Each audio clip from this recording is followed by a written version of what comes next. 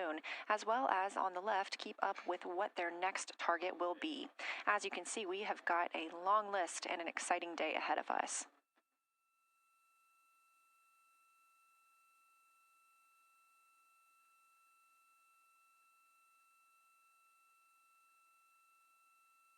It's now been 4 days, 20 hours, and 53 minutes since Orion launched atop the Space Launch System rocket from Kennedy Space Center in Florida with our 4 crew members aboard: NASA astronauts Reid Wiseman, Victor Glover, and Christina Cook, and Canadian Space Agency astronaut Jeremy Hansen.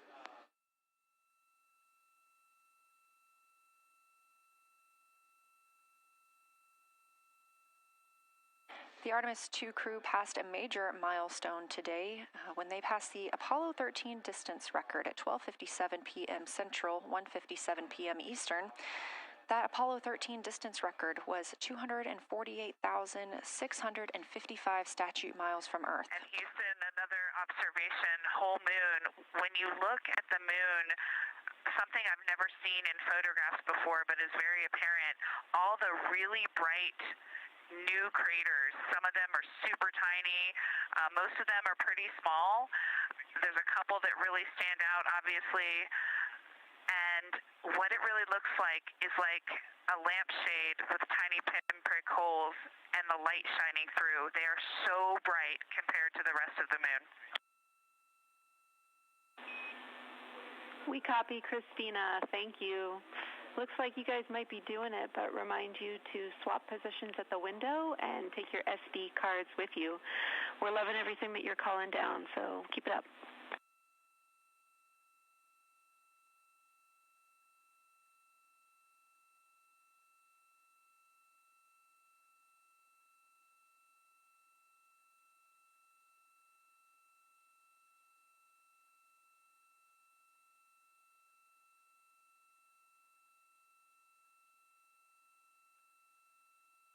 Again, Orion previously surpassed that the Apollo 13 greatest distance from Earth by humans. That was 248,655 statute miles from Earth, and Orion now 250,294 miles away from our home planet.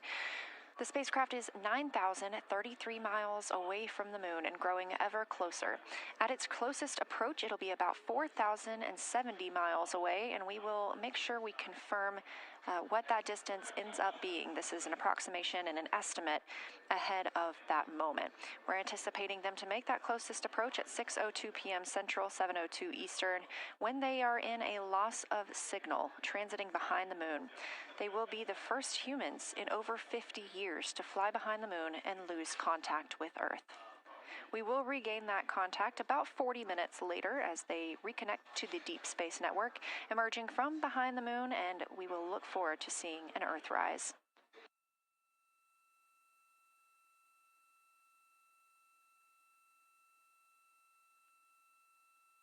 Again, the crew is currently in their position swap portion on their timeline.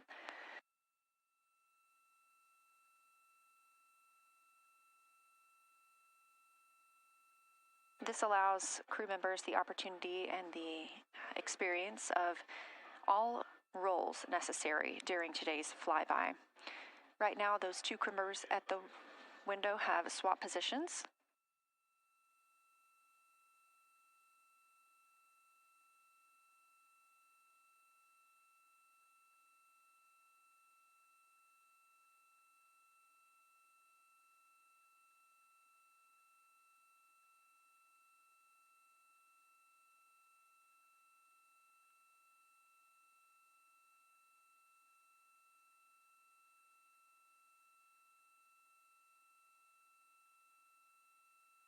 Again, the crew at the windows swapping positions. Right now, that crew is Commander Reid Wiseman and Mission Specialist Jeremy Hansen, while Victor Glover and Christina Cook serve as their support flyby crew members.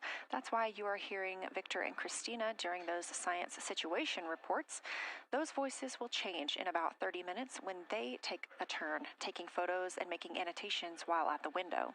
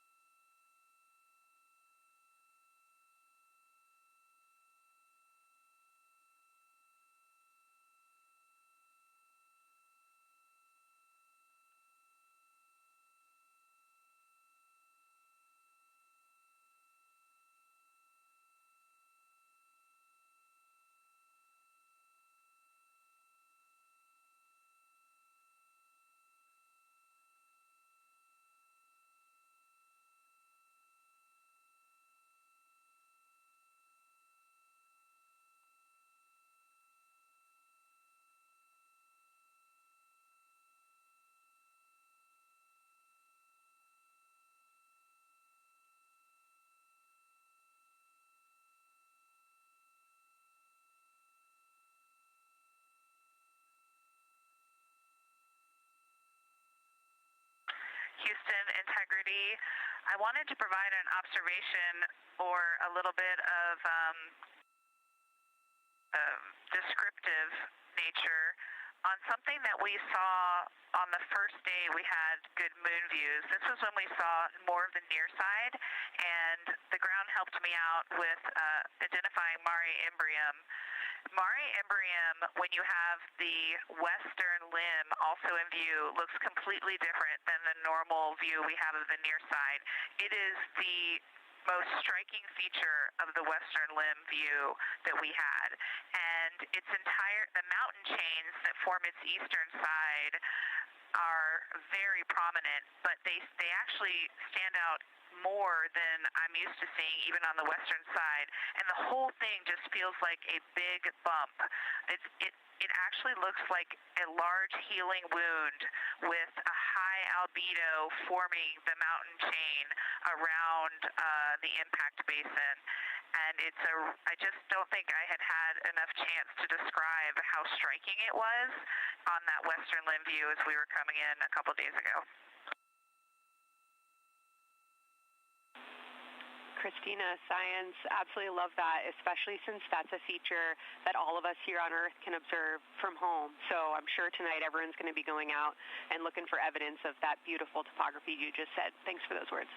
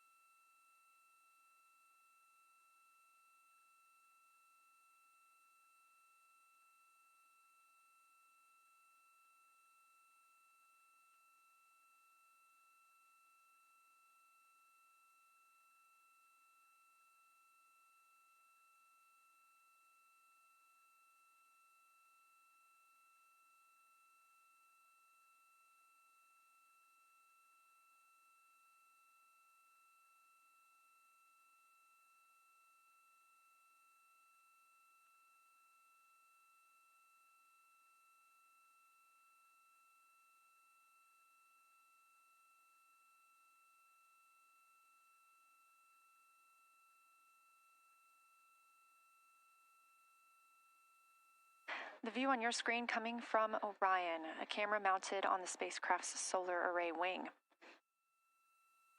Toward the right of your screen, the near side is the hemisphere we see from Earth. That is identifiable by those dark splotches, which are ancient lava flows. Science integrity. A question and a comment. Question is it possible that we're seeing a Schrodinger basin from this vantage point in the Terminator at the South Pole? And the comment is the rays coming out of are less distinct. We are not seeing the bright rays coming out of it, but the sort of 9 o'clock wedge that is formed by the change in albedo from the interior portion that is to the northeast to the surrounding lighter mare that's 270 degrees to the west.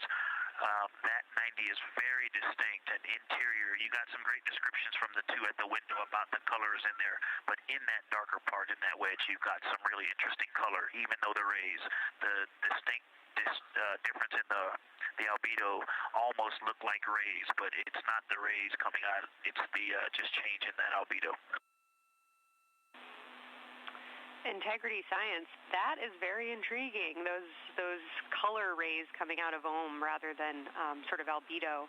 And as answer to your question, we do not think you can see Schrodinger. It's in darkness as of now. But thanks for that description, and it sounds like the pair at the window's got great descriptions that we're definitely going to dive into tonight.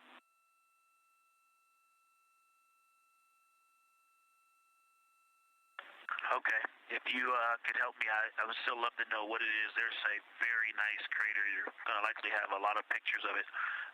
What would be right in the terminator at the South Pole or close to the South Pole, where it's intersecting the terminator right now?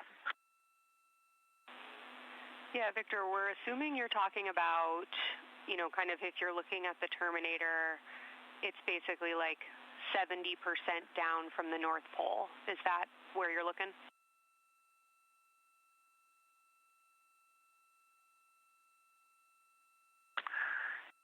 Contact, yes, that is where I'm looking.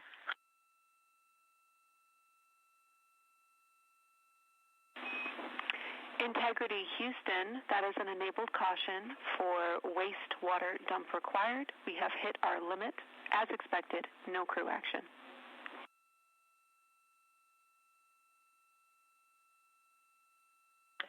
Copy, no crew action.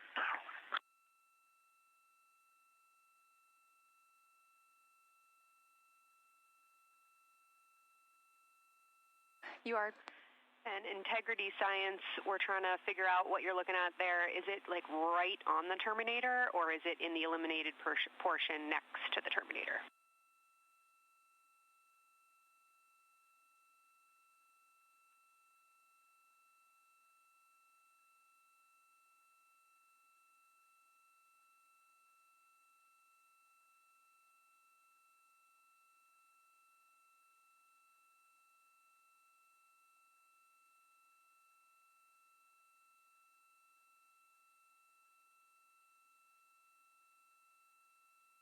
While we wait for a response from the crew, the terminator is that difference between day and night, or brightness and darkness, that you see on the moon.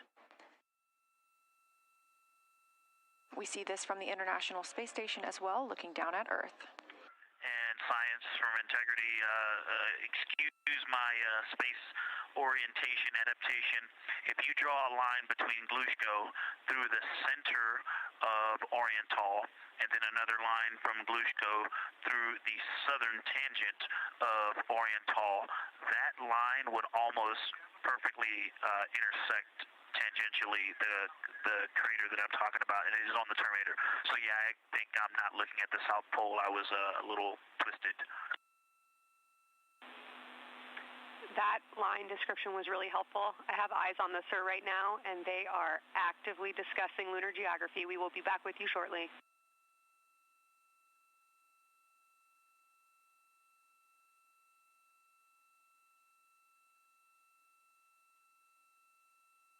You're hearing a couple of voices today in Mission Control Houston. One of those is Dr. Kelsey Young. Integrity Science, we believe that's Zeeman Crater.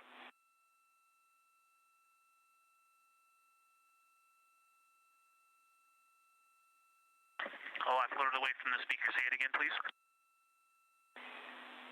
We believe that that is Zeeman Crater.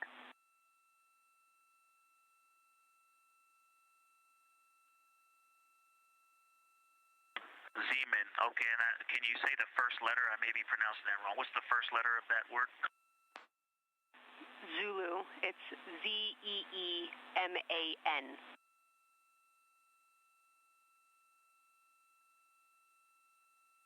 Copy. Thank you for that.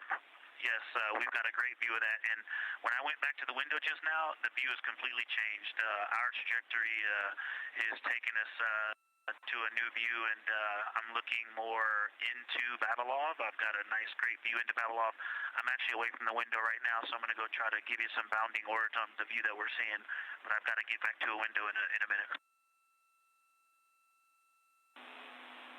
Understood, Victor. You're defining new views of the moon in more ways than one.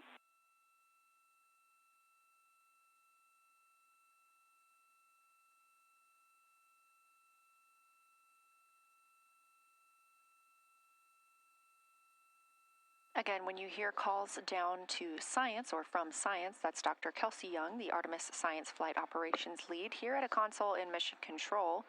You also hear communications with the crew from Canadian Space Agency astronaut Jenny Gibbons. She is the Capcom for today. She is a backup Artemis II crew member. Those calls from pilot Victor Glover asking about a feature he was seeing, specifically a crater on the moon. Meanwhile, the team here in the science evaluation room was actively working together to determine which feature he was describing.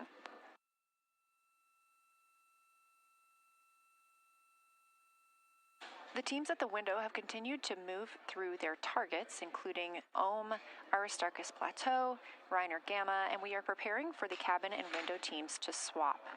That's when we'll hear more from Reid Wiseman and Jeremy Hansen when they take on these support roles, while Christina Cook and Victor Glover are at the windows photographing and annotating.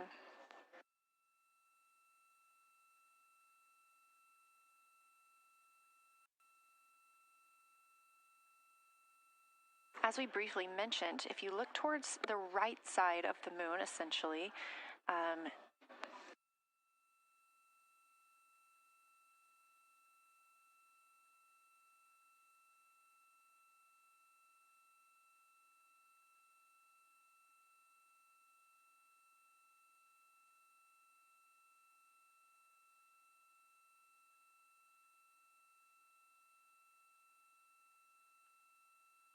this live view coming from a camera outside the Orion spacecraft, and if you look on the right side of the moon where you see those dark patches.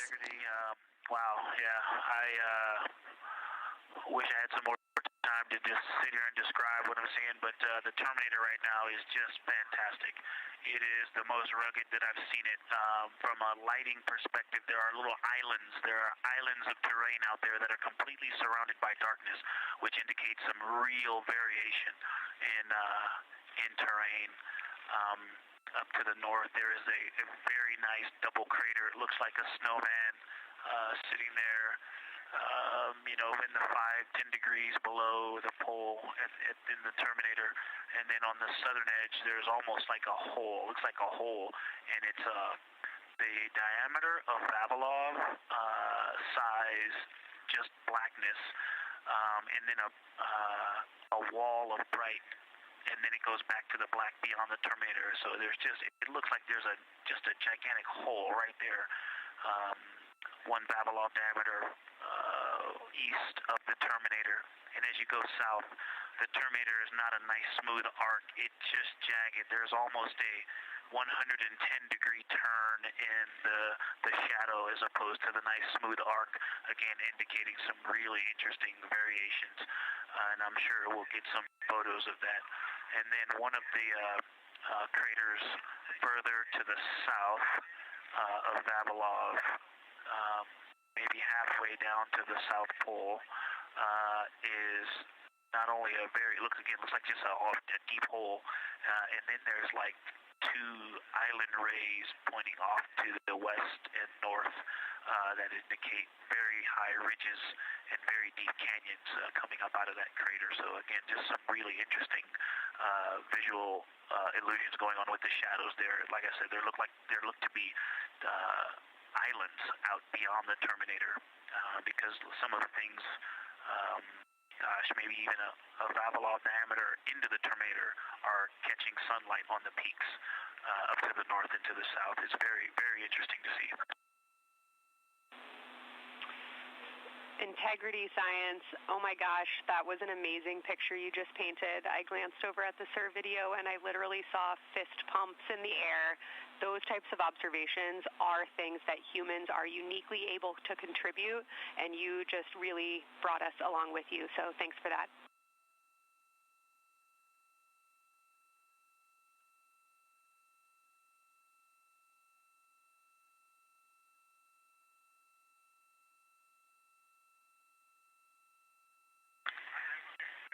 That's awesome, Kelsey. Did you get a sit rep updating you on a slight change in logistics for PCD use? Christina, this is Houston. We did not, but we will take it now.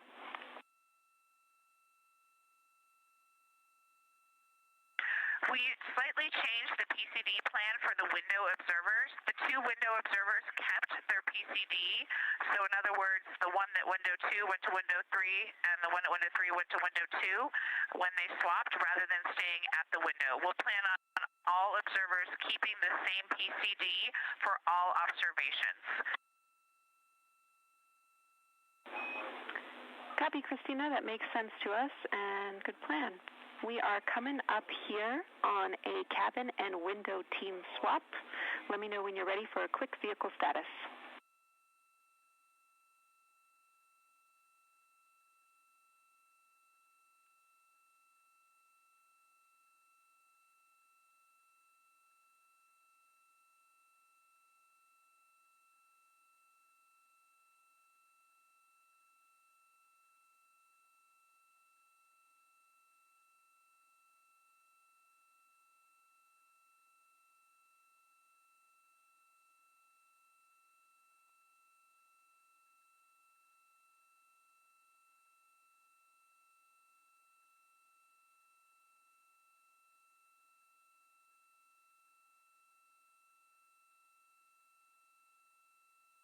As you heard, science. Houston, go for the vehicle system update. Howdy, Reid. We don't have much for you. We just wanted to let you know that toilet right now is no-go for use as we stick with the predetermined limit for now. All crew members, please use CCUs. Otherwise, Orion is looking very good. And you have 15 minutes in this handover time where we expect Victor and Christina to switch to the windows and you and Jeremy to be in the cabin assisting. Let us know if you have any questions.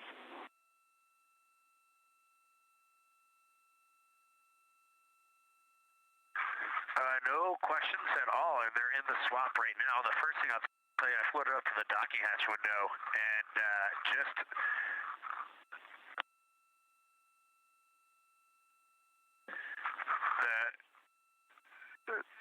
what I'm going to call the Mari around Oriental just looks so different out the docking hatch right now. It's quite a bit darker. It's the same darkness, if not a little darker than Grimaldi, but it's cool after just being in the 400 mil for the last half hour, looking up close. I got pictures of everything Ike was just describing on the Terminator. It really is a fascinating Terminator, and then Oriental just looks so dynamic right now. It's very three-dimensional out the docking hatch compared to what I was just looking at through the 400 mil. We love it. We are getting a sneak preview from one of our SAW cameras at what you're looking at, and we see some of what you're describing. We cannot wait to see your photos. Thanks.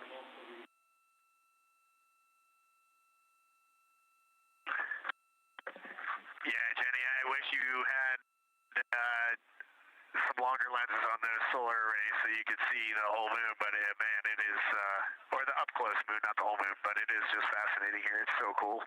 All right, MPO and Inco, take notes. We want a zoom lens on those saws next time. Thanks, Reid.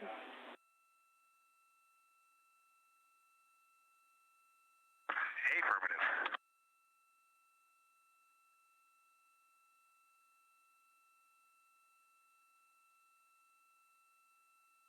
As the crew gets ready to switch positions from the window crew going back to the support crew and the support crew flying up to the windows, this view inside the room, Capcom Jenny Gibbons speaking with the crew, Canadian Space Agency astronaut.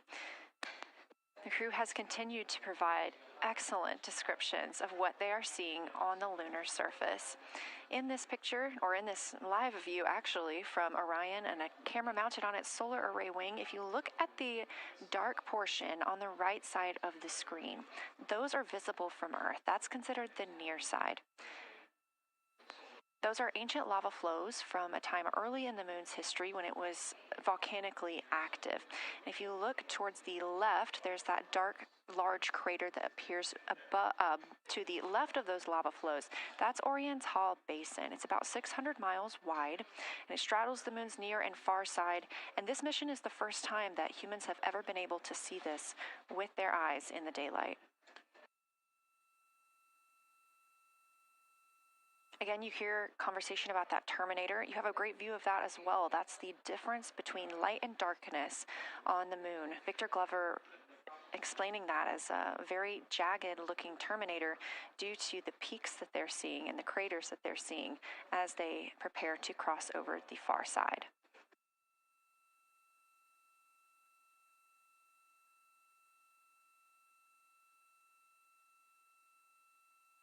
You also heard Science Officer, the Dr. Kelsey Young, Artemis Science Flight Operations Lead, sharing with Victor Glover that his responses are truly something that only human eyes can discern or provide. So we've previously discussed how having humans observing the moon on this mission is being combined with lunar robotic data to help us maximize what we know about the moon. So part of that data comes from the Lunar Reconnaissance Orbiter, or LRO. This orbiter provides the robotic foundation that makes Artemis II lunar science possible. LRO has been orbiting the moon for 17 years, which makes it the longest operated lunar orbiter in history. And it's also the only American spacecraft dedicated specifically to lunar science and exploration. Artemis II lunar observations are designed to complement data like the detailed surface images from LRO. So while LRO provides those detailed high-resolution maps of the moon's surface, the Artemis II crew adds human observations that focus on regional context and relationships between features, giving scientists a larger geologic picture. Now, this combination of robotic and human observations strengthens lunar science. LRO delivers precise and repeatable measurements over long periods of time, while the Artemis II crew contributes real-time visual descriptions and context that robotic instruments alone cannot provide. The best description I've heard while preparing for this mission is to compare the difference in looking at the moon with your own eyes on Earth and trying to take a picture with a camera. The camera truly never does it justice, and it's much easier to describe and perceive what you're seeing with your own eyes than to take a photo. These Artemis II astronauts can rapidly scan wide areas and adjust their focus in real time, as well as describe relationships between features.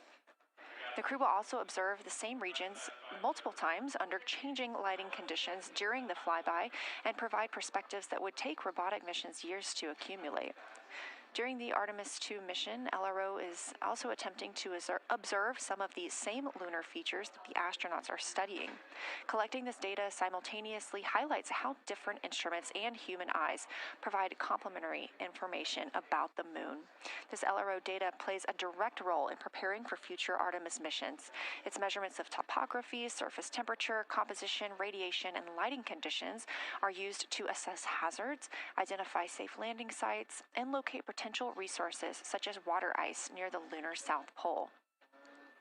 This mission, Artemis II, represents the point where years of robotic preparation are paired with human exploration for the first time in the Artemis era. So together, LRO, the Lunar Reconnaissance Orbiter, and Artemis II are demonstrating how NASA moves from mapping the moon robotically to exploring it with humans. We are laying the groundwork for future Artemis missions and sustained lunar operations. A check-in with Orion. We are now 4 days, 21 hours, and 22 minutes into the flight of Artemis II, our crew aboard the Orion spacecraft. We are now 8,153 miles away from the moon, 250,742 miles away from Earth. The spacecraft is traveling at 1,030 miles per hour.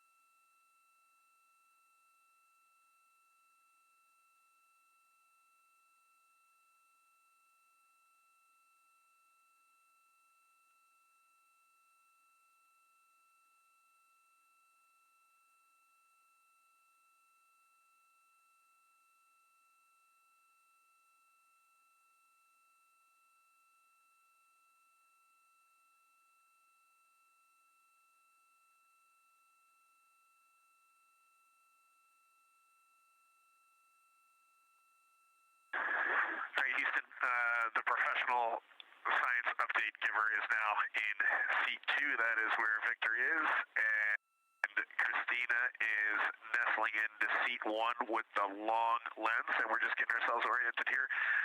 It's it's a cool view in the cabin. It's actually a cool view to be off the camera now and looking at my crewmates getting up to their observation post and looking in. It's super fun.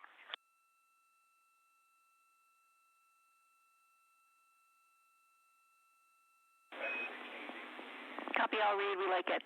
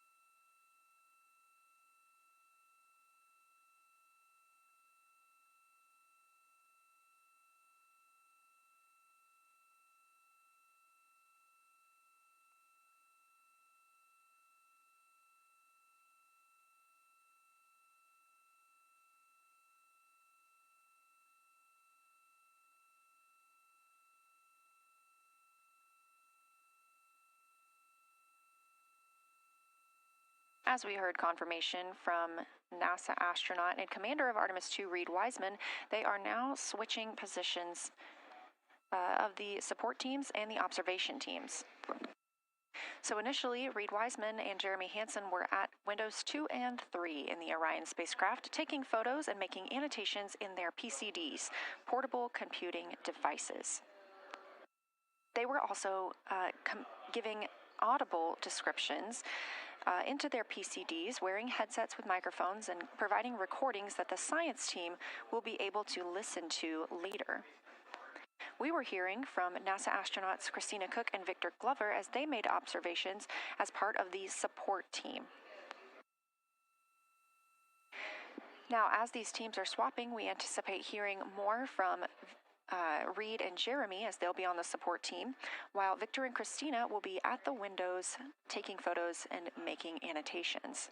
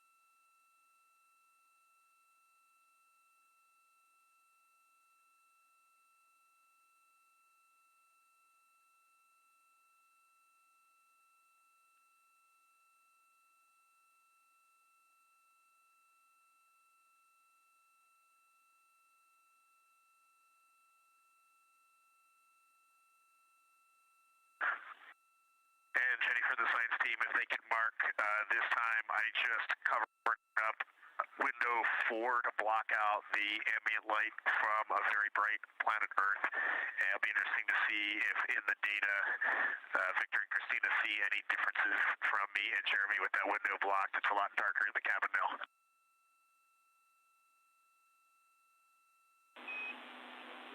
Copy, Reid. We're taking note, and we'd be curious too.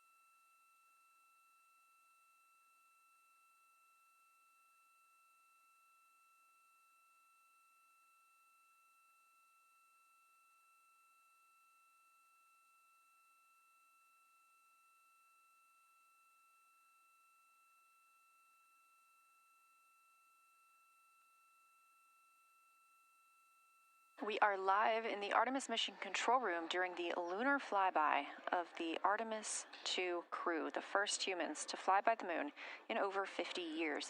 Orion launched 4 days, 21 hours, and 30 minutes ago atop the SLS rocket, Space Launch System rocket from Kennedy Space Center in Florida.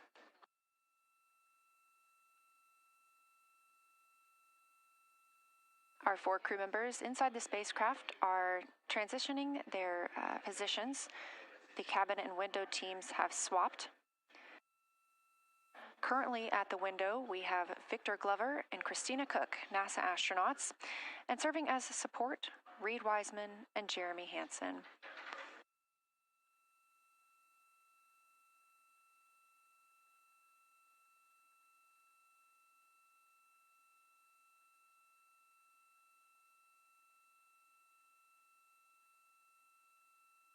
For our crews at the window, they are using handheld Nikons with an 80 to 400 millimeter zoom lens. There are also GoPros on each of the solar arrays on Orion, and that's where this view is coming from right now. We have an interior camera of the crew as well, but they have dimmed the cabin lights. They've actually turned off the cabin lights to allow them to better see outside of the spacecraft. This also helps prevent any reflections from lights inside the spacecraft reflecting onto the windows while they are photographing the moon.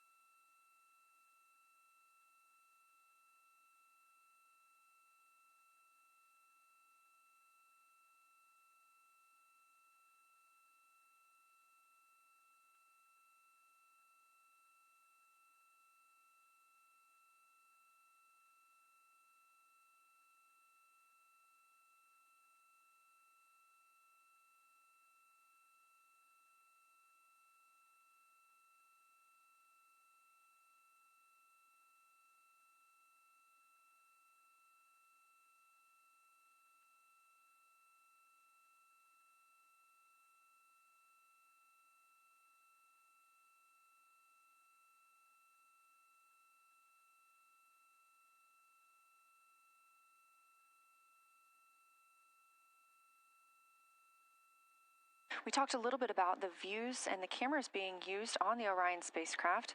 And again, we do have GoPros on the tip of each solar array wing. Now, the bandwidth is a little bit limited because having a crew on board, we do have to downlink a lot more data. That includes their environmental control and life support system. We are not the only data, this view that you see, coming down from the spacecraft, and so we do rely on sharing some of that with the other flight controllers in mission control. This helps the team monitor all systems aboard the spacecraft and ensure the safety of our astronauts.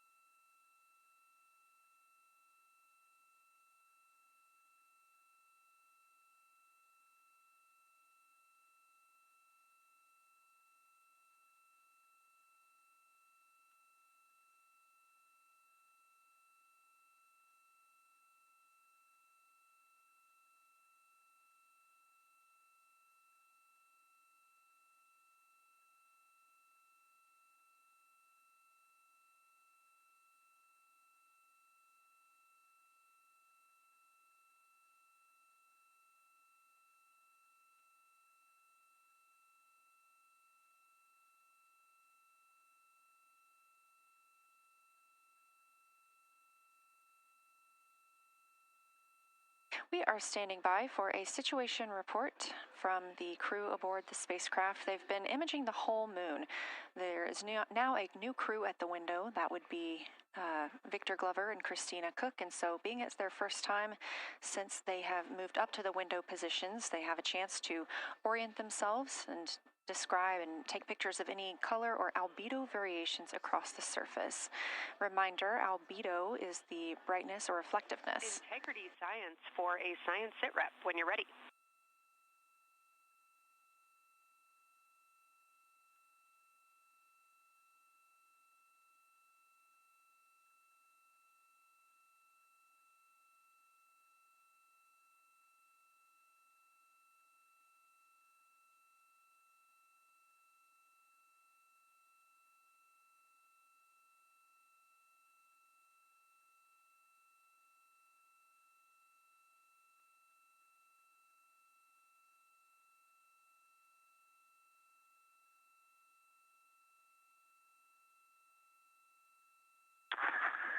Houston Integrity, we have no external view of the moon right now for the floating crew members, so my only science sit rep is that we have Victor in window 3 doing observations and Christina in window 2 with the long lens.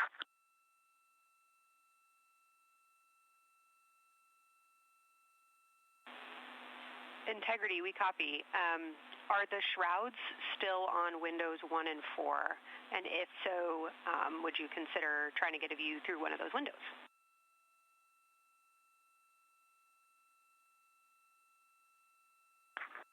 We cannot take the shroud off of 4 because the Earth is too bright and it's impacting Ike's peripheral vision. And then I can get a grazing glimpse out the docking hatch window. I can see Oriental south down to the South Pole.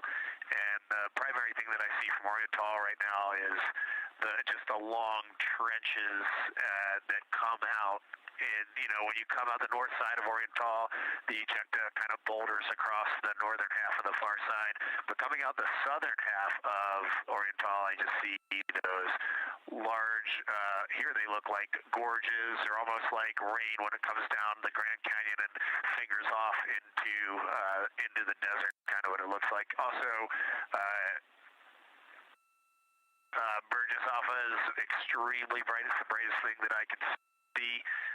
Even brighter now than Aristarchus, which is heading off to the Terminator. It's almost impossible now to see Aristarchus, the thing that Jeremy and I looked so much at.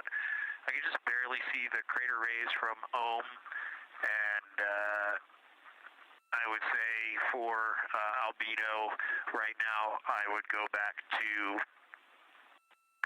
Grimati is still extremely dark, especially in that southwest corner, and there are parts of Oriental and the outer ring of Oriental that reach that same level of darkness, especially the rings of Oriental reach the same level of darkness as Grimati. And then south of Grimati, Jeremy and I were noting a few other just really dark areas of cratering, mare there, and those have that same darker albedo. But Burgesshoff is the brightest, and Grimati is the darkest. Integrity Science, that was a great description. Thank you, and thanks for the docking window geometry to give us that description. Any comments before you go on the annular ring in Oriental?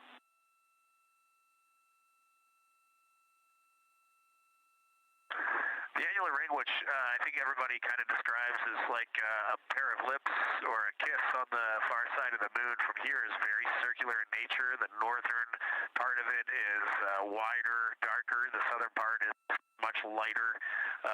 It is very neat looking, and but it is far more circular than I remember it looking in our training. The darkness of the northern side of the annular ring is the same darkness from here out this docking hatch window as the center mare in Oriental. Not quite as dark as Grimati, but it is probably only because dust and lunar regolith has kind of impacted over time. Reid, that's exactly what we were looking for. Thanks so much. You have heart hands coming out of the SIR.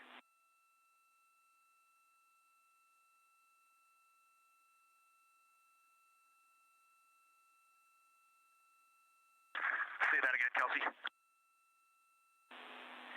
Just saying that the SIR was really excited about that. That annular ring was something we were really eager to hear about, so thanks.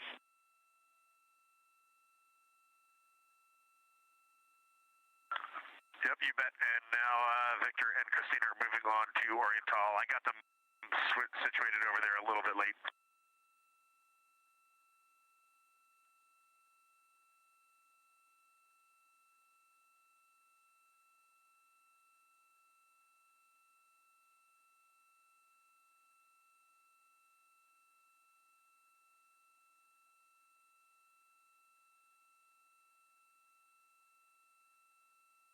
That was NASA astronaut Reid Wiseman, now providing a science sit rep as he is away from the windows most of the time. He is working as the support person along with Jeremy Hansen in the spacecraft, as Victor Glover and Christina Cook are now at windows 2 and 3, able to photograph the moon.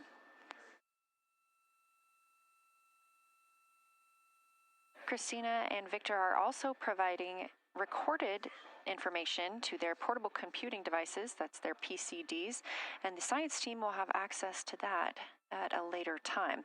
They will then review it and compile all of this data to help further our understanding of the moon. One of the items you heard mentioned was Oriental Basin. This has been a very exciting opportunity for the crew. They have all been very excited about seeing Oriental, as well as the science team has been looking forward to it. It is known as the Grand Canyon of the Moon, as we discussed earlier.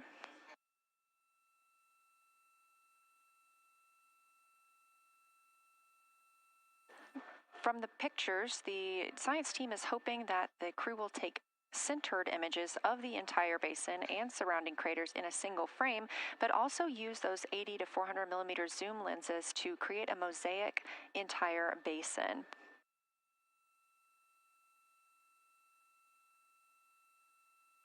With their unaided eyes, the science team is hoping the crew will describe southern dark annular ring, which you heard Reid just describing, as well as any color, albedo, texture, or topography across the mare patches and ring mountains.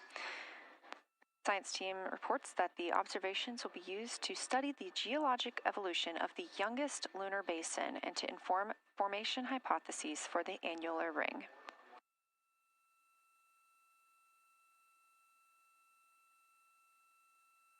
And again, another fun fact about Oriental is the diameter is the same distance between Johnson Space Center, where we are today, and Kennedy Space Center, where the crew launched on April 1st.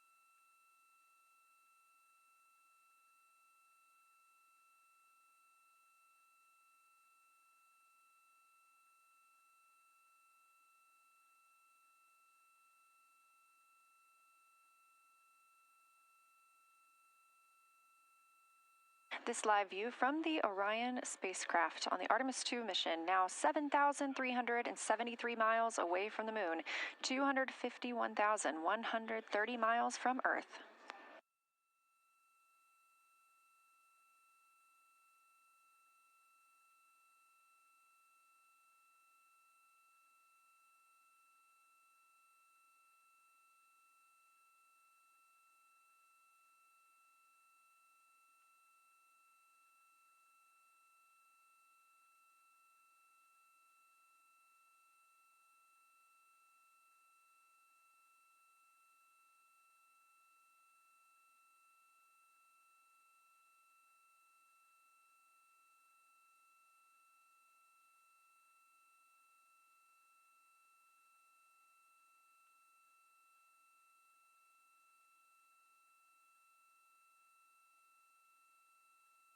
Again, the Artemis II crew passed the Apollo 13 record of the humans farthest from the Earth today at 12:57 p.m. Central Time, 1:57 p.m. Eastern Time.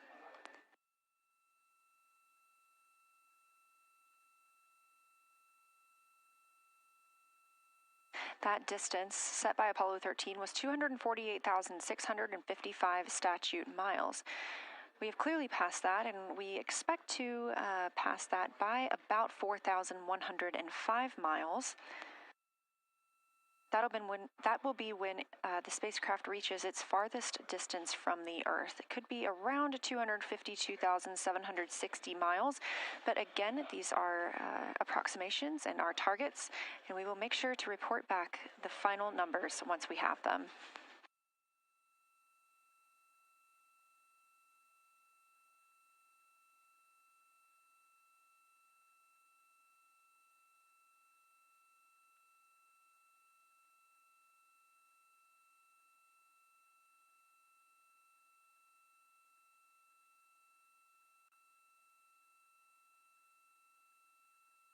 We have some refined times of when we expect to have Earth set of Earth behind the moon while Orion flies behind the moon. That would be about 5:41 p.m. Central, 6:41 Eastern. The spacecraft would make its closest approach to the moon at 6 o'clock Central, 7 Eastern, and that would be about 4,066 miles. And then at 6:02 p.m. Central, and the spacecraft will reach its farthest distance from the Earth. We anticipate that'll be about 252,755 miles, which would be 4,111 miles farther than Apollo 13. We would see Earthrise again at 6:21 p.m. Central Time, and a few minutes later, regain communications with the crew.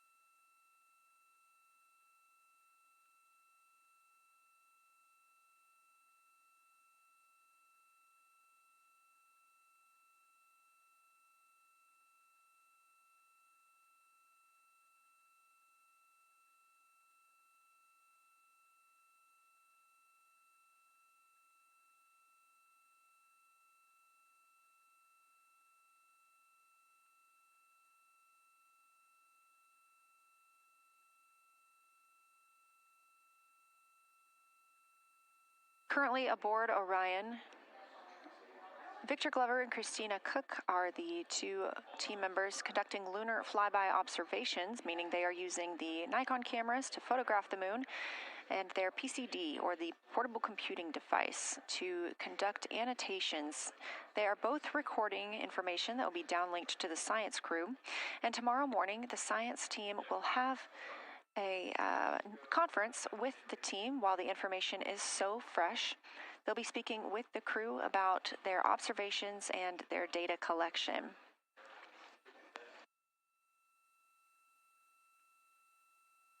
Otherwise, most of tomorrow, Flight Day 7, is considered an off day.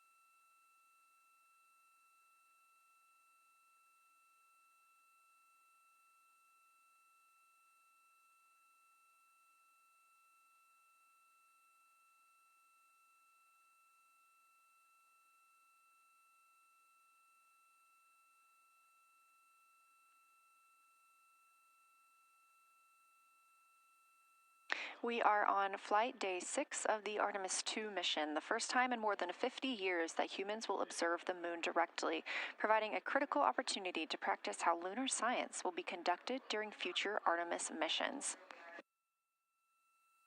If you're just joining us, the crew is well into their lunar flyby observations, and we anticipate that we will hear from them soon. A few times every hour, they are slated to call down with science sit reps or situation reports. We most recently had one from Commander Reid Wiseman. He and Jeremy Hansen, mission specialist, were first at the windows today to photograph and make annotations of what they were seeing. Therefore, we heard more from Victor Glover and Christina Cook earlier in the day during those first blocks. But now that Reid Wiseman and Jeremy Hansen are on the support side, they are the ones calling down what they are seeing from windows 1 and 4. Earlier, we heard that the Earth is so bright in window 4, they have had to temporarily cover it with a t-shirt.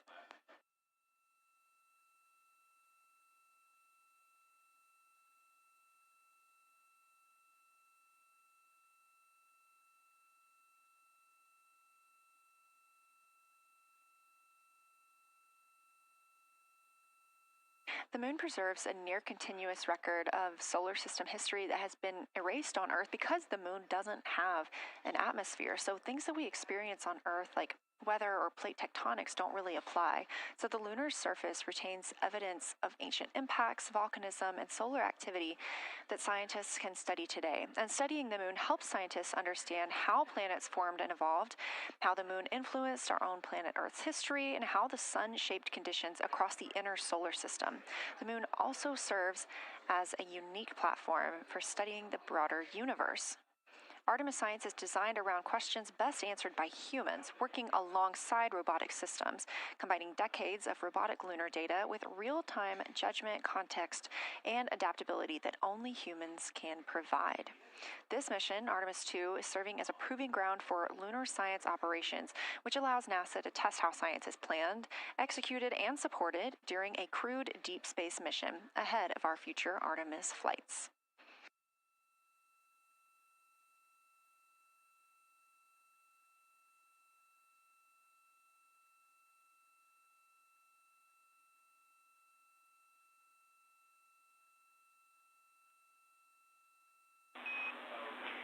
Integrity, time for a window team position swap.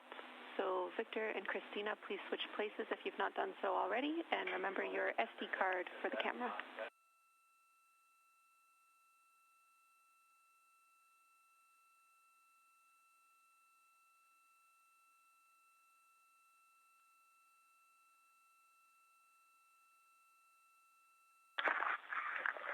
We're in the swap right now. They're wrapping up their last comments, and they'll switch over and change cards from the long lens. Copy.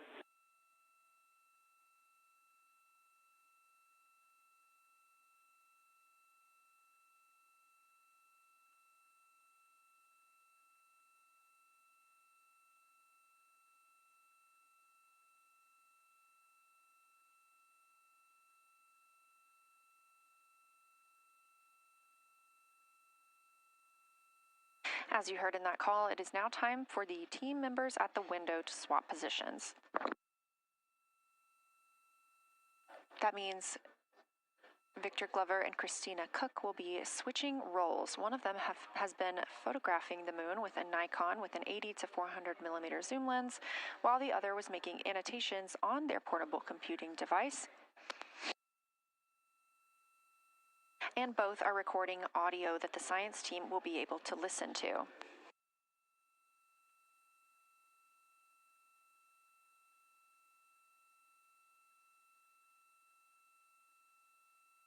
We are now 2 hours and 10 minutes until we expect to lose signal with the spacecraft as they fly behind the moon. And the next target for the crew is considered a crew choice event. They have the option to focus on any regions or patterns or features that interest them.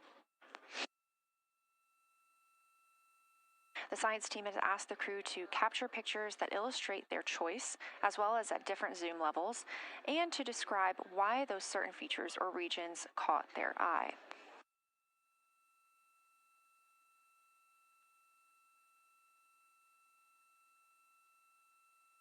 Those recordings are part of what are being saved on their PCDs, portable computing device, that will be sent to the science team for analysis.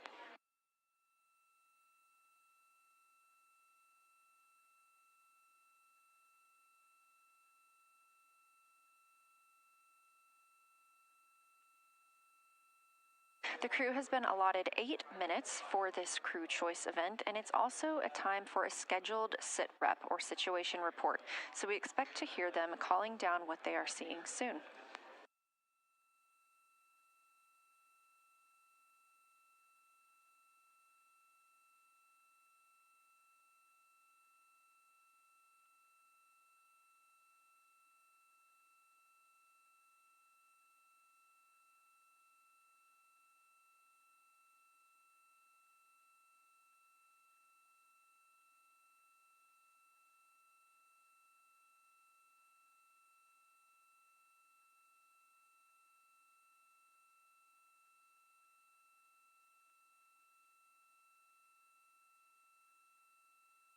Something that the crew or that the science team has used to help prepare the crew is a cue card. These ask for a feature ID if they happen to know the type or name, and if it is a target. Of course, in this situation, when they have a crew choice, they do not need to, it may or may not be a target. They want to know the location and the observation style.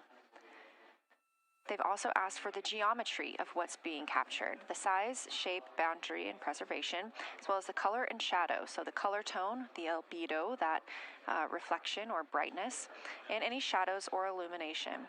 Next, they're interested in structure and texture. That includes slopes, structures, and textures, of course, and geologic relations, like association to other features, any contact to those features, and of course, their thoughts, impressions, or interpretations. They are interested even in emotions and excitement that the crew may be having.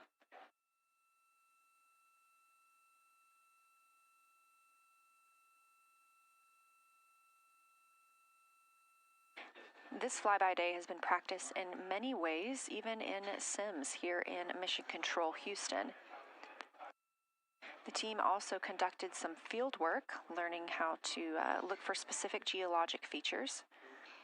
They also photographed a large globe, and the science team helped them determine which features they would be targeting and how to look at those.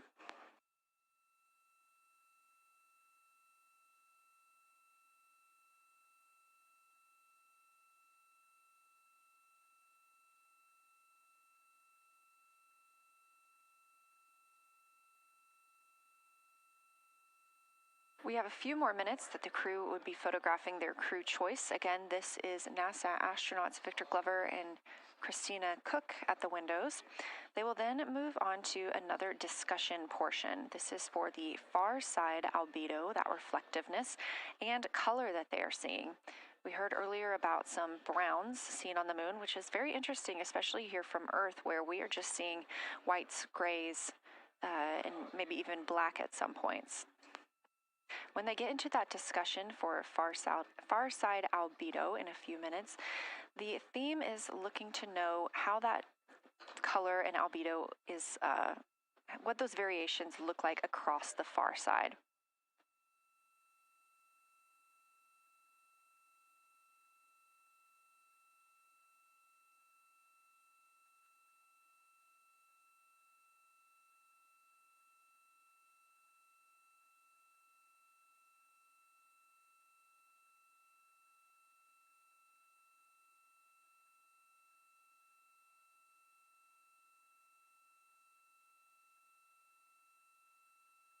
On the right side of your screen, the Science Evaluation Room, or SIR, where team members are looking real time at what the crew is seeing, and even earlier we're... Houston Integrity, you ready for science zero? We'll take it.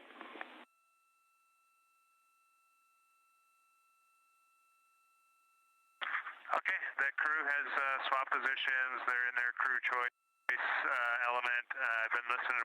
a little bit, and they're really enjoying, they both decided to pick the Terminator, and they're spending a lot of time looking at the Terminator, just talking about the resolution that they can see, the depth of the craters, and the various interesting and unique excavations that they can see. So Victor is on the long lens, and Christina is just looking out the window, and I'm sneaking a peek in T-shirt window. It looks like, I don't have the best angle here, but it looks like Aristarchus is on the limb of the moon now. It's amazing how quickly it changes as we speed around the far side of the moon, stuff that's leaving our field of view, and now we have a lot of the dark side of the moon that, it's missing for us right now, but it would be in view if it was lit at all. Jeremy, Science, thanks for that sit rep. Do have a question. A few times we've heard you and the other crew describe change during the course of your flyby. Would be interested in future descriptions of more verbosity about how it's changing. Thanks for the great sit rep.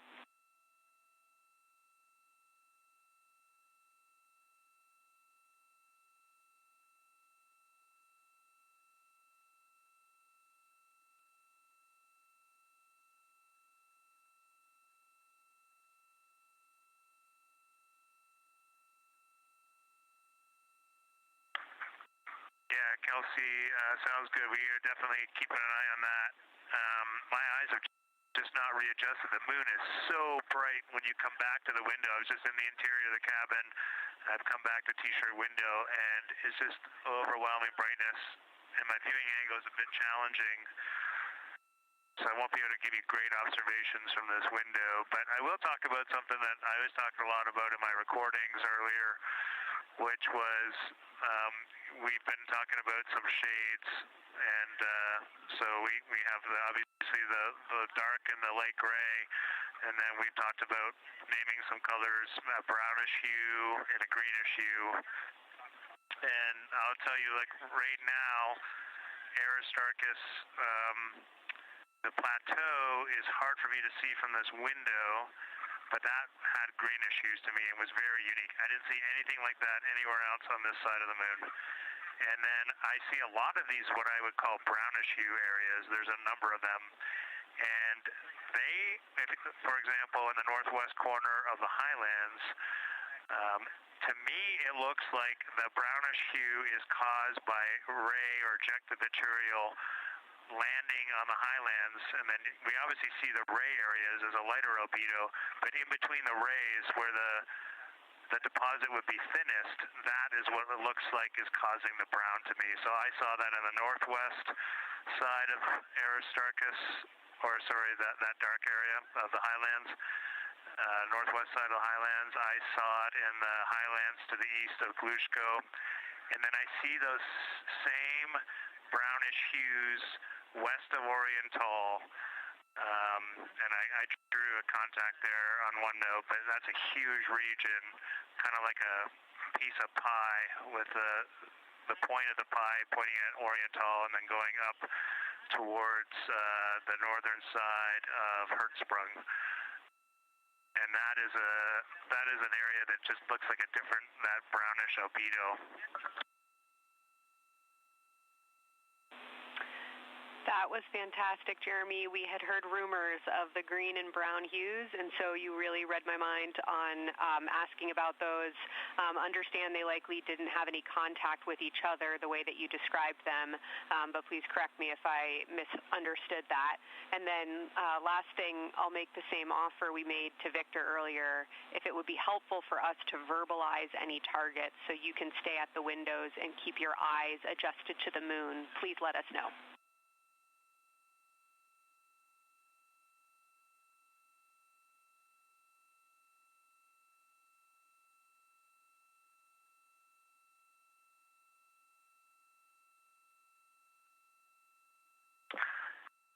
If you got something you want us to look at, Kelsey, you can send it on up.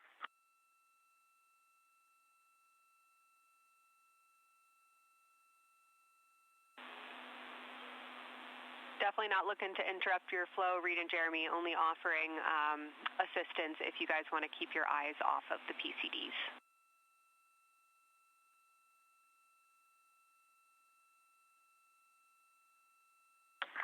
Oh, I see what you're saying, okay.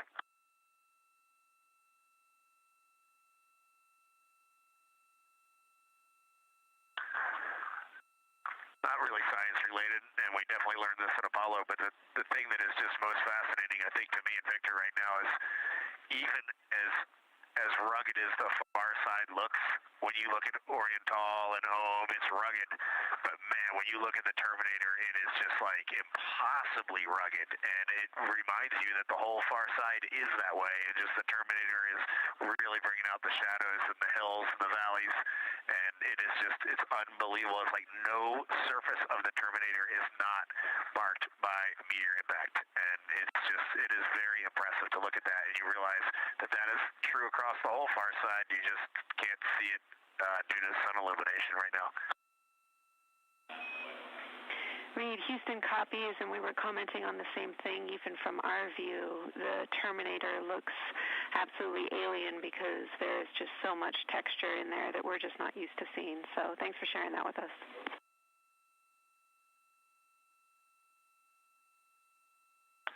There's also, I don't know the name of it, coming out the south-southwest of Oriental, right on the southern Terminator, is just a massive crater. I don't know the name of it. Maybe you can look on the solar array wing video and tell me it's right. It's the southernmost crater you see on the Terminator right now. We're looking for you.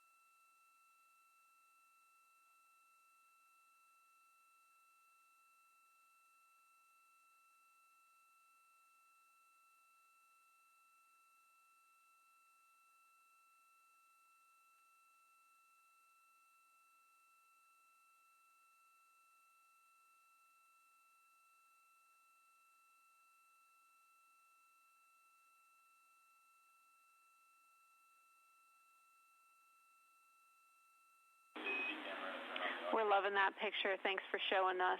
And Reid, as an answer to your last question, we believe that that is Chebyshev crater. And the sir agrees with that.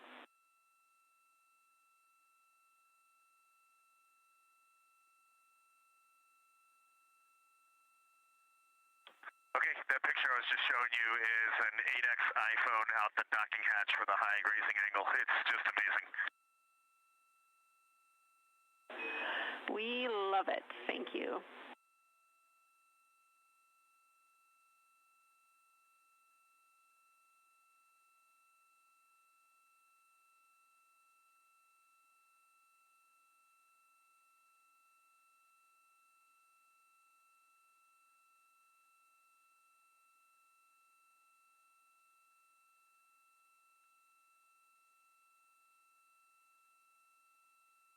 This is Artemis Mission Control in Houston, Texas. Mission elapsed time, 4 days, 22 hours, 12 minutes into the flight of Orion.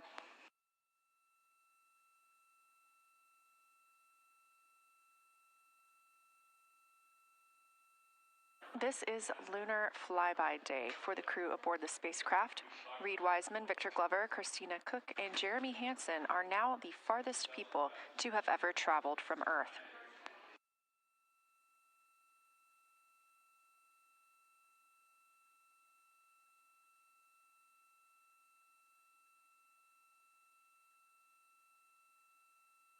This a live view from inside the spacecraft. They have turned off the lights so they're able to see outside and photograph the moon better with no reflections from inside.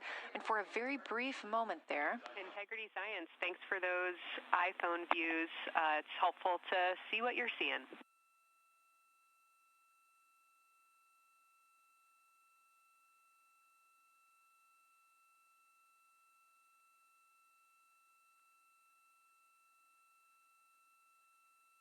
We very briefly saw NASA astronaut Reid Wiseman showing a picture he took on his phone of the moon. We do expect to get all of the photos that the crew is taking today, and we cannot wait to share some of those with you. But pretty cool in the meantime, just to see one quick shot from what the crew is seeing. And this view from outside the spacecraft on Orion's solar array wing. Orion is now 6,643 miles away from the moon and continuing to grow closer.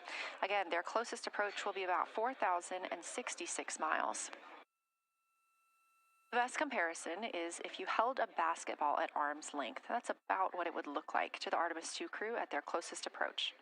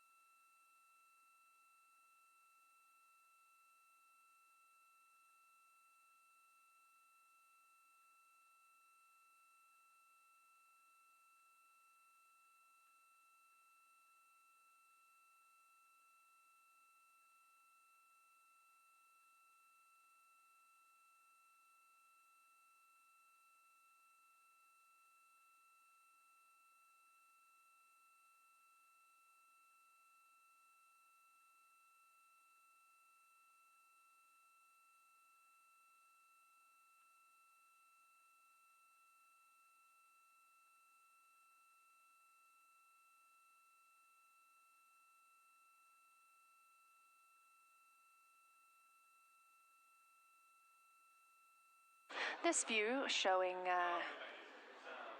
at the very top, a camera coming from Orion, continuing their flyby of the moon. We have 3 more flyby observation blocks after the completion of this one. Down on the bottom left of your screen, that's the SIR, the Science Evaluation Room, where team members are continuing to work through all of the targets that the crew is photographing today, and they've helped identify some of the craters and some of the other items that the crew has seen on the moon's surface. Down on the right is Artemis Mission Control here in Houston. Those 2 rooms down at the bottom are just down the hall from each other.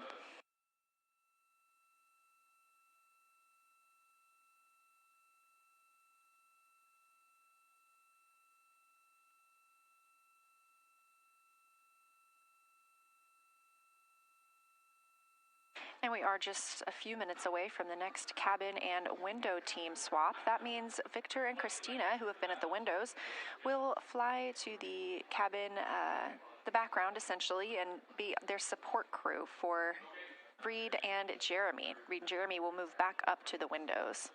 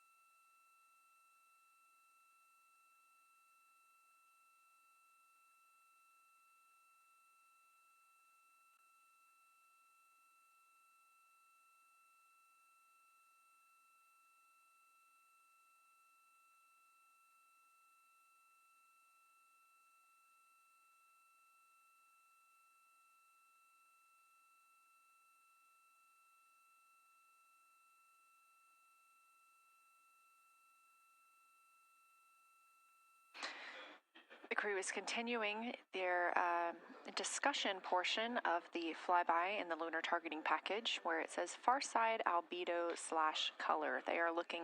The science team is looking to get a good understanding of what the crew can see on the far side at this point, and its brightness as well as any colors. We did hear earlier Canadian Space Agency astronaut Jeremy Hansen reporting that they could even see browns and even greens on the moon. I'm really looking forward to seeing those photos. And in just a couple of minutes, the teams will swap from the cabin to the window.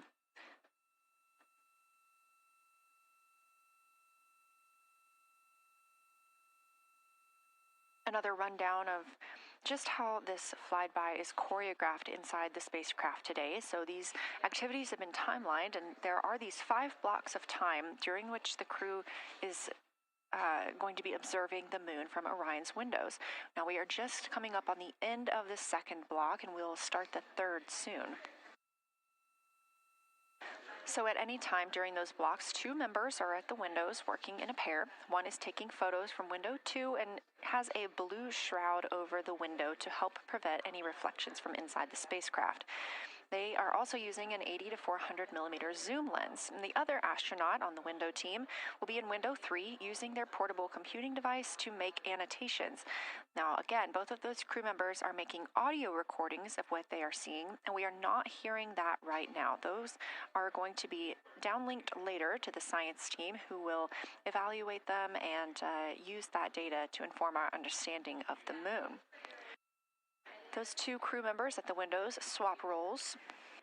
Integrity Houston, it is time for another swap between the cabin and the window teams.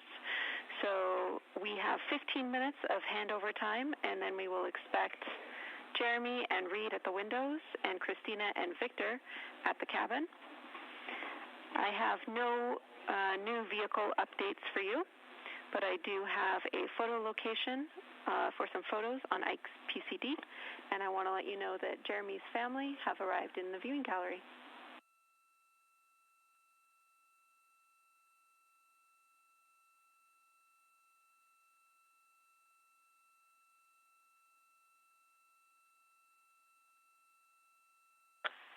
Okay, Jenny, we copied most of that. The only thing we're missing is what you meant about the photo location on Victor's PCD. And hello to my family. I think that must be Catherine and Devin that are there. And I'm glad they made it into the viewing room. And we copy. It's time for crew swap. The A team's coming out of the windows and the B team's going in.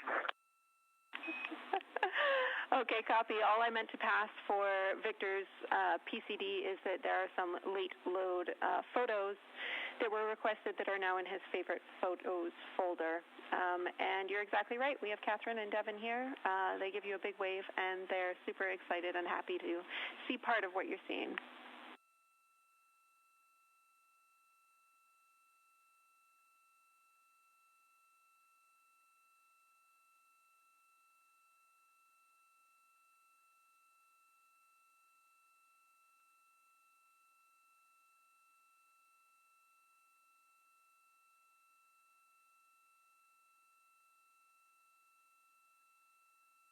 Okay, copy, Jenny. We're not sure what we're looking for in the PCD, but we're going to poke around, and we may be calling you back about that one. All right, that's no problem, and it's unrelated to flyby.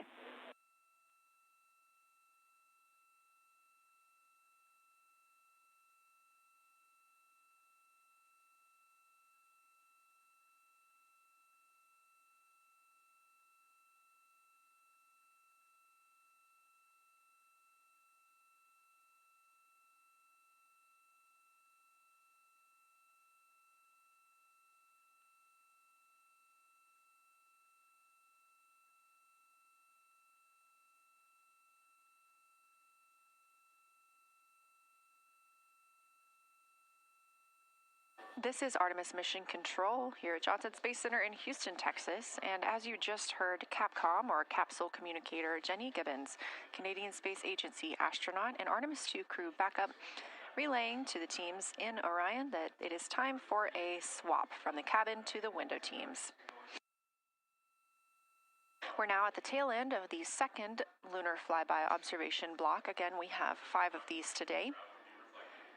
Most recently, Victor Glover and Christina Cook were at the windows photographing and making annotations, while Reid Wiseman and Jeremy Hansen were in the cabin providing support, whether that is SD card help, but also science sit reps, calling down any situation reports for what they are seeing on the moon or anything about the vehicle status. With that call to make a swap, Reid and Jeremy will be back at the windows, making observations for what they see at the moon and taking photos.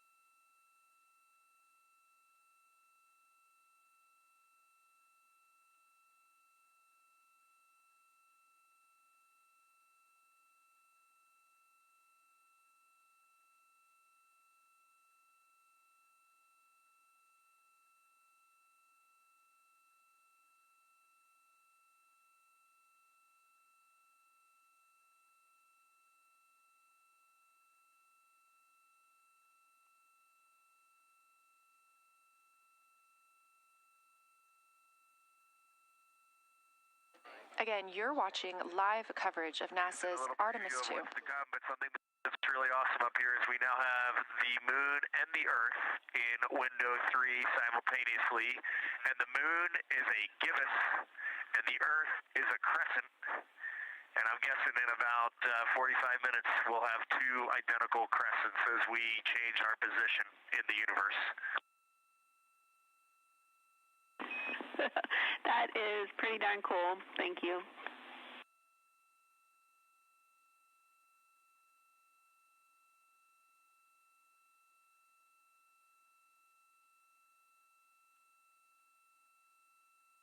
That's the Artemis II crew, the first astronauts to fly by the moon in more than 50 years, reporting that when they look out of window 3, one window, they're able to see both the Earth and the moon at the same time now.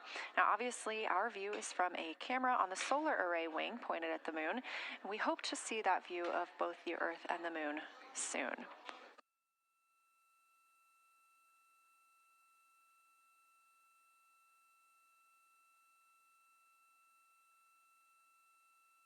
Some upcoming times for what you can expect. In about an hour and 40 minutes, we will have Earth set. And during that time, we will have a view of Earth going behind the moon. Shortly after, just a few minutes later, we will lose signal with the Orion spacecraft. This is tracked as it is going behind the moon and out of reach of the Deep Space Network. At 6 o'clock p.m., the spacecraft will make its closest approach to the moon at a distance of about 4,066 miles. At 6:02 Central, the spacecraft will reach its farthest distance from Earth at about 252,755 miles. Of course, these are approximate, and we will make sure to provide you with the final distances once those are confirmed. At 6:21 p.m., we will have Earthrise from the Orion spacecraft, but we will not have communications with the spacecraft until 6:25 p.m. Central, when we expect to acquire signal with them after they've emerged from behind the moon.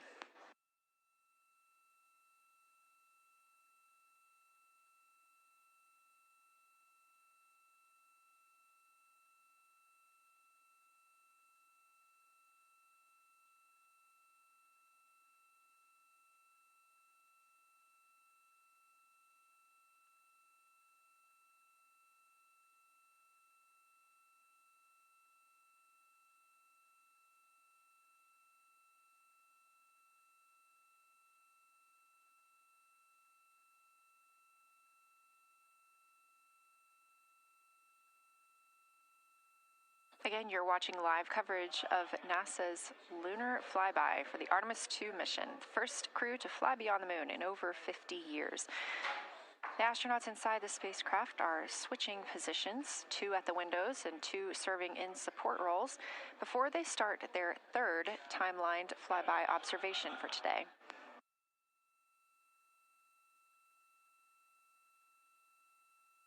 We've heard great calls from the crew so far describing what they're seeing, all well trained by the science team here on the ground.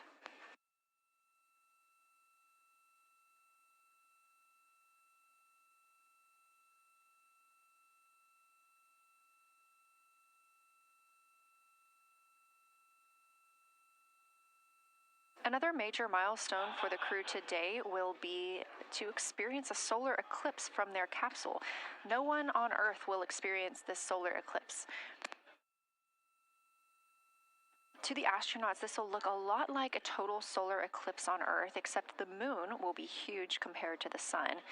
Whereas if you're standing on Earth and looking at a solar eclipse, the moon and the sun appear to be about the same size in the sky. As the moon begins to cover and then uncover the sun, the astronauts will see a partial solar eclipse, so that's before and after totality, and during that time frame they will have to wear eclipse glasses so they can safely view this phase.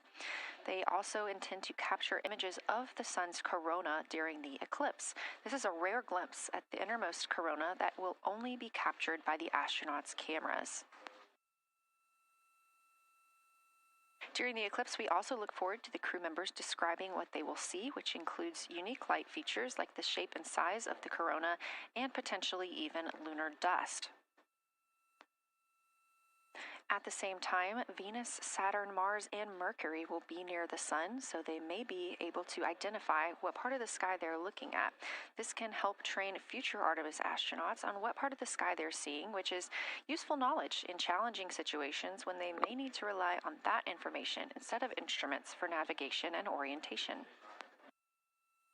That eclipse window will last about an hour, and it'll happen near the end of the day today, closer to 7:35 p.m. Central, 8:35 Eastern.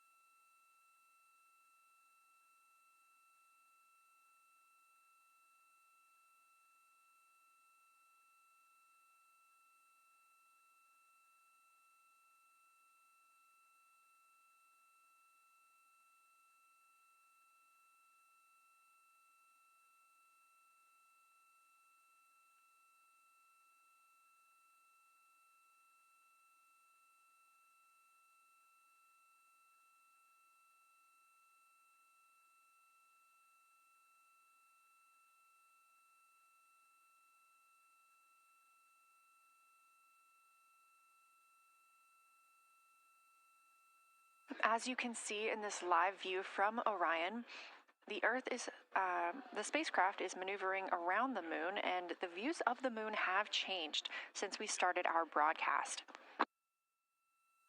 The near side is now very far to the right side of your screen. This is the side that we can see from Earth. That darkened portion are ancient lava flows.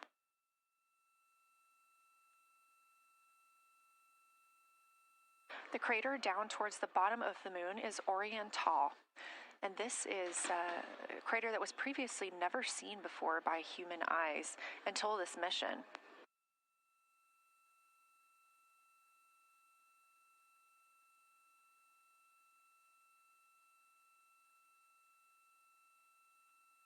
Everything to the left of Orion is considered the far side. and this is what we typically do not see from Earth.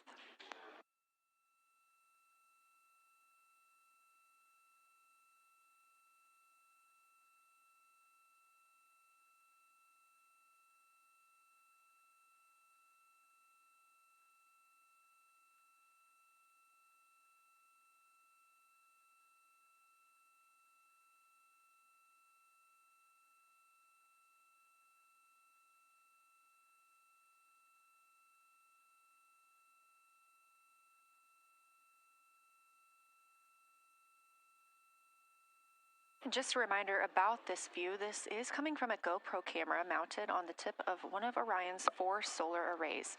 Each solar array has a camera mounted on it, and the bandwidth is limited due to we have a crew on board, and this is our first flight of crew aboard the Orion spacecraft. So having a crew means we have to have an environmental control and life support system. There's a lot of data around, a lot of data to bring down for the crew members to keep us up to date on everything happening aboard the spacecraft. So we have to share our bandwidth when it comes to imagery and data.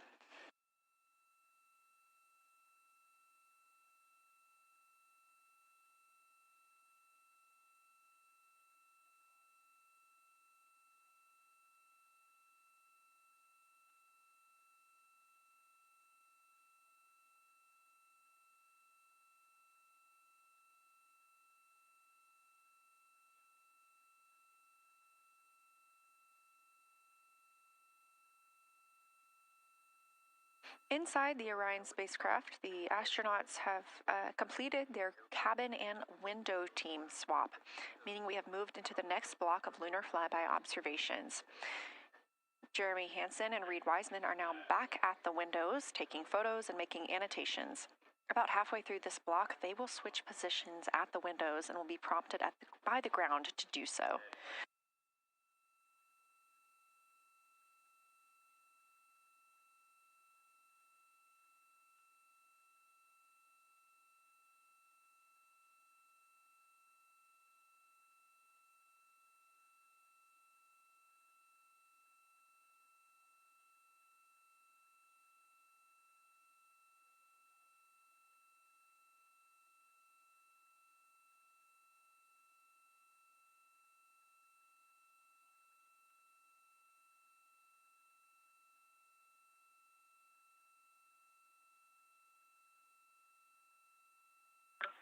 Houston, integrity for SITREP. First of all, I'll just talk about the experience that I had during Victor and my observation time. It was an incredible experience. We definitely noted how much more you can see with the zoom lens. Even though we have a great visible eye image, there's just a lot of texture that just pops right out at you when you can zoom in. So almost just using it like a telescope, the camera lens. We really enjoyed our discussion time. That was a great innovation on the lunar targeting plan.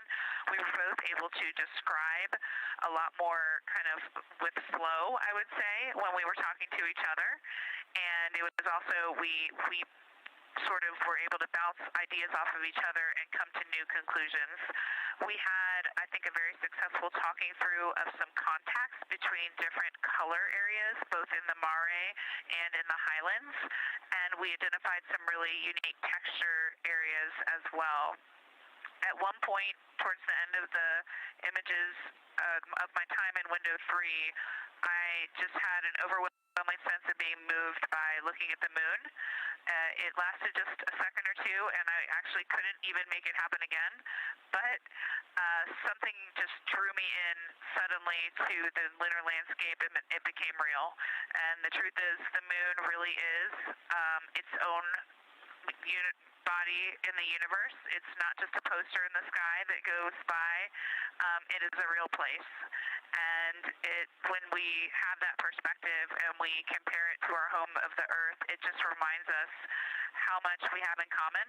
Everything we need, the Earth provides, and that in and of itself is somewhat of a miracle, and one that you can't truly know until you've had the perspective of the other. I'll switch into some logistics stuff. The Peltors, both their batteries stopped providing the active listening, but we have verified they are still recording, and so we are able to have discussion time and hear outside our recordings by just moving the ear cup off of the ear. Other than that, everything's working well technically, and we've been able to find all our targets, and we're having a really great time. Thanks, Christina. We copy those logistics for the Peltors, and also thanks for bringing us into the cabin with you with that description.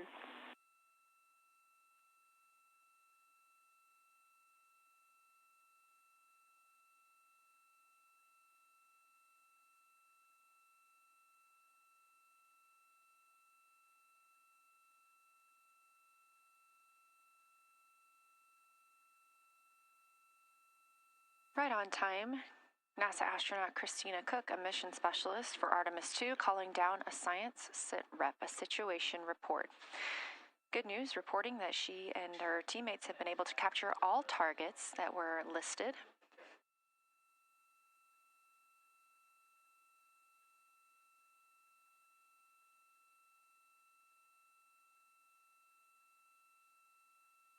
Christina also gave a vibrant description of just how it feels to be there and to see the moon up close and not just something passing in our night sky. Currently, the team members at the window are Reid Wiseman and Jeremy Hansen. Meanwhile, Integrity cabin team for window shroud.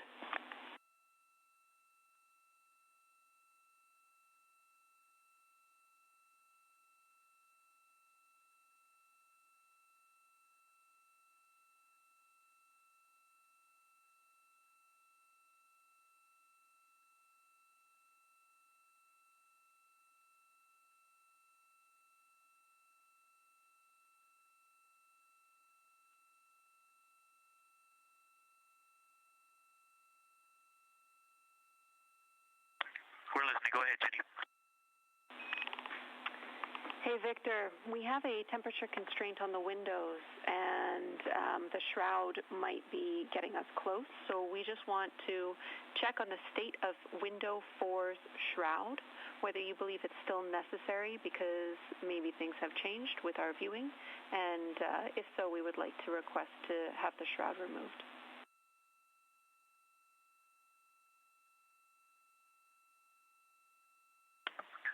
Houston, we believe it is necessary. We pulled it off just as a corner. It is very bright. It definitely would affect our night vision and maybe comfort. But is there a time? Can you tell us when we would have to take it off by?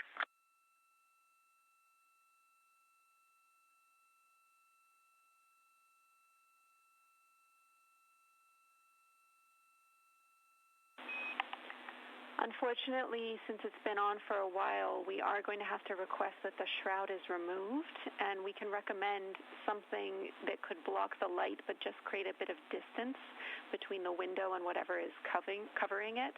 Something like a t-shirt would do the trick and help.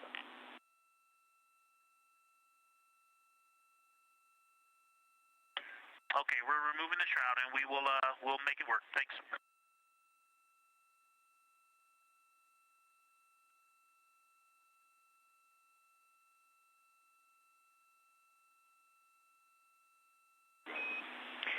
Thank you, Victor. We know it's pretty bright in there now with that window uncovered. We will also offer that airflow on the window would be helpful. So if you want, you can also retrieve the condensation hose, which should be friction fit onto one of the diffusers. And that on the window would also help.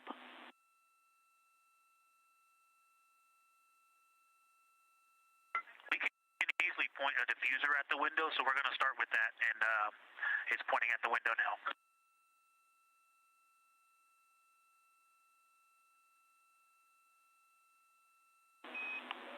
Okay, we'll take that, Victor. Thank you. Please keep us updated.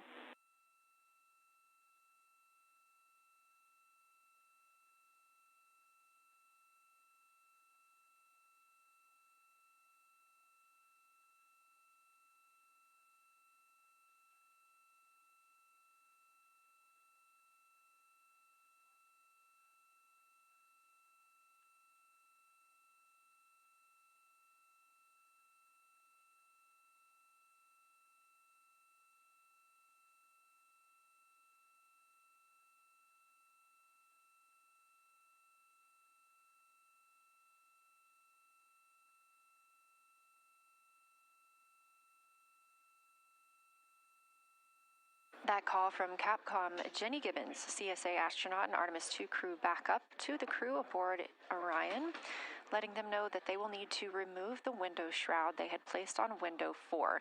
They initially placed that shroud there to block out some of the light from the Earth. It was extremely bright coming in the cabin and interfering with some of their viewing opportunities out at the moon.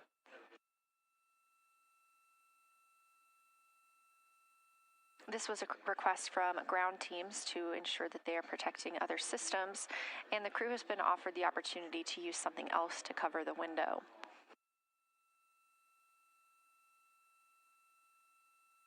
Meanwhile, Reid Wiseman and Jeremy Hansen continue with their lunar flyby observations. They have just looked at Glushko crater. That's about when we heard that call down from Christina Cook with that description of everything she had been seeing during her observation period and what she was seeing at that time. The science team asked this crew to take centered images of the entire crater and their ray system in one frame. They're also interested in knowing the brightness, texture, and extent of Glushko's rays and how they differ in the mare, or that sea area, versus the highlands. Glushko is considered a young lunar crater, and these observations can help understand material properties of those craters.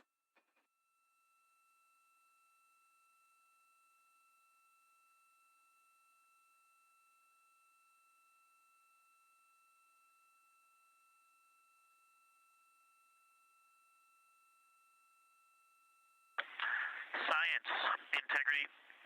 First, I wanted to start off with connecting with what Christina said, that it was very moving to look out the window. I had the unfortunate sequence to start looking out the window and then moved to the long lens, and it was hard to speak looking through the zoom because I went straight where Christina went, and I was walking around down there on the surface, climbing and off-roading on that amazing terrain. I also want to underscore something that she said. As we continue to explore, when we actually do go down there to the surface, I know for safety reasons that we would never send someone alone, but I just want to really emphasize how important the discussion time was. When we started to talk, we not only got better science discussion, we got better human connection, and so doing this as a pair, we just learn and grow together, and that's just super important, so thank you for adding that to this plan. Reid just passed me a note that the Oriental Basin annular ring has a similar albedo to the center, but a different color. It has more brownish tones in it, and he said it's very distinct now that he's been staring at it. Victor, thank you. You got a cheer from science there, and we all just went on that moonwalk with you, so highlighting how important it is to talk about these things. I also want to let you know that we have Deanna Glover with us in the viewing gallery. She's all smiles.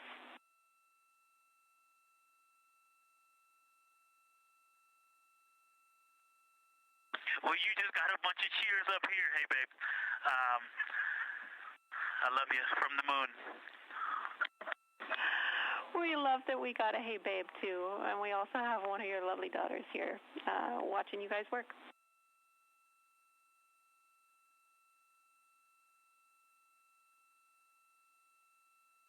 Thank you guys for doing that and for supporting them through this. And to all of you, Genesis, Maya, Joya, and Corinne, I love you. And Deanna, I love you. I'm glad you get to be there.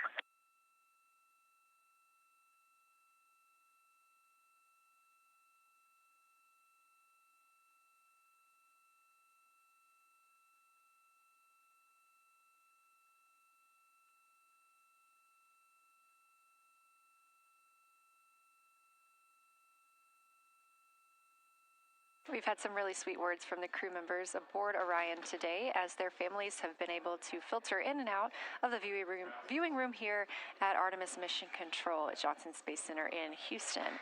Victor Glover also giving a great science sit rep and just a description of how it must feel if you were down on the lunar surface while he was looking through that 80 to 400 millimeter zoom lens. He also expressed how important it was to be able to talk through that real time with Christina Cook and stressed the importance of that on future missions, that it not only made their discussions better, but also more human. Glover and Cook are in the support roles right now, not taking photos or making annotations at the windows, but they are also encouraged to have their midday meal at this time. For lunch today, those two crew members have options of beef ravioli, salmon, butternut squash, sweet and savory kale, pickled beets, cherry blueberry cobbler, tuna noodle casserole, tomatoes and artichokes, broccoli, and chocolate peanut butter bar.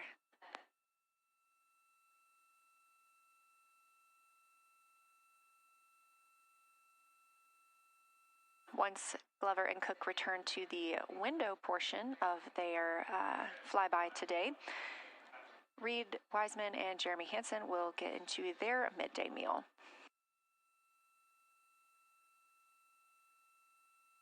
Again, this is the third of 5 scheduled blocks for our lunar viewing today, and if you were watching at the start of the broadcast, you can definitely tell the difference in the distance from the moon. We are now 5,518 miles away from the lunar surface, and again, expecting the crew to get about 4,066 miles away. They are currently 252,050 miles away from Earth, and every mile is a new record, having surpassed the Apollo 13 milestone for furthest distance earlier today.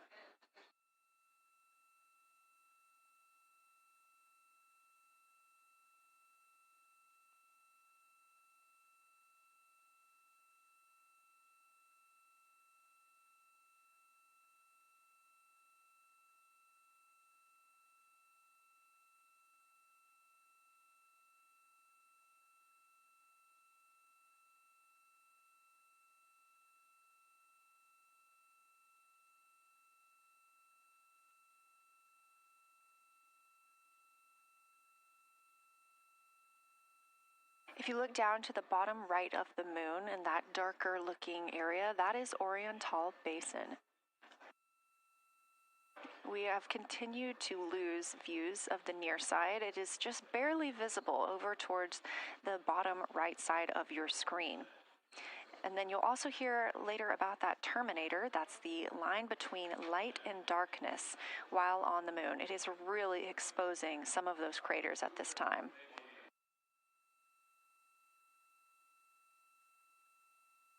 A couple of the other features in view right now are Hertzsprung Basin and Vavilov Crater. Hertzsprung Basin is nearer to the center of the moon, closer to that terminator line right now, and Vavilov Crater is just on the outskirts of it, closer again to the terminator.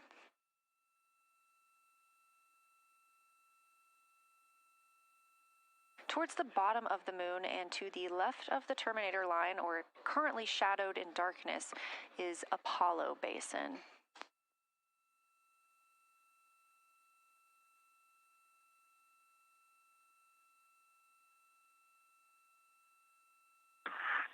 Science from integrity. Let me find out how far we are from the moon right now. But our view is about a third of the moon is in eclipse. That beautiful terminator is out there calling to me. We're 4,691 miles from the moon. And what looked like in the terminator, about a third of the way up from the southernmost part of the terminator, looked like a dinosaur print if one was running to the northwest. Now is clearly a crater with a bunch of craters around it. And that terminator, I can only see about half of it. I'm looking through the docking hatch window right now because we have the Z9 in window 1. But that terminator has moved. I guess I've been using Vavilov the whole time, so it's gone 2 more Vavilov craters to the west, and so a few more features are starting to peek out into the sunlight there with that low sun angle, and so you still have ridges and valleys showing up very clearly, a very jagged terminator, and a few islands of light out there with some high elevation shining in the sunlight in that darkness. And on the eastern side of the moon,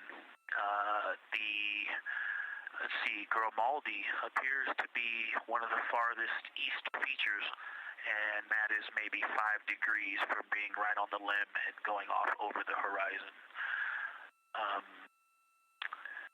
It is interesting, just looking at Oriental, that my first impression of it is all of the dark areas appear lighter, which I think makes sense because it is now facing, well, it's still relatively the same to the sun, but my angle to it is different. So I'm looking at it from a little more, even further to the side as we pass it. But all the darker features appear to be just a little bit lighter from this vantage point. The darker ring structure in the outer and inner ring and the interior, as well as the annular ring portion, everything seems to be just a smidge lighter at this point. Thanks for that description, Ike. Any additional words you can provide on Oriental would be wonderful, as that is such a high priority target for us. And while I have you, as we get closer to target 15, which is the Terminator target, if you can find Zeeman crater again that you were looking at earlier, everything to your left of Zeeman would be getting into the South Pole Aiken area to help you orient yourself.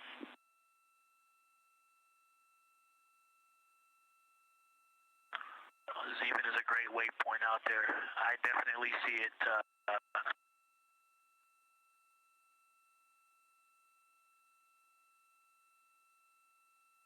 Yeah, Zeeman is very easy to find, and that is awesome. Thank you for pointing that out. Feel free to do that as often as you think of things. Let's see, looking back at Oriental. Okay, another thing, after looking through the zoom camera, man, you guys are smart. You probably did this on purpose, but after looking with my plain eyes and then going to the 400 millimeter zoom, now looking at it, I see the cliff face as if you were standing in the center. That inner and outer ring have definitely some real terrain to them, and now I can see that as terrain. Now that I look at it even with my naked eye, I can tell that there's a lot of elevation and that, like I said, a cliff face on that eastern edge where all the darker deposits are. And it's just the scale now. Looking at it from far away, before it seemed like flat with color painted on it, but now that I look at it, I can definitely see that there is, different depositional characteristics, and so the darker is some other material, but there's also some shadowing going on because of the cliff face that is a part of that crater wall. Great description, Victor. Thanks, and really interesting to hear now the distinction between shadow and color. Before I let you go back to other observations, you mentioned that Reid saw a browner hue to the annular ring than the rest of Oriental. Are you seeing that from your vantage point?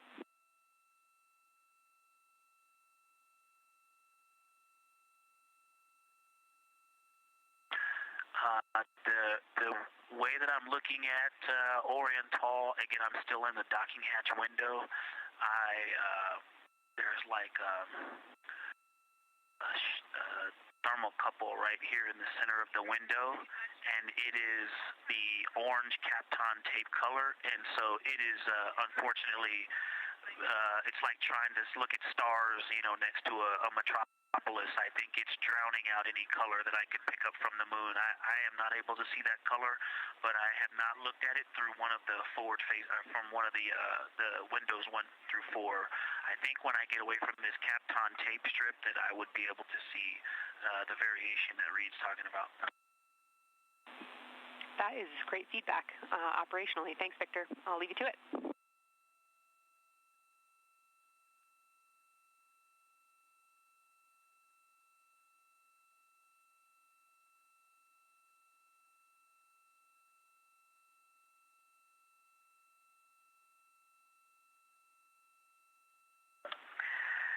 Science Integrity with a question from the window team. Integrity, this is Science, here with you.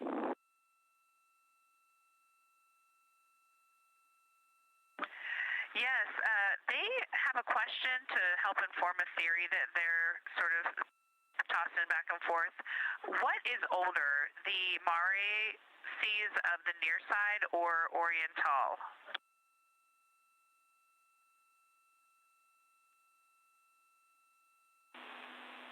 Stand by, Integrity. We're going to get you a little geologic history here.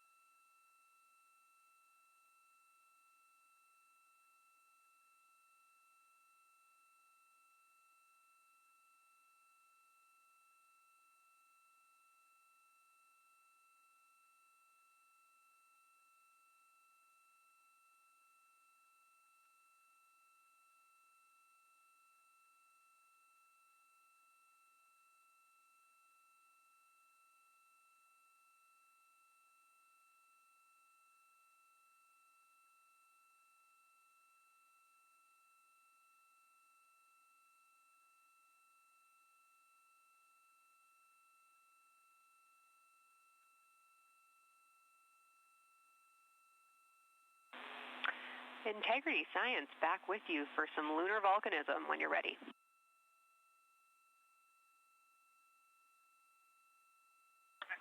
Go ahead. You're making our day down here getting to talk about lunar volcanoes. Oriental, as far as Mare go, is younger than almost all of the Mare on the near side. The exception are features like Aristarchus, which really pop out to you guys and really pop out to us here on Earth. That is younger, but other than that, Oriental is pretty young as far as Mare go.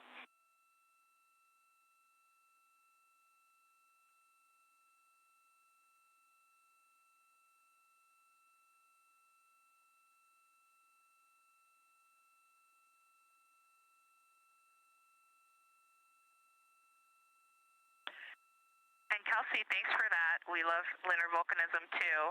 How about when the actual crater was formed?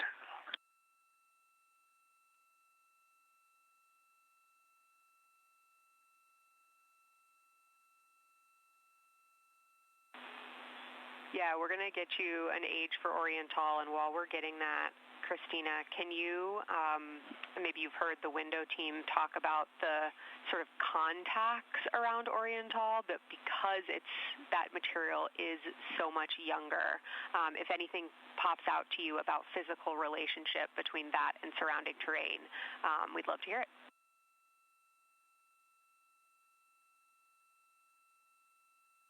Yeah, definitely. They are discussing a contact relationship that could explain some of the color that they're seeing in certain areas. And so it was really about the ejecta of the creation of the basin and understanding the superposition of its ejecta and Mare on the near side or other features. So thank you. We'll take the insight when you have it.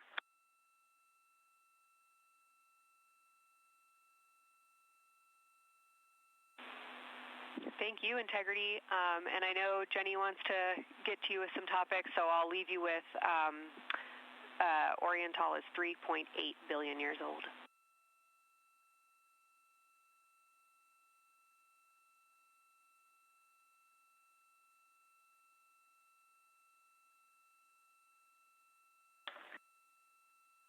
Copy that. So that's on the older side. The actual basin is very old.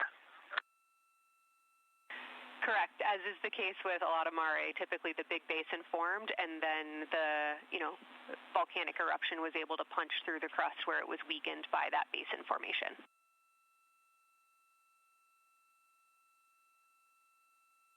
Perfect. Tracking. Thank you.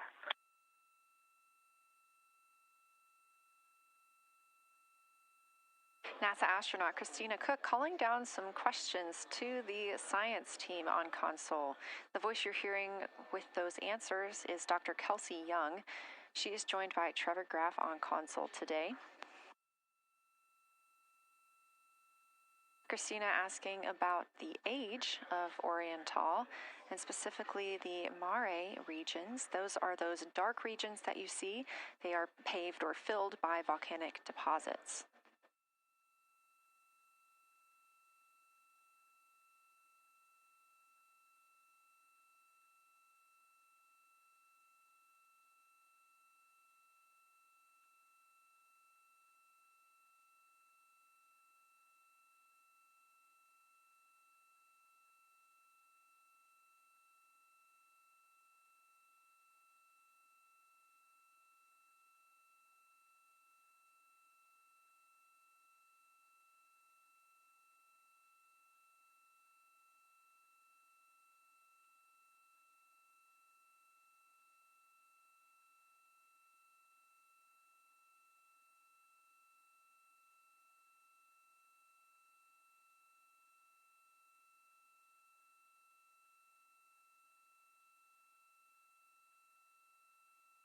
Better answer.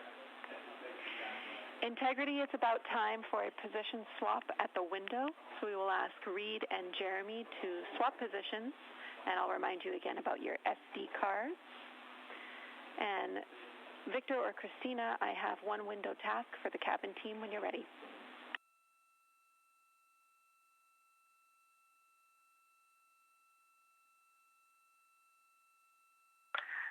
They are swapping, and I'm ready.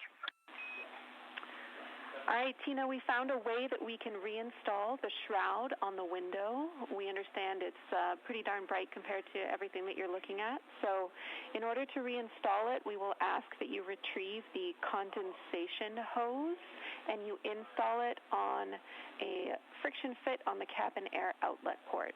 That's right by one of your diffusers. You're going to point that little condensation hose such that the air is flowing over the window pane. Let me know when you're ready for the stowage location.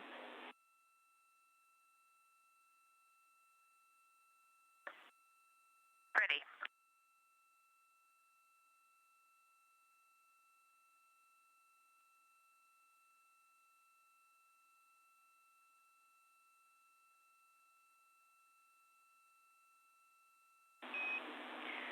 Christina, the hose is in locker A1.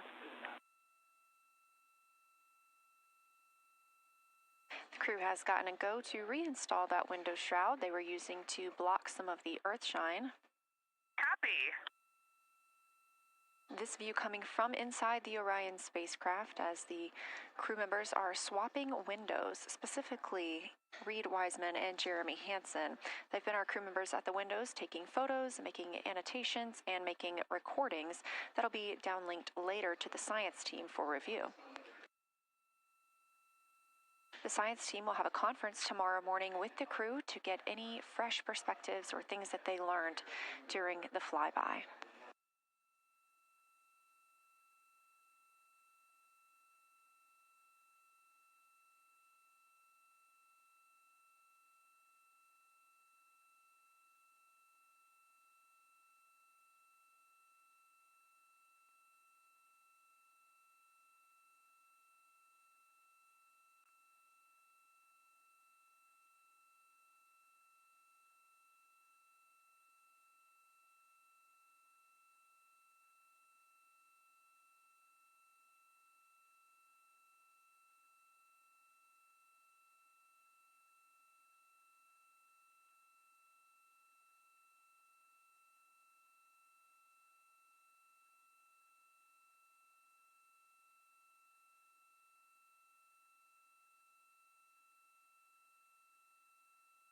Again, we are now in the third of 5 observation blocks for the crew scheduled for today. During this flyby, Orion is passing around between 4,000 and 6,000 miles from the moon and providing the crew with a full view of the lunar surface. It's a higher vantage point and much farther than Apollo's lunar orbits on average. So from this view, astronauts can observe both the North and South Pole and large-scale geologic features in one single view.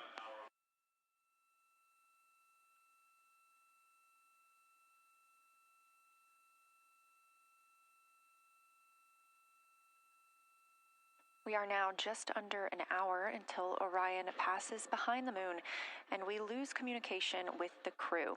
They will be out of reach with any of our deep space network antennas. That loss of signal will last about 40 minutes, and we expect to regain communications with them once they fly behind the other side of the moon. While they are behind the moon, they will also reach their max Earth altitude as well as their closest approach to the lunar surface.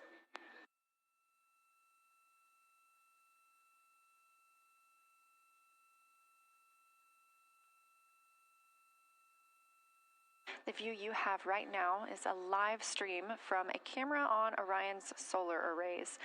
You are looking at a live view of the moon, and 4 people are inside that spacecraft taking pictures of it, telling us everything that they are seeing. The first humans to do so in over 50 years.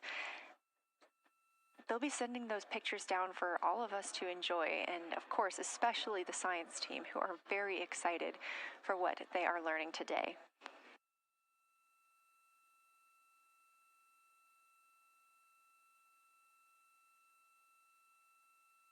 It appears the Artemis II spacecraft, Orion, is now under 5,000 miles away from the moon. Again, we expect their closest distance to the moon be about 4,066 miles.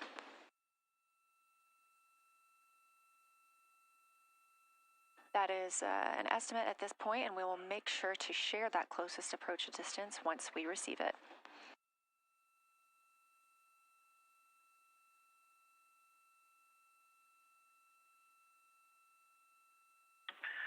Houston, integrity question. Did you just want us to cool the window with the condensation hose, or did you want us to put the shroud back on and cool the window at the same time?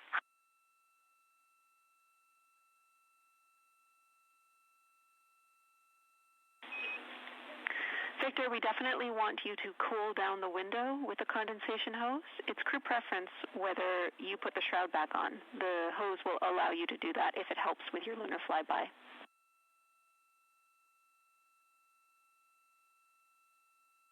Okay, copy. We're going to do both at the same time. Thank you. Houston copies.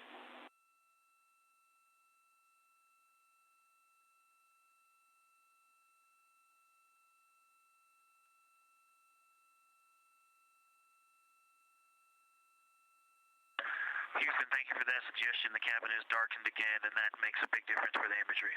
And for science, we are now seeing a half moon.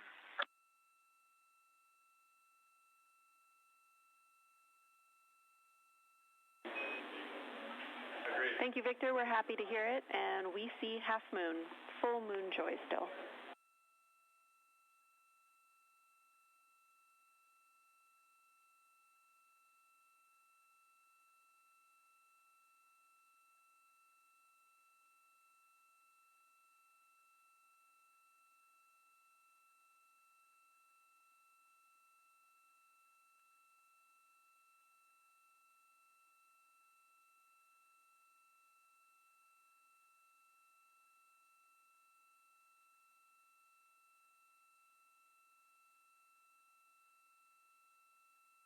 Crew reporting from Orion that they are seeing half the moon, which is about what it looks like here from this view from the spacecraft.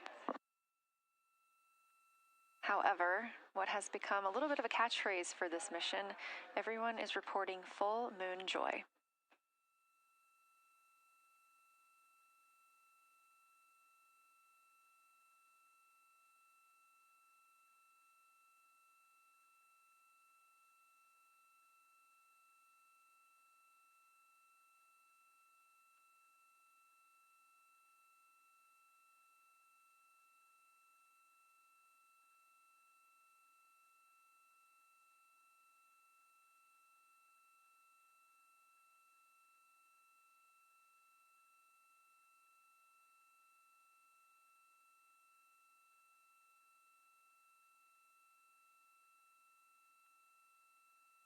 We are keeping up with which targets the crew is tracking through their lunar targeting package. They are just wrapping up their second. Science integrity, another observation the window team commented on and Christine and I discussed a bit is in Hertzsprung.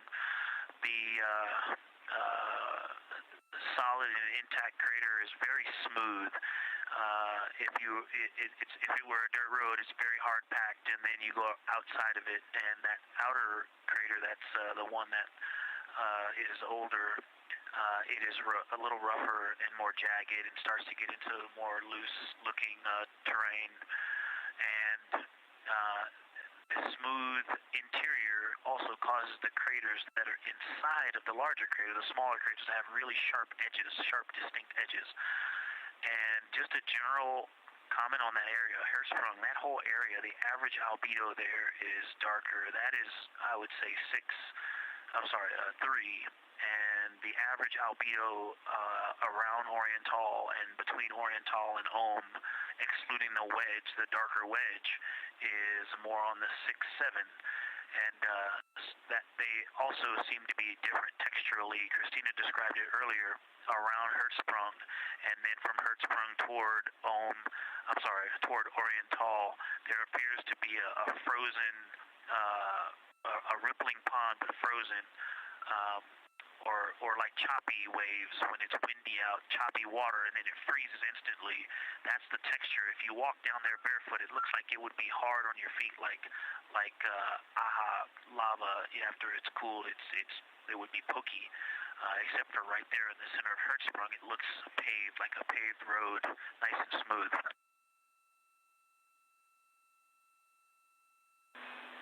Victor, that's a wonderful description. Going from a paved road to lava reminds us of the Icelandic highlands. Thanks for that.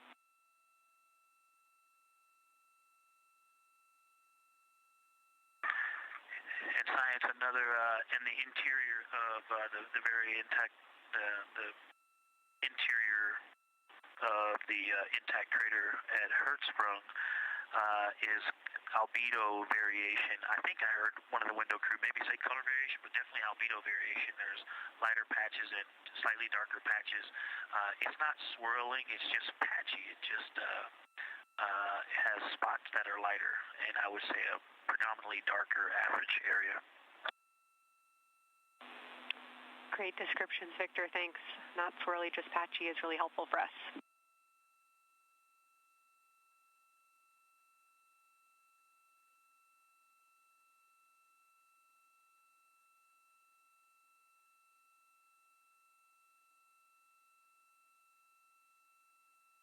Really great descriptions coming from Science.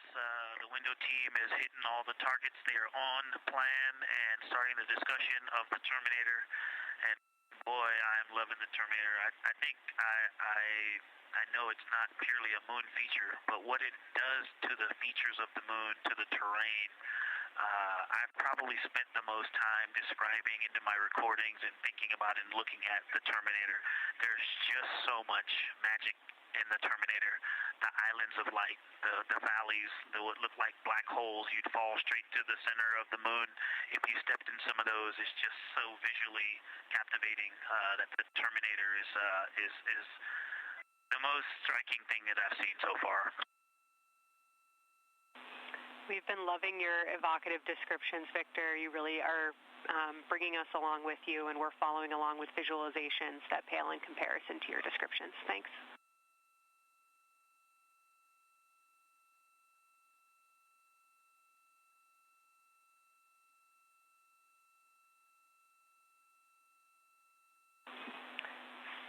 Integrity Science, one more question on a status of what the window team chose to observe for crew choice.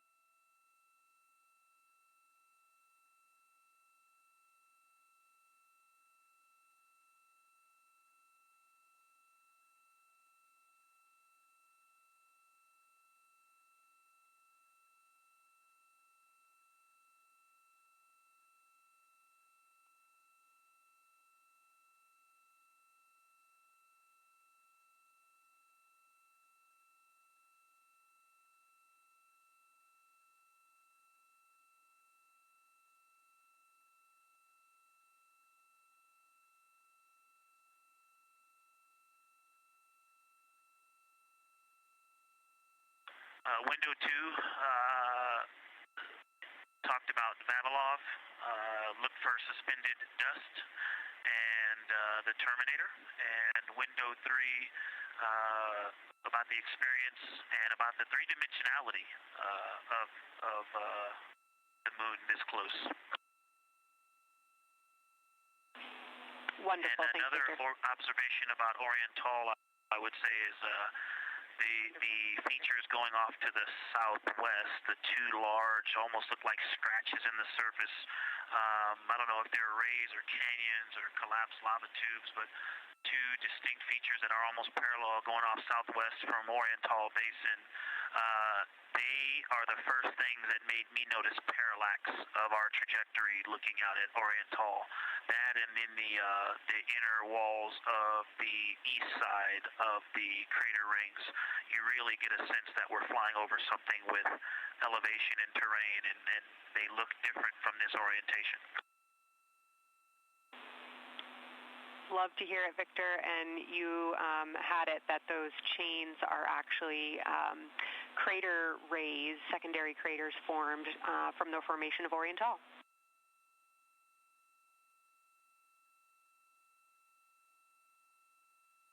Yeah, speaking of crater rays, the crater rays that are going off to the northwest,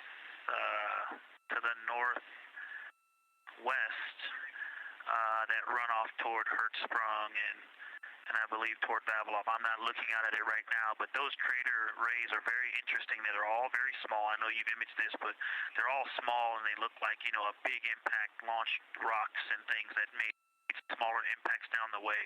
But something very interesting, and again, you can see this in imagery, but some of them are parallel, and then some of them converge toward the center of Oriental. And then I think I even saw some that maybe diverge, not diverge, but that are convergent, which indicate multiple large impacts that created a lot of secondary impact crater rays. Fantastic, Victor. And I'll note that we can infer that you're looking down at your freshly named Integrity crater, which is near the end of one of those beautiful crater rays from Oriental. Thanks for the description.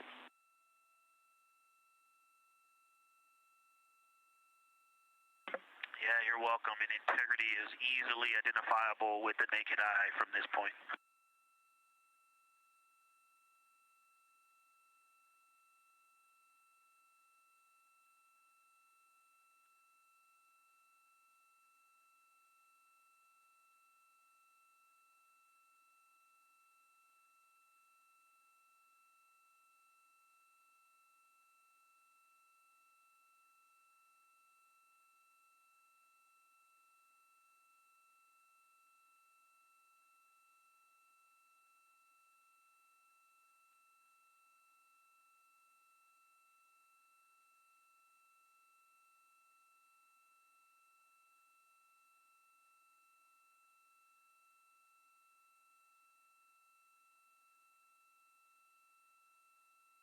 We've been hearing some great situation reports from Victor Glover, the pilot of the Artemis II mission, calling down to the science team, letting them know what he is seeing. And one of those things is Hertzsprung Basin. If you look just to the right of the Terminator, that is the difference between light and darkness on the moon. You can see what he's describing when he says Hertzsprung Basin and how it looks a little bit paved in the middle there. It's almost in the very center of the moon in this view, coming from the Orion spacecraft and a camera mounted on its solar array.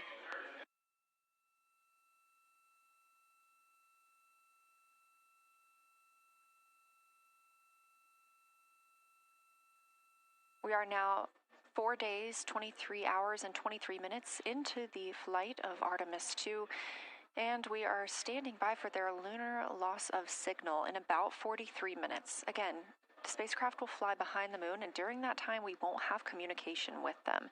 They will be out of reach of our deep space network. However, we will regain communication with them approximately 40 minutes later when they come around the other side of the moon.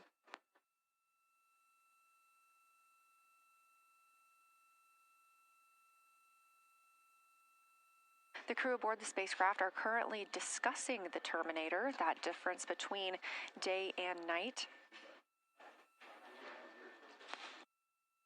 The science team is interested in learning about the topography and the color of the lunar surface, and it's already been very interesting to hear that they have seen colors like greens and browns while looking at the moon. Some of the questions that they are hoping the crew will discuss are how do the quantities and sizes of craters and mountains vary along the terminator, and they are looking for the crew to describe the topography of features along or near the terminator. They're also looking for more information on any color or tone variations, and they're hoping that the crew will take images to illustrate their findings. Glover reported earlier that the crew has missed none of their targets when they are photographing at the window. We aren't hearing the conversations that the crew is having right now, but these are being recorded to their personal computer devices, PCDs, and those will be sent down to the science team. The science team will have a conference with the crew tomorrow morning to discuss their findings and experience when looking at the moon today.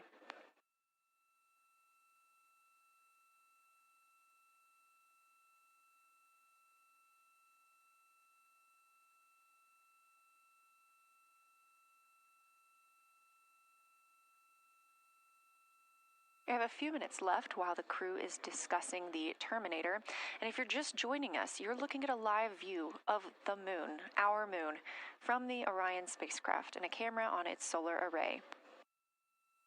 Inside that spacecraft, 4 astronauts, Reid Wiseman, Victor Glover, Christina Cook, and Jeremy Hansen, the first 4 people to fly around the moon in over 50 years.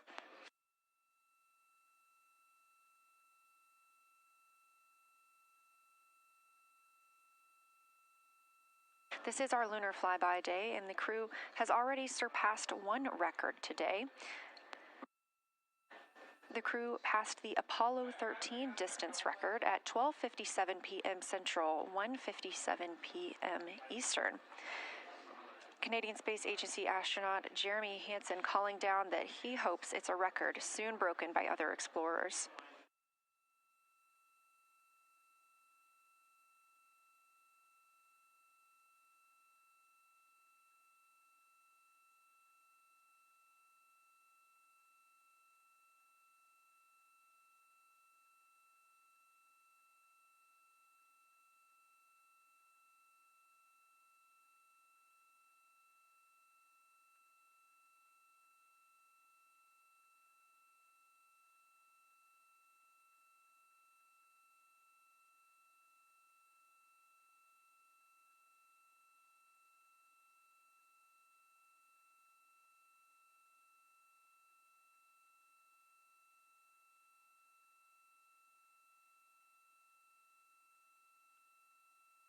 We are live in Artemis Mission Control in Houston, Texas, monitoring the flight of Artemis II.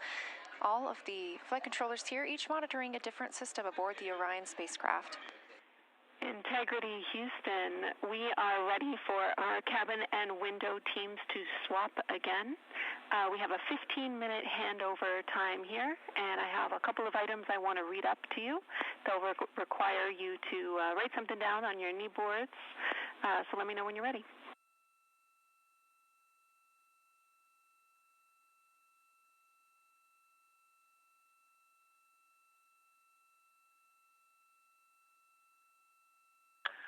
Okay, Houston, we are ready.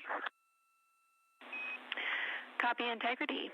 First of all, once you start this next shift here, during this lunar observation shift, we will begin our lunar LOS, so you can expect a call from me a few minutes prior reminding you. And second of all, FIDO just sent us updated altitudes and METs for lunar closest approach and max Earth altitude. Let me know when you are ready to write those down. They differ slightly from Optimus.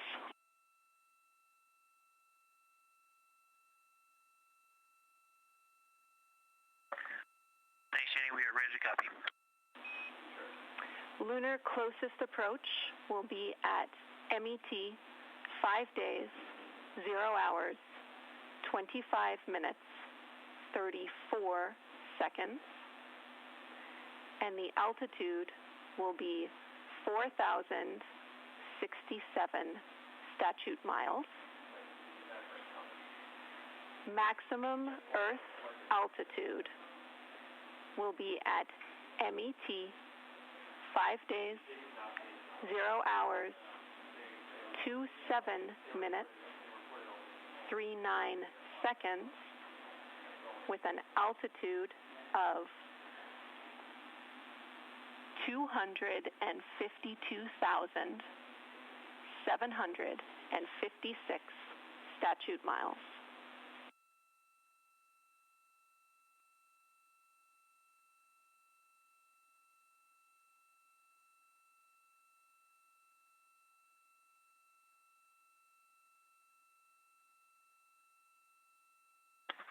The crew really wants to ask for that in kilometers and in parsecs, but thank you for those. That is great. Thanks for that update. I'll send Fido to work, and I appreciate the metric. Other than that, I have no new vehicle statuses to pass to you. Enjoy your handover time, and we're looking forward to picking back up with you shortly.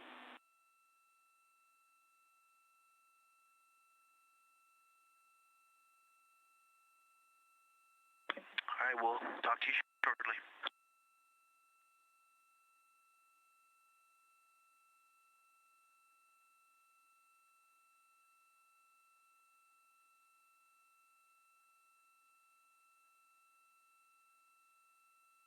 Those words called from Capcom Jenny Gibbons, CSA astronaut and Artemis II backup crew member, to the crew working aboard the Orion spacecraft.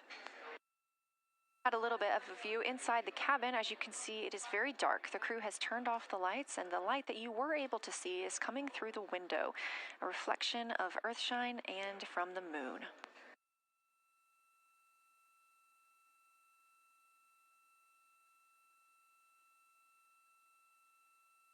The crew is moving into their next observation block, meaning they are taking time to switch cabin and window teams. We've had Reid Wiseman and Jeremy Hansen at the windows taking pictures and making annotations and recording some audio files that will be downlinked later to the science team. Meanwhile, Victor Glover and Christina Cook were in the background serving as support. They were also timelined to enjoy a little bit of their midday meal. Now that we are swapping positions, the support team becomes Reid Wiseman and Jeremy Hansen. They will be in the background helping with SD card swaps, as well as providing those situational reports to the science team. Victor Glover and Christina Cook will be the astronauts at the window, photographing and speaking into those PCDs, portable computing devices, about what they're seeing on the moon. As you heard Capcom Jenny Gibbons call to the crew, this block is also when we will lose communications with the crew. That LOS, or loss of signal, scheduled to be less than 35 minutes from now. We anticipate to be out of signal with them for about 40 minutes, and will regain that communication once they've flown around the other side of the moon.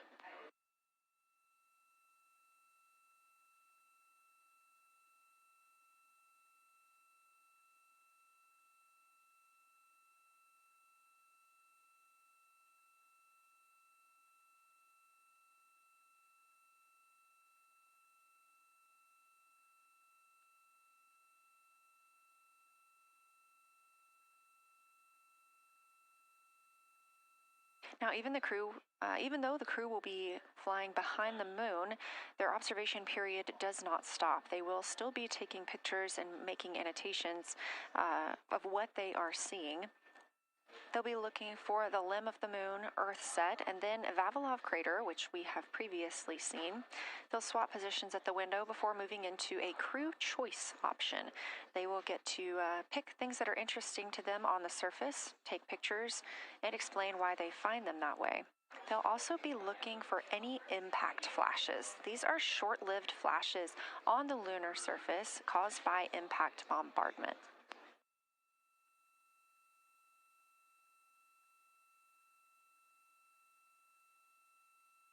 Just before Earthrise, the crew will be looking for lofted lunar dust. This may be lofted just above the lunar surface, and we could only see it just before Earthrise along the dark western limb. Any Earthshine would illuminate potential lofted dust. But once the crew is all the way around the Earth, the brightness of the Earth will wash out any of that dust they might be able to see. These were based on observations from Apollo missions and orbital spacecraft, and so we're very interested to see if the crew might be able to capture some of that lunar dust today.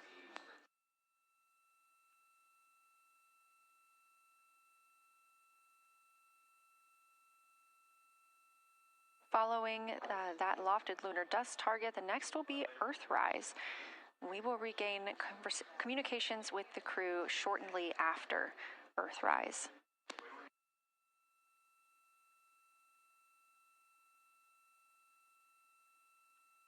There will be a short observation break period where the moon is not in view. That's because we are also anticipating the crew seeing an eclipse today.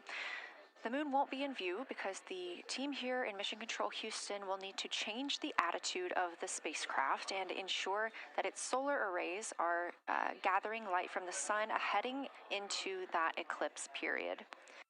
So we will have communication with the crew, we just won't be able to see the moon. However, we will have views during that eclipse time frame. During that time, the science team is looking to know, it will only be illuminated by Earthshine at that point, so they want to know what the whole moon looks like overall, but they also want the crew to look into deep space and potentially see if they can spot any planets.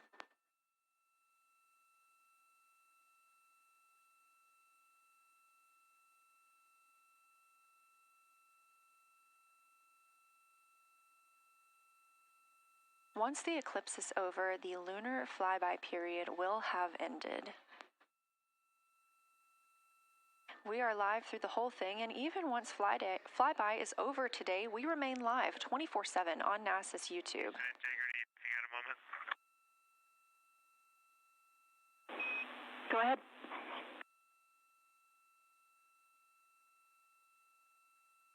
I don't know if Catherine and Devin are still there, but if they are, just wanted to just let them know how much fun we're having out here. It's extraordinary to be on the far side of the moon right now, just seeing hanging out there and looking back at the Earth. And Ashley and Kaylin, I know you're back in Canada, but if you happen to be watching too, just wanted to say hi to all you guys. Love you guys, and we'll be heading back your way shortly. Thanks, Jeremy. I hear they are watching, and your family is still here. So thanks for passing that along.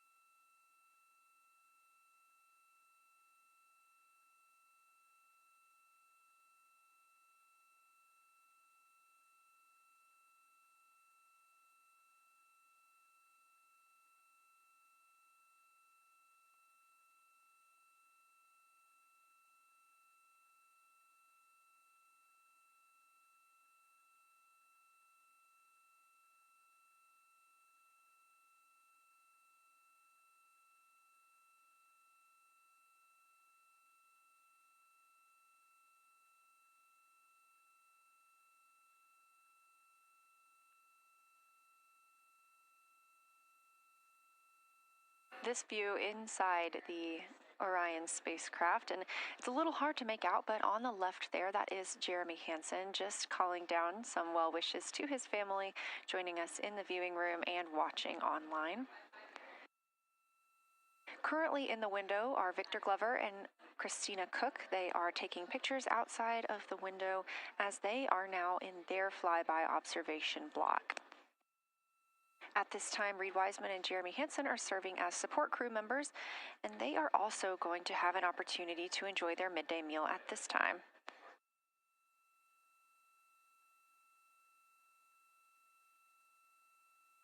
On the lunch menu today for Reid Wiseman and Jeremy Hansen, we have vegetarian chili, salmon croquettes, chicken with peanut sauce, sweet and savory kale, pickled beets, chocolate pudding, barbecued beef brisket, spaghetti and meat sauce, Italian vegetables, butternut squash, candy-coated chocolates, and maybe even a little bit of coffee.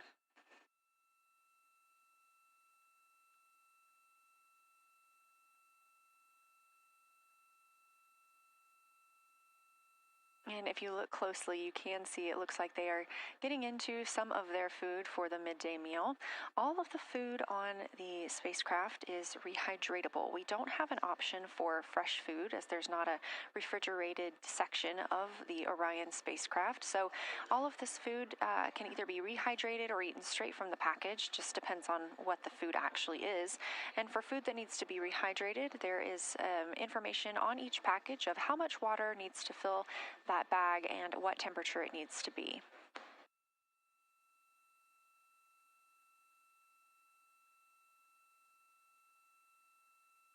We are now 4 days, 23 hours, and 39 minutes, 40 minutes actually, into the flight of Artemis II, the spacecraft now under 4,500 miles from the moon.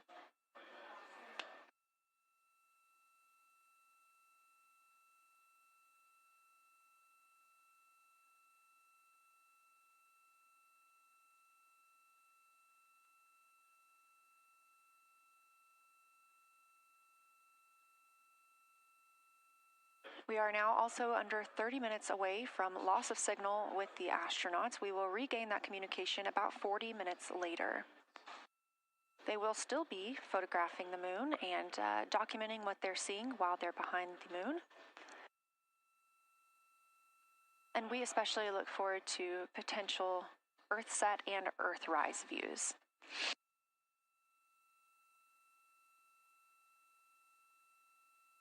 As you can see on the left side of your screen, we are streaming this solar array camera view throughout the flyby.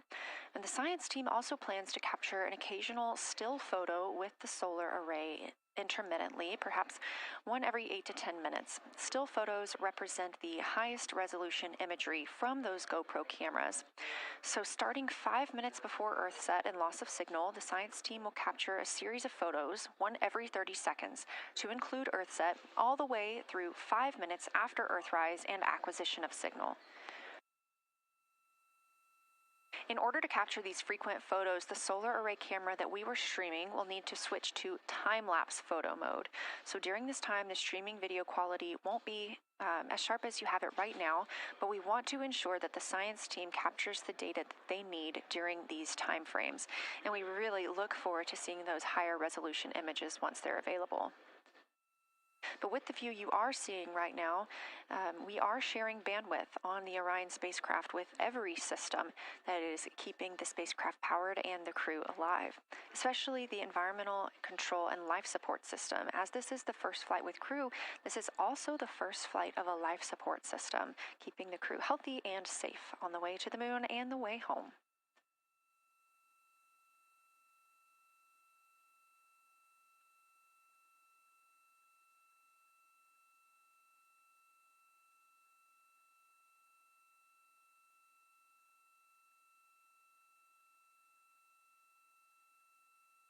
On the timeline, we're getting towards the end of the cabin and window team swap period, but it looks like our astronauts, Victor Glover and Christina Cook, are already photographing the moon outside of those windows. The next target is Ohm Crater, and this is something that they have photographed previously during the flyby. This is a small, complex crater with a prominent ray system, and as referenced earlier, it's the size of the Eye of the Sahara. That Eye of the Sahara is a feature in Mauritania. Seeing this crater more than once throughout the flyby allows the crew to photograph it at different lighting conditions.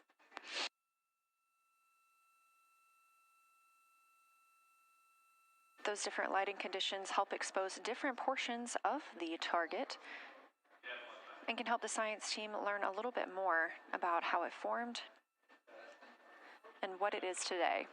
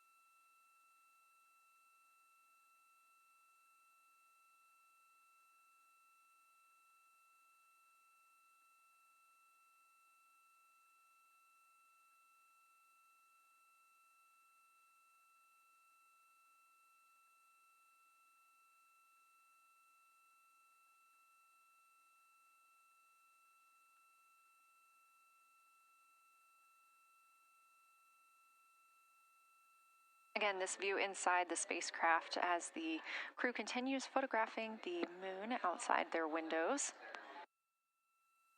They have turned the lights off to allow them to better get photos of the moon, preventing any reflections from coming in from the spacecraft.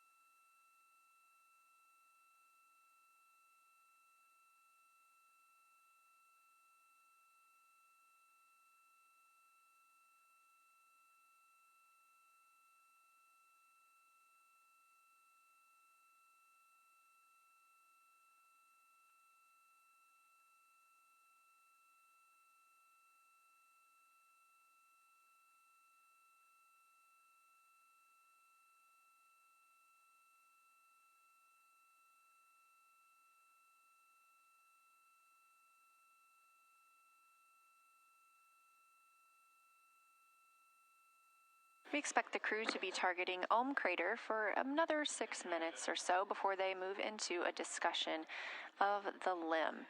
Now, the science team has asked for a science sit rep or situation report during that time, so we hope to hear calls from the crew on what they are observing.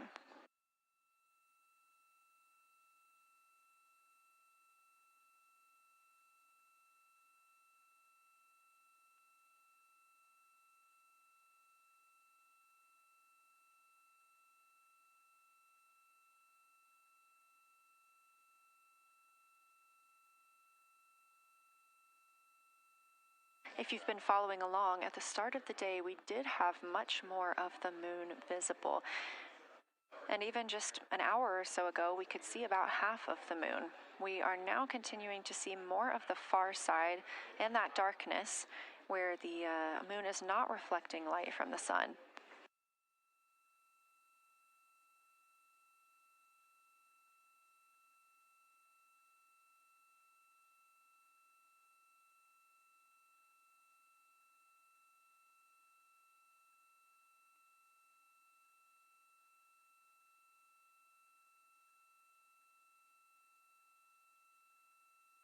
Earlier, we were also able to see some of those darker portions, that old lava flow that we often see on the near side of the moon and that we can all see from Earth. That has mostly gone away. We are now just seeing very little of Orion, that's down to the bottom right of the moon. You can see just a small dark portion near the limb.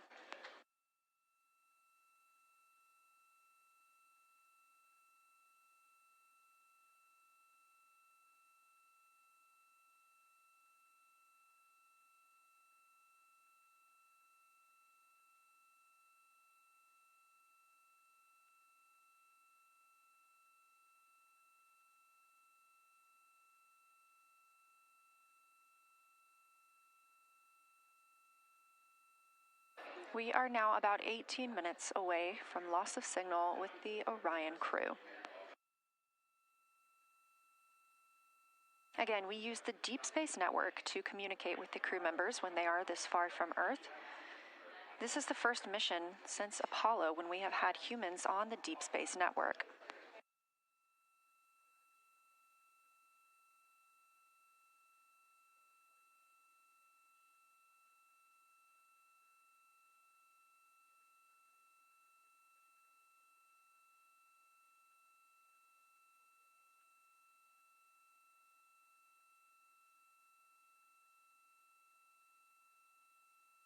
As you recently heard Capcom Jenny Gibbons call to the crew, We expect their closest approach to the moon to be at MET, or mission elapsed time, of 5 days, 25 minutes, and 34 seconds. At that time, their altitude would be 4,067 statute miles above the Earth's surface. Just over 2 minutes later, they will reach their maximum distance from Earth. At mission elapsed time, 5 minutes, 5 days, 27 minutes, and 39 seconds. The altitude at that time would be 252,756 statute miles. These are our latest numbers, and we'll make sure to verify and confirm those once those milestones have been achieved. Obviously, we will be without communication to the spacecraft at that time, so once we regain communication, we will make sure to find out those numbers and report those to you.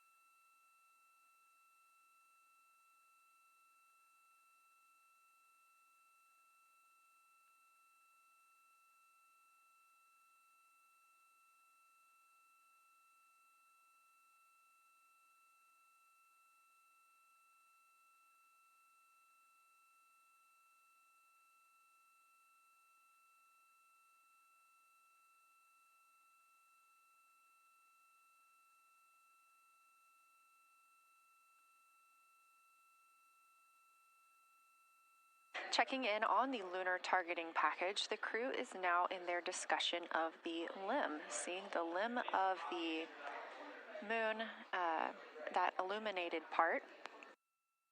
Currently at the windows taking photos and making annotations are Victor Glover and Christina Cook. We are expecting loss of signal in about 13 minutes. We will regain that signal with the crew about 40 minutes later.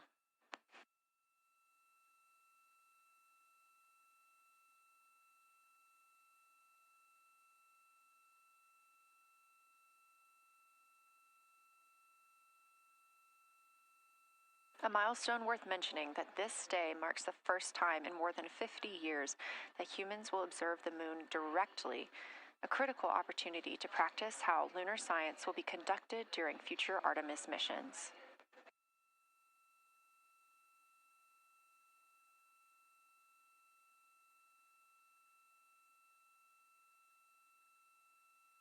I've continued to reference the lunar targeting package throughout this broadcast, which is the primary tool guiding the crew observations, and that consists of two key components. The first of those is the Lunar Geography Review, which helped the astronauts study major lunar features in advance. That also helped them learn to orient themselves during the flyby. The Lunar Targeting Plan provides a detailed timeline of observation targets, background science context, and specific instructions for the picture the crew should take, and verbal descriptions of what will be helpful to the science team reviewing those pictures later. That's what we've been tracking real time and what the crew is using right now to keep up with their next milestones.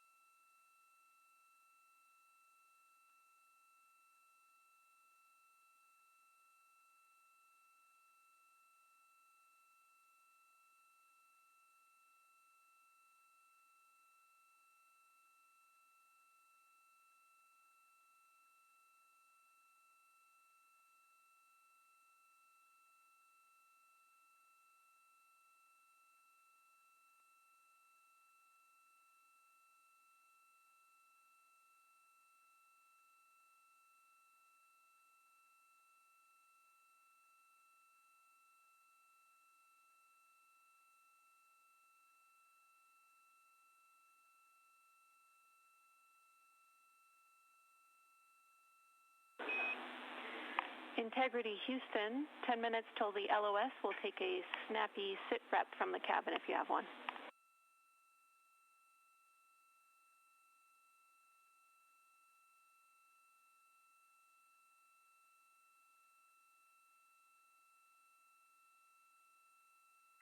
Okay, Jenny, that came, we missed most of that, but just a 10-minute warning, is that what you're saying? 10-minute warning for the LOS, and I'll take a quick sit rep from the cabin, please.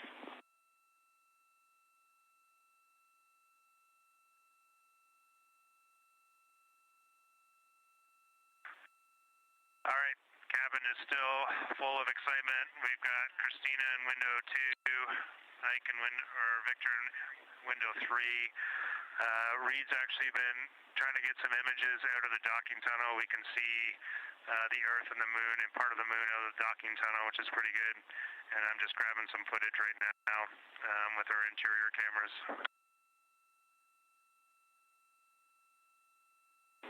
Copy, Jeremy. We'd like to know what camera Reid is using and also the status of window 1. Looks like there might be a shroud removed.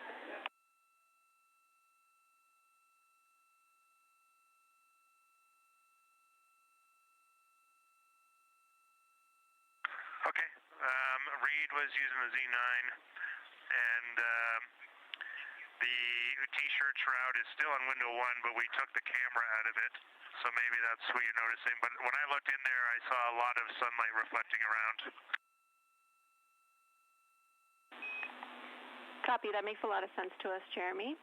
I want to remind you, coming up on this LOS, it will take sit reps in the blind, and as more and more of the moon is in darkness, we will take any report you have on impact flashes.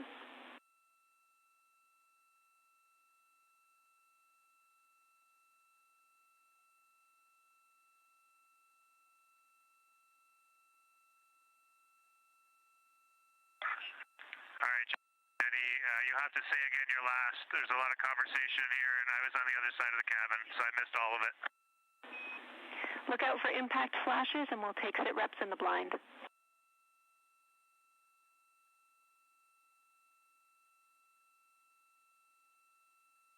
Okay, impact flashes, sit reps in the blind. We got it. And yeah, just so you understand what's going on with window 1, there is light coming through the outer hall from window 2 into the inside of window 1, if that makes sense. Like, I can see the inside of the vehicle when I look between the 2 panes of glass. Copy.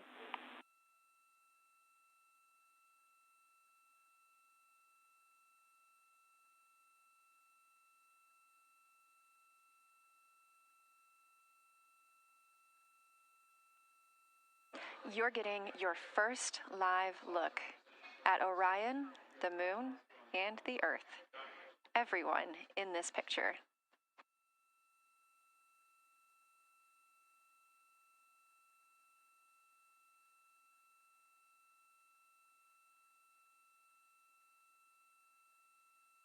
This is a live view from the Orion spacecraft.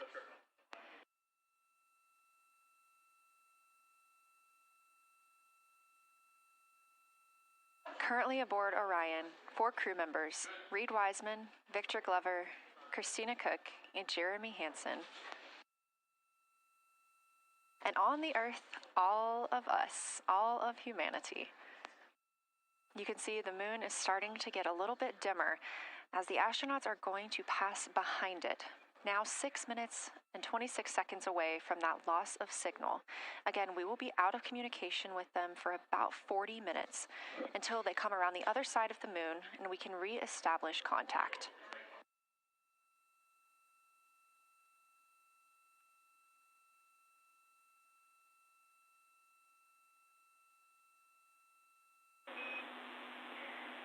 Integrity Houston, you are 6 minutes from your 40-minute lunar flyby LOS. From all of us, it's a privilege to witness you carrying the fire past our farthest reach. Thank you. Godspeed.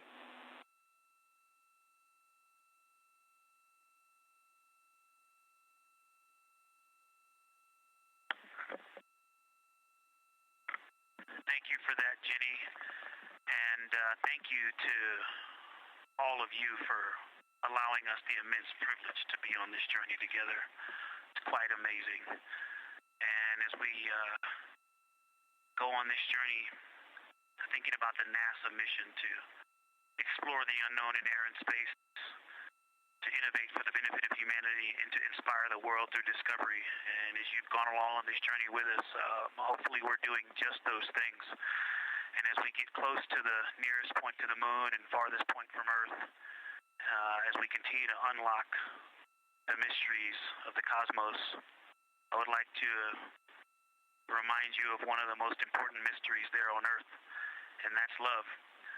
Christ said in response to what was the greatest command, that it was to love God with all that you are. And he also, being a great teacher, said the second is equal to it, and that is to love your neighbor as yourself. And so, as we prepare to go out of radio communication, we're still to feel your love from Earth, and to all of you down there on Earth and around Earth, we love you from the moon.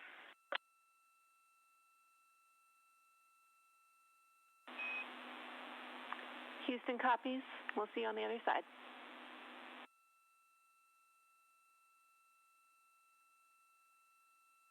We will see you on the other side.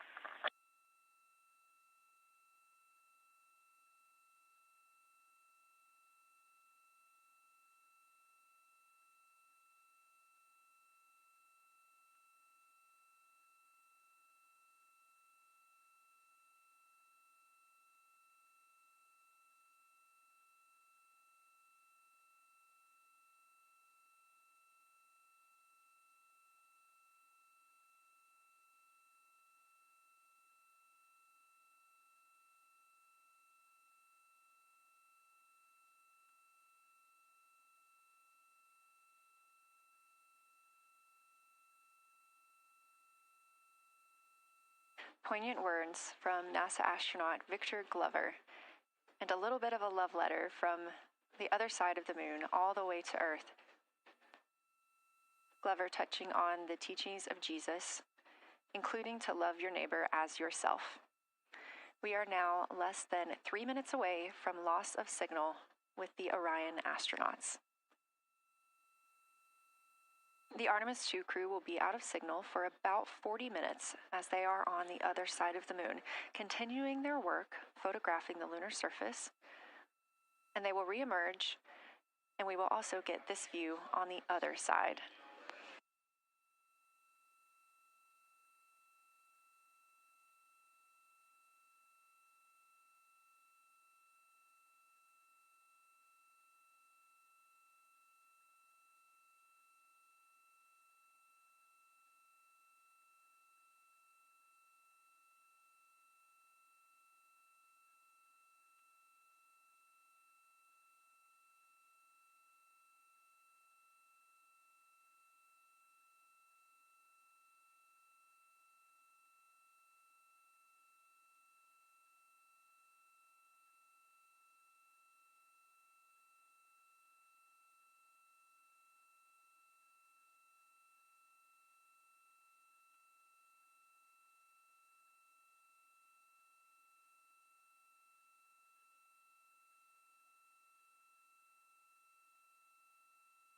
Just about a minute and a half now until we lose communication with the astronauts aboard Orion on the Artemis II mission. Now, 5 days and 6 minutes since their launch on April 1st. Again, we'll be out of communication for about 40 minutes. And this really beautiful view of a crescent moon and a crescent Earth. How great thou art.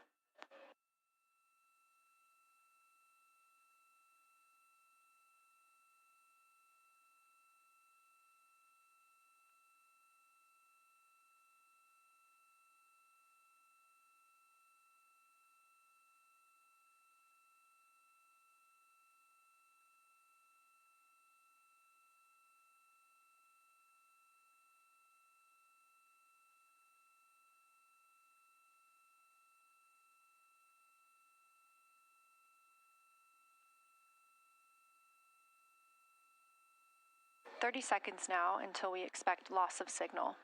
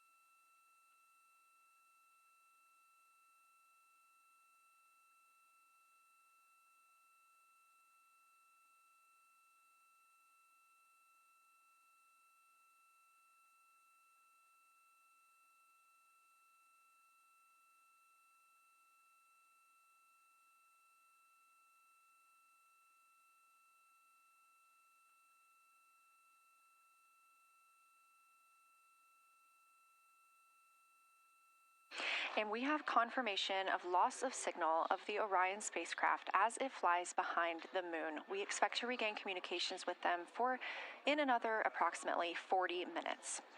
This was expected as their spacecraft is now out of direct line of sight with Earth and behind the moon. And this is a poignant moment as it's the first time in over 50 years that we have humans completely unreachable by anyone else on Earth. No matter how distant or secluded, we could reach anyone living on Earth, but while the crew flies behind the moon, it's simply impossible to make contact with them. This is a live view inside the Science Evaluation Room here at Johnson Space Center and just down the hall from Mission Control. This team has been monitoring the flyby all day as the team has continued capturing targets on the lunar surface.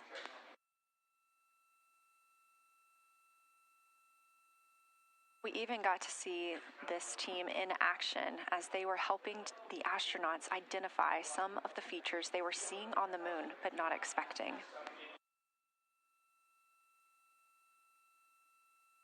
There will be a couple of milestones during this loss of signal.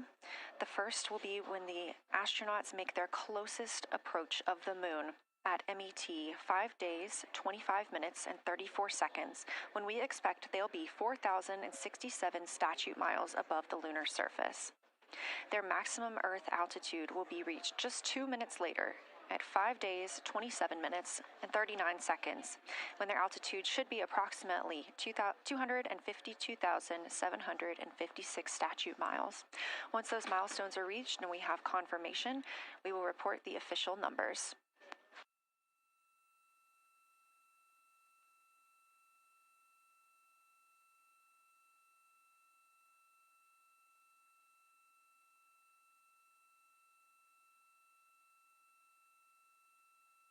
Throughout the Artemis II mission, astronaut voice, images, video, and vital mission data must traverse thousands of miles, carried on signals from NASA's powerful communications systems, the Near Space Network and the Deep Space Network. Let's learn a little bit more.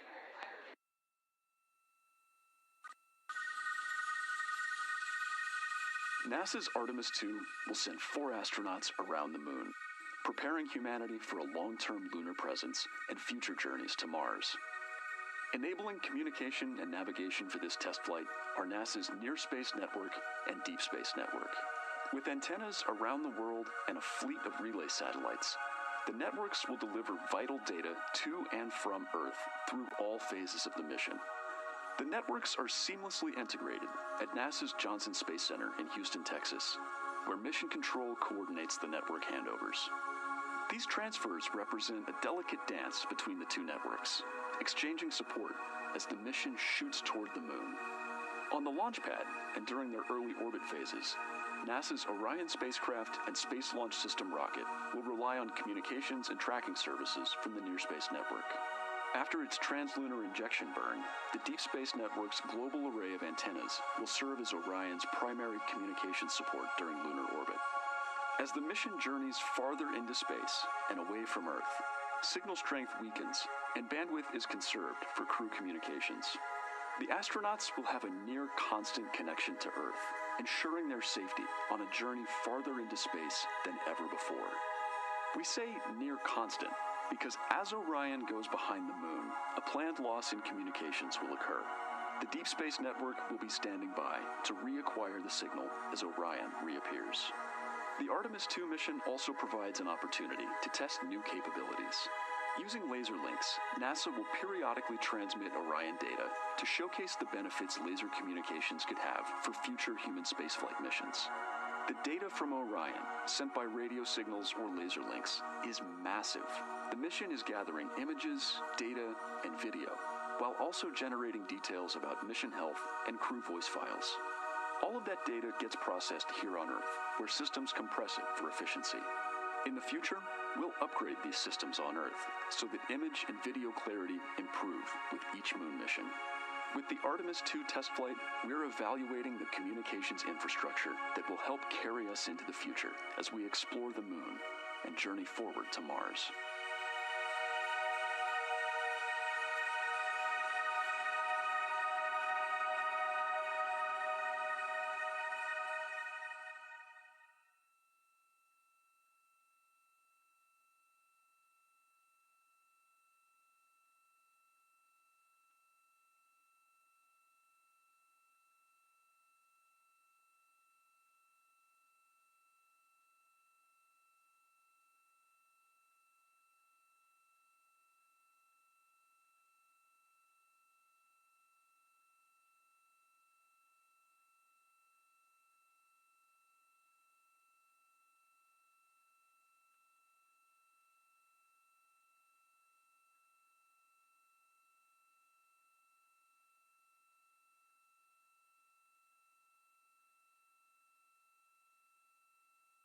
We are now about 33 minutes until we expect to regain communications with the astronauts aboard Orion, and in the meantime, I've got Dr. Kelsey Young, Artemis Science Flight Operations Lead, here with us. Thanks for joining me, Kelsey. Thanks for having me. This is such an exciting day. Oh, no kidding. It has been so cool to hear you communicating directly with the crew, and I know that you have been preparing for this for years, so I am so excited for you and for your team. So just to get into that background a little bit, tell me about your background and what you've been doing on console. My background is as a field geologist. Actually, I studied impact cratering in the field for my PhD, so all these descriptions of impact craters have me just absolutely swooning. How I got into this, though, is, during my PhD, I got an internship at NASA and ultimately never left to integrate science into flight operations. So we developed the Science Officer Console, for which this is the first mission we're supporting. We developed the Science Evaluation Room that's right upstairs, and so it's so gratifying to see this operation structure come to fruition, especially on a day like today. I would have to imagine so. And we've got a great view of the Science Evaluation Room right now. Is there anything that has stood out to your team so far? Absolutely. So as you might have heard in some of the press briefings and content that, we've been putting out, color and albedo were really exciting targets for us. We've heard several amazing color descriptions so far. Just to highlight maybe one of them, we heard about greenish and brownish hues near Aristarchus, which is actually a feature that we can see here from the near side. And those greenish hues could actually tell us something about the volcanic evolution of that area. So you can bet that the science team is going to be prioritizing downlinking those images and the crew audio that we didn't hear that went into those recordings to learn a little bit more. Wow, that is fascinating. I was hearing those colors and very interested just from a personal standpoint, because looking at the moon from, 250,000 miles away, we don't see green or brown. So just hearing that, them being so close and getting to see that, fascinating, and I know very exciting for you. So what are you expecting to see in the upcoming portion of the flyby? The upcoming portion is actually going to be really exciting. So right now, as we speak, while folks in the room are kind of taking their stretch breaks and everything, the crew are still hard at work. They still have targets to image and describe during this LOS. But when we come out, the first thing, of course, we're going to hear about is Earthrise. We're really looking forward to hearing about the crew's experience with something that we can connect with and that, Apollo 8 brought us such amazing images from. But then we start to get into describing the Terminator, as well as looking for things like lofted dust, which tell us about the modern lunar environment. Then the vehicle's going to orient away from the moon for an hour and then pivot back for the eclipse observations, which is a whole different set of science observations that we're really looking forward to. It's kind of nice that the crew will get a little break in there, because they have been hitting it hard today with photos and videos and annotations. What are you hoping that the crew sees coming up? Is it that lunar dust? Oh my goodness, that's a hard question to answer. I mean, we've already gotten such great descriptions. I mean, the Terminator seems to just be like one of their favorite things to look at and describe. So I feel like, that was something we were looking forward to. I feel like we've really gotten some great descriptions. So absolutely, I'm looking to the human moment of Earthrise. Lofted dust is an exciting one, and lofted dust will be a target for them in the right around the time of Earthrise, but again in the eclipse period. So I'm really looking forward to seeing. I mean, they've already highlighted just in the course of their flyby so far how the moon has changed, and this is going to be even more dramatic change to go from their end of this kind of lunar illuminated piece of the flyby into the eclipse time frame. And I can tell you they're going to be experiencing a very different moon during that time, and I can't wait to hear what their observations are. Yeah, that's absolutely fascinating, and what an privilege that we get to do that on this mission, because that's not always the case. If we had launched on a different day other than April 1st or 2nd, we wouldn't have gotten to see that eclipse. Is that right? That's correct. April 1st and 2nd. I will say, I was asked a lot in the weeks leading up to the launch, well, what's your favorite day? And my answer truly was, there is no bad day to launch to the moon. We were going to get great science out of it no matter what, but it's a really neat opportunity to, bring the sun into the picture, bring different planetary bodies into the picture while still literally keeping the moon in center stage. Fascinating.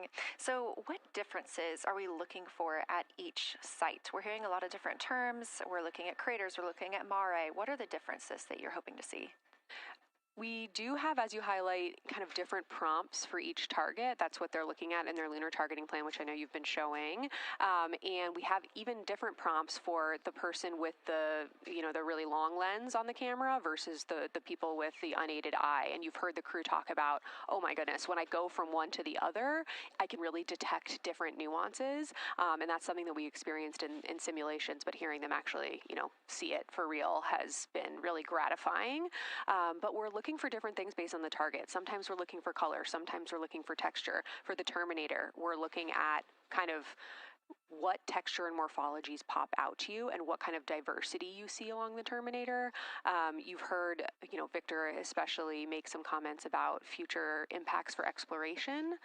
So already I think that their descriptions in this first part of the flyby have told us something scientifically, but also about future surface missions. Well, it was so interesting to hear Victor talking about he was imagining in his mind's eye being down on the surface and walking around. That was very cool to hear. And when we're thinking about targets, I know some of them are determined based on the launch day because that determines the lunar illumination. So the ones that we're looking at today, how and why were these selected? Such a wonderful question. This really gets at at the heart of some of our really highest priority science questions. Illumination conditions is a big one, right? So, of course, we need the targets that we're interested on the lunar feature to be illuminated by the sun in order to view them. But the timing in which they see them during the flyby enables us to ask different questions. So you heard in the pre-flyby crew conference talking about, well, the same pair, Reid and Jeremy, will get to actually look at Glushko crater twice, and that, looking at it from different illumination angles, allows us to understand that feature better and connect color and albedo with topography and morphology. Then you have other craters where you want to look at it with the sun shining on it obliquely versus straight on, and that tells you something different about the scientific objective that drove the target being on the targeting plan in the first place. We've talked a little bit with the viewers today about what the crew is able to capture in this short time frame of those craters in different lighting conditions. Could take years for something robotic to be able to do based on attitude maneuvers and where the sun is at. So can you just talk a little bit about the importance of having both the robotic operation and having the crew? Absolutely. We definitely don't want to minimize the impact of orbiting spacecraft. Lunar Reconnaissance Orbiter is the one that's often referenced. Data from LRO and its payloads have really been instrumental in getting us, frankly, to this point for Artemis II and future missions. But the human experience, the crew observations that we've already been hearing about, it is such a perfect complement to the orbiting spacecraft data because they are able to have this unique perspective. They are far enough away where they can make these contextual observations. You've already heard it. How many times have we heard the crew and their science sit reps say, if I track this feature from all the way up here in the northern hemisphere down to the southern hemisphere, here are comparisons I can make. That right there is not something we had the ability to do with the Apollo missions, and it allows just literally in the blink of an eye to synthesize observations that it would take, a really significant effort to coordinate with different orbiting platforms, and they're making it like that. Wow. It has been very, very exciting to hear all of their calls so far. And so I've heard they were able to capture every single target so far too. Is that correct? I think that's correct. And I think it's important also to remember that, and I know the science team is anxiously awaiting this, we've been hearing from the crew members who are not at the forward windows, right? Those crew who are, really in the thick of the observations, they are recording minutes-long observations per target on their crew tablets. We will be getting those down starting here in a couple hours, and that's going to contain really meaty science information that we haven't heard live yet, and that's going to form the basis of my conversation with them tomorrow morning, where we're going to have a really deep dive into the science and absolutely nerd out about what they were able to do today. One of the most gratifying things for me today is hearing multiple crew members say, thank you for putting the discussion times in the targeting plan, because when we have had the ability to put multiple brains on a problem, we have elevated each other. And I'm looking forward to them, sleeping on it overnight and then us actually being able to really, truly have an elevated science discourse tomorrow. Well, we're looking forward to it too, and I cannot wait to hear everything that you guys get to learn overnight from some of those audio recordings and just everything that they'll be able to share tomorrow. So, Kelsey, I know you are very busy. You've done a great job today, and thank you so much for joining us for this interview. Thanks for having me. It's such an exciting day.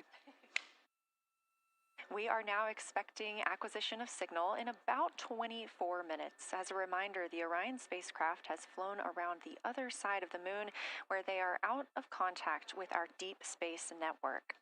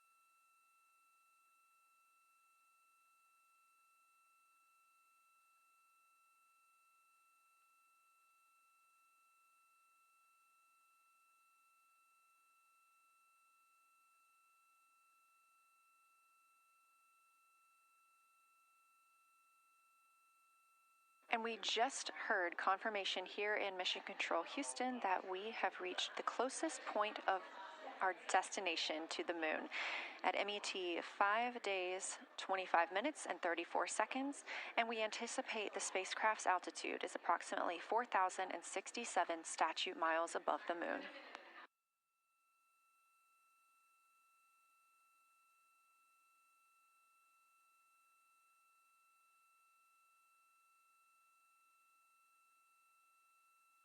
We're continuing to track what the crew is doing while around the other side of the moon.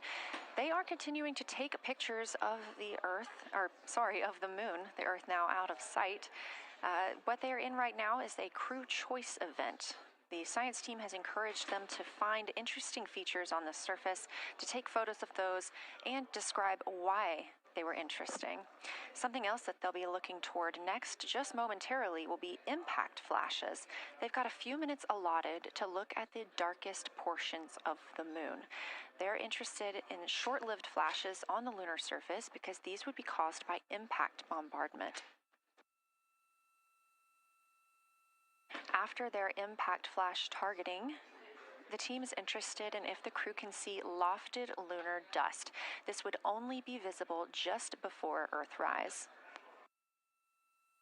Now 20 minutes until we expect to regain communications with integrity and the astronauts for Artemis II.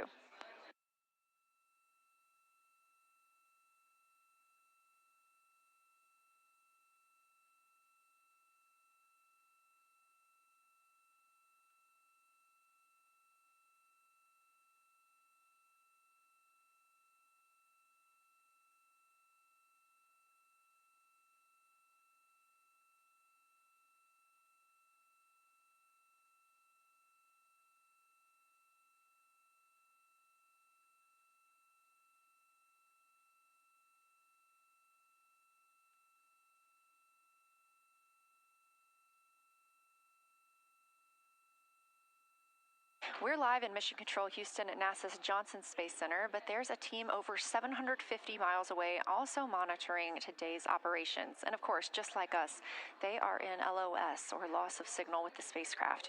This is LUCA, the Lunar Utilization Control Area, and it's joined by LISA, the Lander Engineering Support Area, which are twin control rooms that will support missions and operations in lunar orbit or on the moon's surface in real time at NASA's Marshall Space Flight Center in Huntsville, Alabama. The LUCA and LISA are right next to each other and just a short walk away from the SLS Engineering Support Center, which is used during launch, and the POIC, where science on the International Space Station is monitored. LUCA primarily supports Artemis science operations, while LISA will provide engineering support for landing astronauts on the moon. During this mission, Artemis II, teams in the LUCA will use the facility to support first-of-its-kind science operations to better understand the deep space effects of microgravity and radiation on the crew's physiology, immune systems, and ability to complete various tasks.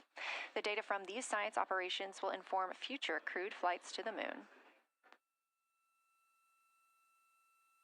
For future crewed missions to the moon, members of the NASA Human Landing System Mission Insights Support Team, a group of engineers, safety leads, flight operations experts, and technical authorities, will work in the LISA.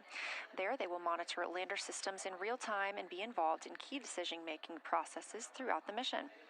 Teams are using the LISA during Artemis II to observe mission operations and using the opportunity to inform and prepare for future crewed landings to the moon's surface.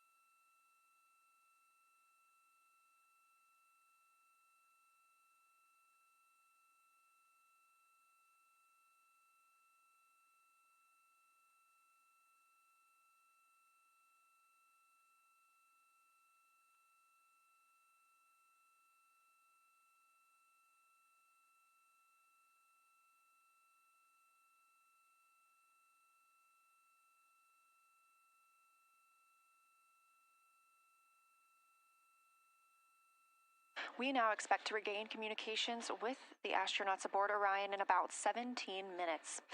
In the meantime, a little overview of how our crew members flying by the lunar far side at an altitude of between 4,000 and 9,000 miles are testing the capabilities of the Orion capsule. Artemis II visualization lead Ernie Wright has simulated views of the flyby using detailed topographic maps of the lunar terrain and photorealistic lighting scenarios. The Artemis II crew members have been using these visualizations to prepare for this historic mission, which is paving the way for future exploration of the moon's surface and beyond. So the most exciting thing to me about Artemis II is just the return to the moon. We haven't been there in 50 years. Human eyes are going to see parts of the moon that haven't been seen by anyone before. It also recommits us to exploring the solar system in a way that we haven't in a long time. And I think it provides an opportunity for younger generations to understand the excitement of doing that kind of exploration. Artemis is our return to the moon after 50 years. The emphasis of Artemis is going to be, first of all, science, but second of all, learning to sustain a presence on another world. First on the moon, but we're hoping that that's a stepping stone to Mars and other destinations in the solar system eventually. Artemis II will be a flyby mission. It's not going to land. We're testing all of the technology that we've created for flying to the moon since Apollo. A lot of systems have been modernized, and we need to make sure that all of those work.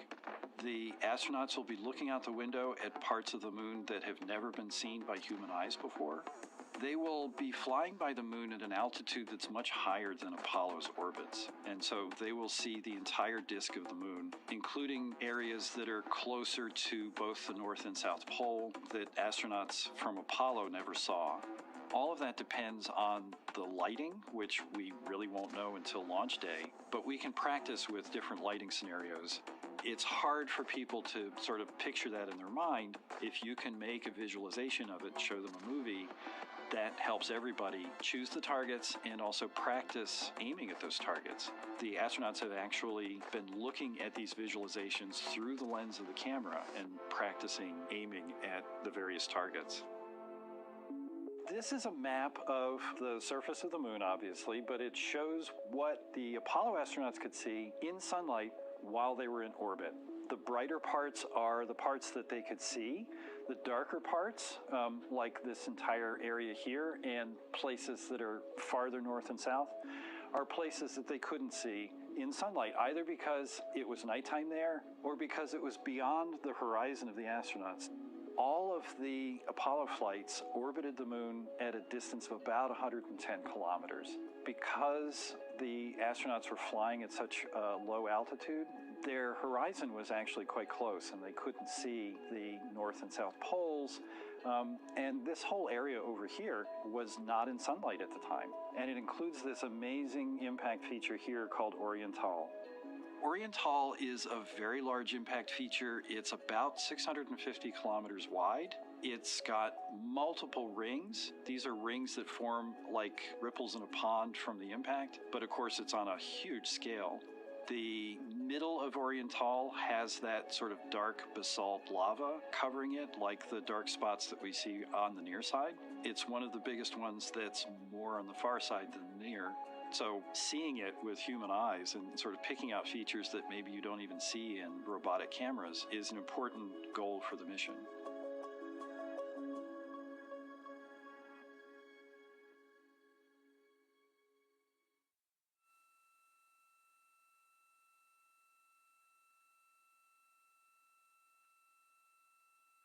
This live view in the Science Evaluation Room, or the SIR, here at Johnson Space Center in Houston, Texas, just down the hall from where we're at in the Artemis Mission Control Room. Teams continuing to monitor the flyby.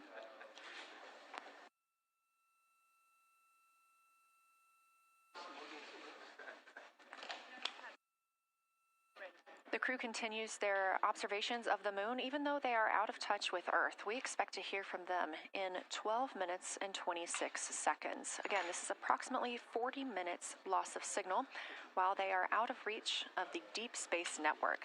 Right now, they are imaging or attempting to image lofted lunar dust. Throughout our coverage, we've talked a lot about the science and engineering behind today's lunar flyby, but we also spoke to the crew about what the moon means to them and how they see its place in human history.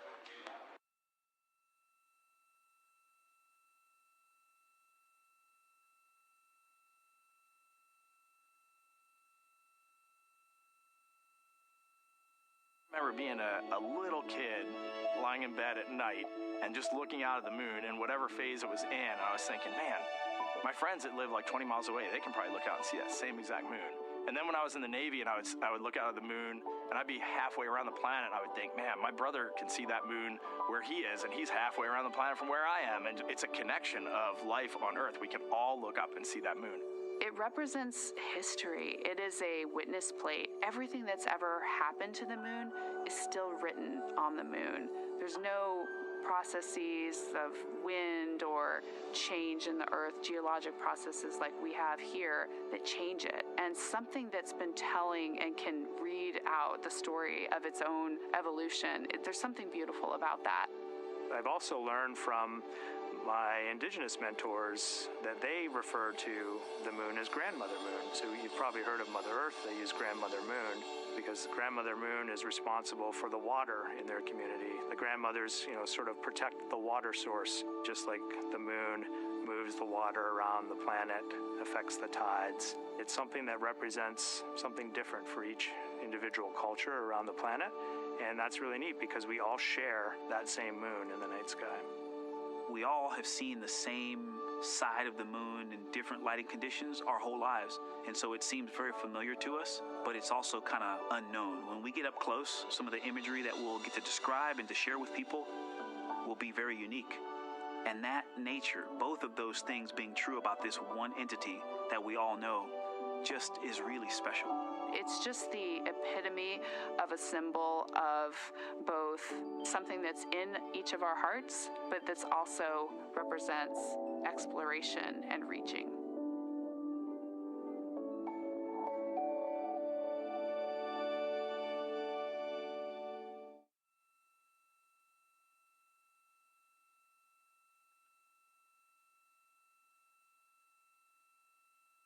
You're looking at a live view inside Artemis Mission Control here at Johnson Space Center in Houston, Texas.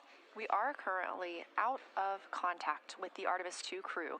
This was a planned, or not really a planned, but a tracked loss of signal that occurs when the crew flies behind the moon. We use the Deep Space Network to communicate with the crew, and when they are behind the moon, they are out of reach of that Deep Space Network. And when you consider our nonstop communications during the time in which we live, this is even more striking. For the Artemis II crew, they're only currently communicating with each other. Now, we expect to regain those communications in under 9 minutes from now, and we also are hopeful for a view of Earthrise. Despite being out of communication, the crew is continuously capturing imagery of their predetermined lunar targets.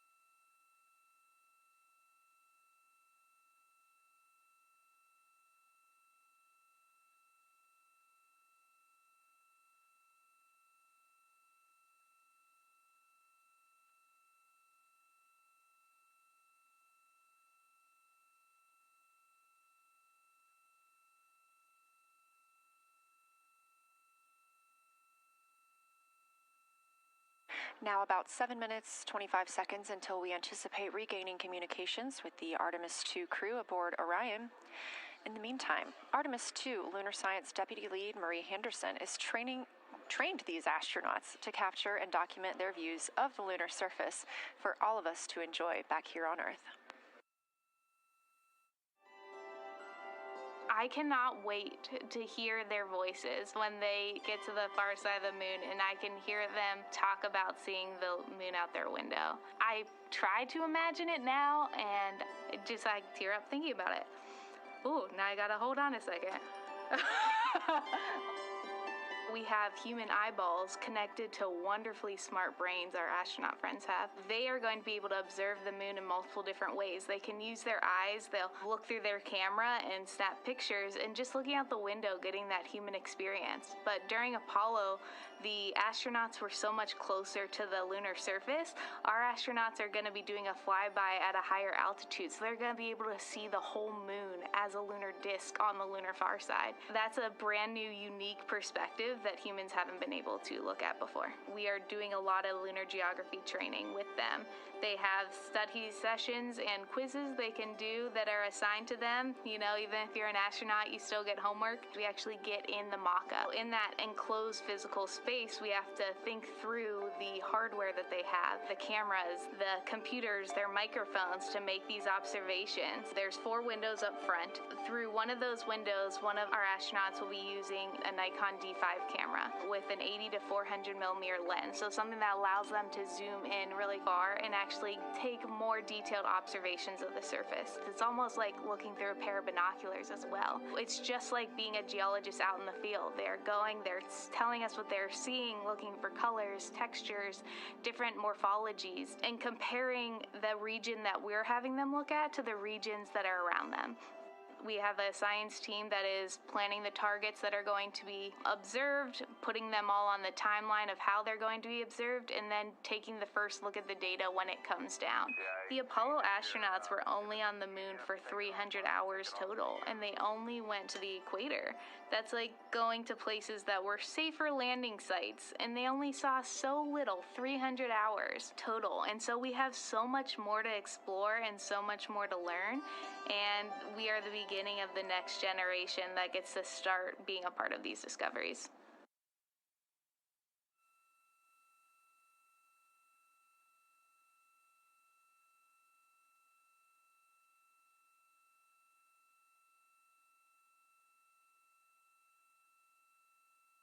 We are now 4 minutes and 28 seconds until we expect to regain communications with the astronauts flying aboard Orion on the Artemis II mission. They are now flying behind the moon.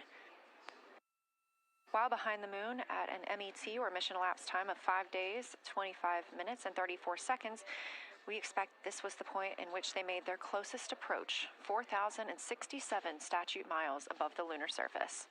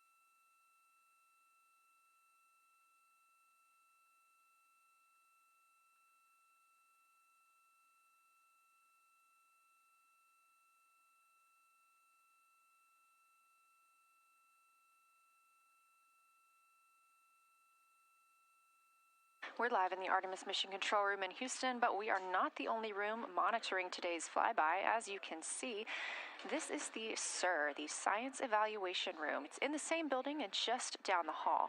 It's a multidisciplinary science team supporting the Artemis II crew in real time, including experts in lunar geology, impact cratering, volcanism, polar science, imaging, and visualization. You can see the SIR here. That's the Science Evaluation Room. It's embedded within Mission Control to provide science input during live operations like what we see today. But additionally, the Science Mission Operations Room is a back room that processes data, evaluates imagery, and supports rapid analysis.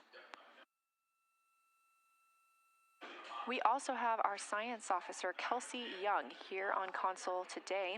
She's serving as the primary interface between the science team and the flight controllers, ensuring science priorities are represented during mission execution.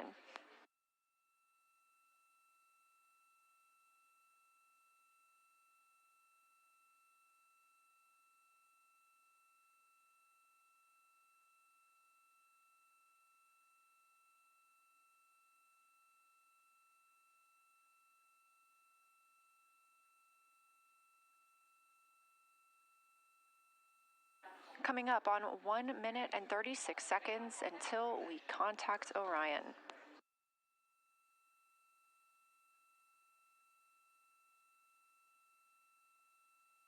Meanwhile, aboard the spacecraft, the crew has continued executing their lunar flyby tasks.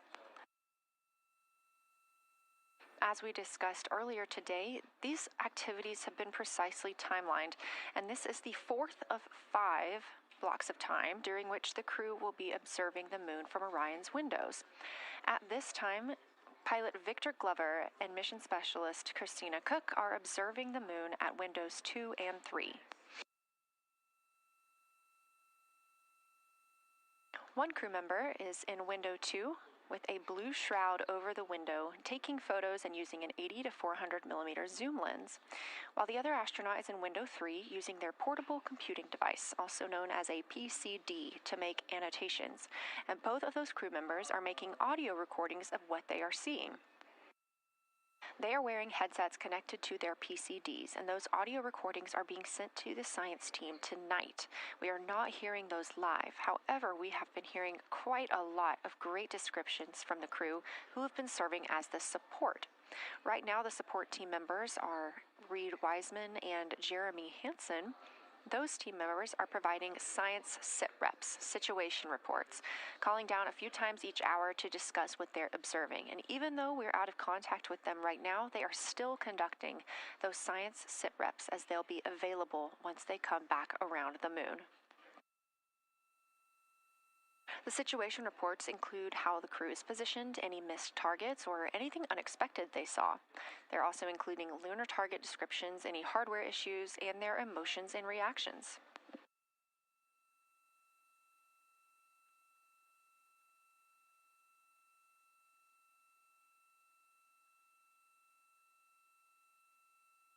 Again, we are standing by to acquire signal from the Orion spacecraft.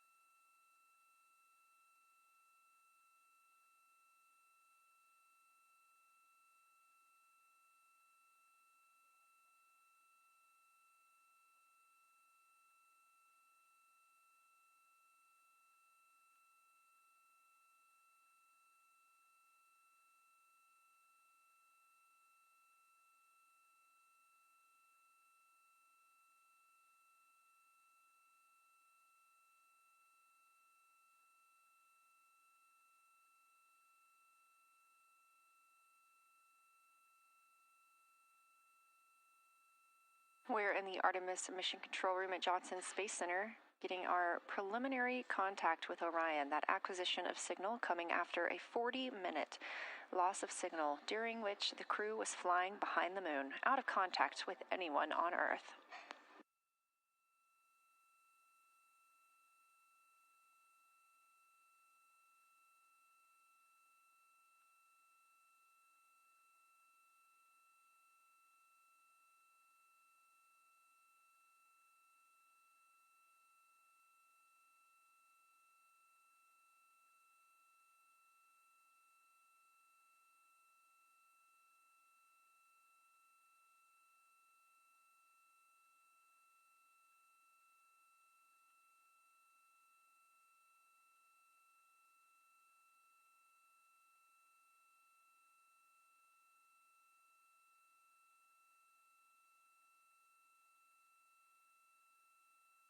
We are getting our first views from Orion after the loss of signal. Orion has come back around the other side of the moon, and that little crescent that you see is Earth, over 252,000 miles away.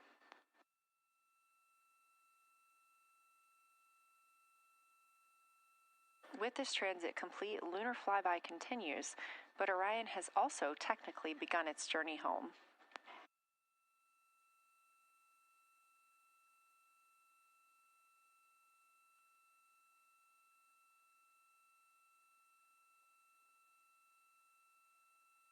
Right now, the crew are getting a few moments to enjoy and take photos of Earthrise for themselves, and we expect to contact them shortly. But we do have good signal coming from Orion.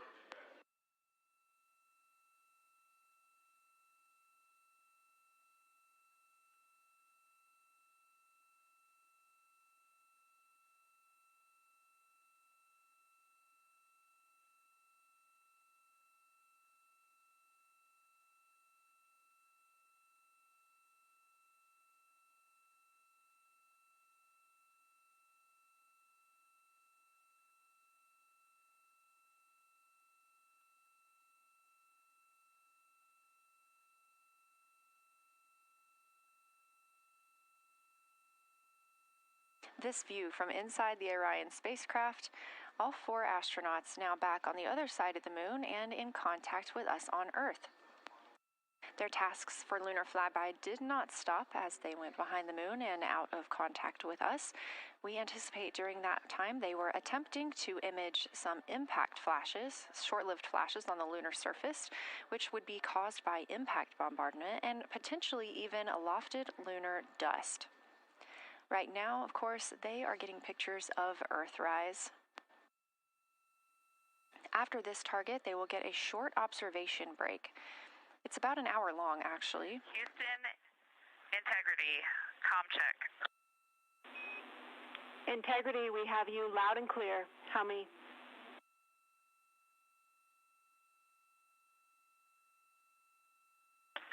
Houston, we have you the same, and it is so great to hear from Earth again. To Asia, Africa, and Oceania, we are looking back at you. We hear you can look up and see the moon right now. We see you too. When we burned this burn towards the moon, I said that we do not leave Earth, but we choose it.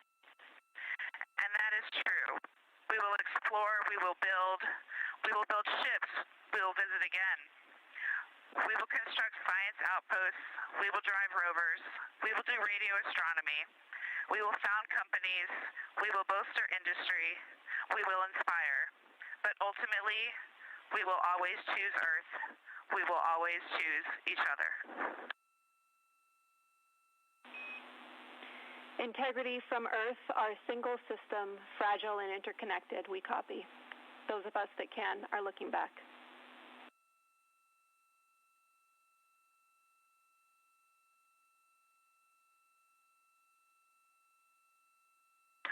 We are happy to say we copy.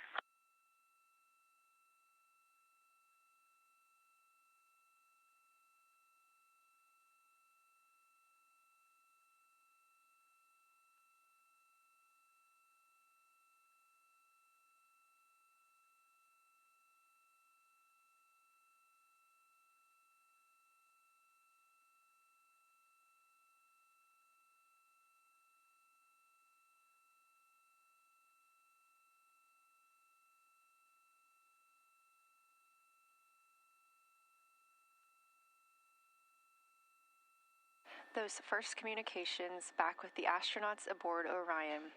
Christina Cook calling back to what she said just before translunar injection burn, that with this burn, we do not leave Earth, we choose it.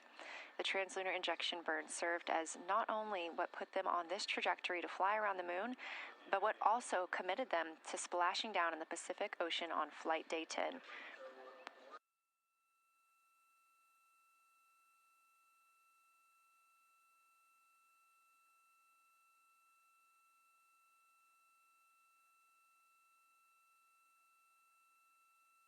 At this time, the crew is entering an observation break.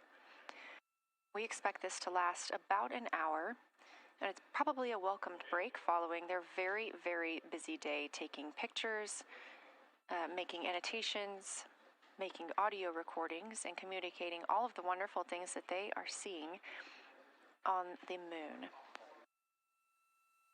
This observation break is also partially due to the fact that we will be entering an eclipse later. This will be the first solar eclipse that humans have seen from the moon. The astronauts will need to wear eclipse glasses for the first 2 minutes until the sun is completely covered by the moon, and then they have additional targets that the science team is hoping that they will photograph. We will have communications with them during that eclipse time frame. Because of that eclipse, Orion's attitude must be changed right now so that its solar arrays are in the sun. This will help it charge the batteries needed to power it through that eclipse time frame. This view on your screen is a visualization. The spacecraft now 4,224 miles away from the moon, and that number will now continue to grow, while the number of distance from Earth, 252,699 miles, will continue to shrink all the way until our crew is back home.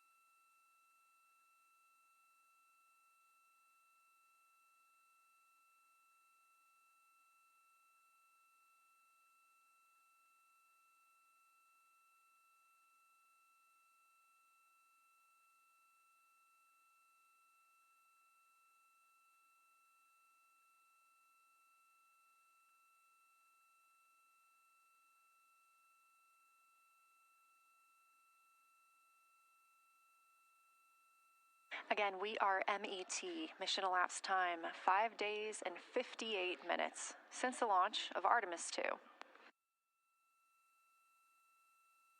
We have reestablished communications with the crew and the Orion spacecraft, now entering a little bit of a break while they are out of visibility, or the moon is out of their visibility. The spacecraft will be reoriented to view the moon ahead of an upcoming eclipse. This current attitude maneuver helps charge the solar arrays and batteries aboard Orion that will power them through the eclipse.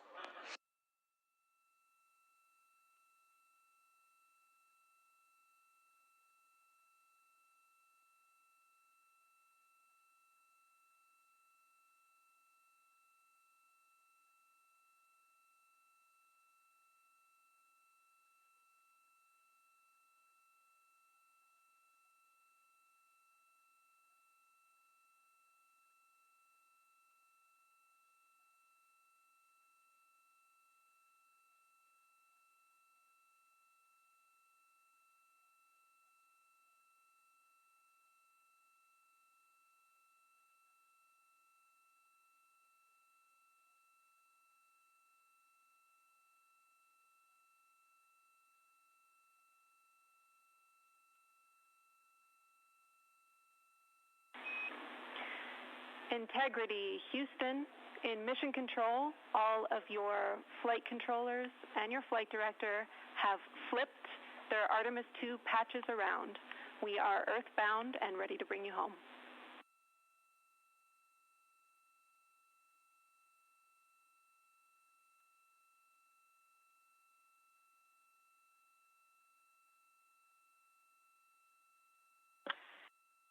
That's great.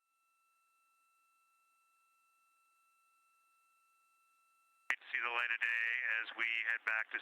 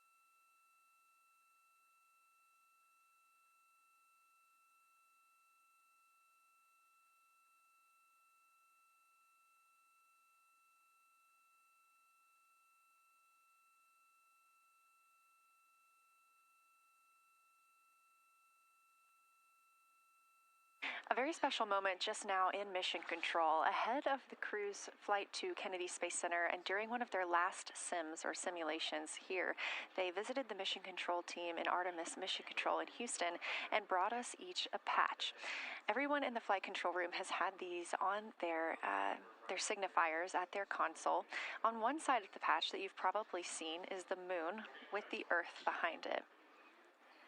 Now that we've passed behind the moon and we are returning home, the flight control team has instructed everyone in the room to switch their patch around so that the Earth is closer and the moon is behind us.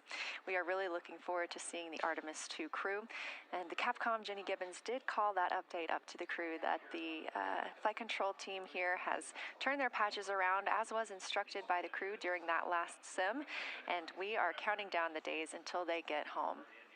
They are now 5 days, 1 hour, and 3 minutes mission elapsed time into the Artemis II mission.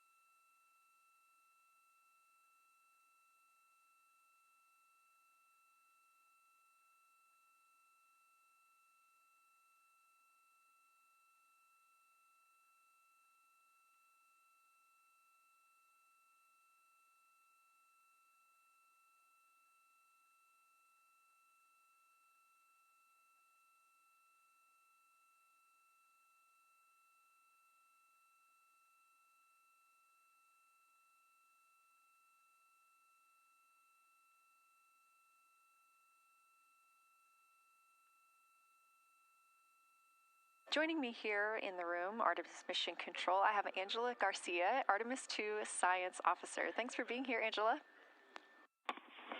It is an honor to be here. What a day. Everyone's been buzzing. I can't contain myself. So it's been a really awesome day. So you're sitting on console at the Science Console now. Have you been in the SIR earlier today? There's a lot going on. So I went here first, and then I'm going to go there after. Clear, Houston.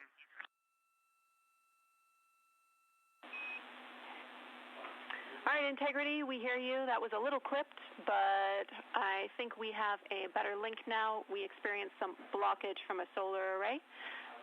We moved it, and we are in bias, tail to sun.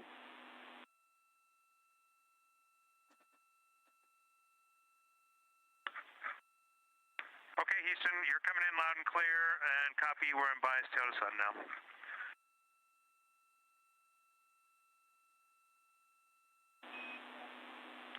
Affirm and Integrity, just so you know, we did not hear your response once we flipped our patches. Jeremy, we heard you call down, but you were clipped, and then we briefly lost comm. Glad we're back.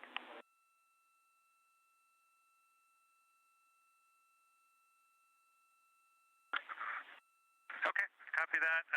We were just excited that we got to share in that you, the MER, and Mission Control flipped your patches around, and that side of the patch is getting to see the light of day. Thanks for sharing that with us. Our pleasure.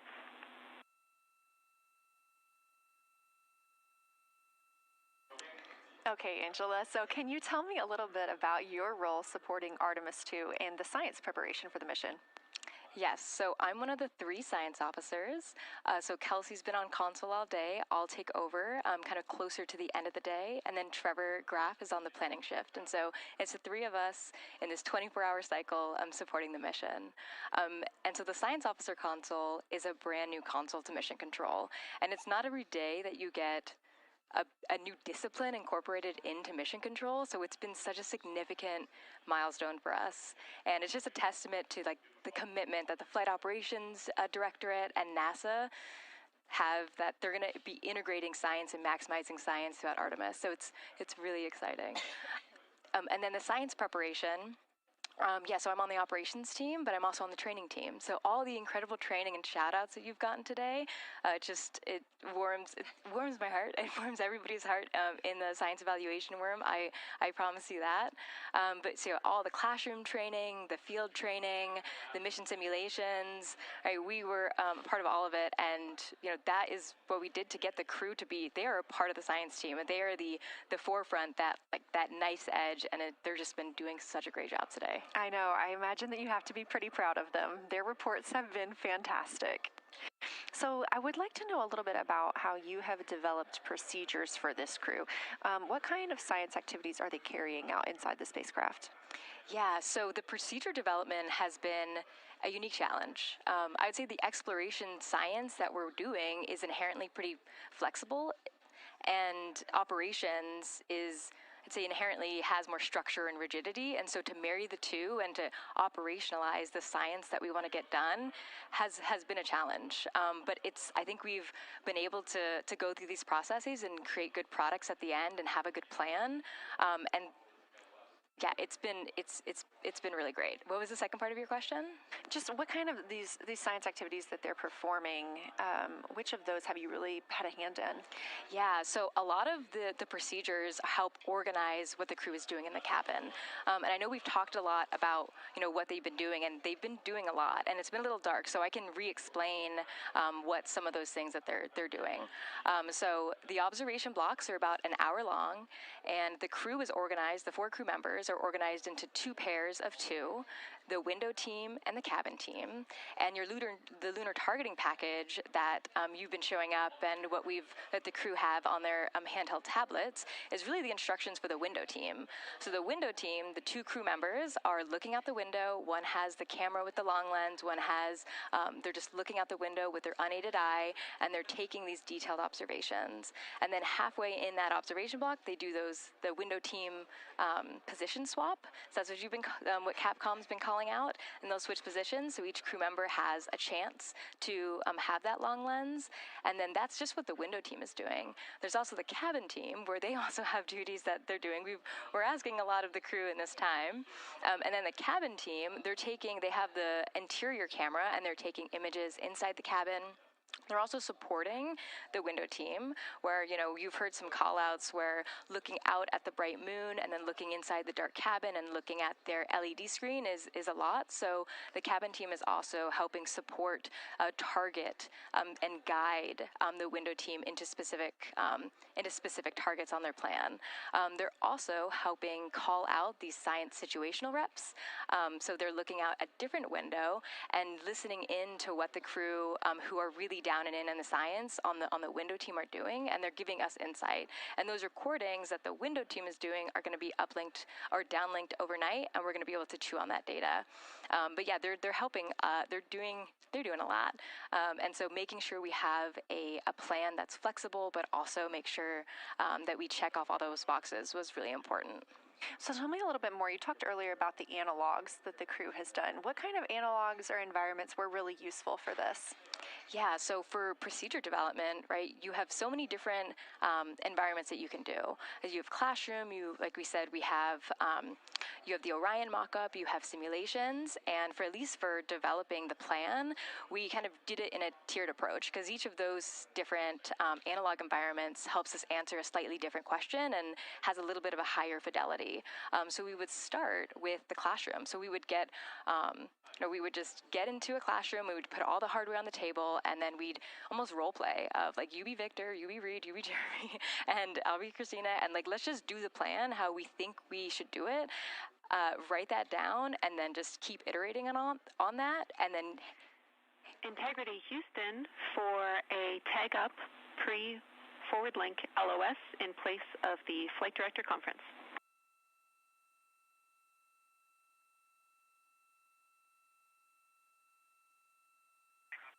Okay, Jenny, we're ready.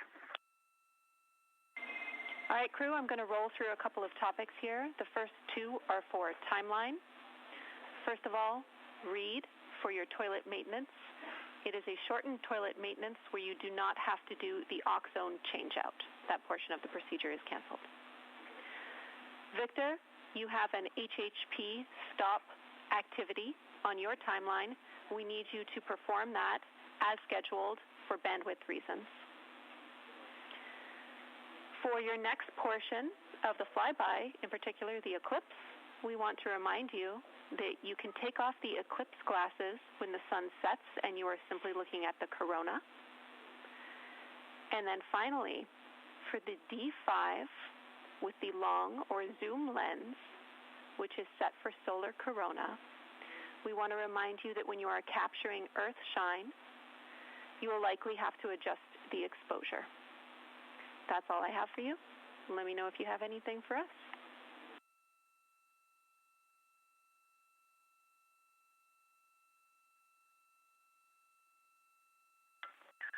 Okay, Houston, we copy all. Thanks for those words, Sydney.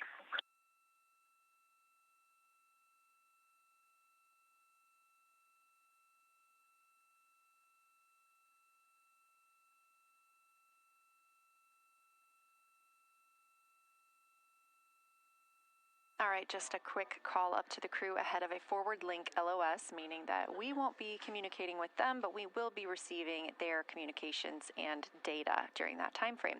So, Angela, we were talking about analog environments. You were telling me about the classroom and getting in there and pretending who's Victor, who's Reid.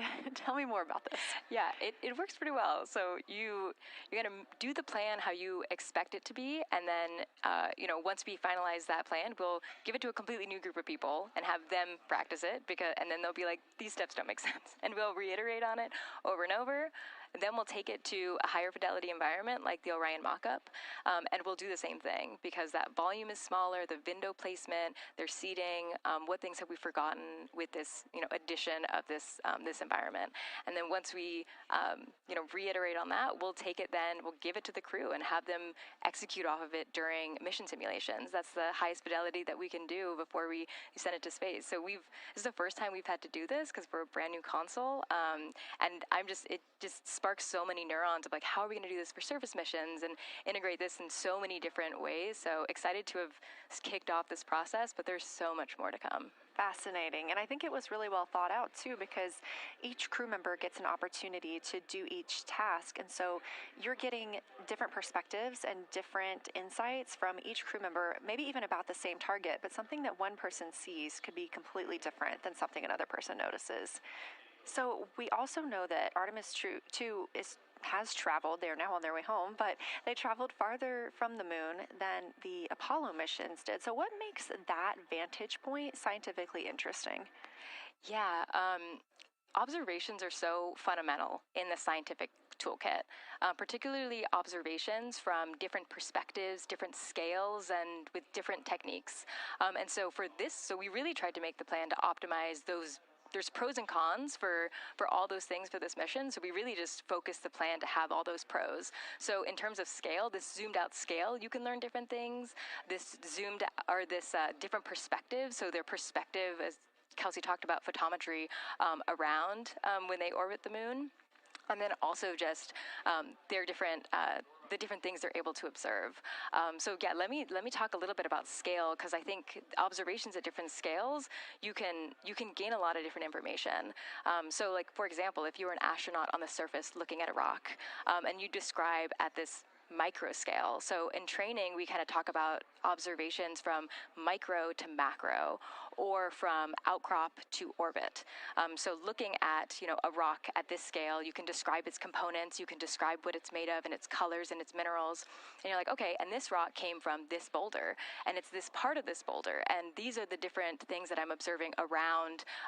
It gives me context to this sample. And then you zoom out a little bit more, and you're like, okay, well, I can see that this boulder came from, it rolled from this mountain ridge, or this high ridge feature. And then because I can see the trail that it came from, okay, now let me describe this ridge and, different parts in it and maybe other boulders that I'm seeing. And then you zoom out further of the orbit scale and you're like, this ridge is a part of this larger crater. So all of those different steps give you different information. And so that's why observations at these different scales and these different perspectives are so important. So this zoomed out kind of far view is this full lunar disk view. It's the full lunar on Earth, we see the full lunar disk as well, but now we're able to see it on the far side, and we're able to see it,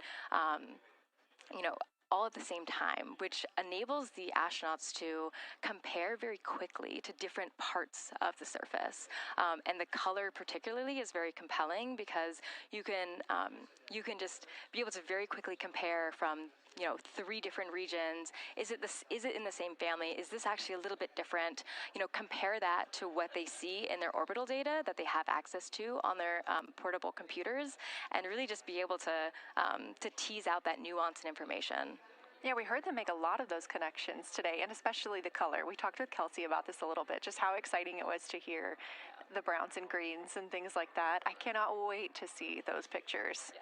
So one last question. We are coming up on the last lunar flyby observation block, and this is when we are going into a solar eclipse. So can you tell me what you're interested in the crew learning during that time frame? Yeah, so the data set. So yes, there's so many things. How to pick one. So I'd say the thing that I'm most interested in seeing is some of their annotations that they're taking. So in this opportunity, it's a very dynamic type of experience in that we don't normally see this activity, and so being able to have crew observe the solar corona and then also annotate it in their on their portable computing device is just such a unique thing that humans can give to missions, and also particularly being able to annotate what they're observing while they're talking about it is also unique to being able to have astronauts in orbit as well, because we won't be able to have annotations on the lunar surface because the astronauts will be in suits. They're going to be collecting samples, they're going to be deploying instruments, and so personally, I'm really excited to see some of these annotations and to see how that develops over time, because you've heard a lot of descriptions, and I think when people are describing something that's unique and different, you can interpret it differently. But if you're drawing and you're marking, particularly just going back to like the color provinces, for example, and those boundaries, you know exactly what they meant. And really, I'm just very excited about those annotations. There's been some famous annotations that the Apollo crew have made, particularly about solar coronas and the structures and lofted dust that have given a lot of debate within the scientific community of they're observing this phenomenon, and now it's our job to hypothesize of like why are they observing this, like what is going on. So I think that's just a really cool part of exploration and science, and this beautiful thing that we're about to do. Well, now you've got me excited about the annotations too. I mean, I've been excited about the pictures and the audio, but now don't sleep on the annotations. I am very excited to see these little sketches that they're able to draw out, and we have pictures that they can just draw right on as like this particular thing is different than what we've seen. So I'm excited about that. I'm excited too. Angela Garcia, thank you so much for joining us today, and have a great time tonight on Console. Thank you, and you've been doing a great job, and it's so excited to see where we go from here. Thank you so much.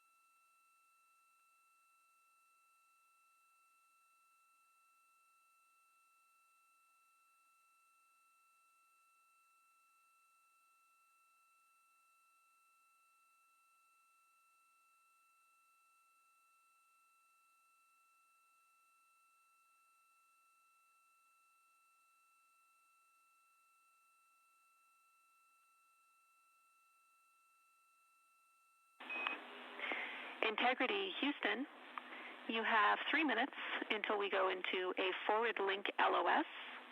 We will be back up with you in about an hour during the eclipse on Madrid.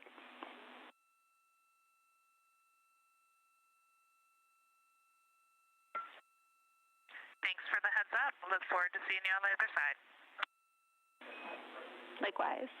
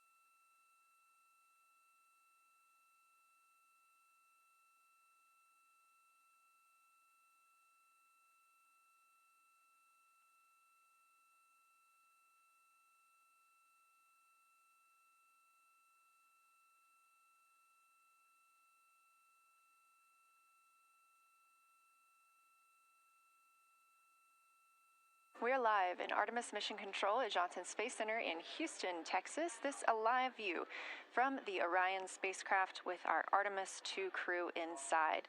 That's Reid Wiseman, Victor Glover, Christina Cook, and Jeremy Hansen. We are still live for our lunar flyby coverage. The crew is in a short break while the spacecraft is pivoted away from the moon. We are going to be going into a solar eclipse. This is the first time anyone has ever seen a solar eclipse from the moon. So it's going to be a unique vantage point for our crew.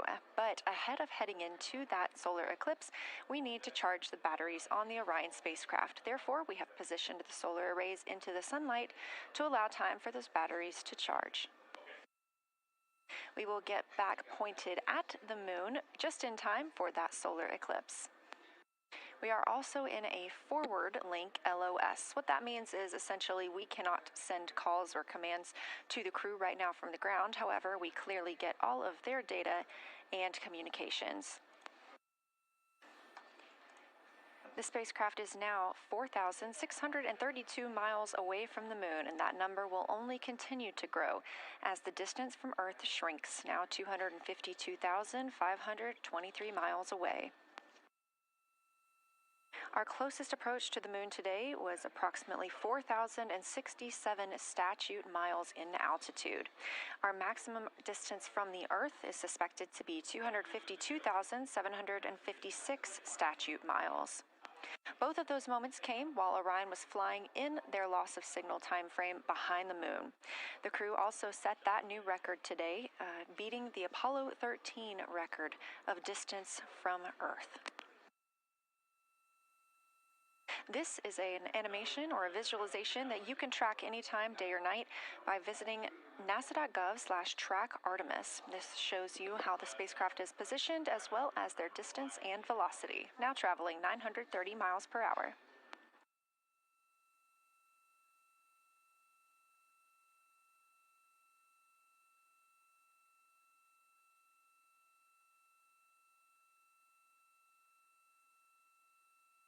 During this break in their time today, the crew is working on a couple of other tasks. Some of those include their National Geographic timeline test. National Geographic was selected through a competitive process by NASA to help tell the story of Artemis II. So you've seen the crew with some GoPros inside the cabin, taking videos and pictures, and with other cameras as well. National Geographic plans to leverage its portfolio of media assets, including magazines, social and digital content, and television programming for engagement opportunities.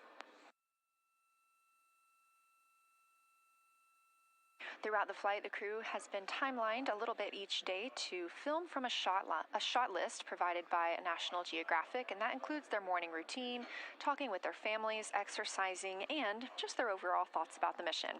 And I cannot wait to see that footage.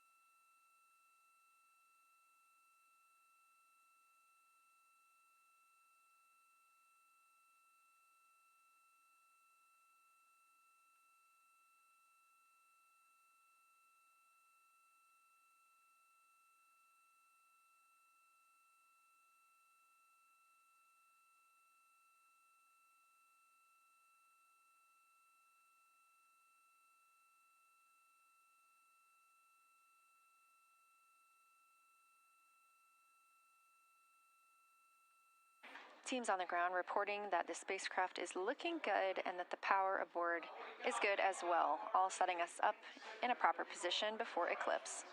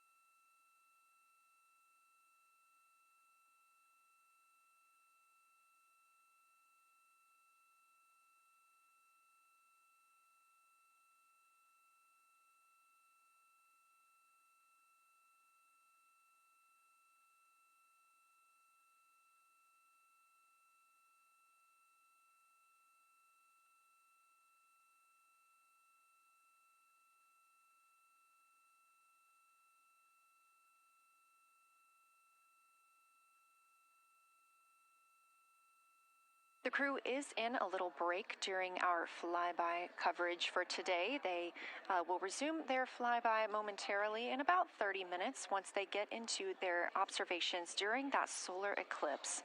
Now, the moon is our nearest celestial neighbor, orbiting Earth at less than 250,000 miles on average. When our astronauts venture there for future Artemis missions, they'll target landing sites near the lunar South Pole.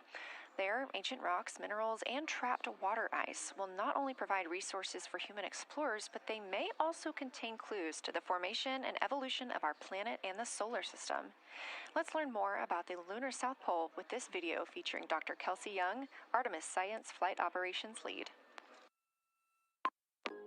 We learned a lot from the Apollo samples, but we still have a lot left to learn about the moon. The Apollo missions visited only a pretty narrow swath of the moon. All the missions were concentrated near the near-side equator. Really interesting and really critical insights were unlocked with the Apollo samples, but we have so many questions still to answer about the moon and the evolution of the moon. And liftoff of Artemis I. We rise together, back to the moon and beyond. NASA's Artemis missions are NASA's plan to send people to the surface of the moon. We'll be sending people and roving assets and scientific equipment to, among other things, answer a lot of really compelling science questions. Scientists have a lot to learn about the moon. It's our nearest celestial neighbor here to Earth, so what the moon has experienced, we've experienced. Except here on Earth, we have things like plate tectonics, oceans, forests, people that erase the rock record. Whereas on the moon, that whole record of our planet's history, of the moon's history, is just kind of waiting there at the surface for us to explore.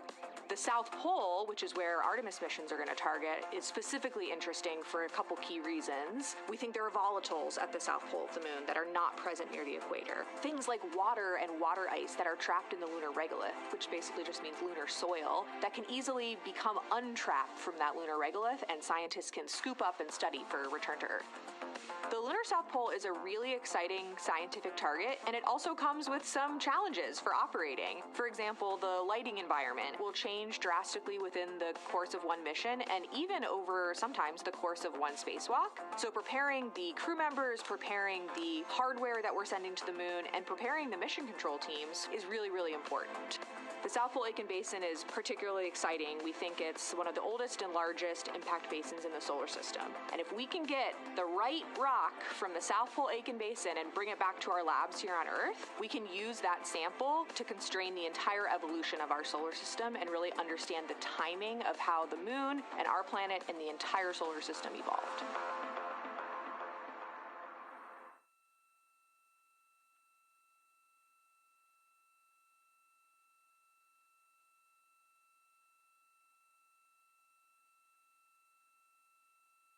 You're looking at a live view aboard the Orion spacecraft of the Artemis II crew, working in the middle of one of their breaks, or really their only break today during this lunar flyby period. Coming up next will be that solar eclipse.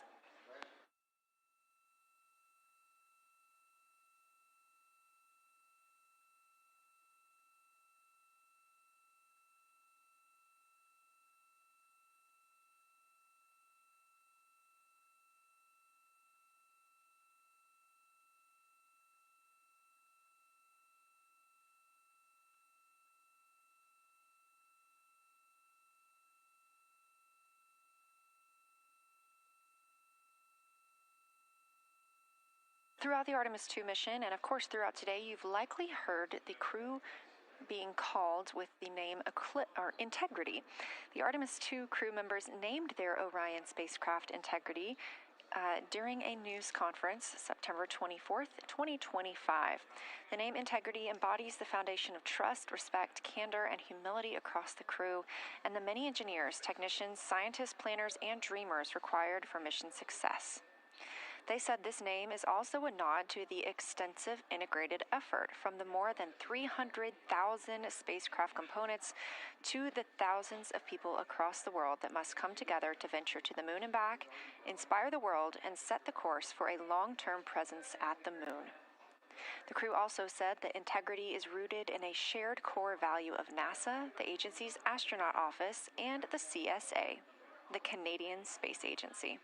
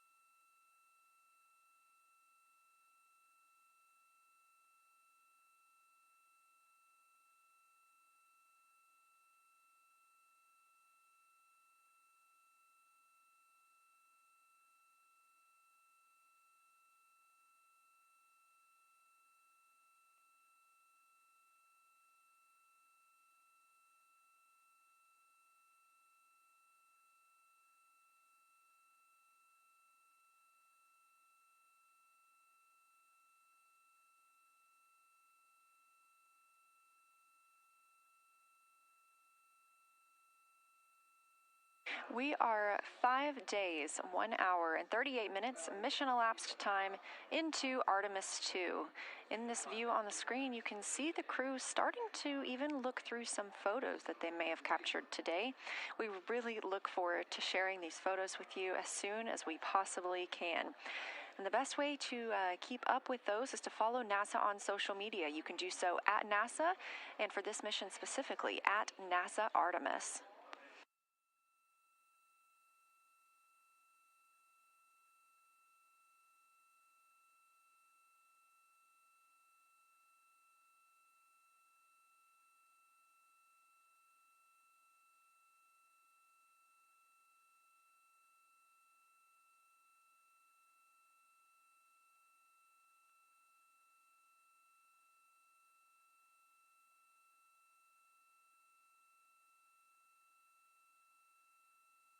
Again, we are in a forward link LOS, or forward link loss of signal with the crew, meaning that we're not able to communicate or send any commands to them right now as they were.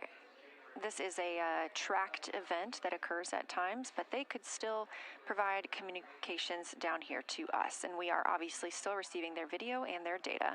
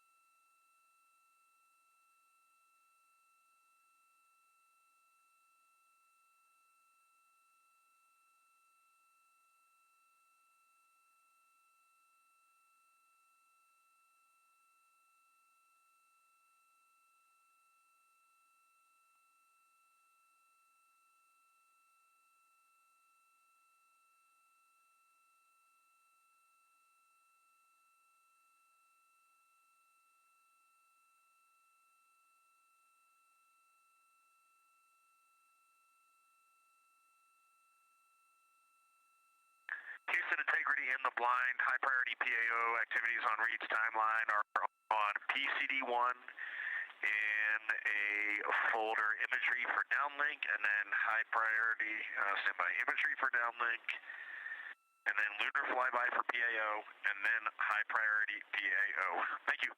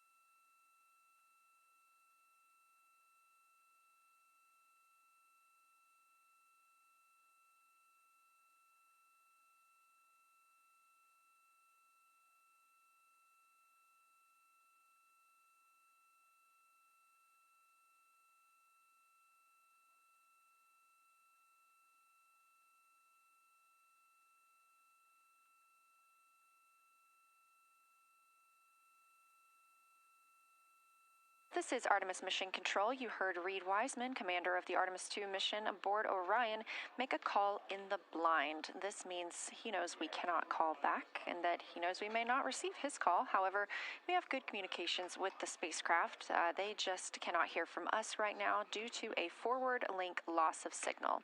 Again, we were tracking that this would occur, and we will regain that momentarily. But that call that came down from Wiseman mentioned some imagery, so we are very much looking forward to getting pictures taken from the moon today. Again, to see those images, make sure you follow NASA on our social media at NASA and at NASA Artemis.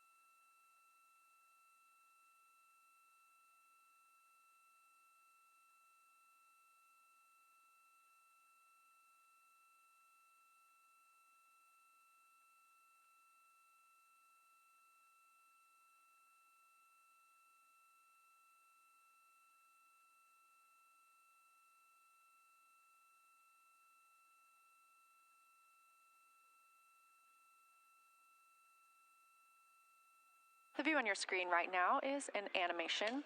This is called Arrow, or Artemis Real-Time Orbit website. You can visit this for yourself at nasa.gov/trackartemis, and you can watch as we continue to grow closer to Earth and farther away from the moon. It's all seemed to happen so fast so far, and we're coming up on splashdown now in 3 days, 23 hours and 31 minutes.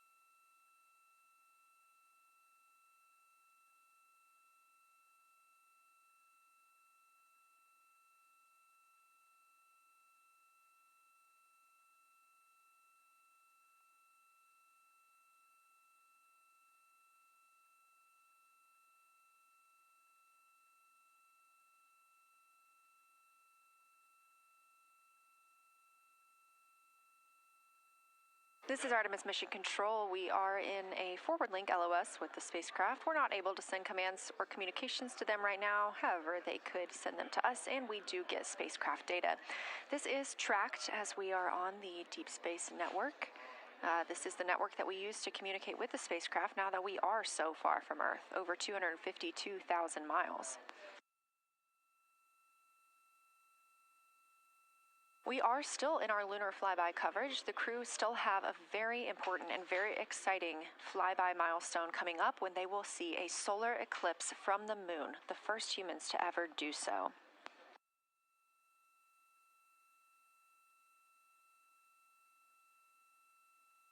Something that we also have to consider when it comes to our missions and launches is space weather. So since the Apollo 16 and 17 missions, there were some solar eruptions near that time frame that could have been dangerous to our explorers. Over those 50 years since those storms, the data, technology, and resources available to NASA have improved, enabling advancements towards space weather forecasts and astronaut protection, which is key to NASA's Artemis program to return astronauts to the moon.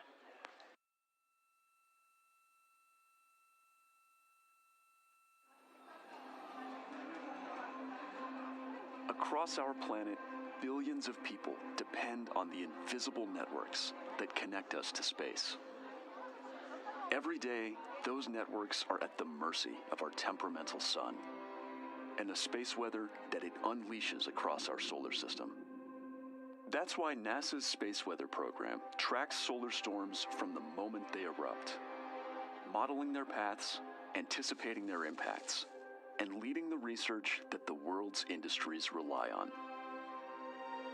NASA's space weather research and modeling is driven by the needs of society and enables critical decision-making that equips pilots to reroute around high radiation areas, farmers to adjust GPS-based precision planting and harvesting plans, and power grid operators to mitigate the impacts of potential surges. For those exploring other worlds, NASA provides 24/7 space weather monitoring for Artemis crews at the moon and future Mars astronauts who may be exposed to dangerous levels of radiation during solar storms.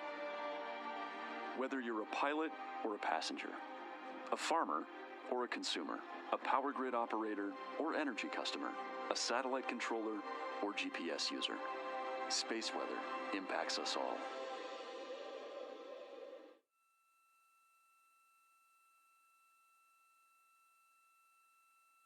This is a live view from the Orion spacecraft on the Artemis II mission. It's now been 5 days, 1 hour, and 54 minutes since we launched.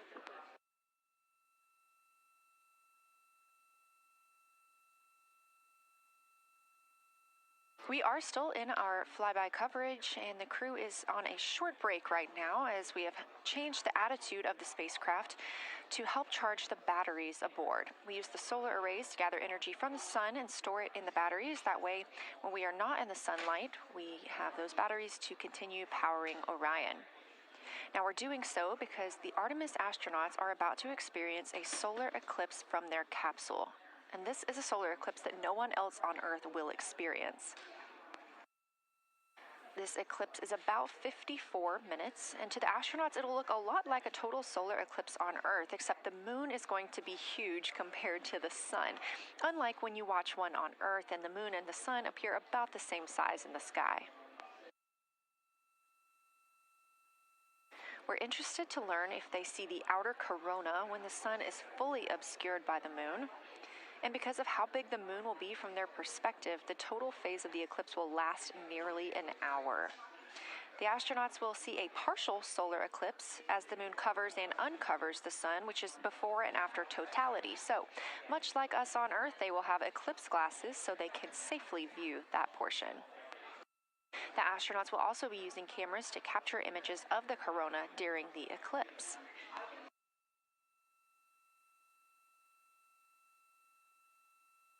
There also may be some other planets visible during the eclipse, including Venus, Saturn, Mars, and Mercury.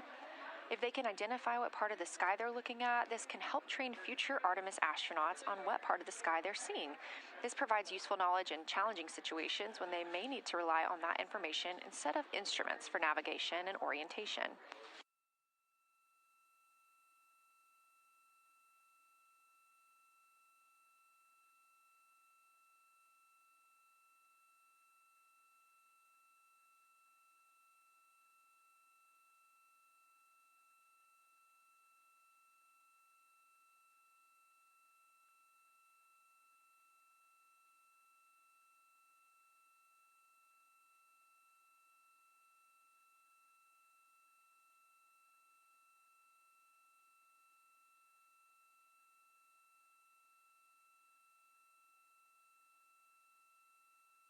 Confirmation from teams here in the ground that we have reached the eclipse attitude, meaning Orion is in the proper position to observe it.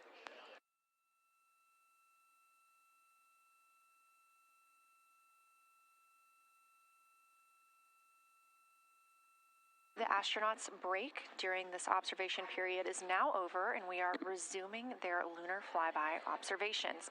The first of these is sunset.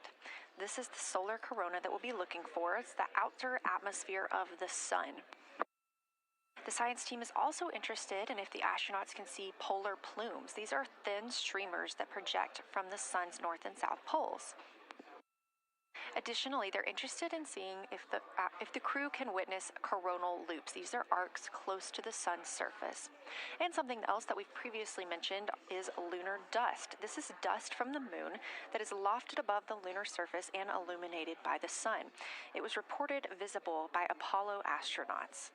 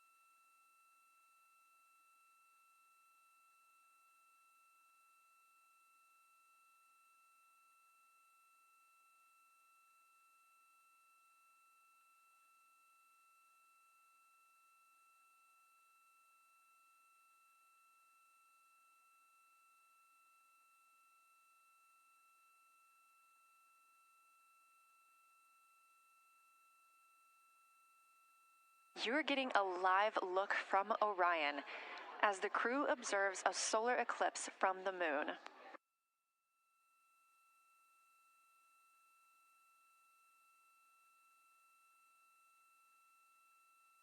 Again, this solar eclipse is only visible to the crew on the spacecraft. It's not visible to anybody on Earth.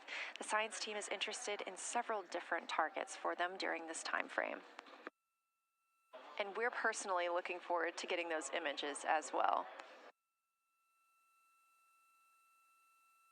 Again, during the beginning portion of this eclipse, the astronauts will need to use eclipse glasses just like we do from Earth to safely view it. Once the moon has completely covered the sun, they'll be able to take off those glasses for almost an hour. Totality on Earth during a solar eclipse lasts only a couple of minutes, so this opportunity gives them a chance to look out into deep space and to look into see if there are other planets nearby.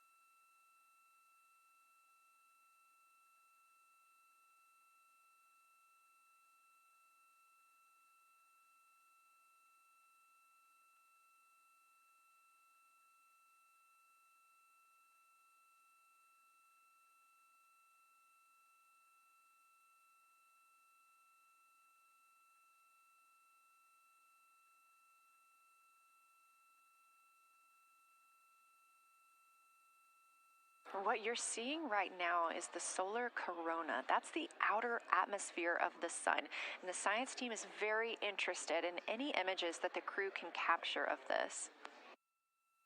They're hoping that they'll take pictures and describe the visibility, color, and shape of the solar corona as a whole and its substructures, those plumes and streamers.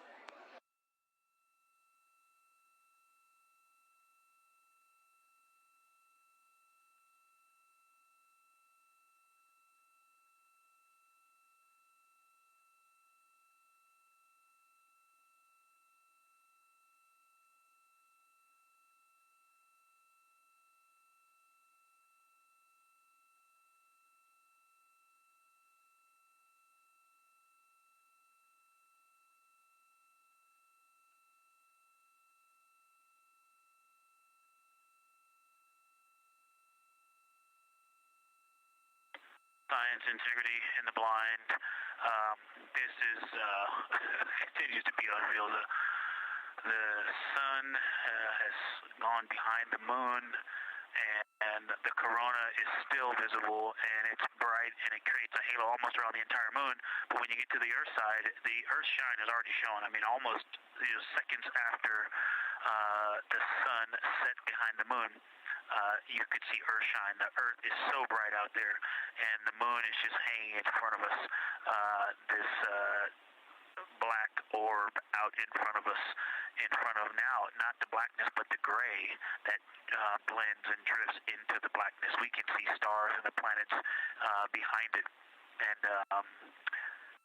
Christina is in window 1, Reid is in window 2 with the long lens, and Jeremy is describing it in window 3, and it is quite an impressive sight.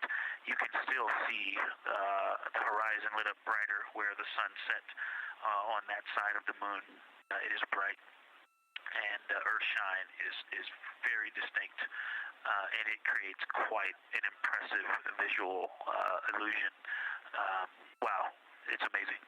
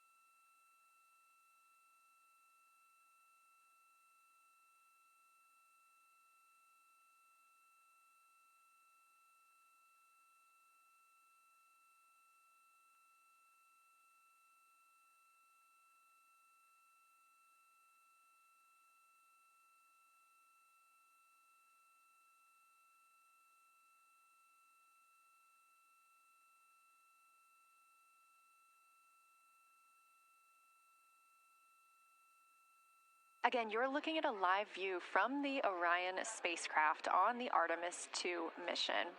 Orion is now 252,125 miles away from us all on Earth. We're here in the Artemis Mission Control Room in Houston, Texas, and what you had just before we lost that view quickly was the corona of the sun peeking around the moon as the astronauts are entering a solar eclipse for this portion of the lunar flyby. We're now over 5,500 statute miles from the moon. That closest approach today was just about 4,067 statute miles away. And teams in the room beginning to get a little busier and filter in and out as we are stepping through a handover. The Orbit 1 team is handing over to Orbit 2, who will continue monitoring lunar flyby and all of the systems aboard the Orion spacecraft.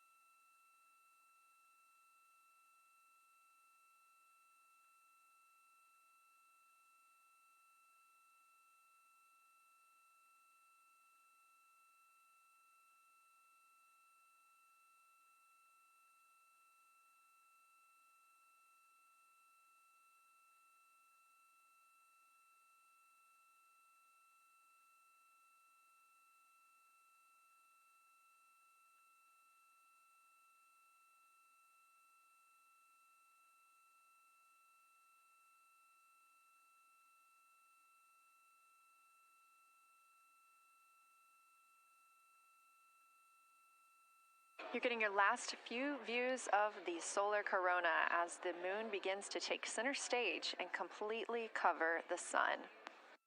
If you see that bright dot up near the top left of your screen, we think right now that that may be a part of the spacecraft, but we'll be sure to correct that if we end up figuring out later that it is something else entirely.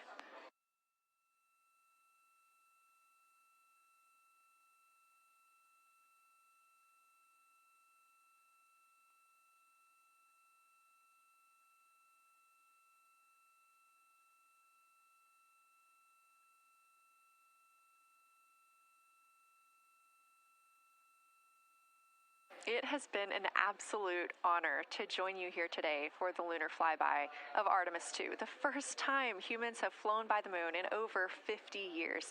I'm Leah Cheshire Mustachio, and I'm excited now to hand over the team is shifting around in the windows, and we are transferring settings on a camera to pick up Earth shine, and it is amazing. The brightness where the sunset is still bright. I think there may still be corona visible, but that part of the horizon is still lit brighter, and you still have a distinct Earth shine.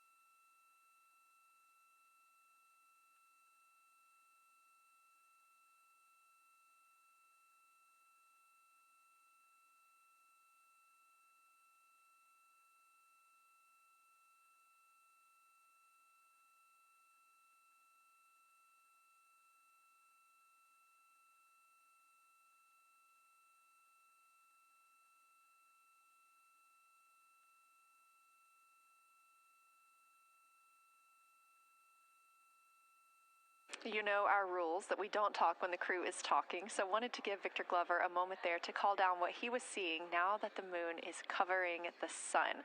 A really amazing time during today's lunar flyby. Again, thank you so much for letting us help tell this story today. I am Leah Cheshire Mustachio, handing it over to my friend Anna Schneider at the PAO console as the Orbit 2 team comes to join us. So thank you so much, and I hope you all enjoy tonight. Anna, you can take it away.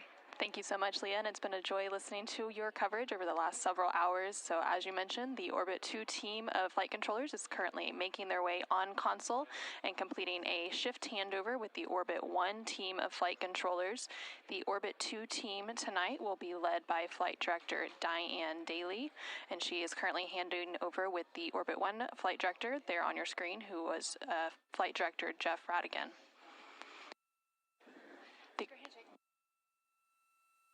The Artemis II crew currently on board the Orion spacecraft. It continues to observe the eclipse that they are witnessing. There's about 43 minutes remaining in that eclipse period.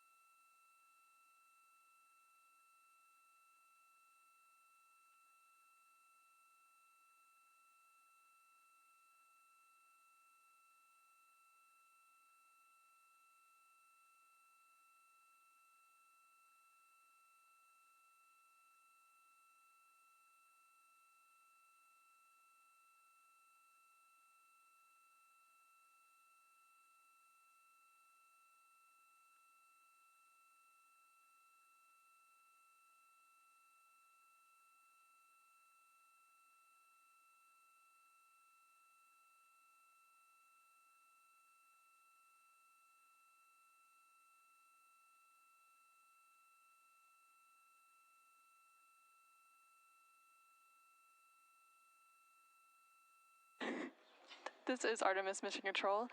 You are currently seeing a live view of the solar array wing cameras on the Orion spacecraft. We spoke with our science team, and they did determine that that dot in the distance is Venus.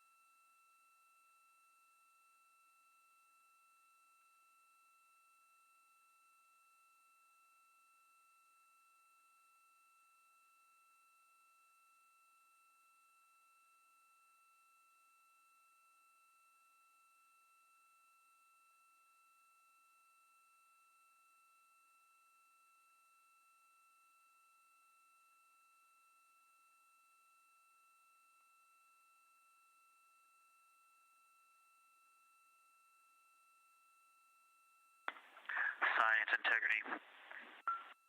Let's see, not a huge change in here, just an update. The camera settings for Earthshine are challenging. This one's challenging to capture. What we're seeing, we're just not picking up on the cameras. And after all of the amazing sights that we saw earlier, we just went sci-fi. This has, it just looks unreal.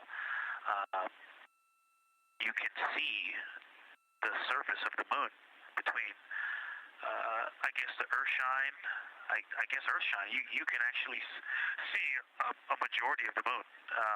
It is the strangest looking thing that you can see so much on the surface.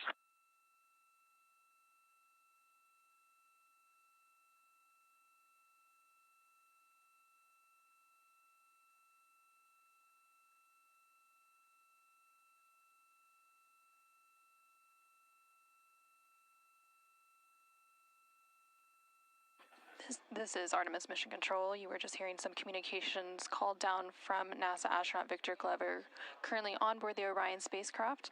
They are currently observing an eclipse. There's about 39 minutes remaining in that eclipse period. Currently, we are in a forward link LOS, or loss of signal, so the crew can communicate down with... He's seen 2 meteors, science.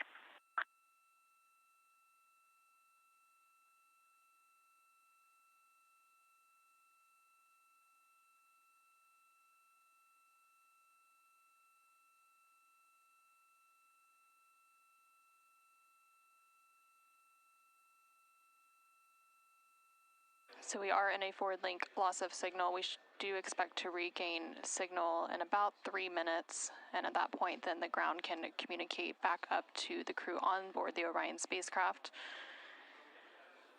In the meantime, the crew can continue to communicate down to the ground. The ground is just unable to respond, so they are continuing to provide some science observations during this eclipse period. They've made some comments about Earthshine, which is the sunlight reflected from Earth when they come around towards the moon's near side late in this flyby window.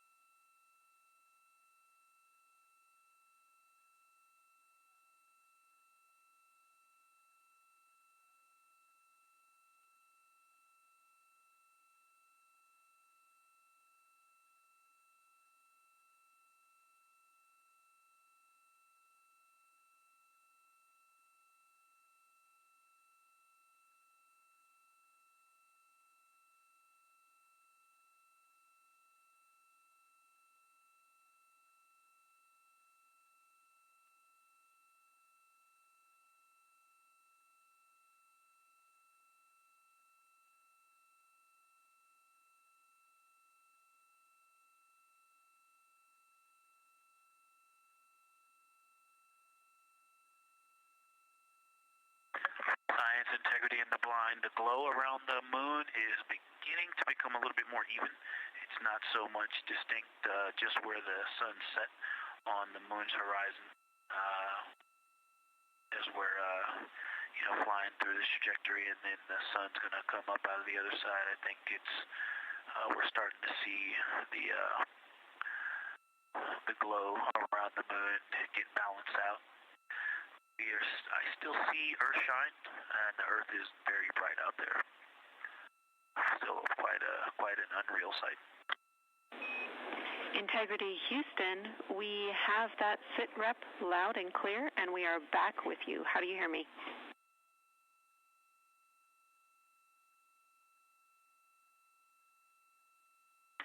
Hey Jenny, we have you loud and clear, thanks. Copy. Victor, we're handing you over to science for some critical questions. Thanks for your report.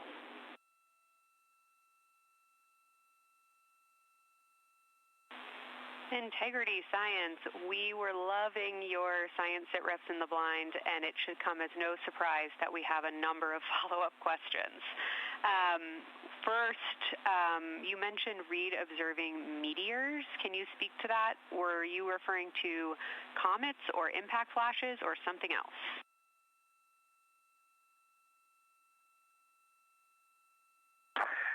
Yeah, there was a little bit of giddiness. We have seen 3 impact flashes so far.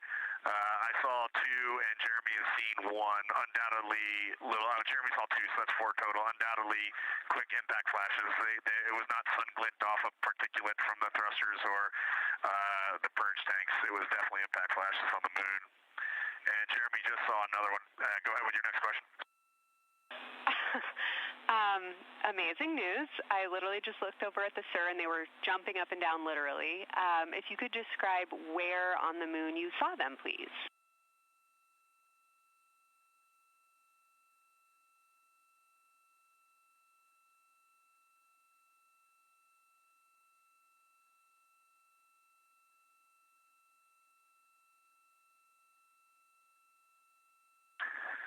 So they've all been either on or a bit south of the equator and on the Earth side of the moon.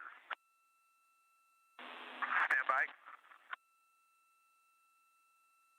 All right, so Jeremy has seen them kind of on and south of the equator, kind of spread across the moon, and mine were both south of the equator and just a little bit left of center of the moon. Incredible news, Reid, and reminder, we have citizen scientists here on Earth looking for impact flashes, so hearing you saw them on the near side means that people saw them too.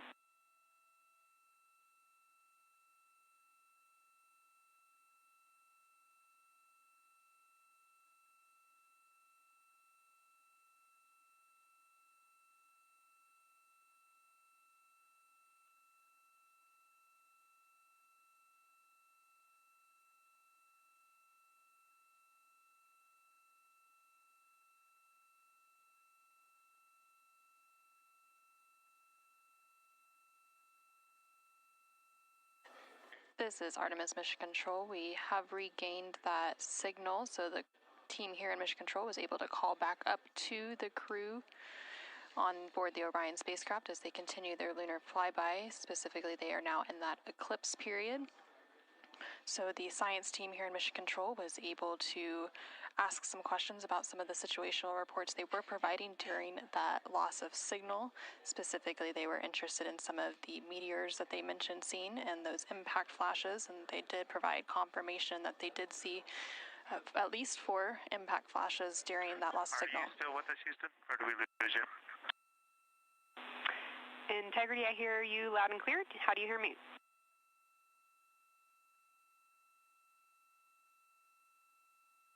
Okay, we got you loud and clear. One of the other things I wanted to describe, which was surprising to me, but the entire moon is lit up. It's glowing behind the entire moon. I thought it would look, dark against the black sky or deep space, but the sun is lighting up the entire limb of the moon. You can see the entire perimeter of it, and even now with the sun far behind the moon, you can still make out little bits of topography around the entire limb, just bumps as you go around it. And there's about the glow around the moon, once your eyes adjust, is easily 10 widths or diameters of the sun around the entire moon.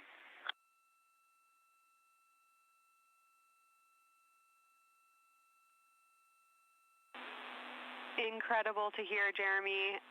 Were you able to actually pick out any discrete features on the lunar surface? And if so, how do they look different than when you observe them in solar illumination?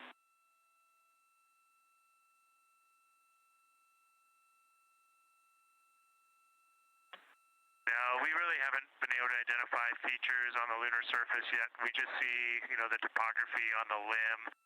For the Earth glow, we're about a quarter moon, waxing quarter moon, if you will, from the Earth glow perspective, and it's just at a very, just the sight angle. I'm just not able to tell what I'm looking at yet in the Earth glow.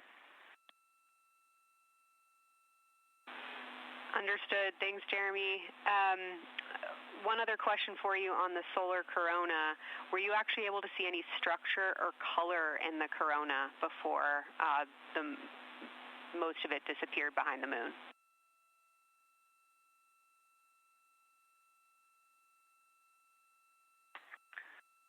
Yeah, I didn't pick out any color, but definitely structure. There were streamers, and they were not uniform at all. For me, the 5 o'clock position, there was just this constant streamer. It would change in intensity and diameter, but it was always there, and it was always at the 5 o'clock position. I only saw one plume, and it came out of basically the 3 o'clock position of the sun. That was very short-lived when I could see the plume. Exactly what we were looking for. Thanks, Jeremy. And a heads up that we, calculated here on the ground about how long you could see the corona for, and we expect it to start to appear again in the next 11 minutes. Thanks for those amazing descriptions.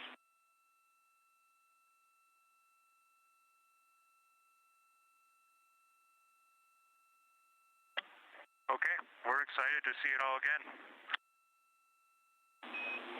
Integrity Houston, we're following along as well. That was outstanding. If you haven't already, just reminding you to swap positions at the windows. And that brief LOS we had previously was due to a data rate change expected.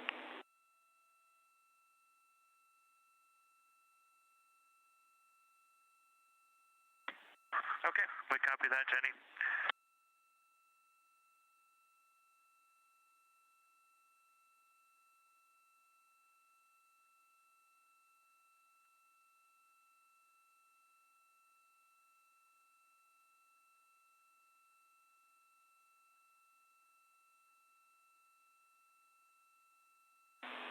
Integrity Science, one more request for you.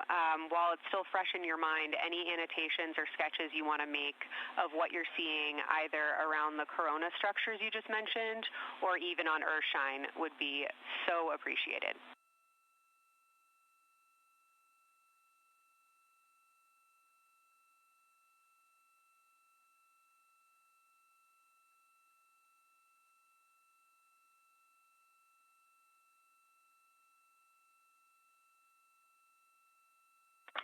Okay, Kelsey, it's going to be pretty hard to go look at a PCD right now, but we'll definitely try and annotate what we saw.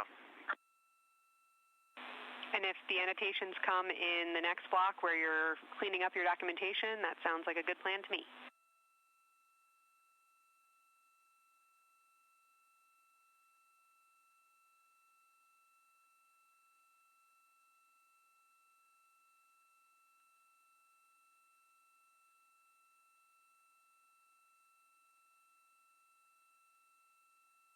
This is Artemis Mission Control.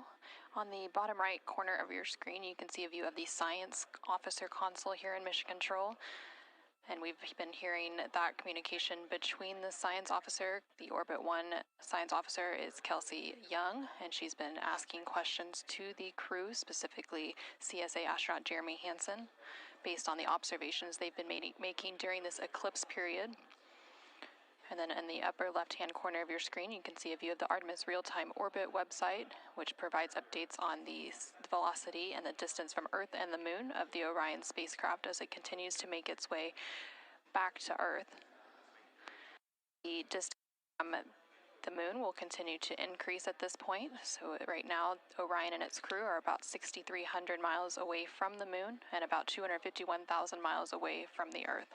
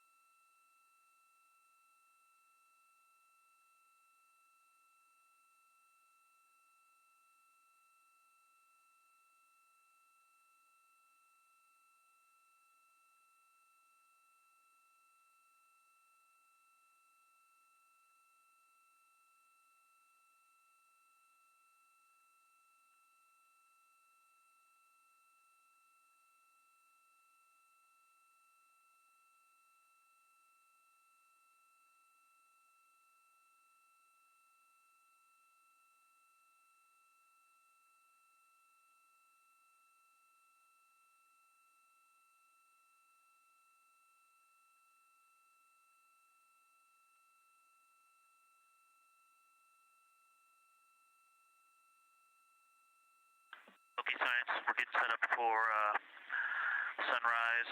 The window teams are, Christina is supporting, and also Azina in window 1. Jeremy's got the long lens in window 2, and the short lens in window 2. And Reid is in window 3, and he has started recordings and is set up to see Corona.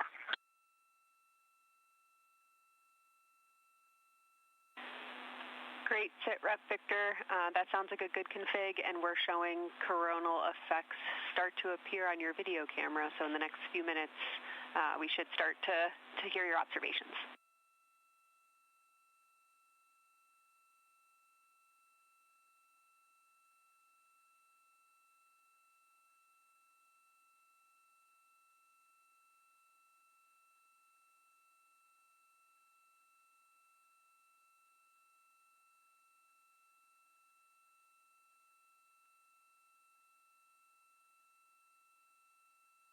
This is Artemis Mission Control. We just heard the crew call down to the team here in Houston, reporting that they have swapped out who is in the windows for the final portion of the lunar flyby. So Christina Cook is in window 1.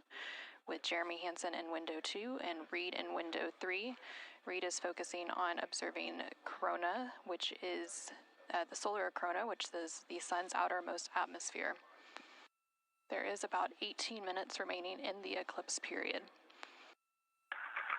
Science and Houston integrity. I know this observation won't be of any scientific value, but I'm really glad we launched on April 1st because humans probably have not evolved to see what we're seeing. It is truly hard to describe. It is amazing.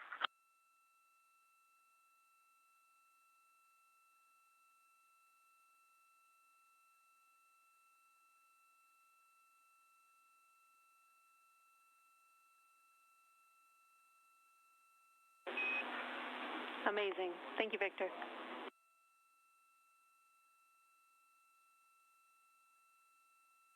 And just one more logistics note. We have gone as dark as we can in the cabin. We have turned the DUs all the way as dim as they can go, so you can't see anything on the screens. Every bit of light in the cabin affects the view. You're definitely seeing the brightness go closer. It's definitely brighter on the Earth-shine side, and so we're expecting to see some corona here soon. We copy all. Excited for what you see next.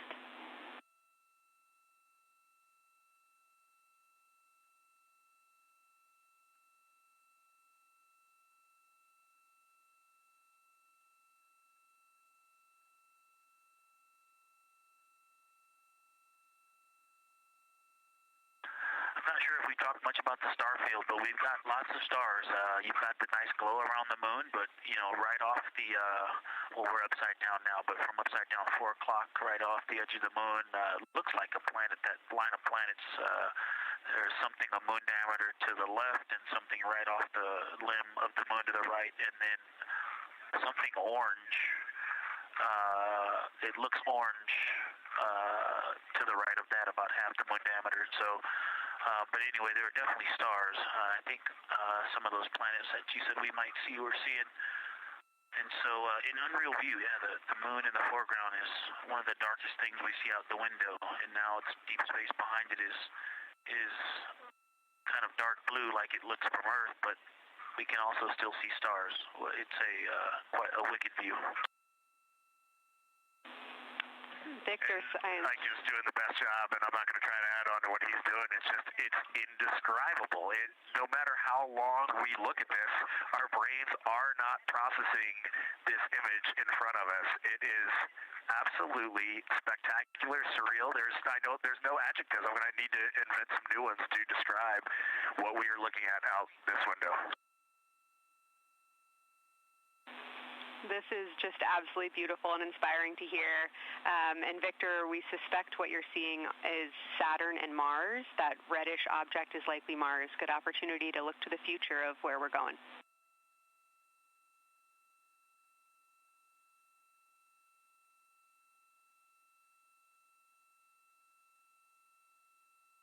Yeah, we can absolutely see the color of Mars.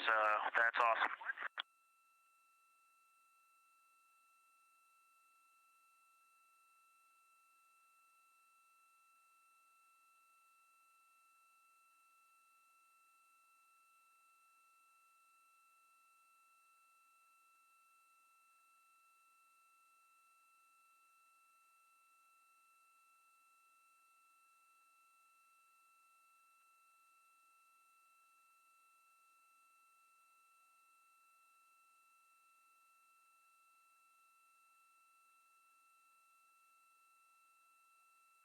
Okay, and from this vantage point, the 4 o'clock on the Earth-shine side is definitely getting brighter, still no coronal structure.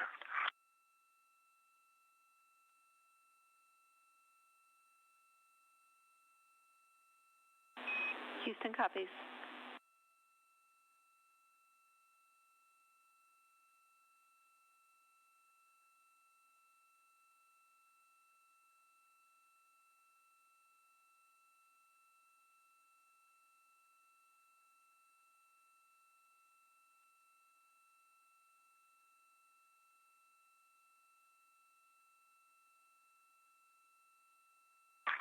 We aren't able to distinguish which Mare is, but we can clearly see Mare in the Earthshine.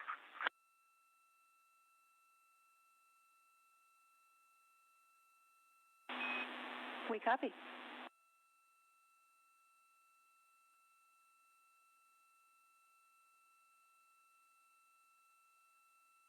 This is Artemis Mission Control in Houston, Texas. We have not seen an impact flash in the last 5 minutes. Sounds unlucky, but you had a pretty strong start, so we'll take it. And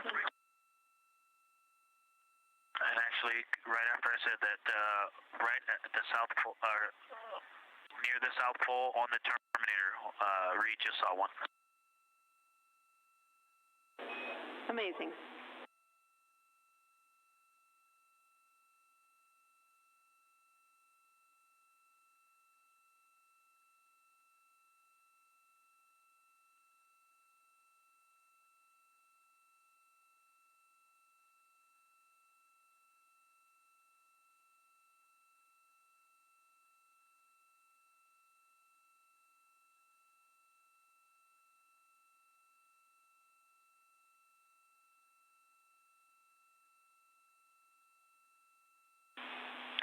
Integrity Science, and as you look around our solar system neighborhood, you should see Saturn setting behind the moon right now.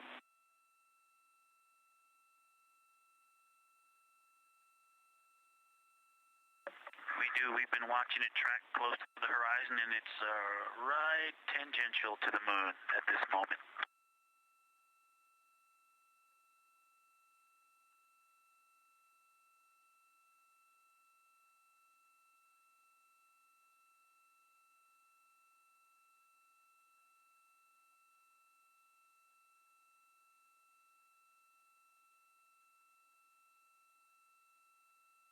This is Artemis Mission Control in Houston, Texas. We are currently 5 days, 2 hours, and 44 minutes into the Artemis II mission, and we have about 11 minutes remaining in the eclipse at the latter half of the lunar flyby that the Artemis II crew is experiencing on board the Orion spacecraft.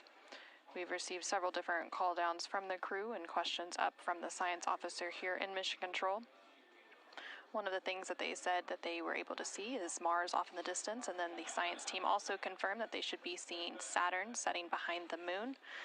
They've also acknowledged seeing several different impact flashes, and these are flashes of lights from meteorites striking the surface of the moon. They've also mentioned the solar corona, which is the sun's outermost atmosphere. Here in Mission Control Houston, the Orbit 1 and Orbit 2 teams have officially completed their handover. So the Orbit 2 team is now leading here in Mission Control, and that is being led by Flight Director Diane Daly, and the Capcom here in Mission Control will be Tess Caswell.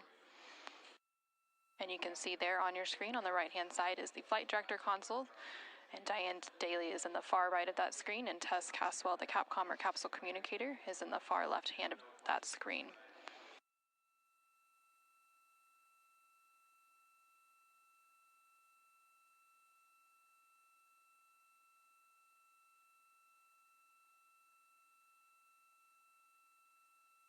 The light is continuing to grow in intensity. At about the 4 o'clock position on the, the 8 o'clock position on the Earthshine side. Saturn has set. Mars is tracking towards the moon's horizon.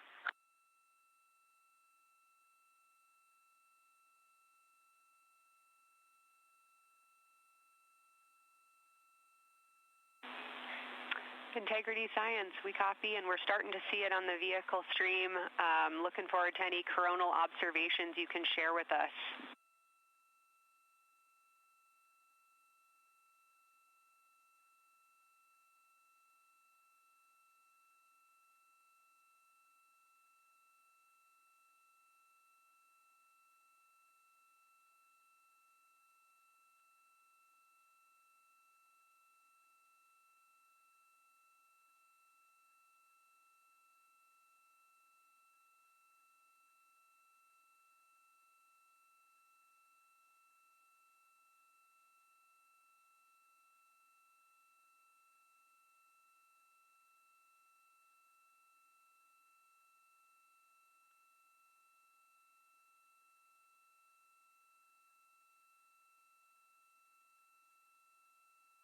This is Artemis Mission Control. That view you're seeing on your screen is coming from the solar array wing cameras outside of the Orion spacecraft.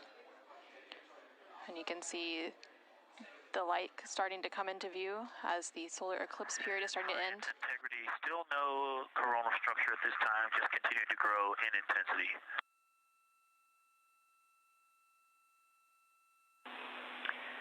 Copy, Victor, and reminder, you still should have several minutes before the eclipse classes need to go on, and we can send you up a reminder when you're getting close to take your eyes away from the D5 viewfinder, but you should be good for several more minutes.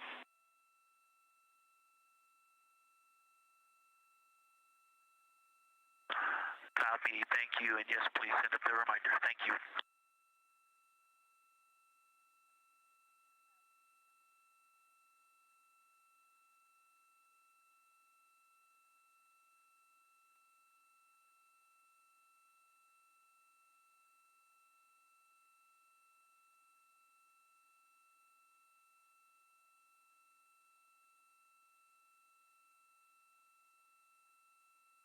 Okay, we all think we're starting to see something. I believe the most popular term is baby hair.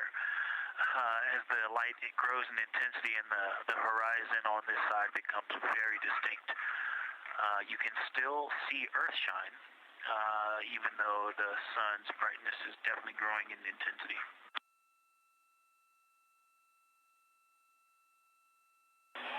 Love the description, Victor.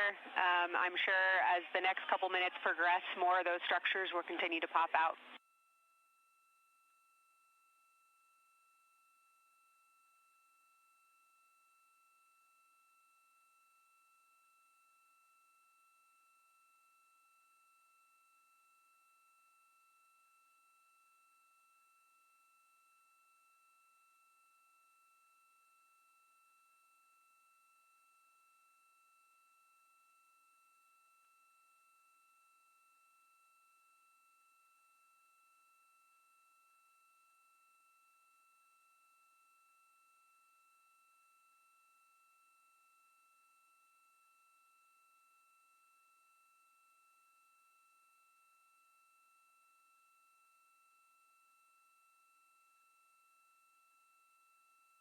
This is Artemis Mission Control in Houston, Texas.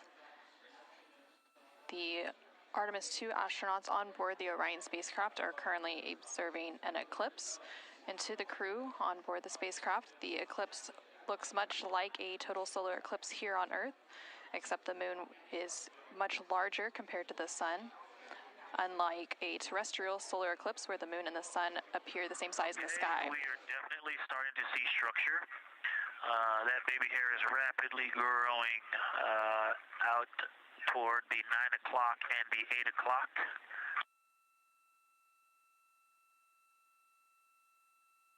It's almost as if it were reaching out for Venus or for the Earth.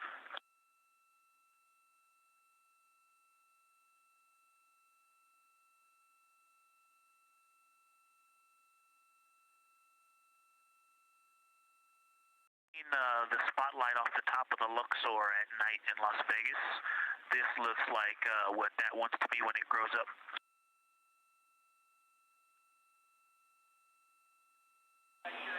Integrity Science, glad to hear you're following your training of tell it like you see it.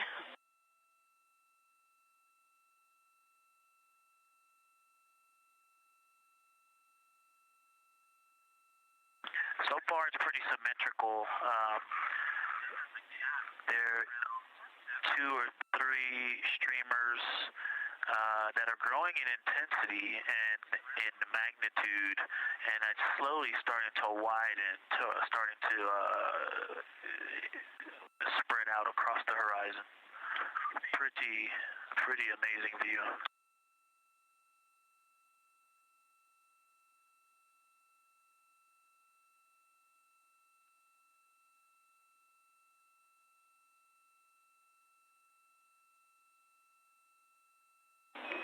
And Integrity Houston, great words. Reminder for you, we are approaching the brightness level at which you should no longer be using the viewfinder on the D5.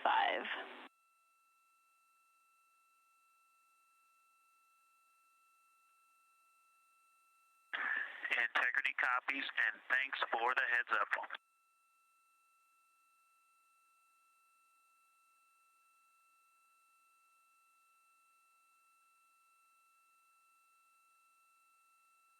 This is Artemis Mission Control. And I think we're seeing some directionality. Some of it is going in different directions because it appears to be moving and combining and recombining as it moves.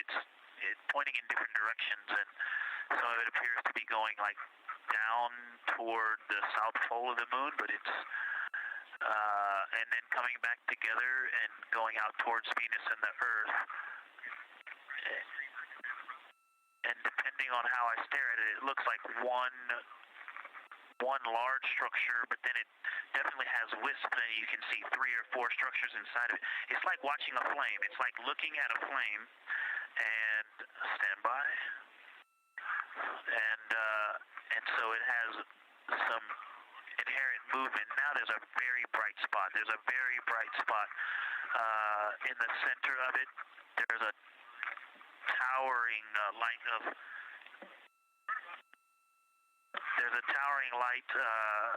and then there were like 2 streamers that were going 30 degrees out from it, and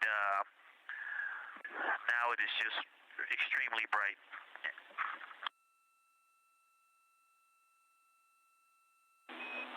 Houston, copies all. Starting to get a little warm.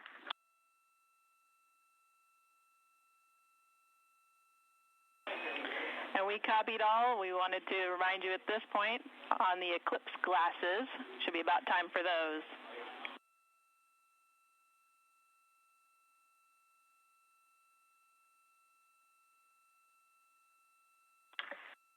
Houston, we copy all. We are in eclipse glasses. That was an absolutely spectacular, magnificent experience. Thanks for the report. We sure wish we were there with you.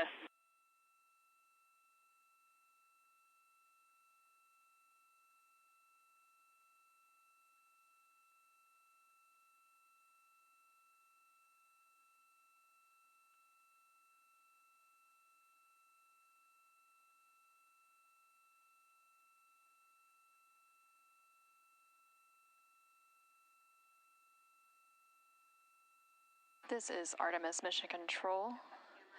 The eclipse period is coming to an end, and we did hear that call up that the crew now has to put on those eclipse glasses to be able to protect their eyes for this final portion of the eclipse. And these views coming to you from the solar array wing cameras on the Orion spacecraft. Houston, if you could give me about 20 new superlatives in the mission summary for tomorrow, that'll help my vocabulary out a bit. Thank you. We will solicit input from the team.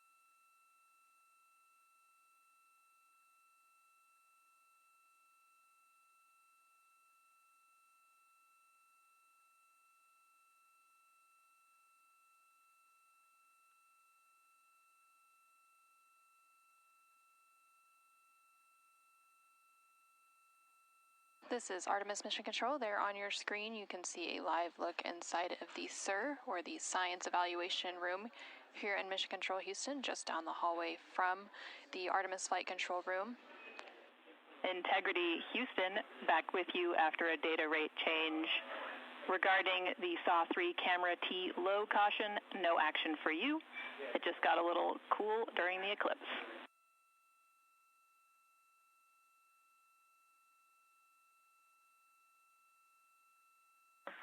Okay, we copy, and if you didn't copy my request for the mission summary to add about 20 new superlatives to help my vocabulary, I would appreciate it.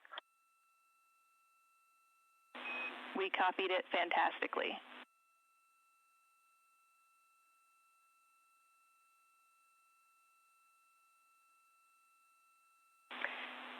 And integrity science, this is basically wrapping up your fly-by-day observations. I can't say enough how much science we've already learned and how much inspiration you've provided to our entire team, the lunar science community, and the entire world with what you were able to bring today.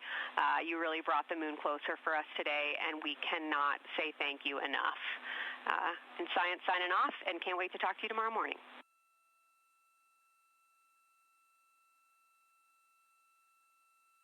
To your entire team, Kelsey, to the entire NASA science team, you all really turned to when we shifted launch dates to April 1st, and you got the most incredible package together for us to go do some great science and some great, truly human experience moments here.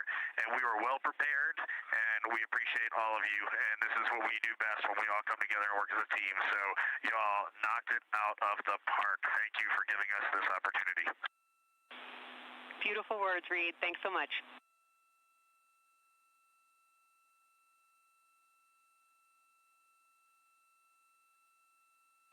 And this is Artemis Mission Control. The lunar flyby observation period is starting to come to a close following that eclipse. And there on your screen you can see a look into the Science Evaluation Room, or the SIR, which is embedded within Mission Control to provide science input. And they provided that input throughout the live flyby operations today. They also have a back room called the Science Mission Operations Room that processes data, evaluates imagery, and supports rapid analysis. And then, of course, we have the science officer on console here in the Artemis Flight Control Room, which you can see a view there on the bottom right-hand corner of your screen. The science officer throughout the flyby operations today has been Kelsey Young, who is the Artemis Science Flight Operations Lead. And then to her left is Angela Garcia, who will be the science officer taking over for Orbit 2.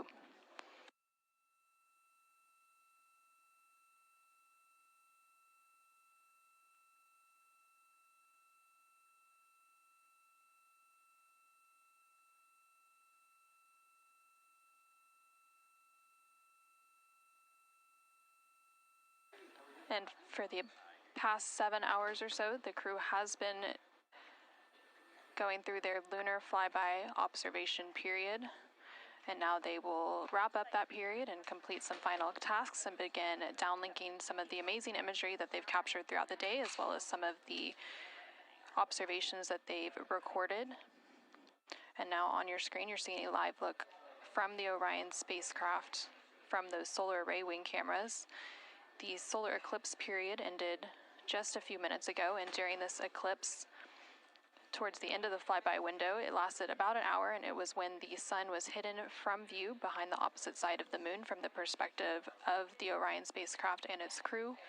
And during that time, the crew saw a mostly dark moon, and they used the opportunity to analyze the solar corona, which is the sun's outermost atmosphere, while it was visible. And then once the sun was completely out of view behind the moon, the crew looked for impact flashes, which they reported seeing multiple impact flashes, and those are flashes of light from meteoroids striking the surface of the moon.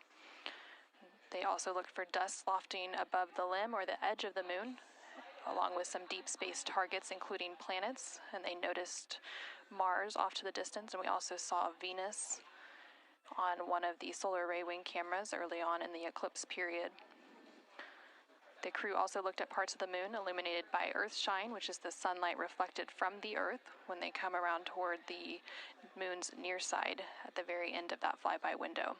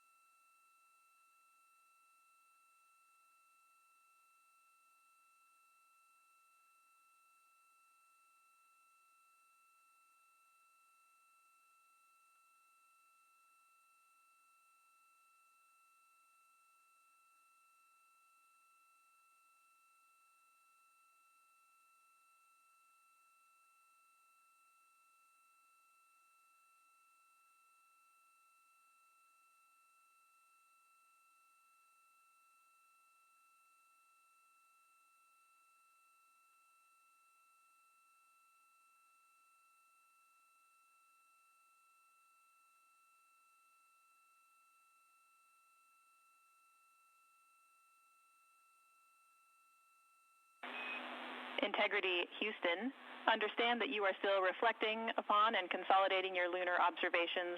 At your convenience, I have 2 items related to the upcoming VIP event.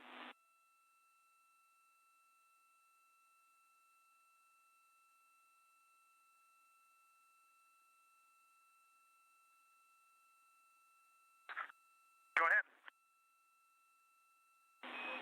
All right, first we wanted to let you know that the message for that upcoming event is on board for review at your convenience. That's message 3.06.04. The second item is that we've seen a couple of video blips in previous events. So during the HDPAO setup activity, we're wondering if Jeremy could please confirm for us that the TS rate is set to 1300 when you get to step 10.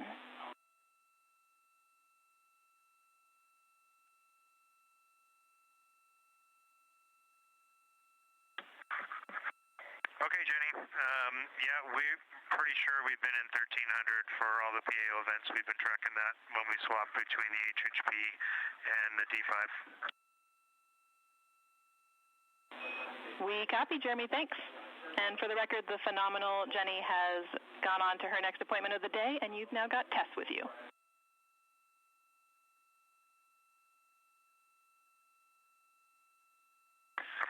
I'm sorry, Tess. Great to have you on board Integrity. No worries. Happy to be here.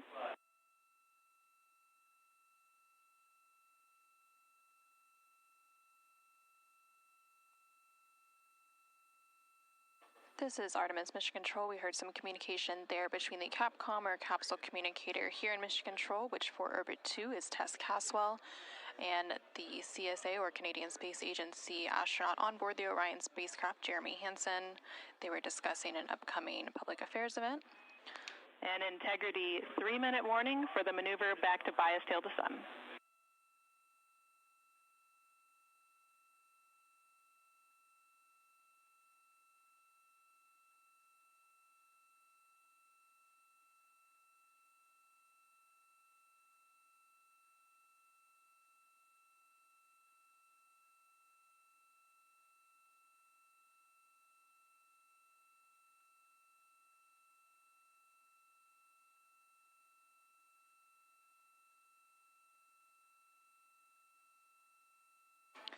The crew on board the Orion spacecraft recently completed their lunar observation period. It was an approximately 7-hour period of time in which they were focused on several different targets identified by the science team here on the ground that they studied and prepared for ahead of time. And then they also were referencing a lunar targeting package that was uplinked about a day ago with those final targets. Now they are completing some post-lunar flyby activities, so they're working to clean up their observations that they've made and also working to downlink some of the photos that they've taken throughout the day. The science team here on the ground will then work to get as much data as they can overnight, and then there will be a post-flyby conference tomorrow after the crew wakes up. And that's not a debrief, but a science data collection to capture their nuanced experience while they're still in the field and the experience is still fresh. And then, of course, there will also be a public affairs downlink event later in the day.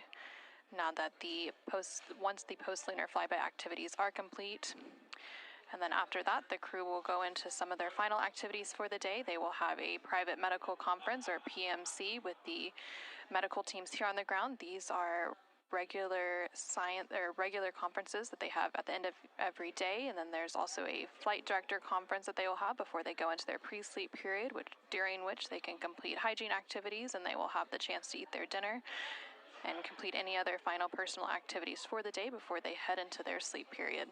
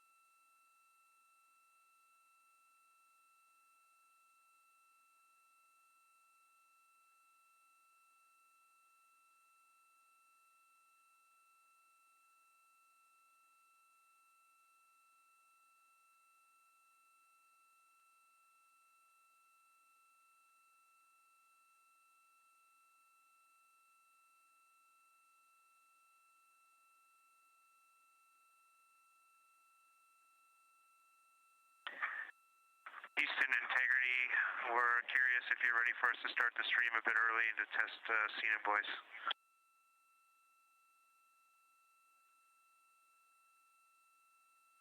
Checking.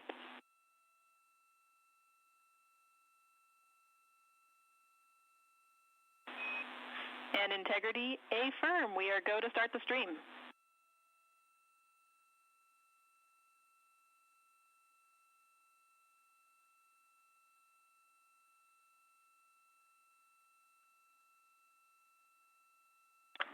Okay, Houston, the stream has started.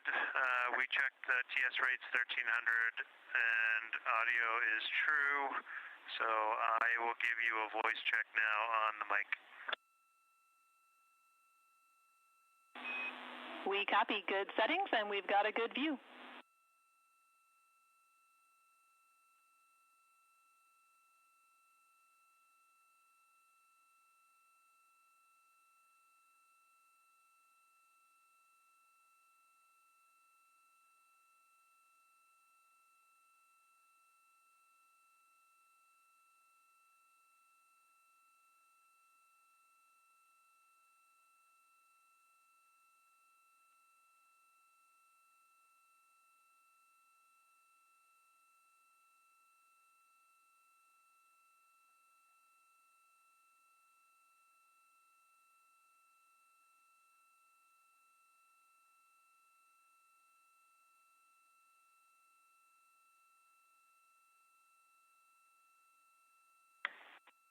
Test, I sent an audio check down on the handheld mic. Did you get it? Sorry for the delay, Jeremy. We were talking that a bit, but it was a bit broken, so please repeat for us.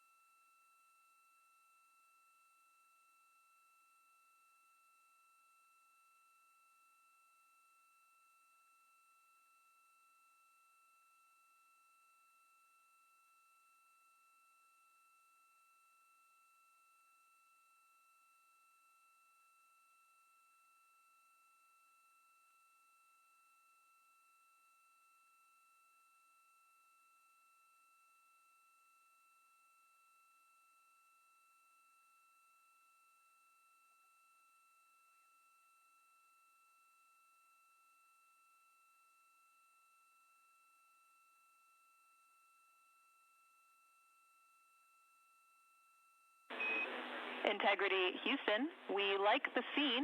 At your convenience, we'll take a 10 count with Jeremy in frame.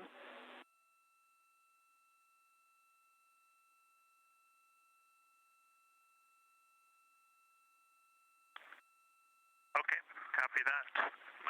Give us 2 minutes and or 1 minute and we'll do that. Copy.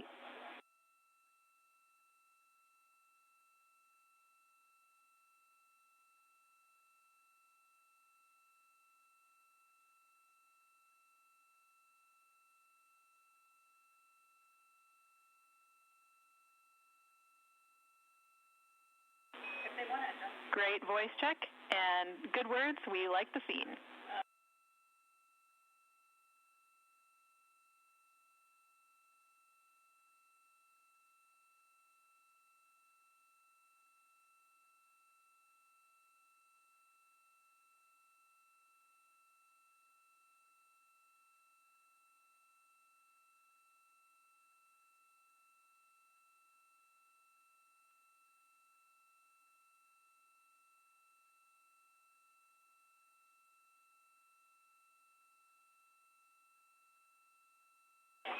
And Integrity Houston, we are seeing a black cable going right through the middle of the scene. At your convenience, if you would please move that, PAO would appreciate it.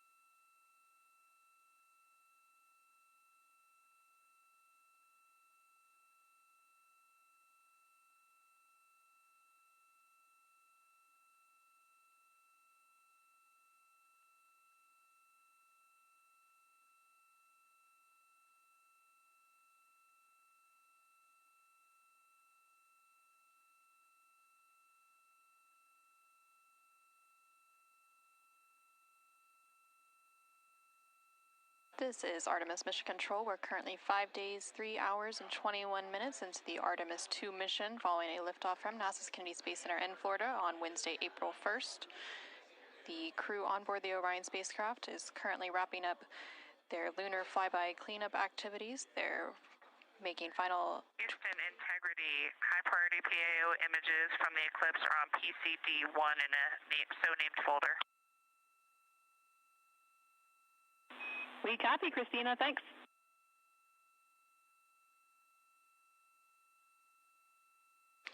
And NASA astronaut Christina Cook there calling down to the ground regarding some public affairs imagery that was captured during the lunar flyby activities. She referenced a PCD, that is in reference to their portable computing devices, which are basically tablets that they're able to transfer files and also follow along on processes and procedures and their timelines for the day.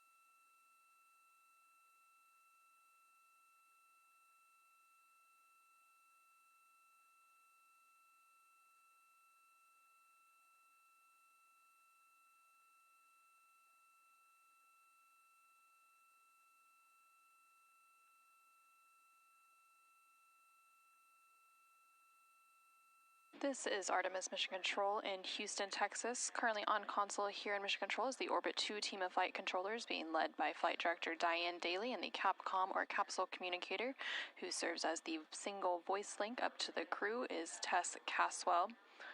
The crew on board the Orion spacecraft recently wrapped up their lunar flyby observation period, and now they are completing some cleanup activities and transferring some data and files down to the ground following that lunar flyby. Many of these files will be analyzed by the science team overnight in advance of a post-lunar flyby conference tomorrow once the crew wakes up. The crew is also preparing for an upcoming public affairs downlink event. And then following that downlink, they will have a few final activities for the day, including a private medical conference with their team here on the ground. These are standard conferences that happen at the end of every day, and they'll also have a private conference with the flight director here in Mission Control to go over the vehicle status and any other questions or concerns they may have for the remainder of their flight. We are currently in flight day 6, and we have a splashdown expected on Friday, April 10th. That splashdown expected in about 3 days, 21 hours, and 49 minutes from now. During the lunar flyby, and as part of Artemis II, it marked the first time in more than 50 years that humans were able to observe the moon directly and provided a critical opportunity to practice how lunar science will be conducted during future Artemis missions. The moon preserves a near-continuous record of solar system history that has been erased on Earth, and with no atmosphere, weather, or plate tectonics, the lunar surface retains evidence of ancient impacts, volcanism, and solar activity that scientists can study today. Studying the moon helps scientists understand how planets formed and evolved, how the moon influenced Earth's history, and how the early sun shaped conditions across the inner solar system. The moon also serves as a unique platform for studying the broader universe. The science on Artemis is designed around questions best answered by humans working alongside robotic systems, combining decades of robotic lunar data with real-time human judgment, context, and adaptability. Currently on your screen, you're seeing a look at the Artemis Real-Time Orbit website. You can access this website at any time throughout the mission at nasa.gov/trackartemis. It provides updates on the velocity as well as the distance from Earth and the distance from the moon of the Orion spacecraft and its crew.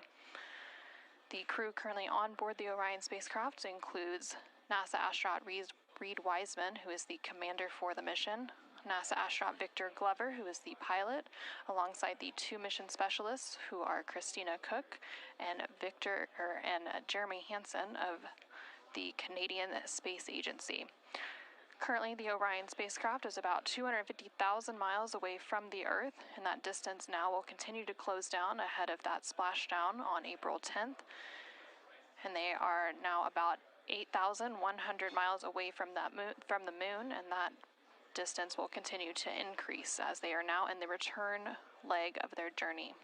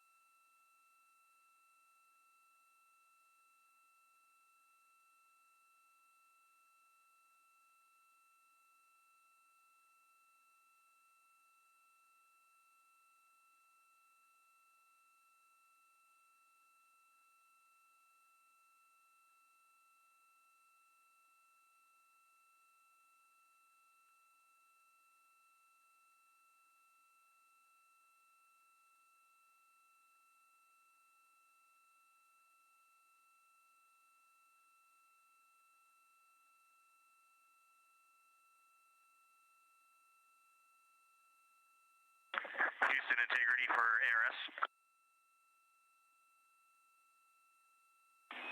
Go ahead, integrity.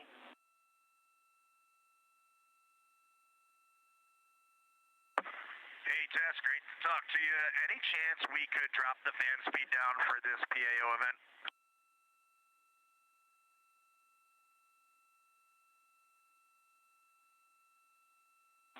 We will put that in work. Great to be talking to you, too.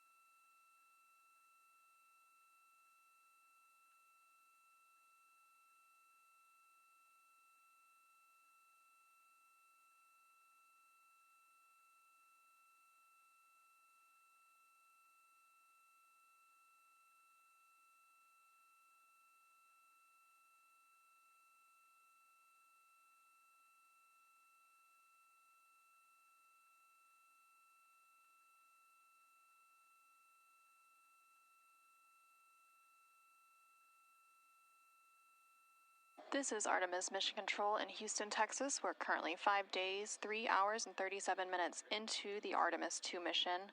The crew on board the Orion spacecraft has recently concluded their lunar observation period during the lunar flyby. As part of that lunar flyby, the Orion spacecraft and its crew made the closest approach to the moon at a distance of 4,067 miles away from the surface at approximately 6 p.m. Central Time, 7 p.m. Eastern Time. Now, although the Artemis II mission is a new opportunity to study the moon, teams are also conducting other scientific experiments, including on the crew themselves. Here's a little bit more about the science of the mission. Artemis II is our return of humans to the moon, flying around the moon on board Orion.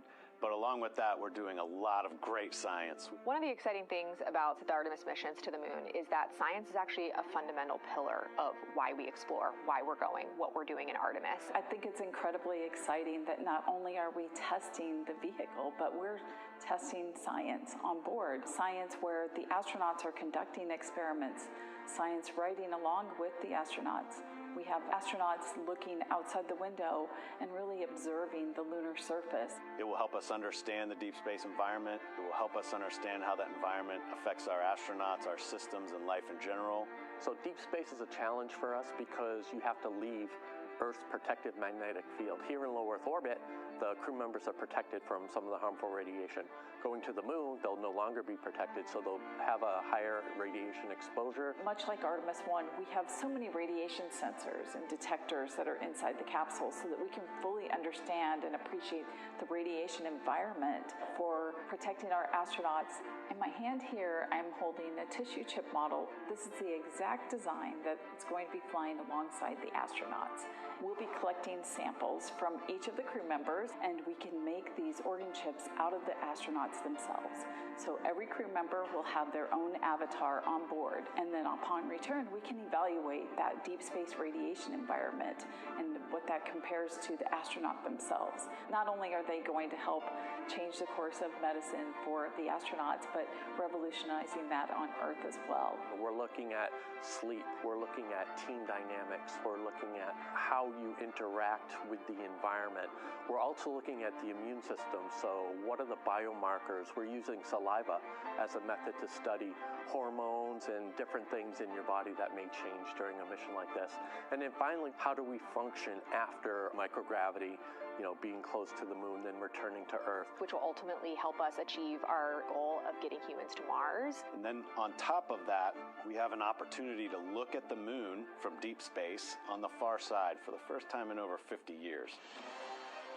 Having human eyeballs and brains back around the moon is going to unlock a new generation of lunar science discovery. The human eyeball is capable of taking in so much data in just a split second. They'll be able to tackle impact history, volcanic history. They'll be able to look at how the albedo, or kind of the shade and hue of the moon and the color of the moon, can tell us something about how that terrain evolved over time.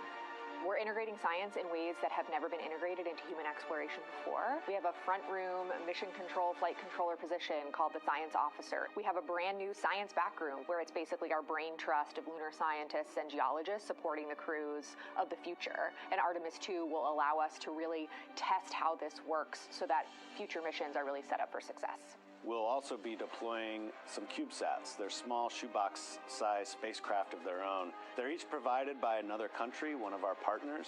As they conduct their research, they'll complement what we are doing at the moon with Orion. It is so incredibly exciting to be a part of this mission. And it has been, really one of the privileges of a lifetime. I can see the work I'm doing benefit crew members right now and benefit the crew members in the future. So it's incredibly exciting and it's very rewarding. As this rocket launches humanity off of the Earth, we'll be setting the stage through our science to prepare humanity to leave Earth and explore the solar system.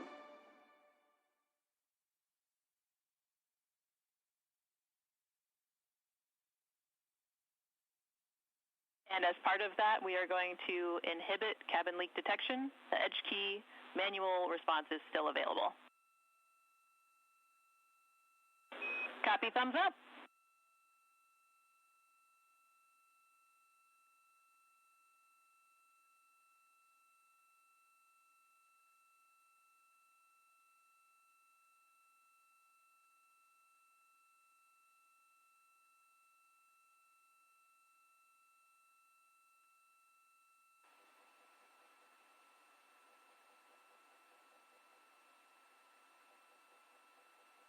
This is Artemis Mission Control. Again, we're hearing some communication between the ground here and the Artemis Flight Control Room in Houston, Texas, specifically the Capcom or Capsule Communicator, who for Orbit 2 is Tess Caswell, and the crew on board the Orion spacecraft, that spacecraft named Integrity by its crew.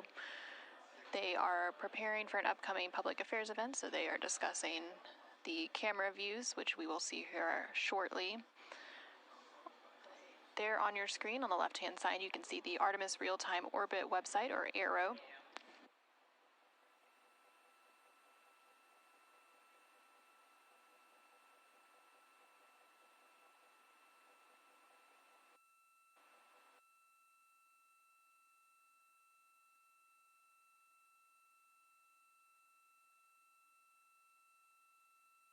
The Artemis Real-Time Orbit website there on the left-hand side of your screen provides updates on the velocity of the Orion spacecraft during its journey around the moon.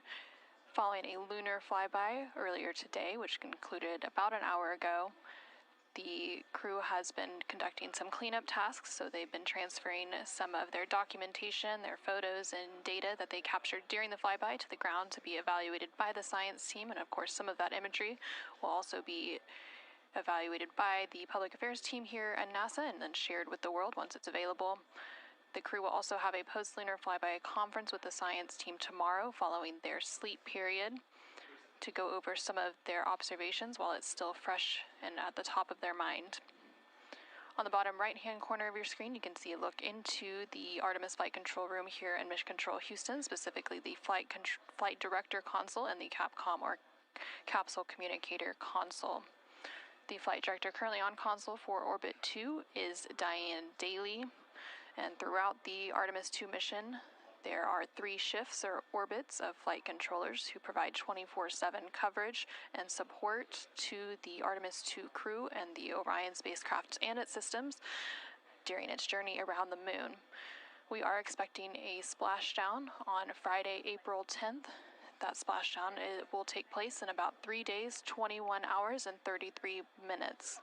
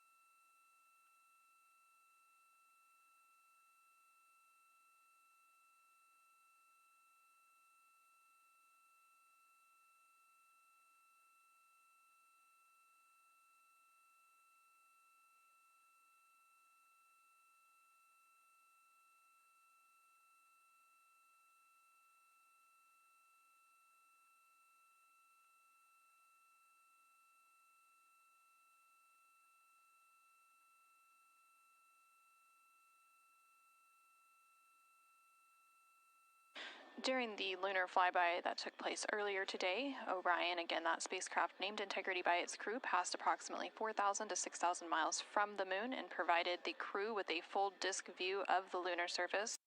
And from that higher vantage point, much farther than Apollo's lunar orbits on average, the astronauts were able to observe both poles and large-scale geological features in a single view.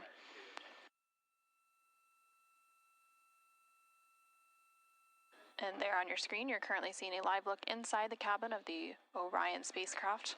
Integrity Houston, we are 3 minutes out from an on-time start, and we have adjusted the fan speed.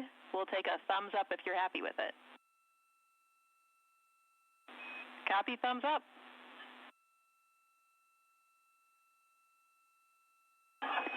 Superlative thumbs up.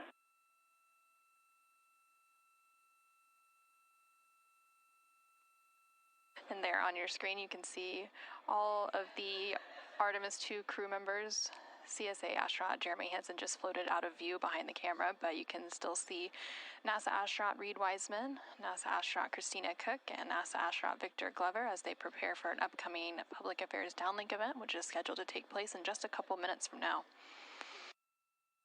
And there, floating back onto the screen, is CSA or Canadian Space Agency astronaut Jeremy Hansen. He is making himself comfy on some of the OX or Orion Crew Survival System suits that have been stowed for the outbound and now return journey.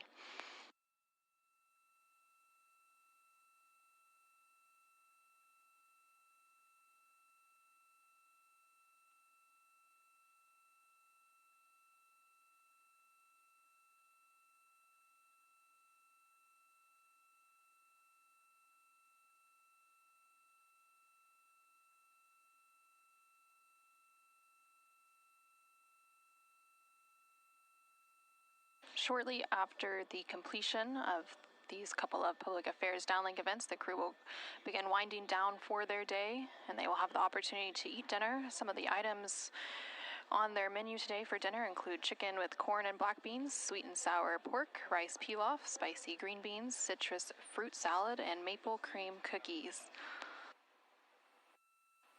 All of the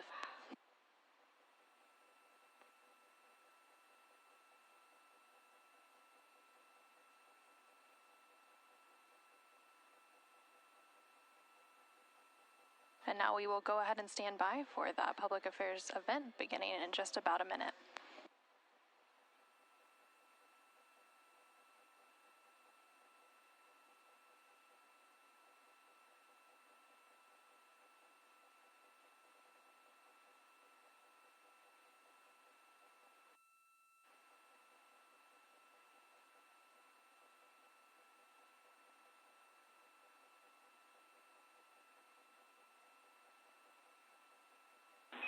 Integrity Houston, no action for the DU-1. Caution, we're taking a look.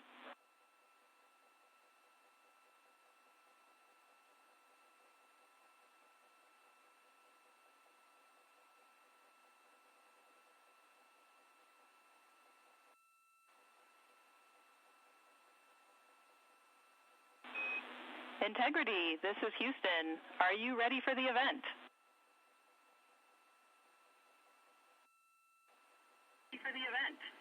Hello, Houston. Integrity is ready for the event.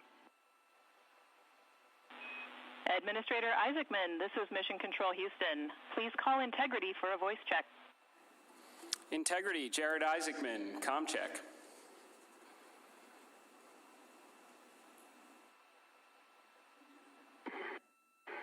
Administrator Isaacman, we've got you loud and clear, sir. How us? I've got you loud and clear. Artemis II crew, we have a very special guest who wanted to be the first person to greet you after your return from the far side of the moon. Reid, Victor, Christina, and Jeremy, it's my honor to introduce the President of the United States of America, President Donald J. Trump. Over to you, sir. Well, thank you very much, Jared, and you are doing a fantastic job. And hello, very special hello to Artemis II. Today you've made history and made all America really proud, incredibly proud. We have a lot of things to be proud of lately, but this is there's nothing like what you're doing, circling around the moon for the first time in more than a half a century. and breaking the all-time record for the farthest distance from planet Earth. Humans have really never seen anything quite like what you're doing in a manned spacecraft. It's really special. I want to personally salute and congratulate Commander Reid Wiseman, Pilot Victor Glover, Mission Specialist Christina Koch, and Jeremy Hansen. And I also want to thank the entire amazing team at NASA, headed by Jared, who's a very special guy, by the way. And you all made this day possible, and you've really inspired the entire world. Really, everybody's watching. They find it incredible. I just watched you go to the back of the moon, and people haven't been there in a long time, we can say, but it's going to be more and more prevalent because we're going to be doing a lot of traveling, and then you're going to ultimately do the whole big trip to Mars, and that's going to be very exciting. So you look at, we had no astronaut has been to the moon since the days of Apollo program. The Apollo program was also very special, but that was 50 years ago, and at long last, America is back, and America is back in many ways stronger than ever before. We're the hottest country anywhere in the world.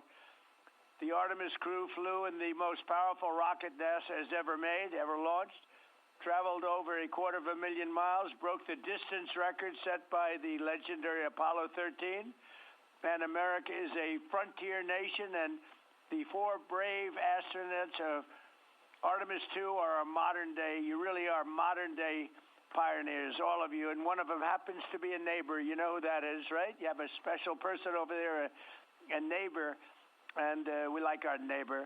Your mission paves the way for America's return to the lunar surface very soon. We're going all out. We're doing everything we can, and it's headed up by Jared. We'll plant our flag once again, and this time we won't just leave footprints. We'll establish a permanent presence on the moon, and we'll push on to Mars. That'll be very exciting. I'm waiting for that so much. I'd love to be here, but maybe we won't quite make it in terms of timing, but we will be up in the moon, and that's going to happen soon. So America will be second to none in space and everything else that we're doing, and we will continue to lead the whole thing into the stars, this incredible journey into the stars. So I just wanted, it's an honor to speak to you, and I wanted to congratulate each and every one of you. And tell me, what is the most unforgettable part of this really historic day? The whole world is watching and listening. Please tell me.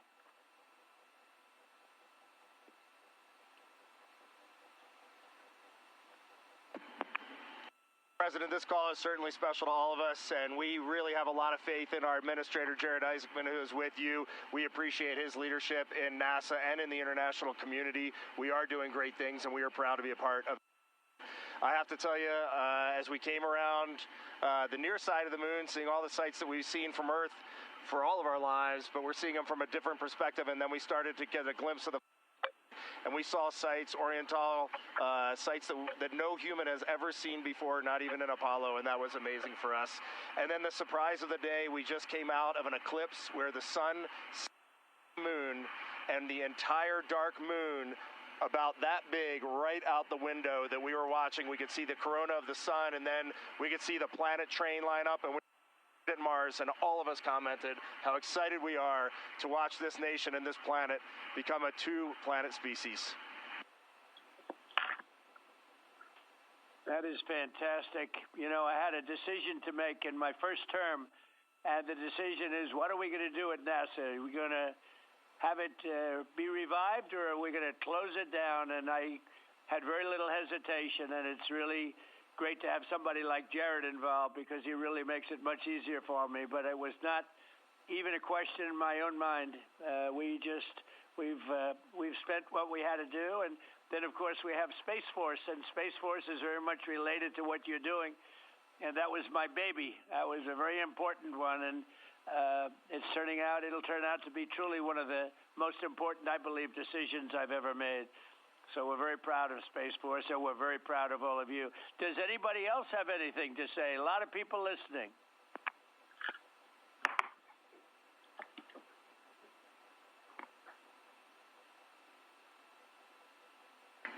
Mr. President, be here with you speaking about our incredible day today.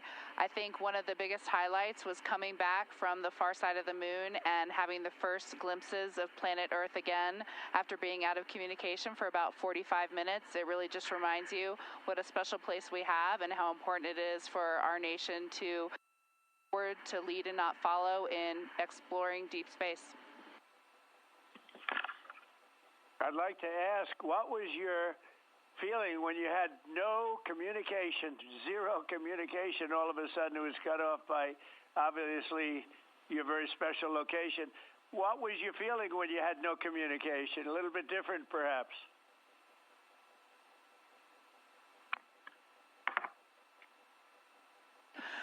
Yes, Mr. President, it was I said a little prayer, but then I had to keep rolling. I was actually recording scientific observations of the far side of the moon. You know, that is actually the time when we were the farthest and the closest to the moon. And so we were really able to make some of our most detailed observations of the far side of the moon up close. And so we were busy up here working really hard. And I must say, it was actually quite nice. Did you see a difference, a big difference between the far side of the moon and the near side of the moon? Was there a difference in feel or difference in look? What did you see?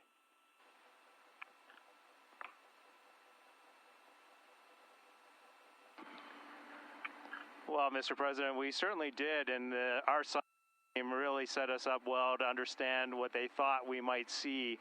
And the gravitational pull of the Earth has had a profound effect on the near side of the moon, changing all those dark mares, those dark patches of the moon you see from Earth.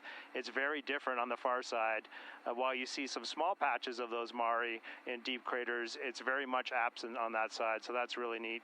And while I have the microphone, sir, I just want to thank you on behalf of Canada.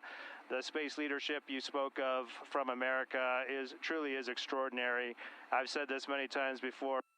A nation that leads like that and creates and sets big goals for humanity that brings other countries along with it is truly incredible. And I know that's a very intentional, not a necessary decision, intentional decision to lead by example and to allow other countries like Canada to share our gifts and help you achieve these mutually beneficial goals, like establishing a presence on the moon and eventually going to Mars.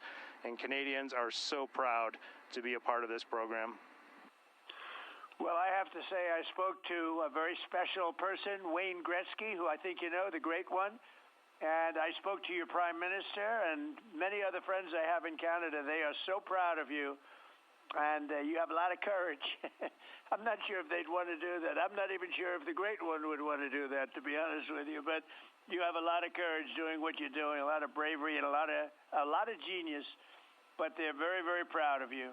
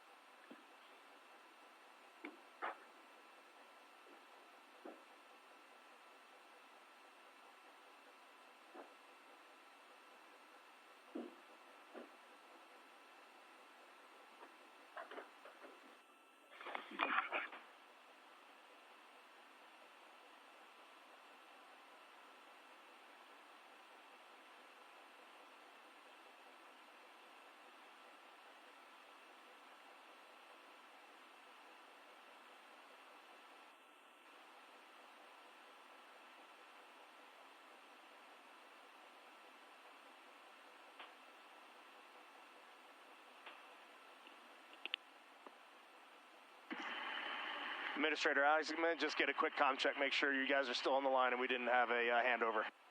I am. Yes, I am.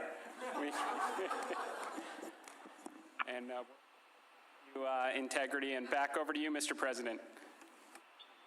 Yeah, I think we might have gotten cut off. It is a long distance. It's a long ways. The reception has been great.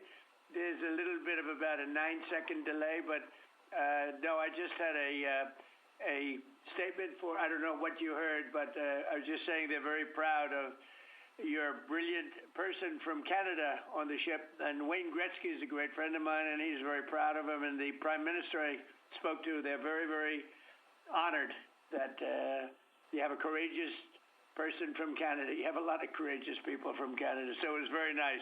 I'm not sure if you heard me say that, but it was very nice.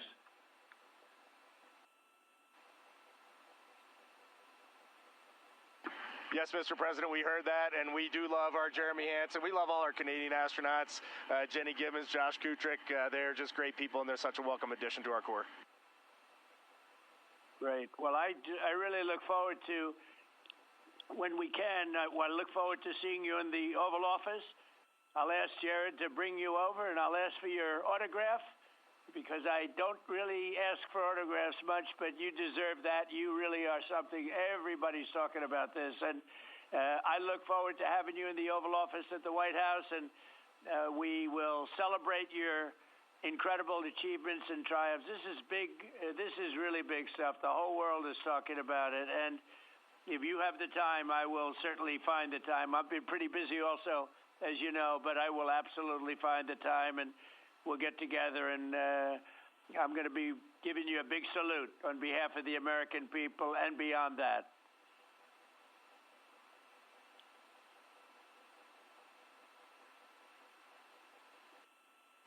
Thank you for that, Mr. President, and when you want us, we will be there.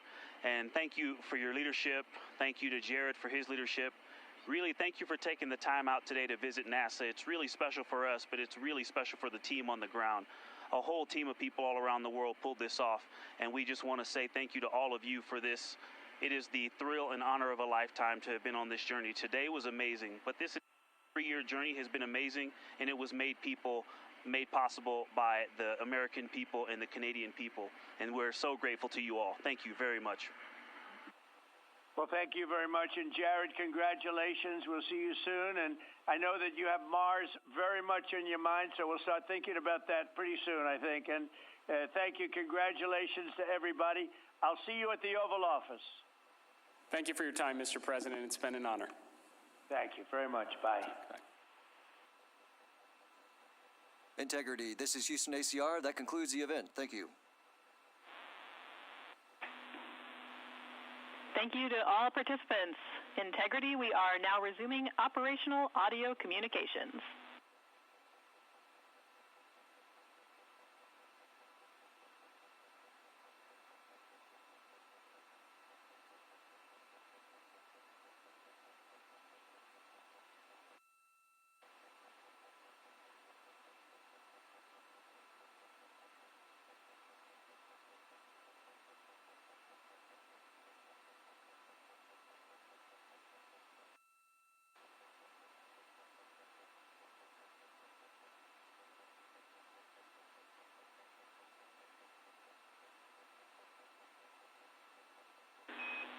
Integrity Houston, great job on the event. Just a heads up, we are on track to start the next event on time at 4:15.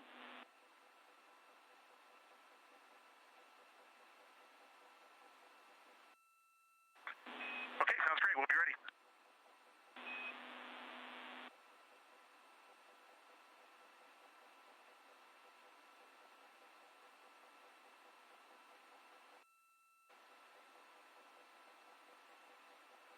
This is Artemis Mission Control in Houston, Texas. We just had that public affairs event with President Donald Trump and the crew on board the Orion spacecraft.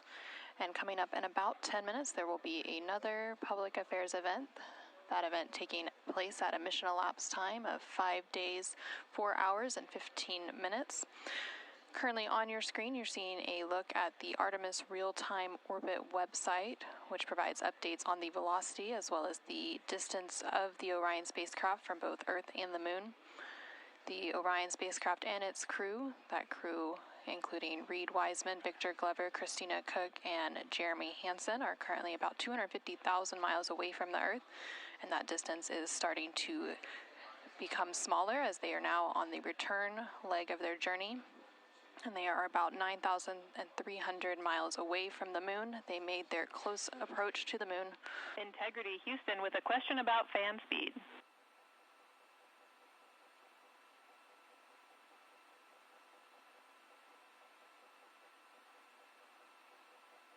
Go ahead. Hey, Reid, we were wondering if this adjusted fan speed is something that you would like to keep going forward, or if it was just a specific change request for the events this evening.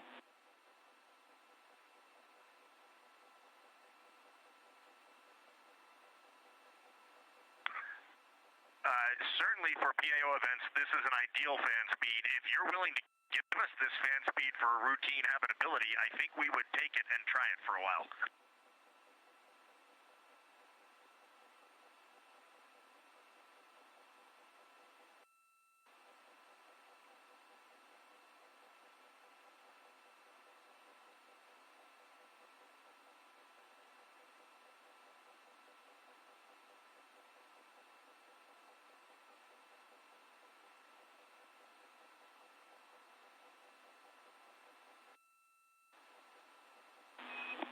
And Reid, we are able to support keeping the fan speed in this config. Happy to keep it here to collect data.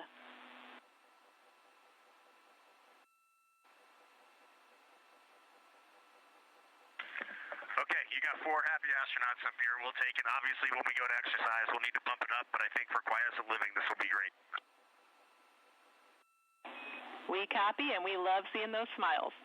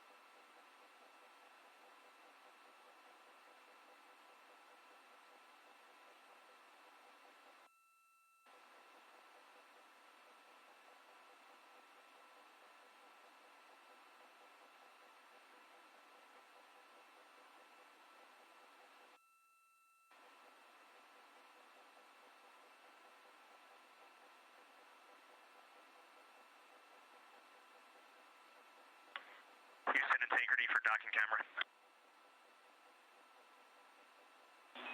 Go ahead.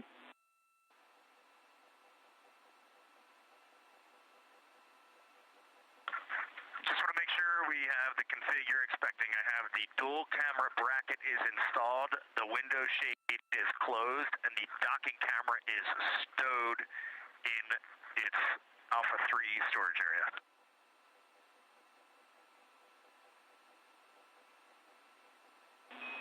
That's a good config.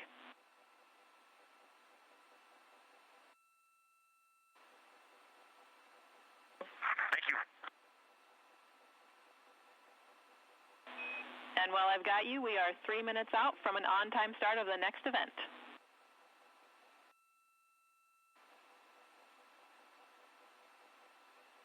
This is Artemis Mission Control in Houston, Texas. You can see a live look of the Artemis II crew inside the Orion spacecraft cabin as they prepare for another public affairs downlink event. There on your screen is CSA astronaut Jeremy Hansen along with NASA astronaut Reid Wiseman and NASA astronaut Victor Glover popping up. Earlier today, the crew completed their lunar flyby observation period, during which the Orion spacecraft and its crew passed approximately 4,000 to 6,000 miles from the moon and provided the astronauts with a full disk view of the lunar surface. And from that higher vantage point, the astronauts were able to observe both poles and large-scale geological features in a single view. Towards the tail end of that observation period, they also were able to see an eclipse. And that eclipse period lasted about an hour and was when the sun was hidden from view behind the opposite side of the moon from the perspective of Orion. Since then, the crew has been working to clean up some of their observations and transfer some of the data and imagery down to the ground to begin processing, and the science team will take a look at that imagery as it comes down ahead of a post-lunar flyby conference tomorrow with the crew following their sleep period. Now we are standing by for a second public affairs event taking place in about a minute.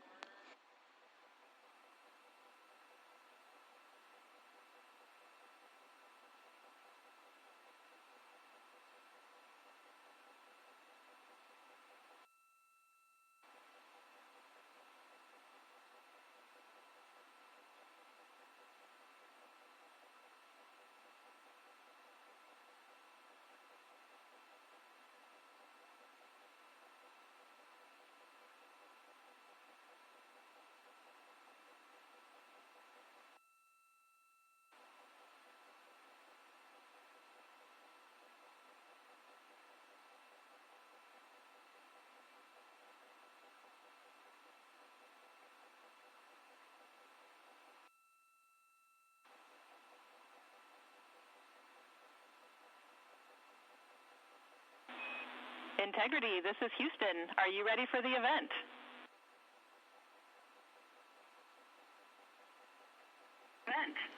Houston, Integrity is ready for the event. Administrator Isaacman, this is Mission Control Houston. Please call Integrity for a voice check. Integrity, Jared Isaacman, comm check.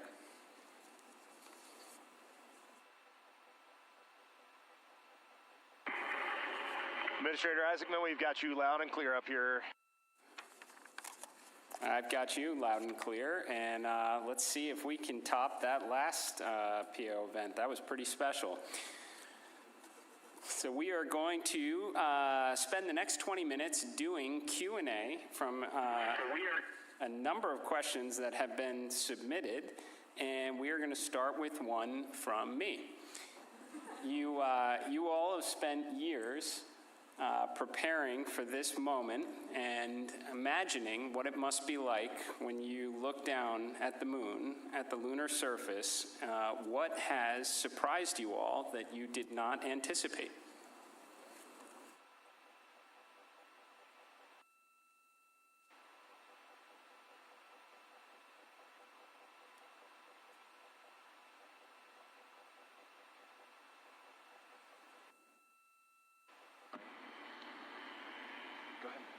It's on. Administrator, great to chat with you. Just something that just shocked me because really using imagery and just the three-dimensionality of it. You know from your experience of seeing the Earth from space how it just seems different, and you look out in depth of things. And when we were on the far side of the moon looking back at Earth, it was just so obvious. You had this sphere out in front of you of the moon and this three-dimensional.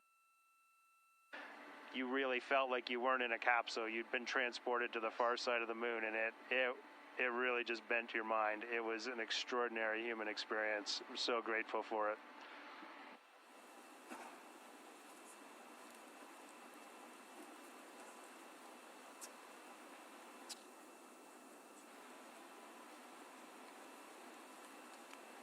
Integrity, Jared, anyone else want to answer that one?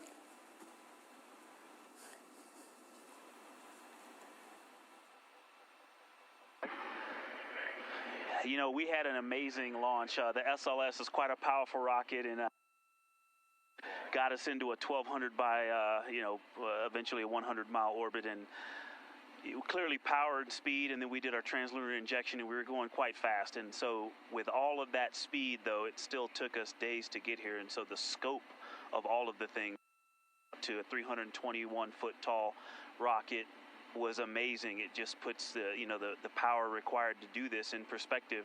But then even with all that power and to get to those velocities, it still took us days.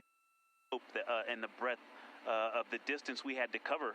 Watching the distance from Earth count up and the distance from the moon count down was one of the most surprising things I've enjoyed. Well, as I was trying to formulate an answer, at first I couldn't think of anything because there are so many things to choose from.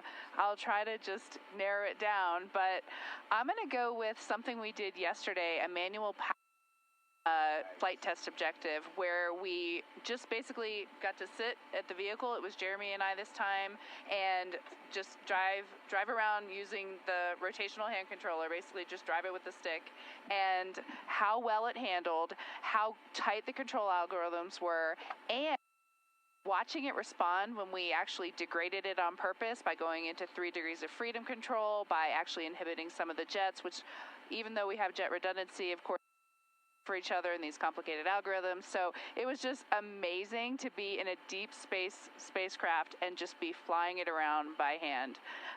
The one other thing I'll say, how fast it has gone by. I'm not ready to go home. I can't believe that something this cramped of quarters can fly by and still be fun every single minute.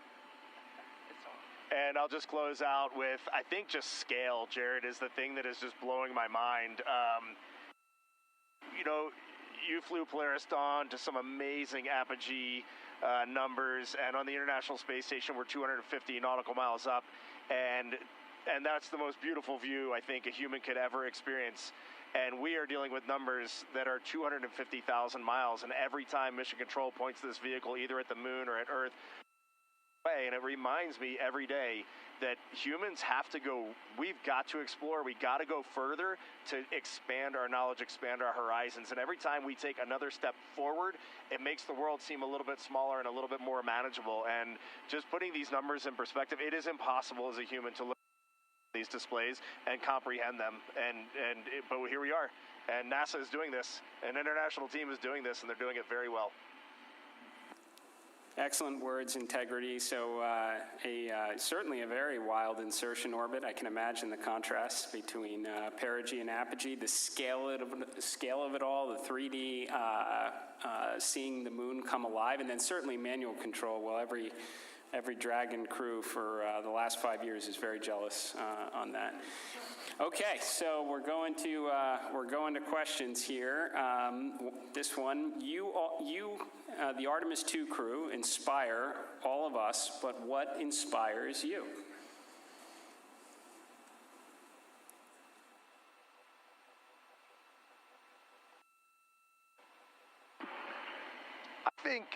I think as you get older, your answer to that question changes a lot. Certainly when I was a young boy and a young man, just seeing an airplane flying overhead, to me, that really lit a fire in me. And then I think when you reach your middle age, it is interesting to watch leadership throughout the world kind of change the course of human. You can watch that unfold. And now now that I'm just a little bit over 50, you'll be there soon. Now that I'm just a little bit over 50, I mean, it all ties back to just family, and you understand just how much the people that you surround yourself with, and that is really every night when you go to bed, that's really what you end up thinking. At least that's what I end up thinking.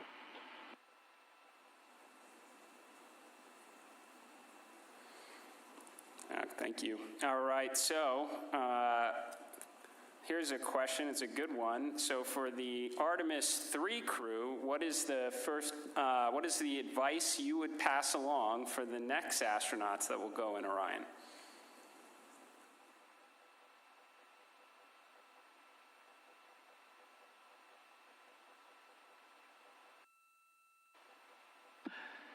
That's a great question, Jared. We've actually been thinking about the Artemis III crew since we were assigned as the Artemis II crew. It was the beginning of how we came up with how we wanted to fly this mission, how we wanted to buy down risk for the program, and values as a crew.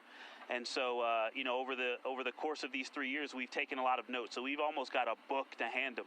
But I think a few practical things, just sitting here, we've been living for the past 6 days, how you pack is a huge impact to how you will live on the journey. And so things like food and your hygiene products, and then you know what's going on with our waste management system, the technology that we have, practicing that and being familiar with that and being prepared mentally. I used it on the space station. I used it at home in training. But I'll be honest, I wasn't really prepared to have to use it for over half the mission. And but we adapt and overcome. And so I can't wait to talk to that crew. I'm glad you said it, or else I was. We definitely have to fix some of the plumbing. Okay, this question is from Merriam-Webster. So wordy one here. So you are going to be, you've already surpassed more than 250,000 miles from Earth, farther than any human has gone before. So what are some words that come to mind when you try to wrap your mind around this very unique experience?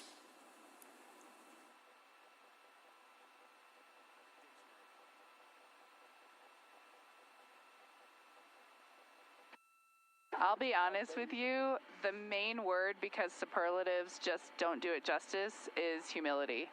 We would never be here if it weren't for so many people that came before us, starting with Neil Armstrong, Katherine Johnson, Dorothy Vaughan, civil rights movement leaders, everyone who worked on this spacecraft. Before we got here in our 3 years of training, we went all over the country and even to our European and Canadian partners to see the people who have put their hands on this hardware, the millions of parts from every valve,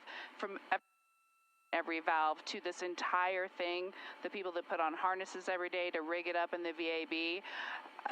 They all passed the record. We definitely didn't pass the record up here alone.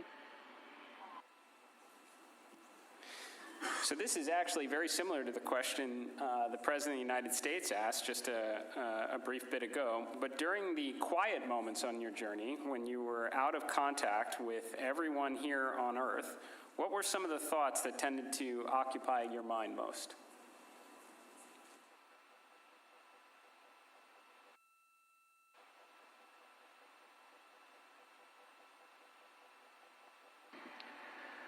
Yeah, as Victor said earlier, when we were on the far side of the moon and out of contact with planet Earth, we all knew it, and it was a milestone. We saw Earth disappear, the Earth set.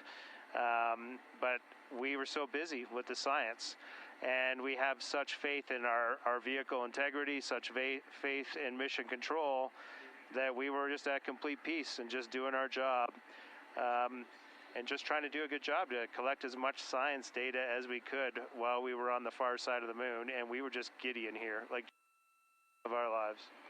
He's being a bit humble, but as soon as we went out of comm with planet Earth, we did have maple cookies. As we just gathered together for about 30 seconds, each one of us had a maple cream cookie, and then right back into the science. But we had to take a moment to honor that time going behind Earth, and it was going behind the moon and out of touch with Earth, and that was a very surreal moment for this crew.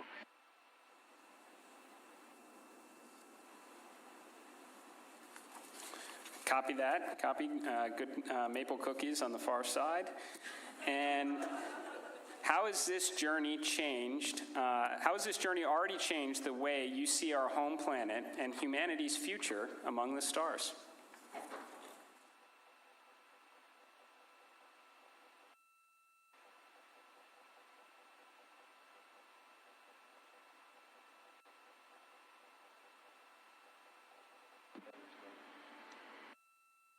There's so many directions I think we could go with that, and I just, I think that there's, global, but I think real impact is local, and is to see the Earth as an entire thing and look at it, this system, and to see it all in once. But my daughters, and just the things that we can impact directly, the people that I can touch, that I can speak to, hug, and show love and gratitude toward, is the thing that I think is going to change and last. And but you also talked about the future that we're going to have in the stars, and this mission, I think we swung for the fence and launched on our first try after learning a lot earlier this year. But I think it set the stage for us to go out and continue to swing for the fence hard in our Orion SLS and ground systems programs to go and get the next one teed up so that crew can knock it off out of the park. And so I have huge expectations for what's coming next. Good words. Are you feeling homesick for Earth?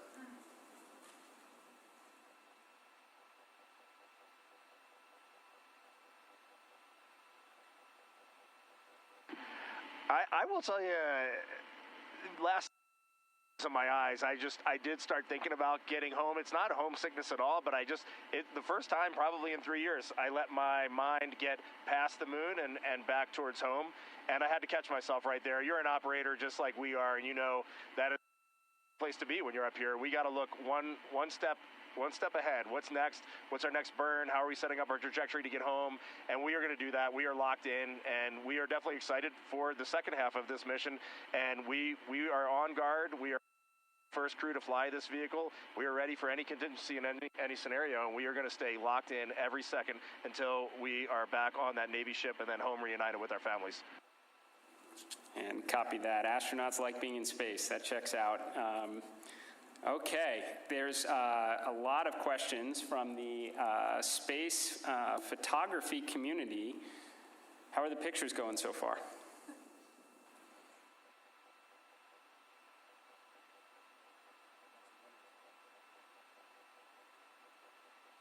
Well, we all love getting our hands on cameras and our eyes behind the lens here, because we're just trying to share the incredible things that we're seeing, and that's obviously the best way we can try to do that. I've been into night sky photography for a long time, and so this is really a dream come true for me. I have thought specifically to that community, the time lapses I've been trying to get, those are a little tougher because we have a very dynamic vehicle. It's not like being on ISS where you can get the city lights below and the auroras and the spinning stars around the North Star. There's a lot going on. So, but what we got to matter is out of this world. When we viewed that eclipse, that was the one time we all said, we literally cannot capture this with a camera. Everything else, I think we've really put our hearts and minds into making sure we understand so that we can bring that home to everyone. But having to set the low light features for Earthshine on the moon while it's in eclipse, that was a new one. I had to dig deep in my book for that one. And thanks for the iPhones. They've been working great. Very glad to hear that, and there are a couple billion people back here on Earth that are extremely excited to look at the imagery you've captured up there. So. Okay, well, I want to thank you all. Integrity.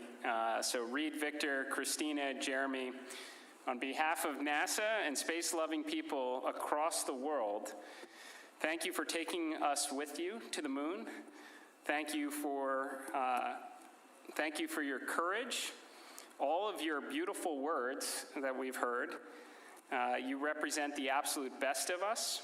We are proud of you, and we look forward to welcoming you back safely to the good Earth very soon. Godspeed, and go Artemis II.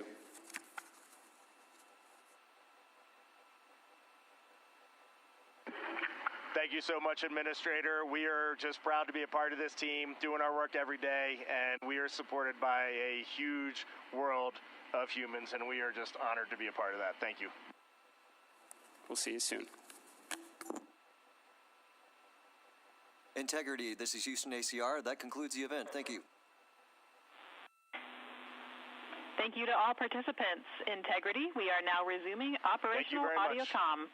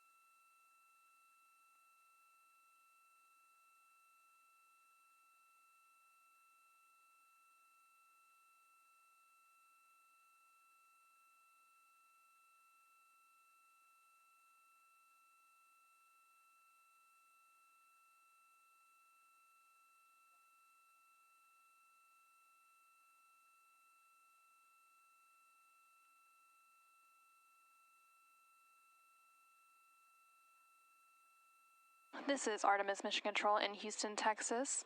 That second public affairs event with NASA Administrator Isaacman and the crew on board the Orion spacecraft named Integrity now complete, and there on your screen you're seeing a live view from the Orion spacecraft, specifically from the camera on its solar array wings, and you can see a crescent Earth there. The crew is now officially on the return leg of their journey, and Earth is now their target, with that splashdown targeted for April 10th.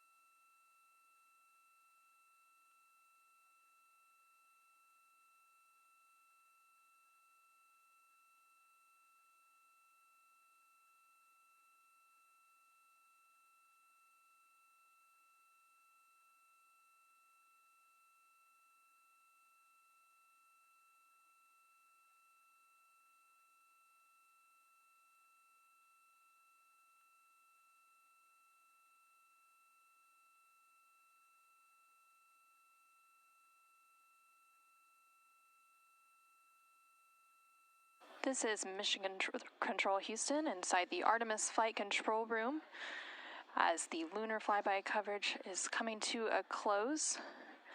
You can see a final look there of the Orion spacecraft and that crescent moon in the distance. The Artemis II crew inside the Orion spacecraft named Integrity lifted off atop the Space Launch System rocket on Wednesday, April 1st from NASA's Kennedy Space Center in Florida. This crew is the first to live and work inside the Orion spacecraft, and about 25 hours after launch, Orion conducted its TLI, or translunar injection burn, which committed Orion to departing high Earth orbit and set us up for today's flyby. TLI also served as the spacecraft's deorbit burn as it slingshot Orion around the moon and set the crew on its free return trajectory, with that splashdown slated for Friday, April 10th. Last night, on flight day 5, the crew entered the lunar sphere of influence, the point at which the pull of the moon's gravity became stronger than the pull of Earth's gravity, and the crew will remain in this lunar sphere of influence until about 12:25 p.m. Central, 1:25 p.m. Eastern on April 7th.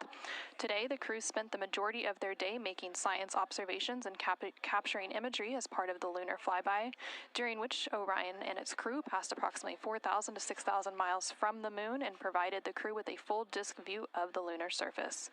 From that higher vantage point, the crew was able to observe both poles and large-scale geologic features in a single view, and the Artemis II crew also became the first humans to directly observe certain far-side regions of the moon with unaided eyes. During the lunar flyby, the crew also surpassed the Apollo 13 distance record and made that farthest distance from the Earth during their mission at a distance of 252,756 miles away from Earth. Integrity Houston with 2 updates.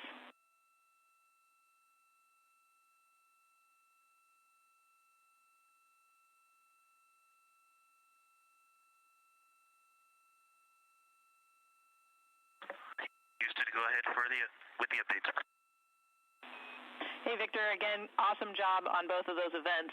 The team down here really enjoyed following along. I've got 2 sync items for you.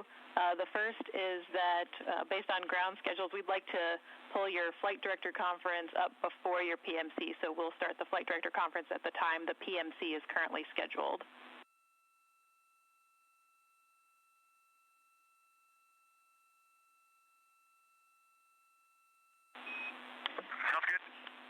And the second item is just following up on the DU-1 caution.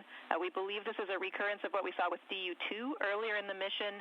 It's back up, and it's ready for you to reconfigure displays as you wish. And I see you have that in work.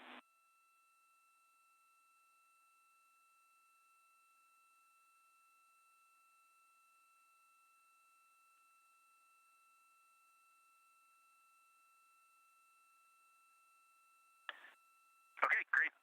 We would love a main and secondary dump line status, or really the main line.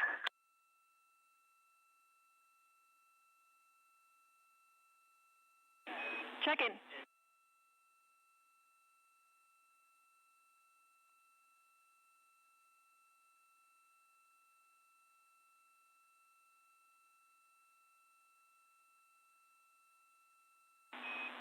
And Reid, back with you on the dump lines. The main dump is open, and it's proceeding very slowly, but the secondary is still configured and go for use.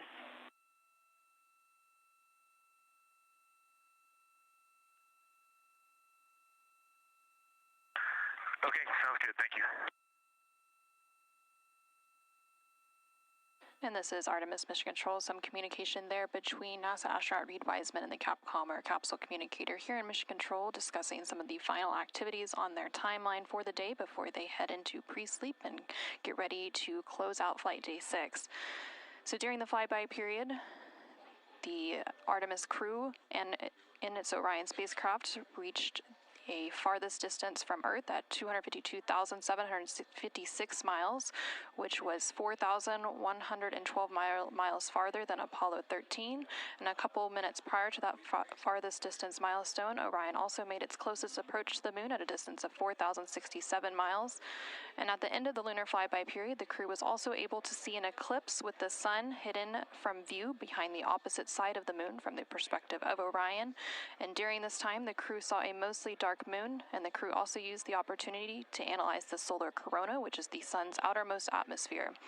And once the sun was completely out of view behind the moon, the crew observed impact flashes, which are flashes of light from meteoroids striking the surface, and some deep space targets, including planets such as the Mars, Venus, and Saturn. The crew's observations during this flyby, along with handheld photography and images from the Orion spacecraft, will form the basis for scientific investigations into the moon's geologic history, the lunar environment, and current processes such as new impacts.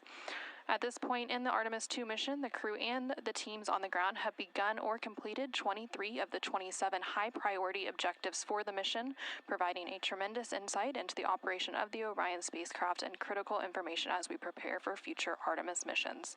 Now that the lunar flyby observation period has concluded, along with the public affairs events that followed with President Donald Trump and NASA Administrator Jared Isaacman, we are going to wrap our broadcast coverage on NASA Plus. Thank you to everyone who tuned into our coverage on NASA Plus, as well as through our streaming partners on Peacock, Netflix, Amazon Prime, and HBO Max. While our NASA Plus coverage is concluding, our 24/7 continuous coverage will continue on NASA's YouTube page, so you can continue to follow our Artemis II crew on their return journey back to Earth. This is Mission Control Houston.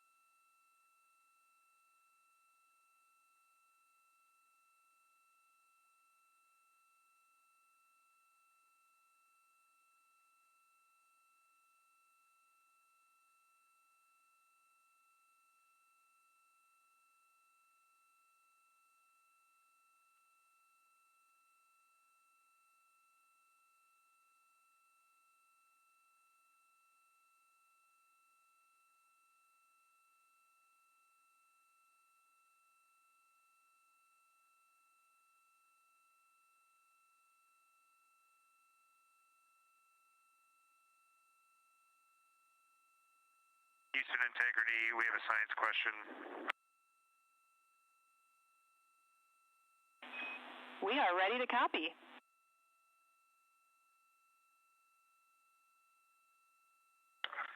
We just want to check our understanding before we go to bed, because we think we made some changes, but the procedures, were not updated as expected. We no longer have to transfer any of the audio recordings on our PCDs or any notes we made in OneNote, that you will just go into the applicable locations and pull that stuff down from where they are originally created. That is a good recollection, Jeremy. That is correct.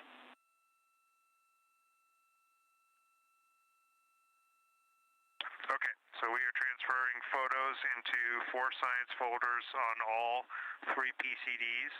And if you go into those 4 science folders, you'll get all of the imagery that we took today. And just a heads up, just so much excitement up here. Sometimes we switch cards and sometimes we didn't. And so the different shifts are on various cards in various places, but all the photos are there. Copy all. Thanks for the report.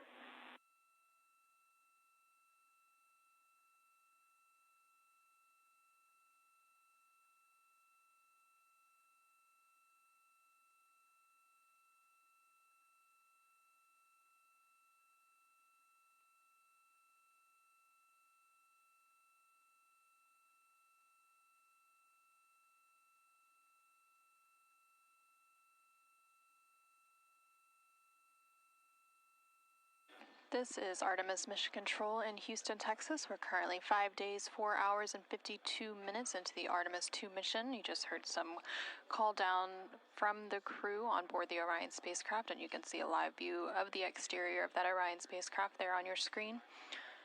They are working to downlink some of the imagery that they captured throughout the lunar flyby today. And here shortly, they are also going to wrap up some of the final activities for the day, which includes a private medical conference with their medical teams here on the ground, as well as a private conference with the flight director here on the ground to go through vehicle status and any questions, comments, concerns they may have ahead of the next flight day. After those private conferences are complete, they will then enter their pre-sleep period. During this pre-sleep period, the crew has about 2.5 hours to decompress for the day. They can also complete any necessary personal activities and hygiene activities, and it's also when they have an opportunity to eat their dinner. The meals provided to the crew throughout the mission are from the Space Food Systems Laboratory here in Houston, Texas. That team works closely with every human spaceflight crew, both on the Artemis missions as well as missions to the International Space Station ahead of launch, to taste their food and go through their standard menus and what they will expect, as well as some training on how to use the food warmers, as well as how to rehydrate some of that food.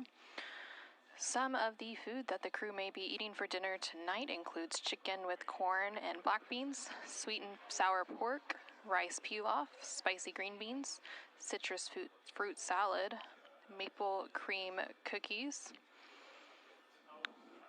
as well as shrimp cocktail, Turkish fish stew, Caribbean chicken, mashed potatoes, cauliflower with cheese and butter cookies.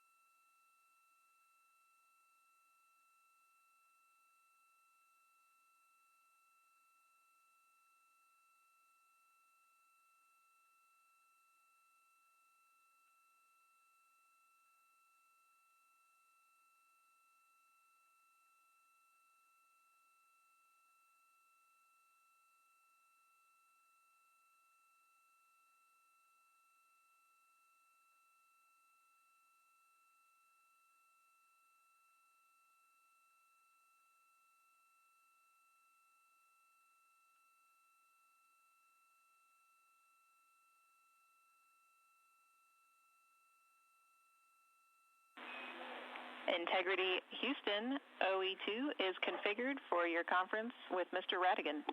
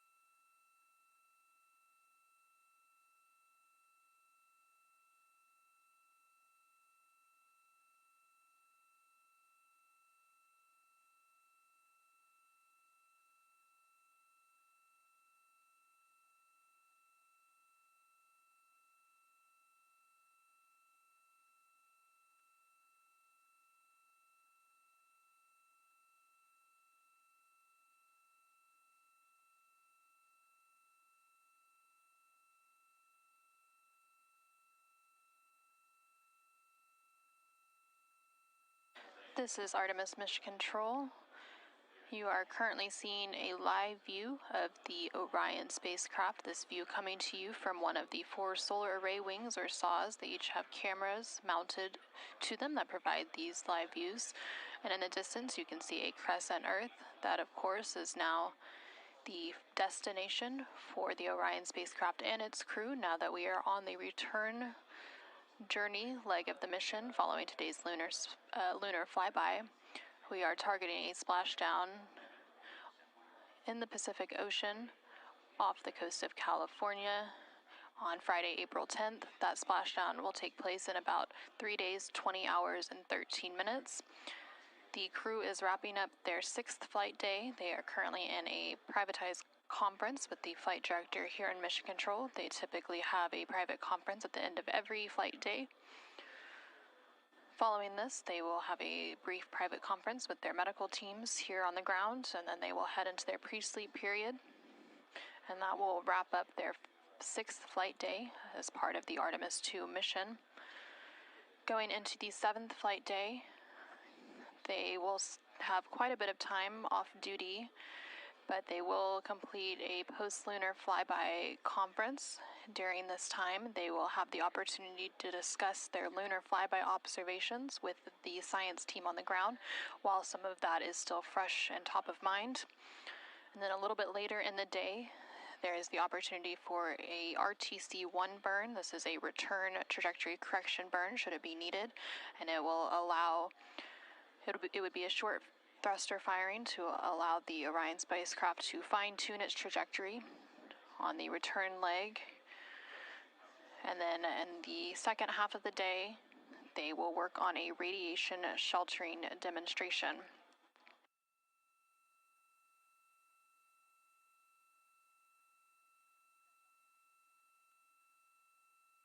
During that radiation shelter demonstration, the crew will build a radiation shelter within the cabin of the Orion spacecraft and prepare lockers for radiation shelter ingress or entering into them.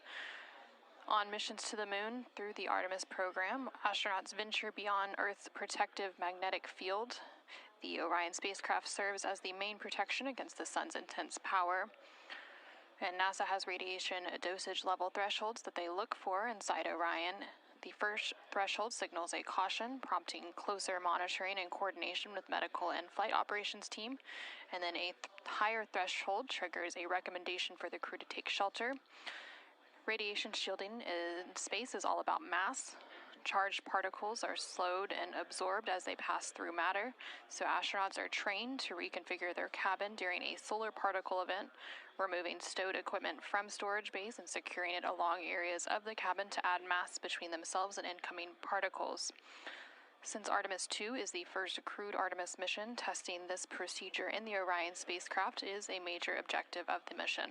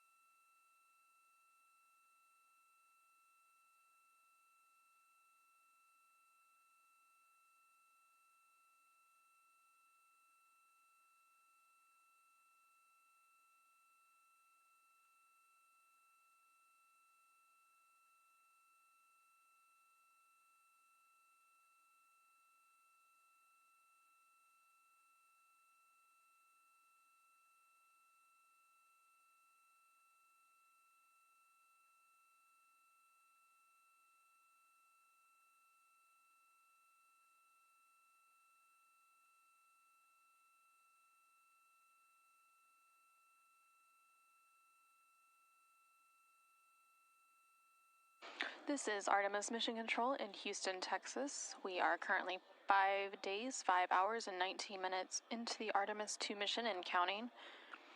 Currently on your screen, you can see a live view from the Orion spacecraft named Integrity by its crew. You can see a clear view of one of those solar array wings. There are 4 solar array wings, or SOAs, that provide power generation for the Orion spacecraft, and just above that solar array wing, you can see a crescent Earth. Currently, the Orion spacecraft is about 11,900 miles away from the moon, and that distance will continue to increase now that we are on the return leg of the journey. The Orion spacecraft and its crew had their lunar flyby and made their closest approach to the moon earlier today, and the distance from Earth is about 249,000 miles. We are expecting a splashdown on Friday, April 10th, on flight day 10. That splashdown in the Pacific Ocean off the coast of California in about 3 days, 19 hours, and 57 minutes from now. Currently, the crew is wrapping up some of the final activities for the day, and then they are about to enter their pre-sleep period. That pre-sleep period will last about 2.5 hours, after which they will go to sleep. They typically have an 8.5-hour sleep period, and then they will begin flight day 7. The majority of flight day 7 will be an off-duty day for the crew, but they do still have a few items that they have to complete.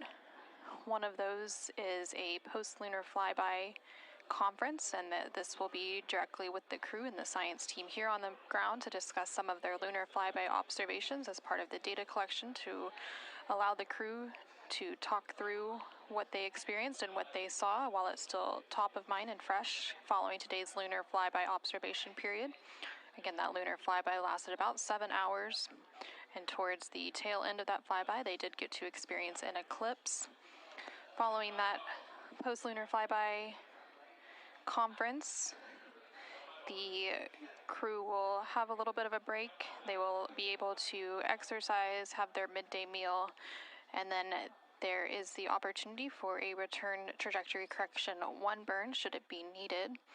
These return trajectory correction burns allow the Orion spacecraft to fine-tune its path on the way back to Earth. On the outbound journey, there were originally 3 planned outbound trajectory correction burns. The first 2 of those burns ended up being canceled as it was determined they were not needed due to the accuracy of the translunar injection burn, or TLI burn, which took place on flight day 2. The third and final of those outbound trajectory correction burns did take place on flight day 5, and it ended up being a 17.5-second burn to fine-tune Orion's trajectory as it made its flyby around the moon. So again, there will be an opportunity for a return trajectory correction burn tomorrow should it be needed. And then in the latter half of their flight day 7, they will complete a radiation shelter demonstration.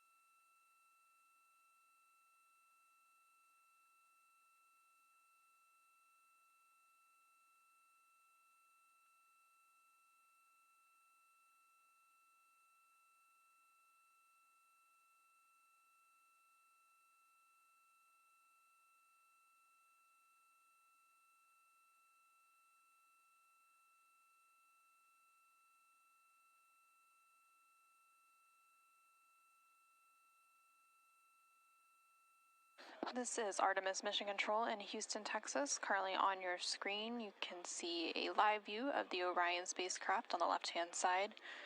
Those views coming to you from the solar array wing cameras. The crew is currently in their pre-sleep period. During this period, they have the opportunity to eat dinner and also perform any necessary hygiene activities and other personal activities ahead of going to sleep. We do expect the crew to enter their sleep period in a little under 2 hours, about an hour and 45 minutes from now. Also in that view on the left-hand side, you can see a crescent Earth in the distance, just above that solar array wing. The right-hand side of your screen shows a visualization from the Artemis Real-Time Orbit website, or ARO. This website is available at nasa.gov/track-Artemis for the duration of the Artemis II mission and provides updates on the spacecraft's velocity as well as its distance from the Earth and the Moon as it makes its journey back home here to Earth, again with that splashdown targeted for Friday, April 10th. Following a lunar flyby observation period of about 7 hours earlier today, the crew then worked to clean up some of their observations as well as the imagery and data that they captured and collected and began downlinking that. And we do expect to have some of that imagery available here shortly. During the Artemis II lunar flyby, the crew collected 3 primary science data sets, which included images, verbal descriptions, and written annotations to be able to provide scientists with multiple layers of context for each observation. The handheld imagery was captured using Nikon cameras, including an 80 to 400 millimeter zoom lens dedicated to lunar targeting. And those images were designed to capture regional context and relationships among large geologic features rather than fine surface detail. And then the verbal descriptions were the highest priority science data set on Artemis II. The astronauts recorded real-time observations through a dedicated application on their crew tablets, which are sometimes referred to as PCDs or portable computing devices. Through those verbal descriptions, they were describing what they were seeing, how the features related spatially, and how conditions were changing as the lighting evolved. And then the crew annotations were recorded in OneNote. We are complete with the conference on too. You can normalize that. Thank you. In work. Thanks.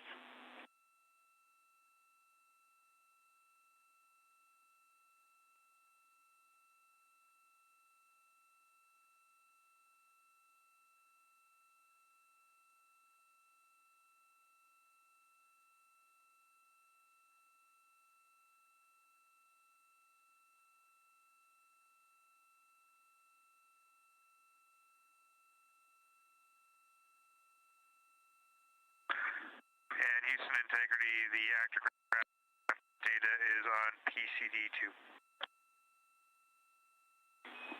We copy.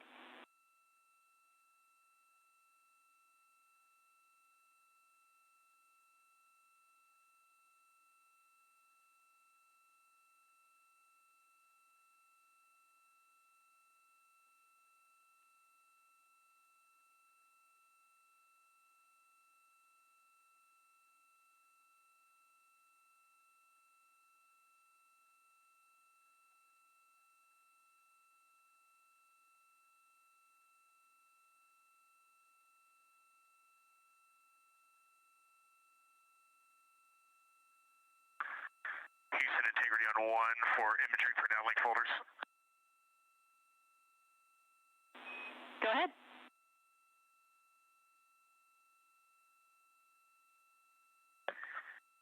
Hey, on PCD1, I have noticed I have 2 imagery for downlink folders, and I have been using both of them today. One is on the C drive, and one is in C users CDR desktop imagery for downlink.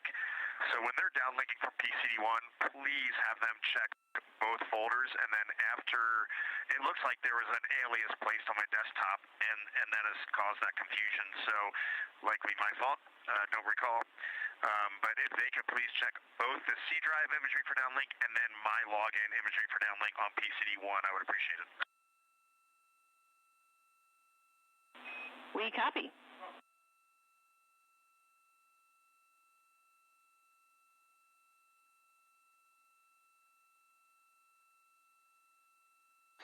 And we just heard some communication there between the crew on board the Orion spacecraft. Some of that first communication was coming from NASA astronaut Victor Glover, who was wrapping up a crew preference conference. These are private conferences, often between the crew and their family and friends on the ground. And then we heard some communication after that from NASA astronaut Reid Wiseman, who was asking some questions and letting them know about some images and data that were being downlinked from the Orion spacecraft following the lunar flyby earlier today.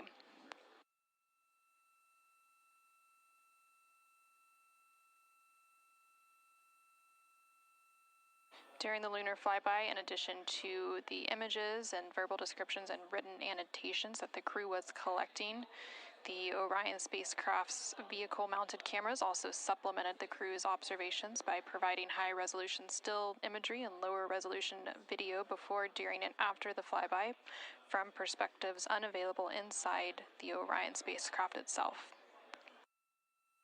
In preparation for the lunar flyby and the Artemis II mission, the Artemis II astronauts underwent extensive lunar science training, including classroom instruction, field work, and high-fidelity simulations. They had training expeditions that took place in analog environments, such as the Icelandic highlands, where crews practiced identifying and describing geologic features under varying conditions. And then Orion mock-ups were also used to rehearse crew choreography, including three-dimensional space management with an inflatable moon globe to simulate the flyby.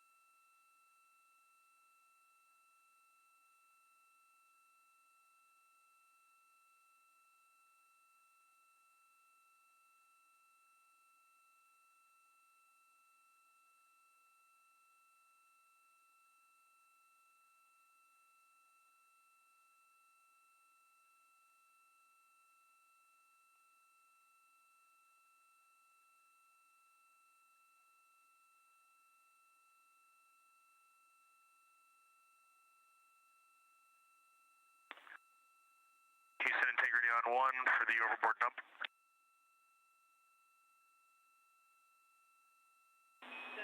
Go ahead.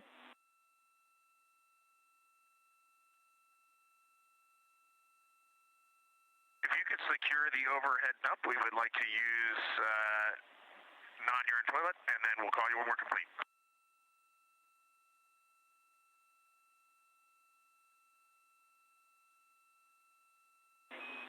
We are putting that in work for you, and I have 2 other updates for you while I got you, if you're okay with a little bit more interruption to your pre-sleep.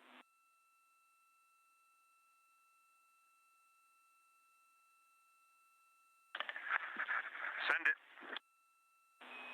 All right, so just with email, we're still syncing. We did hear your comment about the priority list. Unfortunately, it turns out that there was a miscommunication on that, so we're working it. We've got a couple of solutions in mind to reduce the volume of emails that you're getting, but we probably won't get there tonight. So the uplink you're getting now is not truncated, but we are pursuing a solution to truncate those in the future.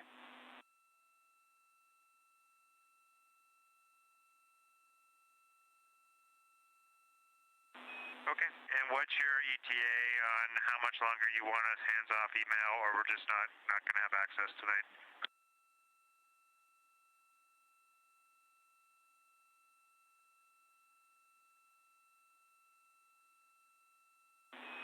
We are aiming for 20 minutes on that. Thanks for bearing with. Sorry again.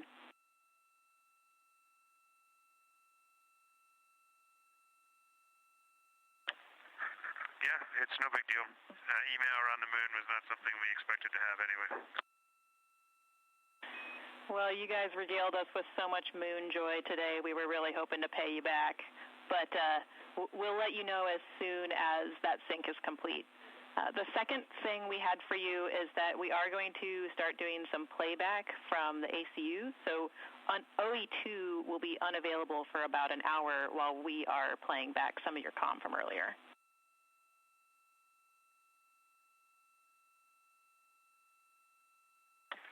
Okay, copy that. OE1 only for us for the next couple hours.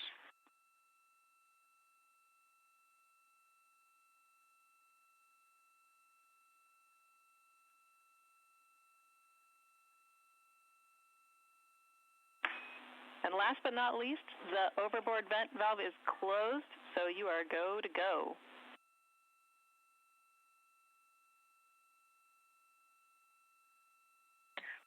All right, in work.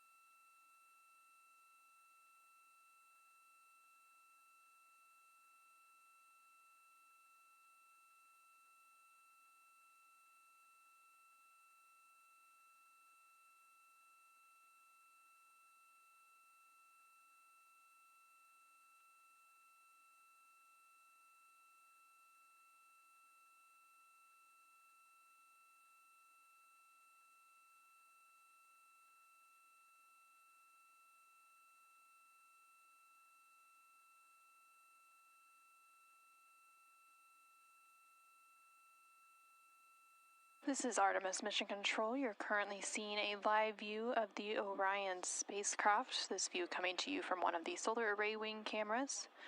Currently inside the Orion spacecraft, which was named Integrity by its crew, are the 4 crew members of the Artemis II mission, which includes Reid Wiseman, Victor Glover, Christina Cook, and Jeremy Hansen.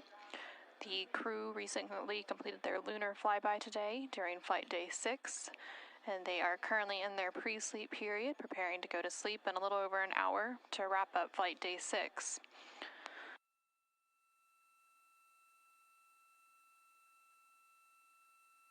During the upcoming flight day 7, which will begin upon crew wake, the crew will have a relatively light duty day. They will have a post-lunar flyby conference with the teams here on the ground, specifically the science team here on the ground, to discuss some of their lunar observations that were made during the flyby period today. And then they will have a little bit of a break after that before they have their midday meal and then move into the RTC-1 burn, or the return trajectory correction 1 burn, should it be needed to further fine-tune the trajectory of the Orion spacecraft on its return leg of the journey. After that burn is complete, they will again have a couple of hours of free time, as it's going to be a mostly off-duty day for the crew tomorrow. And then in the second half of their day, they will spend a couple of hours completing a radiation shelter demonstration. And during this radiation shelter demonstration, the crew will build a radiation shelter within the cabin of the Orion spacecraft and prepare lockers for radiation shelter ingress. On missions to the moon through the Artemis program, astronauts venture beyond Earth's protective magnetic field, so the Orion spacecraft serves as the main protection against the sun's intense power. Radiation shielding in space is all about mass, so charged particles are slowed and absorbed as they pass through matter, and astronauts are trained to reconfigure their cabin during a solar particle event by removing stowed equipment from storage bays and securing it along areas of the cabin to add mass between themselves and incoming particles. Since Artemis II is the first crewed Artemis mission, testing this radiation sheltering procedure in the Orion spacecraft is one of the major objectives of the mission. During the uncrewed Artemis I mission, Orion was blanketed in 5,600 passive and 34 active radiation sensors, and the information they gathered assured researchers that Orion's design can provide protection for crew members from hazardous radiation levels during lunar mission. That doesn't mean, though, that scientists don't want more information. So similar to Artemis I, there are 6 active radiation sensors, collectively called the Hybrid Electronic Radiation Assessors, that will be deployed at various locations inside the Orion crew module. And then the crew also wears dosimeters inside their pockets, and these sensors are providing warnings of hazardous radiation levels caused by space weather events made by the sun, and if necessary, this data will be used by mission control to drive decisions for the crew to build a shelter to protect from radiation exposure due to space weather. Additionally, NASA has also partnered with the German space agency, DLR, for an updated model of their M42 sensor for the Artemis II mission. The new version of this sensor offers 6 times more resolution to distinguish between different types of energy compared to the Artemis I version, and it will allow it to accurately measure the radiation exposure from heavy ions, which are thought to be particularly hazardous for radiation risk. Artemis II is also carrying 4 of the monitors affixed at points around the cabin by the crew, and collectively the sensor data will paint a full picture of radiation exposures inside the Orion spacecraft and provide context for interpreting the results of Archer Avatar Artemis II standard measures and immune biomarkers experiment.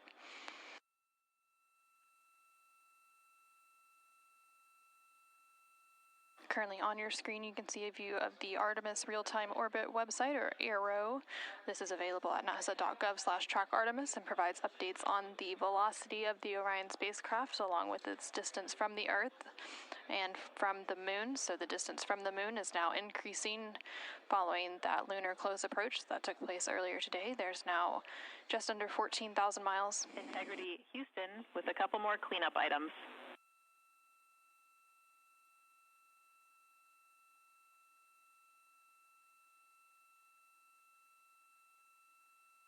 Houston, go ahead. Hey, I wanted to let you know that our email sync is completed. You can all now use your email. We also wanted to give Reid a heads up that we are merging those imagery for our downlink folders into one. So going forward, he should only see one on his PCD. Not to be alarmed if you see one disappeared. And then last, thought you guys would be happy to know we have implemented your feedback for tomorrow.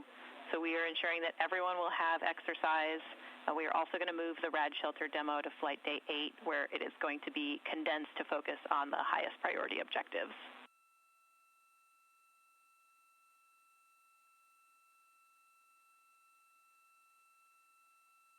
Awesome. That's great news on all accounts. Thank you. Thank you. Have a great night.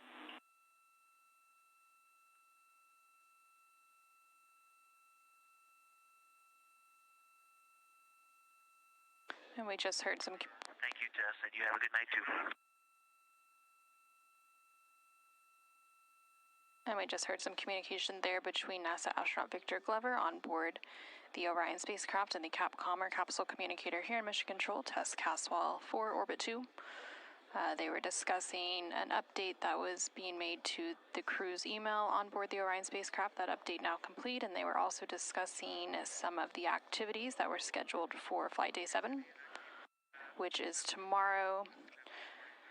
They did mention that they are actually going to move that radiation shelter demonstration that I was just mentioning a few moments ago. So that demonstration is now moving to Flight Day 8 to allow the crew to have a larger, more off-duty day tomorrow with less tasks on the timeline.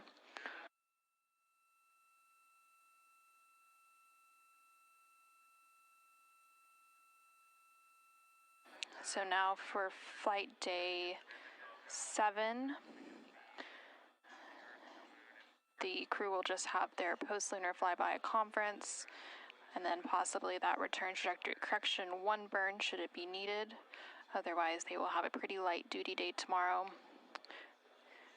with some free time to do as they please on this return journey back to Earth. Again, that splashdown targeted for Friday, April 10th.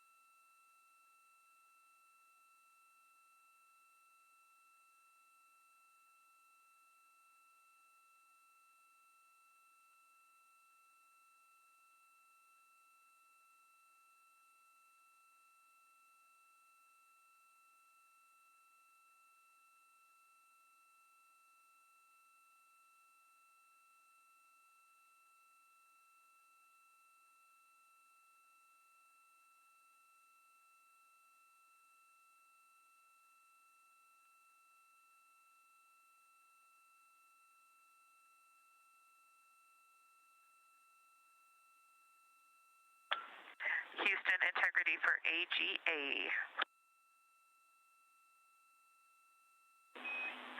Go ahead for AGA, Christina.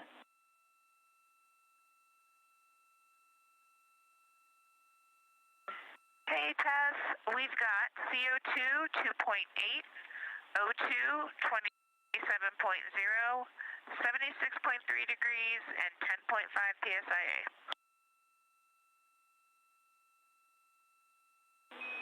We copy all. Thanks so much.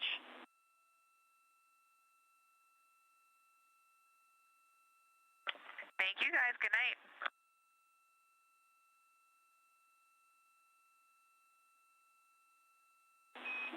Have a wonderful night, and just for your awareness, we are still standing by for your go to resume the wastewater dump when you guys are ready.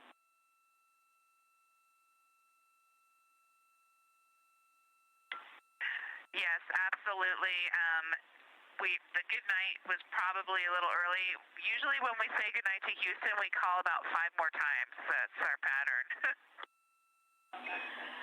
I just feel like I am contributing to that trend. So, all right, we'll stand by for the next good night.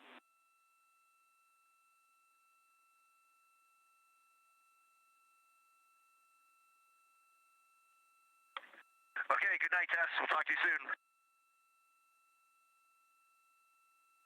Good night, Reid.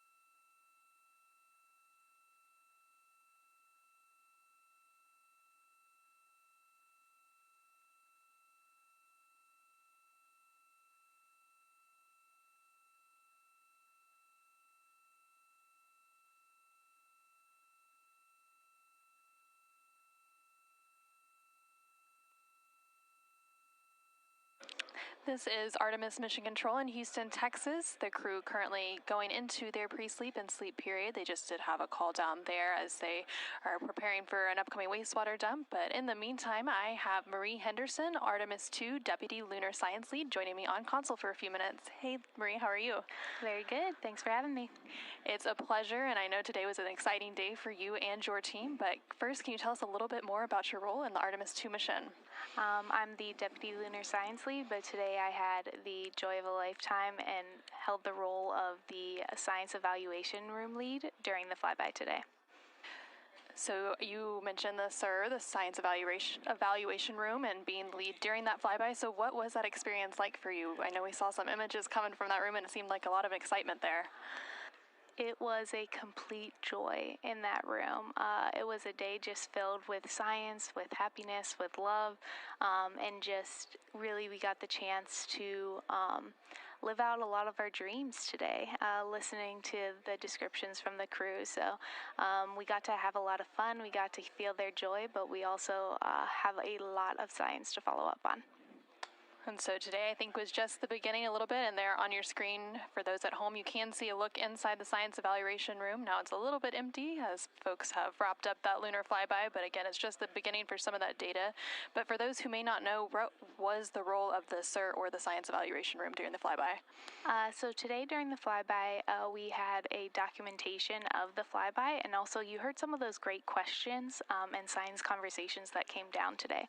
And so our response, our goal was to actually listen to those questions, get responses, and actually try to get those back up to help them be excited about it.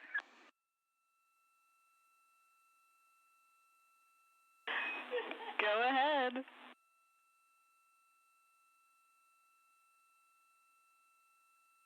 Yes, Cass, we needed a new spot for a trash bag, so we came up with a plan, and if it's all right with you, I will let you know what we did to update the stowage. We are happy to receive.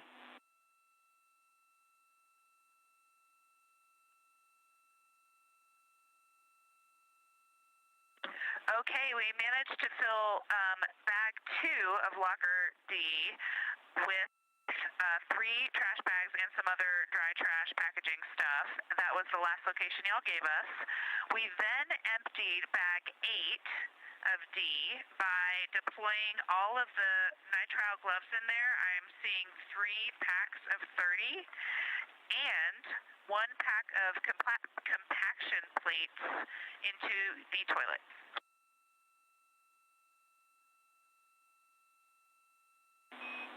That is perfect. That is the next action we would have given you. So, bravo.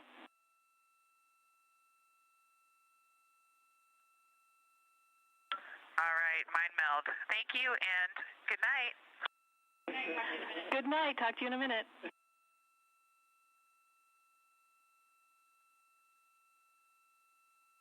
And we just heard some communication there between NASA astronaut Christina Cook. Exactly. Currently on board the Orion spacecraft. Again, they are in their pre-sleep period, preparing to go to sleep, but they are being a chatty bunch this evening, and they were just calling down about some stowage.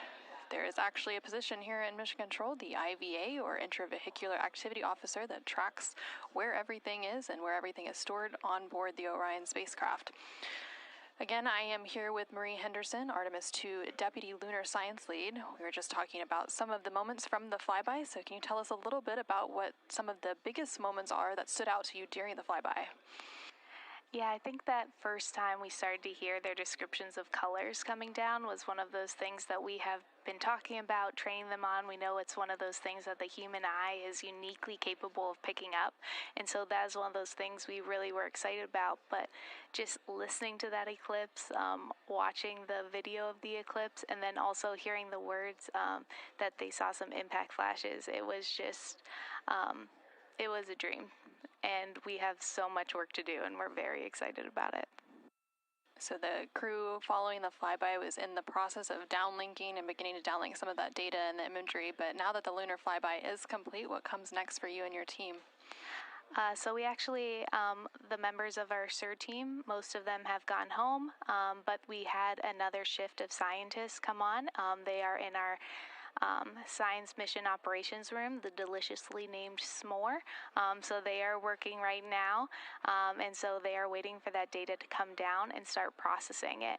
And so by that, we are going to inventory all the images, all the audio files that we got, and they're going to get that organized and start putting the first scientific analysis on that data.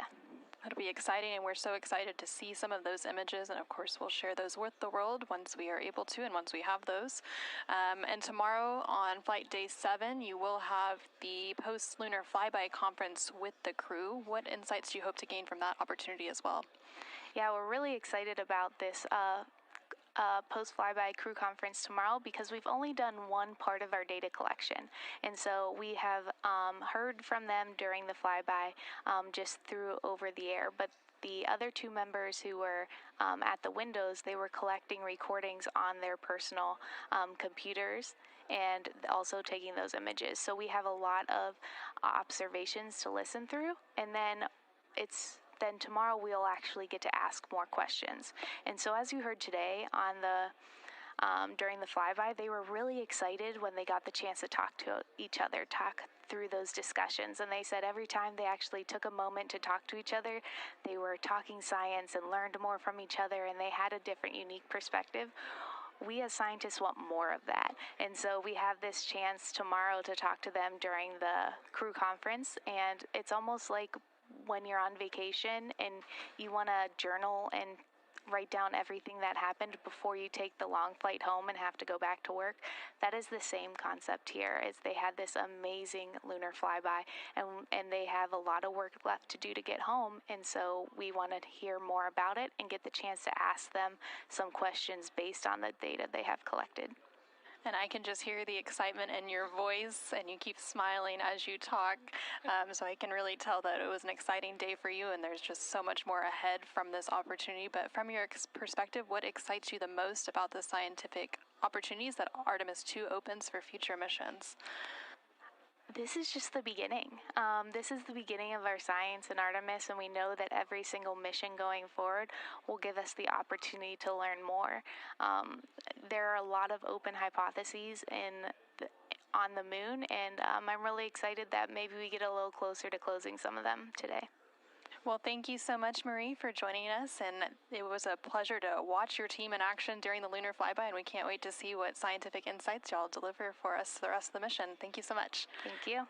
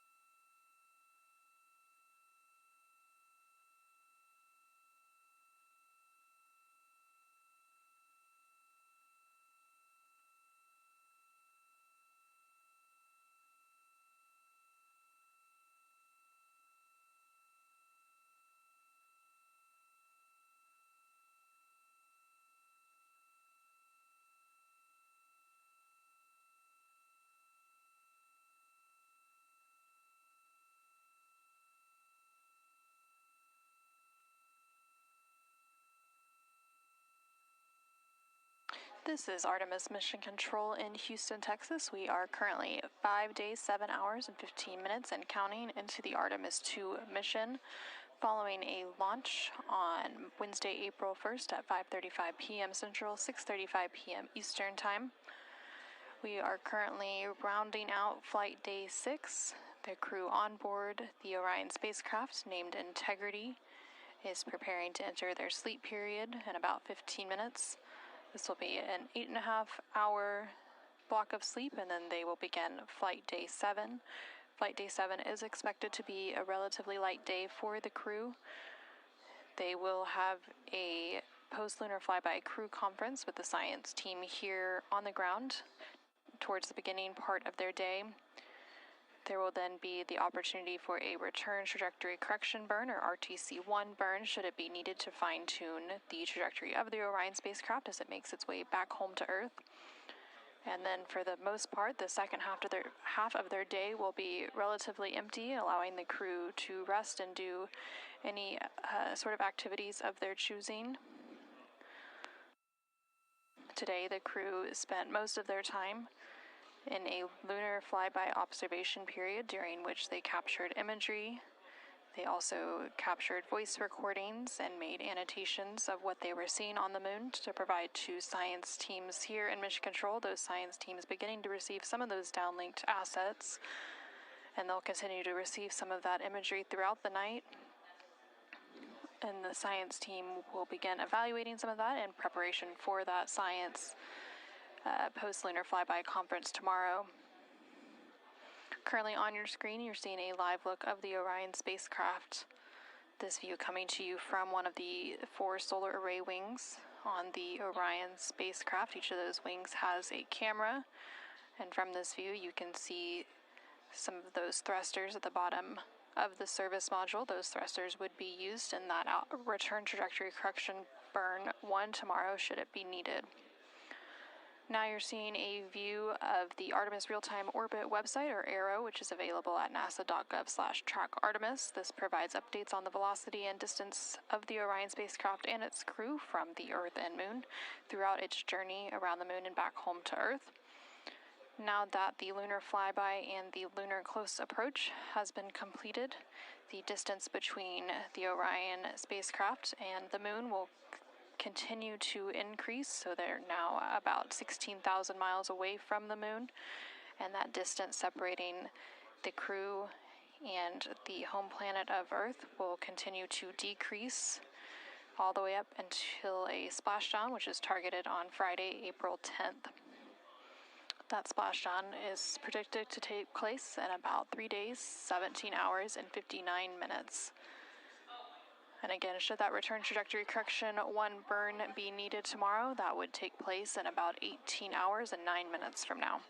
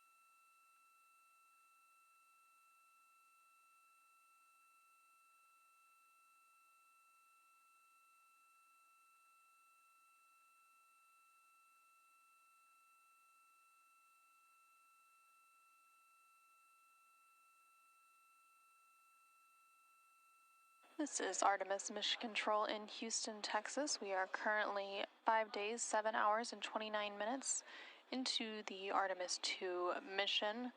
And the crew recently entered their sleep period. That sleep period will last 8.5 hours. And once that sleep period concludes and the crew wakes up, it will officially mark the start of Flight Day 7 for the mission. Just a moment ago, you probably saw the Orion spacecraft on your screen as it completed a brief attitude maneuver, and now on your screen you can see a view of the Orion spacecraft with one of its solar array wings extended, and above that solar array wing is a view of a crescent Earth. Earth, of course, now the target for the return journey of the Orion spacecraft, with that splashdown expected to take place on Friday, April 10th. The flight control position in mission control responsible for some of those attitude maneuvers is GNC, which is the Guidance, Navigation, and Control Officer. That flight controller is responsible for managing the inertial measuring units, the global positioning system receivers, barometric altimeters, and the position, state, and attitude health of the Orion spacecraft. This console position is also responsible for commanding those attitude maneuvers. The equivalent to the GNC position in the International Space Station Flight Control Room just down the hall is known as ADCO. Currently on console here in Mission Control is the Orbit 2 team of flight controllers. They are being led by Flight Director Diane Daly, and the Capcom or capsule communicator here in Mission Control for Orbit 2 is Tess Caswell.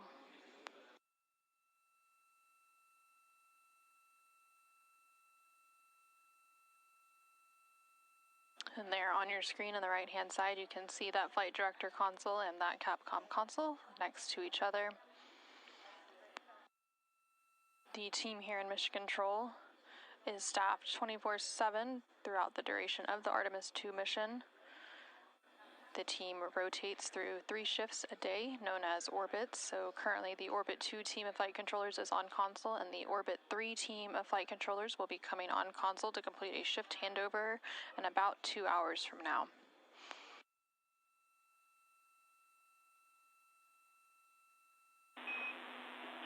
Integrity Houston with a potential last good night before we go into a very long forward link LOS.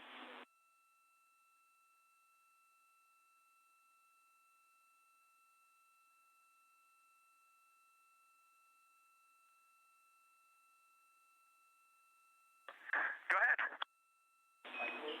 Hey, sorry to bug you again, but the team here is looking to resume venting before we go into this long LOS. We did want to make sure that you guys know the team here has decided that there is no constraint to fecal use of toilet during vent ops. So we would like to resume the vent if you're okay with that, knowing that you can continue to use toilet for fecal purposes while we do so.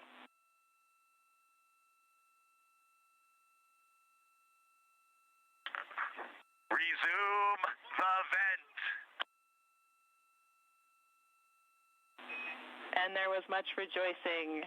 Hey, we also got a sneak peek at y'all's imagery. It's absolutely stunning. We are all completely in awe of the work that you did today. Thank you so much for bringing us on this journey with you. We hope you have sweet dreams of moon joy.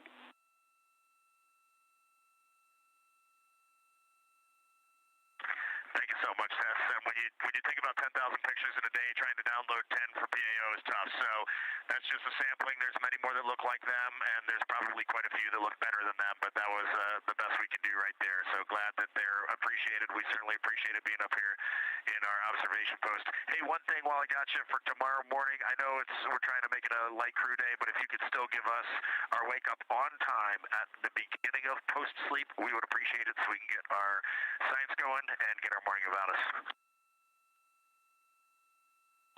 We will make that happen for you. Have a wonderful night.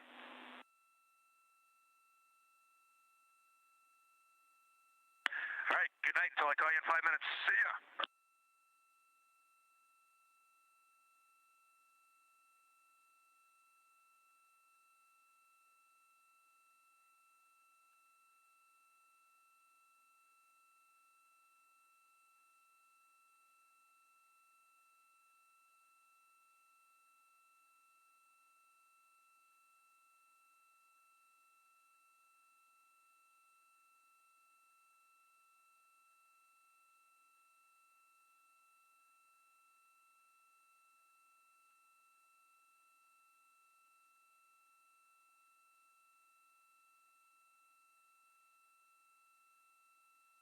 This is Artemis Mission Control.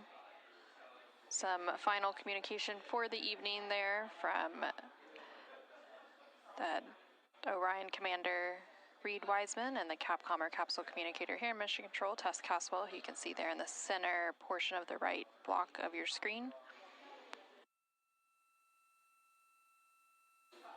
They were discussing an upcoming wastewater dump as part of the Universal Waste Management System, aka the space toilet, on board the Orion spacecraft.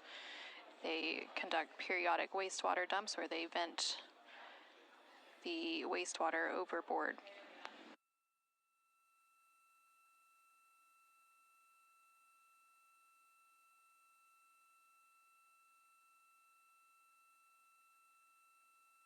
The crew also referring to some of their upcoming activities during Flight Day 7, which will begin at the start of crew wake. They mentioned to the ground team here that they wanted to be woken up on time tomorrow morning. Throughout the duration of the mission, the crew has been woken up by wake-up music, which was selected by the crew ahead of the mission. And that tradition dates back to some of the Apollo-era missions. And then tomorrow, during Flight Day 7, it will be a relatively light day for the crew. A good portion of the day will be spent in an off-duty day, but at the beginning of the crew day, they will have that post-flyby conference with the science team here in Mission Control to discuss some of their lunar observations that were made during the flyby.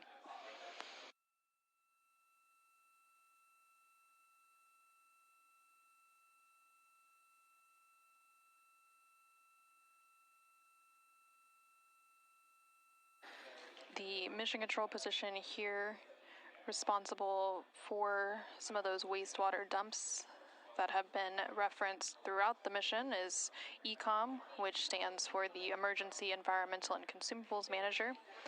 They are responsible for the internal thermal control systems, the air and water supply and purification systems, and they also manage emergency response. The equivalent flight control position in the International Space Station flight control room just down the hallway is known as Ethos.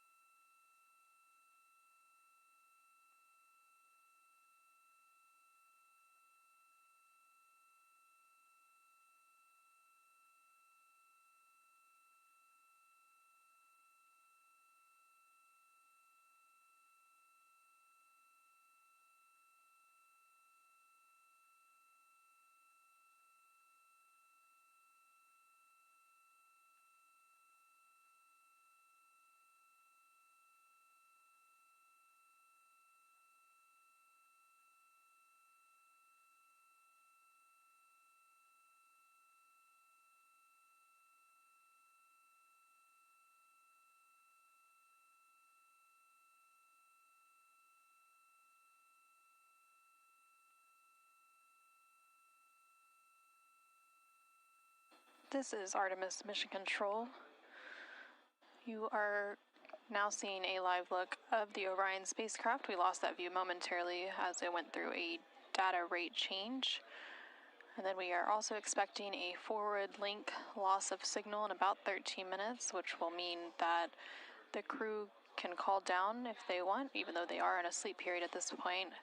But the team here in Mission Control Houston won't be able to call up to the crew during that loss of signal. We are currently 5 days, 7 hours, and 56 minutes into the Artemis II mission. The view there on your screen coming from the solar array wing cameras. And you can see a view of the crescent Earth above one of those solar array wings. And the Orion spacecraft does have 4 solar array wings total.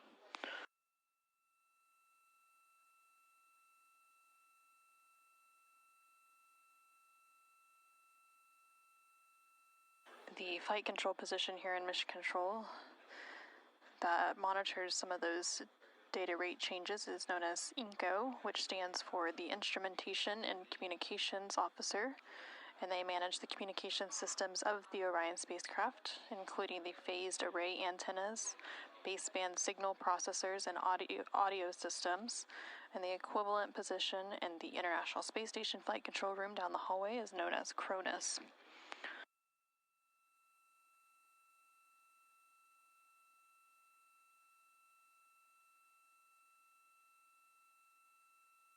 The crew on board the Orion spacecraft entered their sleep period about 20 minutes ago. They will remain in this sleep period for about 8.5 hours total. And this is rounding out flight day 6. The crew spent the majority of their day today on flight day 6 making science observations and capturing imagery as part of the lunar flyby, during which Orion and its crew passed approximately 4,000 to 6,000 miles from the moon and provided the crew with a full disk view of the lunar surface. And from this higher vantage point, the crew was able to observe both poles and large-scale geological features in a single view. And the Artemis II crew also became the first humans to directly observe certain far-side regions of the moon with unaided eyes. During the flyby, the crew also surpassed the Apollo 13 distance record and reached the farthest distance from the Earth during their mission at a distance of 252,756 miles, which was 4,112 miles farther than Apollo 13.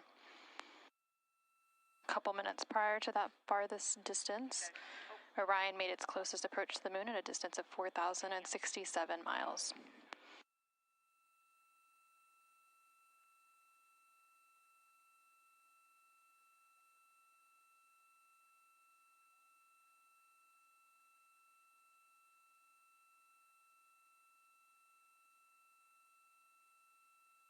At this point in the Artemis II mission, rounding out flight day 6, the crew and the teams on the ground have begun or completed 23 of the 27 high-priority objectives for the mission, which have already provided tremendous insight into the operation of the Orion spacecraft and also provided critical information to teams as we prepare for future Artemis missions.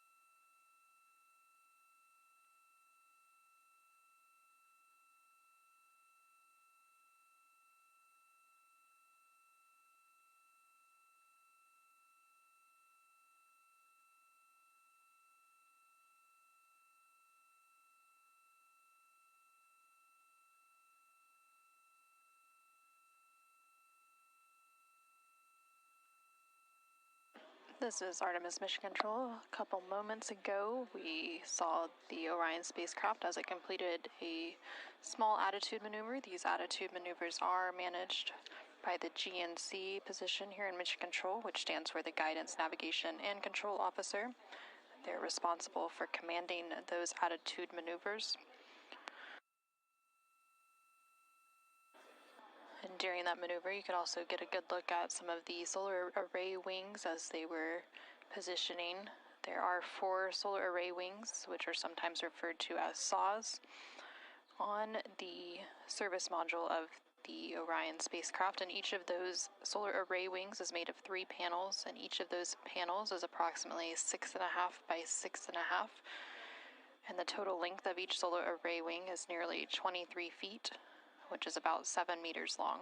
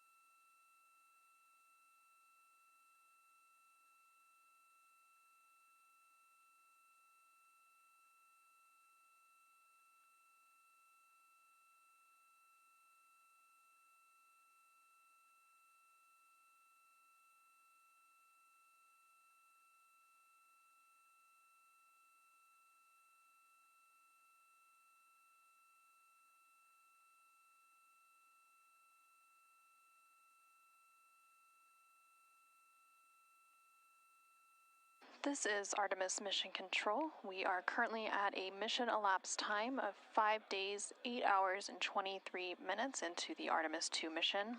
Today on Flight Day 6, the crew spent the majority of their day making science observations and capturing imagery as part of the lunar flyby activities, during which Orion and its crew passed approximately 4,000 to 6,000 miles from the moon and provided the crew with a full disk view of the lunar surface. Also during the lunar flyby, the crew surpassed the Apollo 13 distance record, reached the farthest distance from the Earth during their mission at a distance of 252,756 miles, which was 4,112 miles farther than that of Apollo 13. A couple minutes prior to that farthest distance, Orion made its closest approach to the moon at a distance of 4,067 miles. At the end of the lunar flyby period, the crew was also able to see an eclipse with the sun hidden from view behind the opposite side of the moon from the perspective of Orion and its crew, and the crew's observations during this flyby, along with handheld photography and images from the Orion spacecraft, will form the basis for scientific investigations into the moon's geological history, the lunar environment, and current processes such as new impacts. Following the flyby, the crew began downlinking imagery and data from the flyby to teams on the ground, and then participated in a couple of public affairs events with President Donald Trump and NASA Administrator Jared Isaacman. The crew recently entered their sleep period just under an hour ago to wrap up Flight Day 6, and with that, let's go ahead and take a look at the highlights from the day.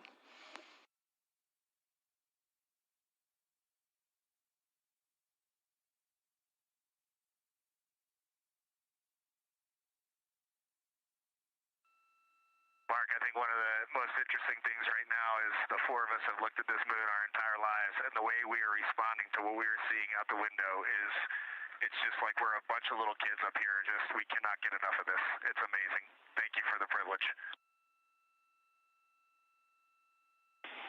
Thank you for sharing that special perspective you have with all of us back here. This is Artemis Mission Control in Houston, Texas. We recently received confirmation that the Orion spacecraft and its crew have officially entered the lunar sphere of influence, that milestone taking place at a mission elapsed time of 4 days, 6 hours, 2 minutes, and 54 seconds into the Artemis II mission. By reaching this milestone, it means that the gravitational forces of the moon are now greater on the Orion spacecraft than that of Earth.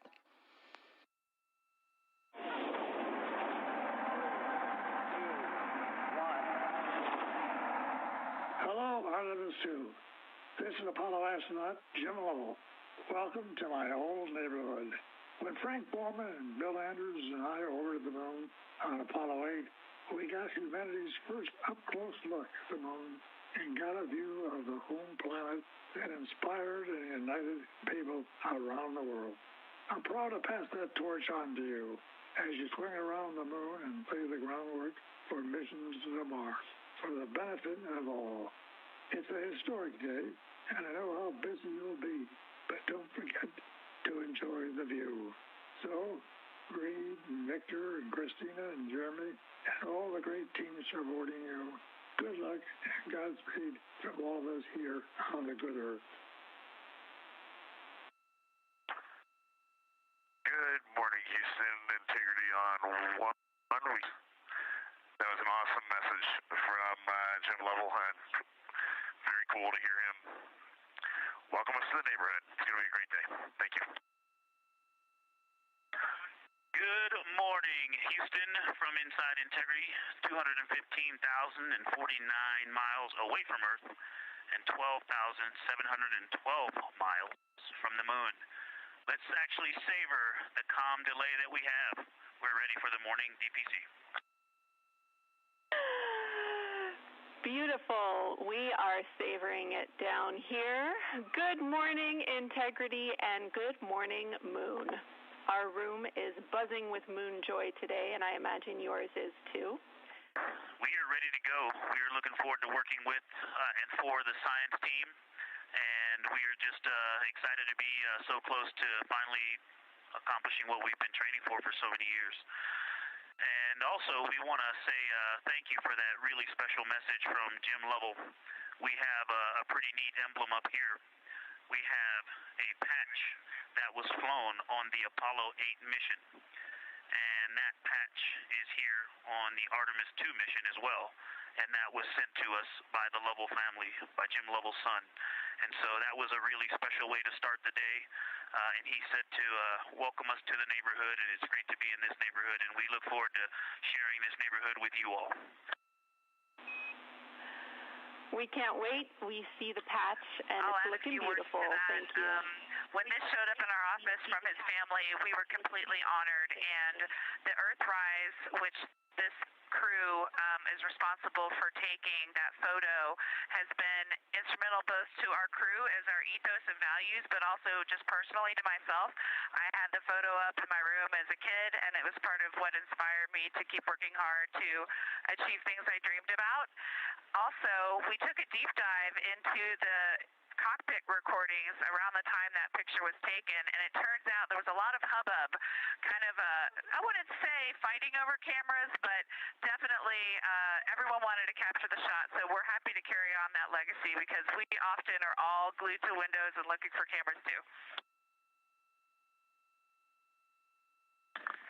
And I'll just close. I know it looks like a piece of paper in the camera there, but that is actually the original Apollo 8 patch printed on silk that they had done before they launched, and they flew that with them on their journey around the moon, and then the family handed it over to us, as Ike said, and it's just a real honor to have that on board with us. Let's go have a great day. Right now, the Artemis II crew and Mission Control are preparing to support today's lunar flyby, the first time we've sent humans around the moon in over 50 years. Integrity, you can use the OEs and your HHP camera for the milestone words at the Apollo 13 record distance. You'll notice that we pause every time we hear communications to and from the crew. They are the stars for today. This afternoon, the crew will have their closest approach of the moon and will surpass the record. That record just mentioned of the furthest humans have ever flown, set by the Apollo 13 astronauts in 1970. As you can see, the crew members have dimmed the cabin lights inside Orion. Dimming the lights also helps prevent reflections from inside Orion onto the windows.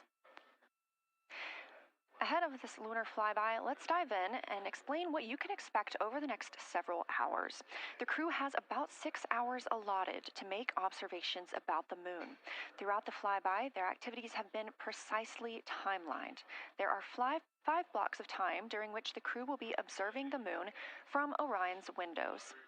At any time, 2 members will be at the windows working in a pair. One crew member will be taking photos from window 2 with a blue shroud over the window. This can help prevent that glare or reflection from inside Orion. They have an 80 to 400 millimeter zoom lens to use. The other astronaut will be in window 3 using their portable computing device. You'll hear that referred to as PCD to make annotations. Both of these crew members will make audio recordings of what they are seeing, and they'll wear headsets connected to those PCDs. Those audio recordings will be sent to the science team at a later date. We will not hear them live. The 2 crew members at the windows will swap roles and positions halfway through their timelined block. The other 2 crew members who won't be at the windows at that time will be serving in the background as support. One will be conducting the science sit reps, or situation reports. This is what we will hear live from the crew. They'll be calling down a few times each hour to discuss what they are observing. Those situation reports include how the crew is positioned, any missed targets, or anything unexpected they saw, lunar target descriptions, any hardware issues, and of course, their emotions and reactions as they fly by the moon. Good morning, crew. This is Science. We couldn't be more excited for a full day of lunar and planetary observations today, the first one in over 54 years. How do you hear me?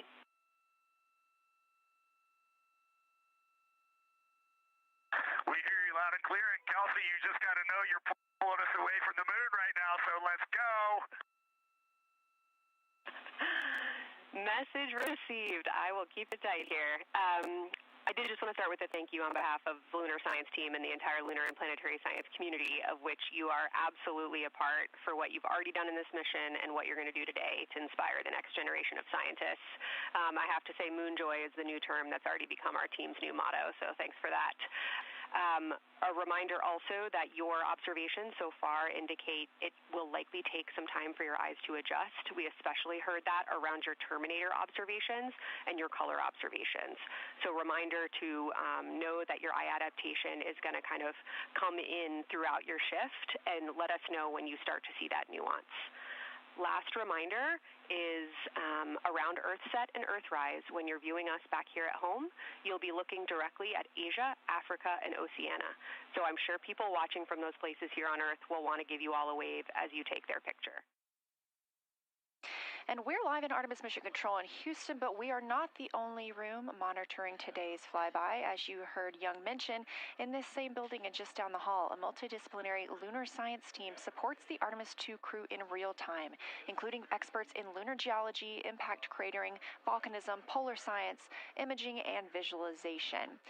There are two integrated facilities, and the first is the SIR, which is what you have right here. That's the Science Evaluation Room. They are embedded within Mission Control to provide science input during live operations like what we see today.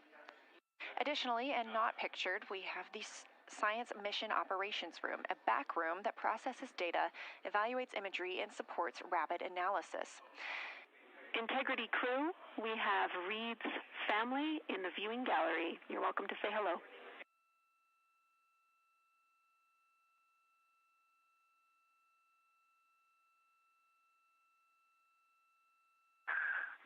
Well, whether you're being serious or you're kidding around, that is awesome to hear. Thanks, Jenny. And hello to Ellie and Katie. I don't know who else is there, but it's great to know that you're in Mission Control right now, following along. We are having a blast up here, and the view of the moon is absolutely amazing.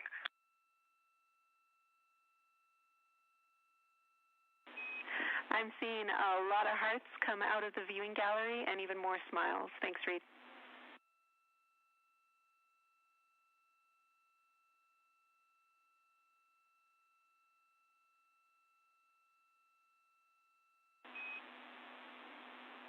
Copy heart, copy bracelet.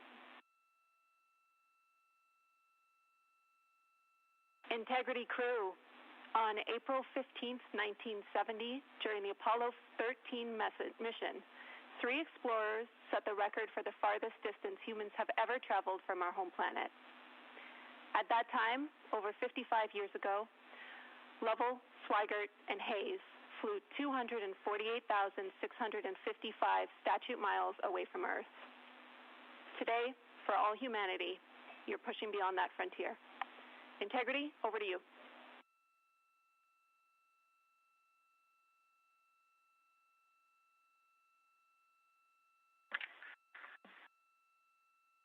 Yeah, from the cabin of Integrity here as we surpass the furthest distance humans have ever traveled from planet Earth.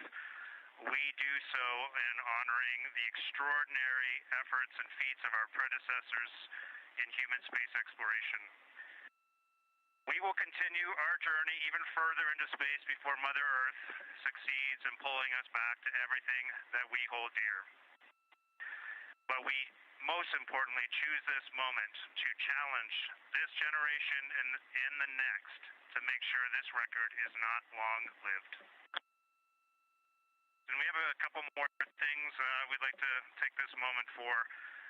Our science team helped us out with a couple of relatively fresh craters on the moon that have not been previously named, and our crew would like to propose a couple of potential names for those items or those areas. And we spent a bit of time this morning looking out the window, and we're able to see them now both with our naked eye and through the long lens, and so we feel this is a good time to send this down, and a special shout out to Kelsey for helping us with this. The first one we'd like to suggest is a named crater in honor of our great spacecraft, Integrity.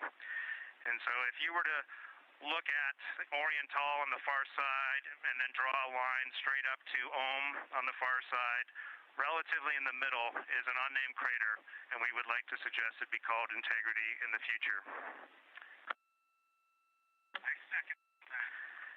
And the second one, and especially meaningful for this crew, is a number of years ago we started this journey in our close-knit astronaut family, and we lost a loved one. And there's a feature in a really neat place on the moon, and it is on the near side, far side boundary. In fact, it's just on the near side of that boundary, and so at certain times of the moon's transit around Earth, we will be able to see this from Earth. And so we lost a loved one. Her name was Carol, the spouse of Reid, the mother of Katie and Ellie. And if you want to find this one, you look at Glushko, and it's just to the northwest of that, at the same latitude as Ohm, and it's a bright spot on the moon. And we would like to call it Carol, and you spell that C-A-R-R-O-L-L.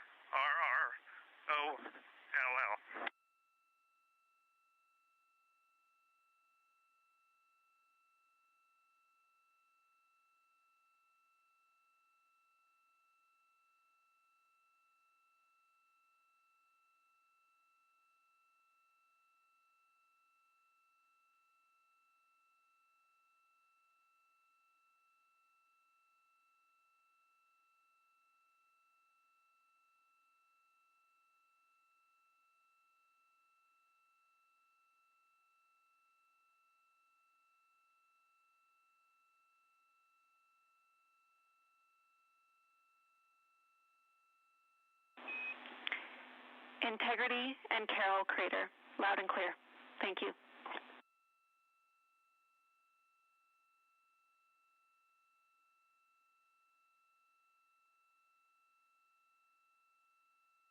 There was a moment of silence here in Mission Control Houston. And now the team and the Artemis II crew are ready to begin their lunar flyby.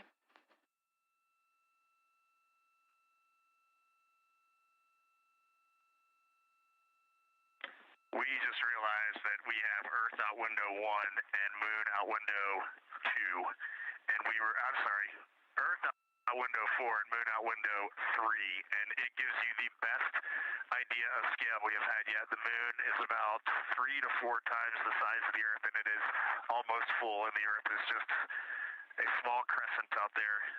It's magnificent. I got a picture of it with the wide lens. Such a majestic view out here. Amaze, amaze, amaze. Thank you, Reid. Now this is a view from their lunar targeting package at this time, helping them determine what they're seeing on the moon, as well as on the left, keep up with what their next target will be. As you can see, we have got a long list and an exciting day ahead of us. Houston, another observation, whole moon. When you look at the moon, something I've never seen in photographs before, but is very apparent, all the really bright new craters. Some of them are super tiny. Most of them are pretty small. There's a couple that really stand out, obviously. And what it really looks like is like a lampshade with tiny pinprick holes and the light shining through. They are so bright compared to the rest of the moon. School after just being in the 400 mil for the last half hour, looking up close. I got pictures of everything Ike was just describing on the Terminator. It really is a fascinating Terminator. And then Orion just looks so dynamic right now. It's very three-dimensional out the docking hatch compared to what I was just looking at through the 400 mil. We love it. We are getting a sneak preview from one of our SAW cameras at what you're looking at, and we see some of what you're describing. We cannot wait to see your photos. Thanks.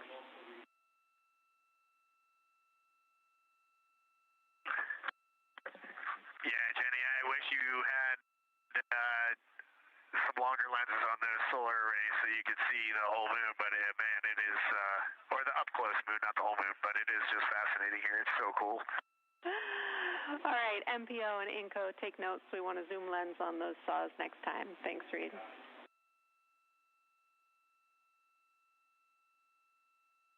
Affirmative.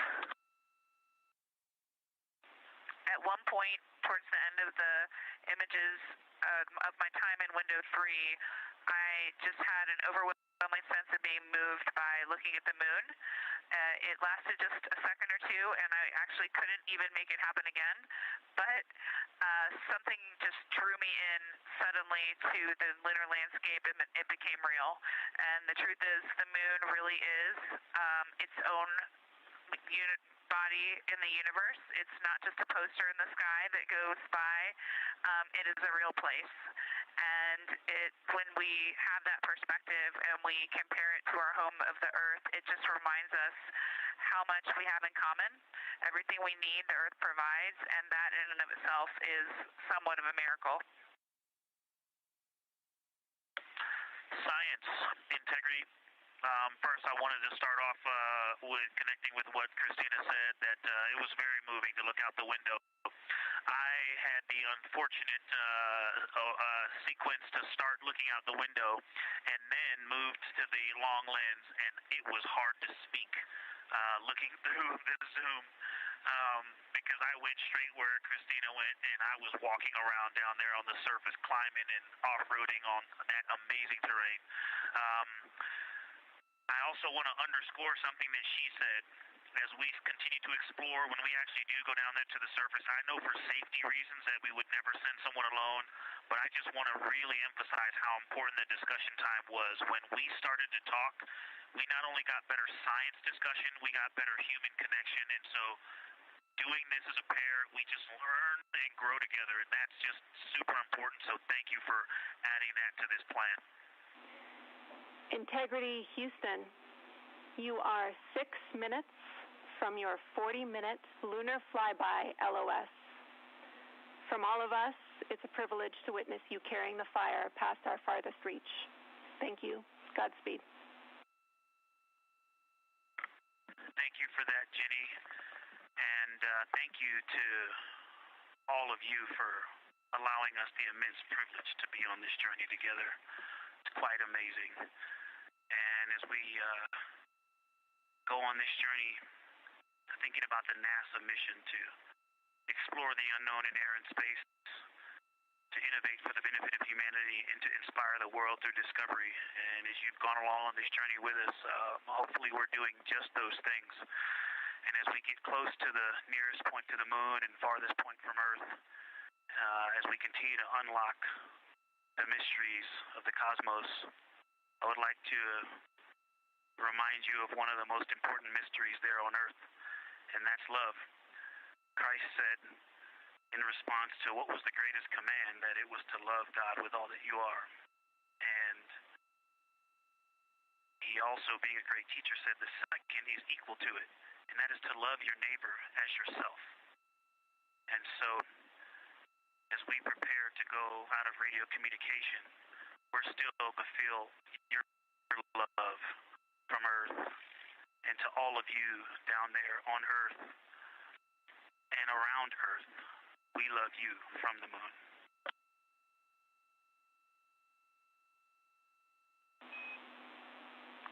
Houston copies. We'll see you on the other side.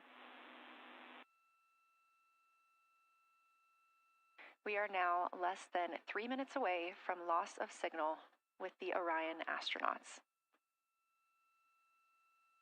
The Artemis II crew will be out of signal for about 40 minutes as they are on the other side of the moon, continuing their work photographing the lunar surface, and they will reemerge, and we will also get this view on the other side. 30 seconds now until we expect loss of signal.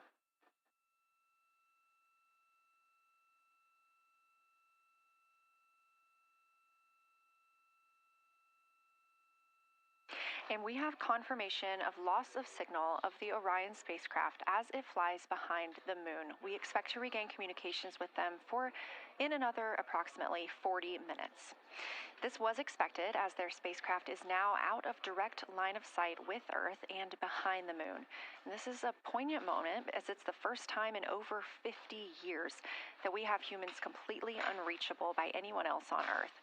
No matter how distant or secluded, we could reach anyone living on Earth, but while the crew flies behind the moon, it's simply impossible to make contact with them. And we just heard confirmation here in Mission Control Houston that we have reached the closest point of our destination to the moon at MET 5 days, 25 minutes, and 34 seconds, and we anticipate the spacecraft's altitude is approximately 4,067 statute miles above the moon. We're continuing to track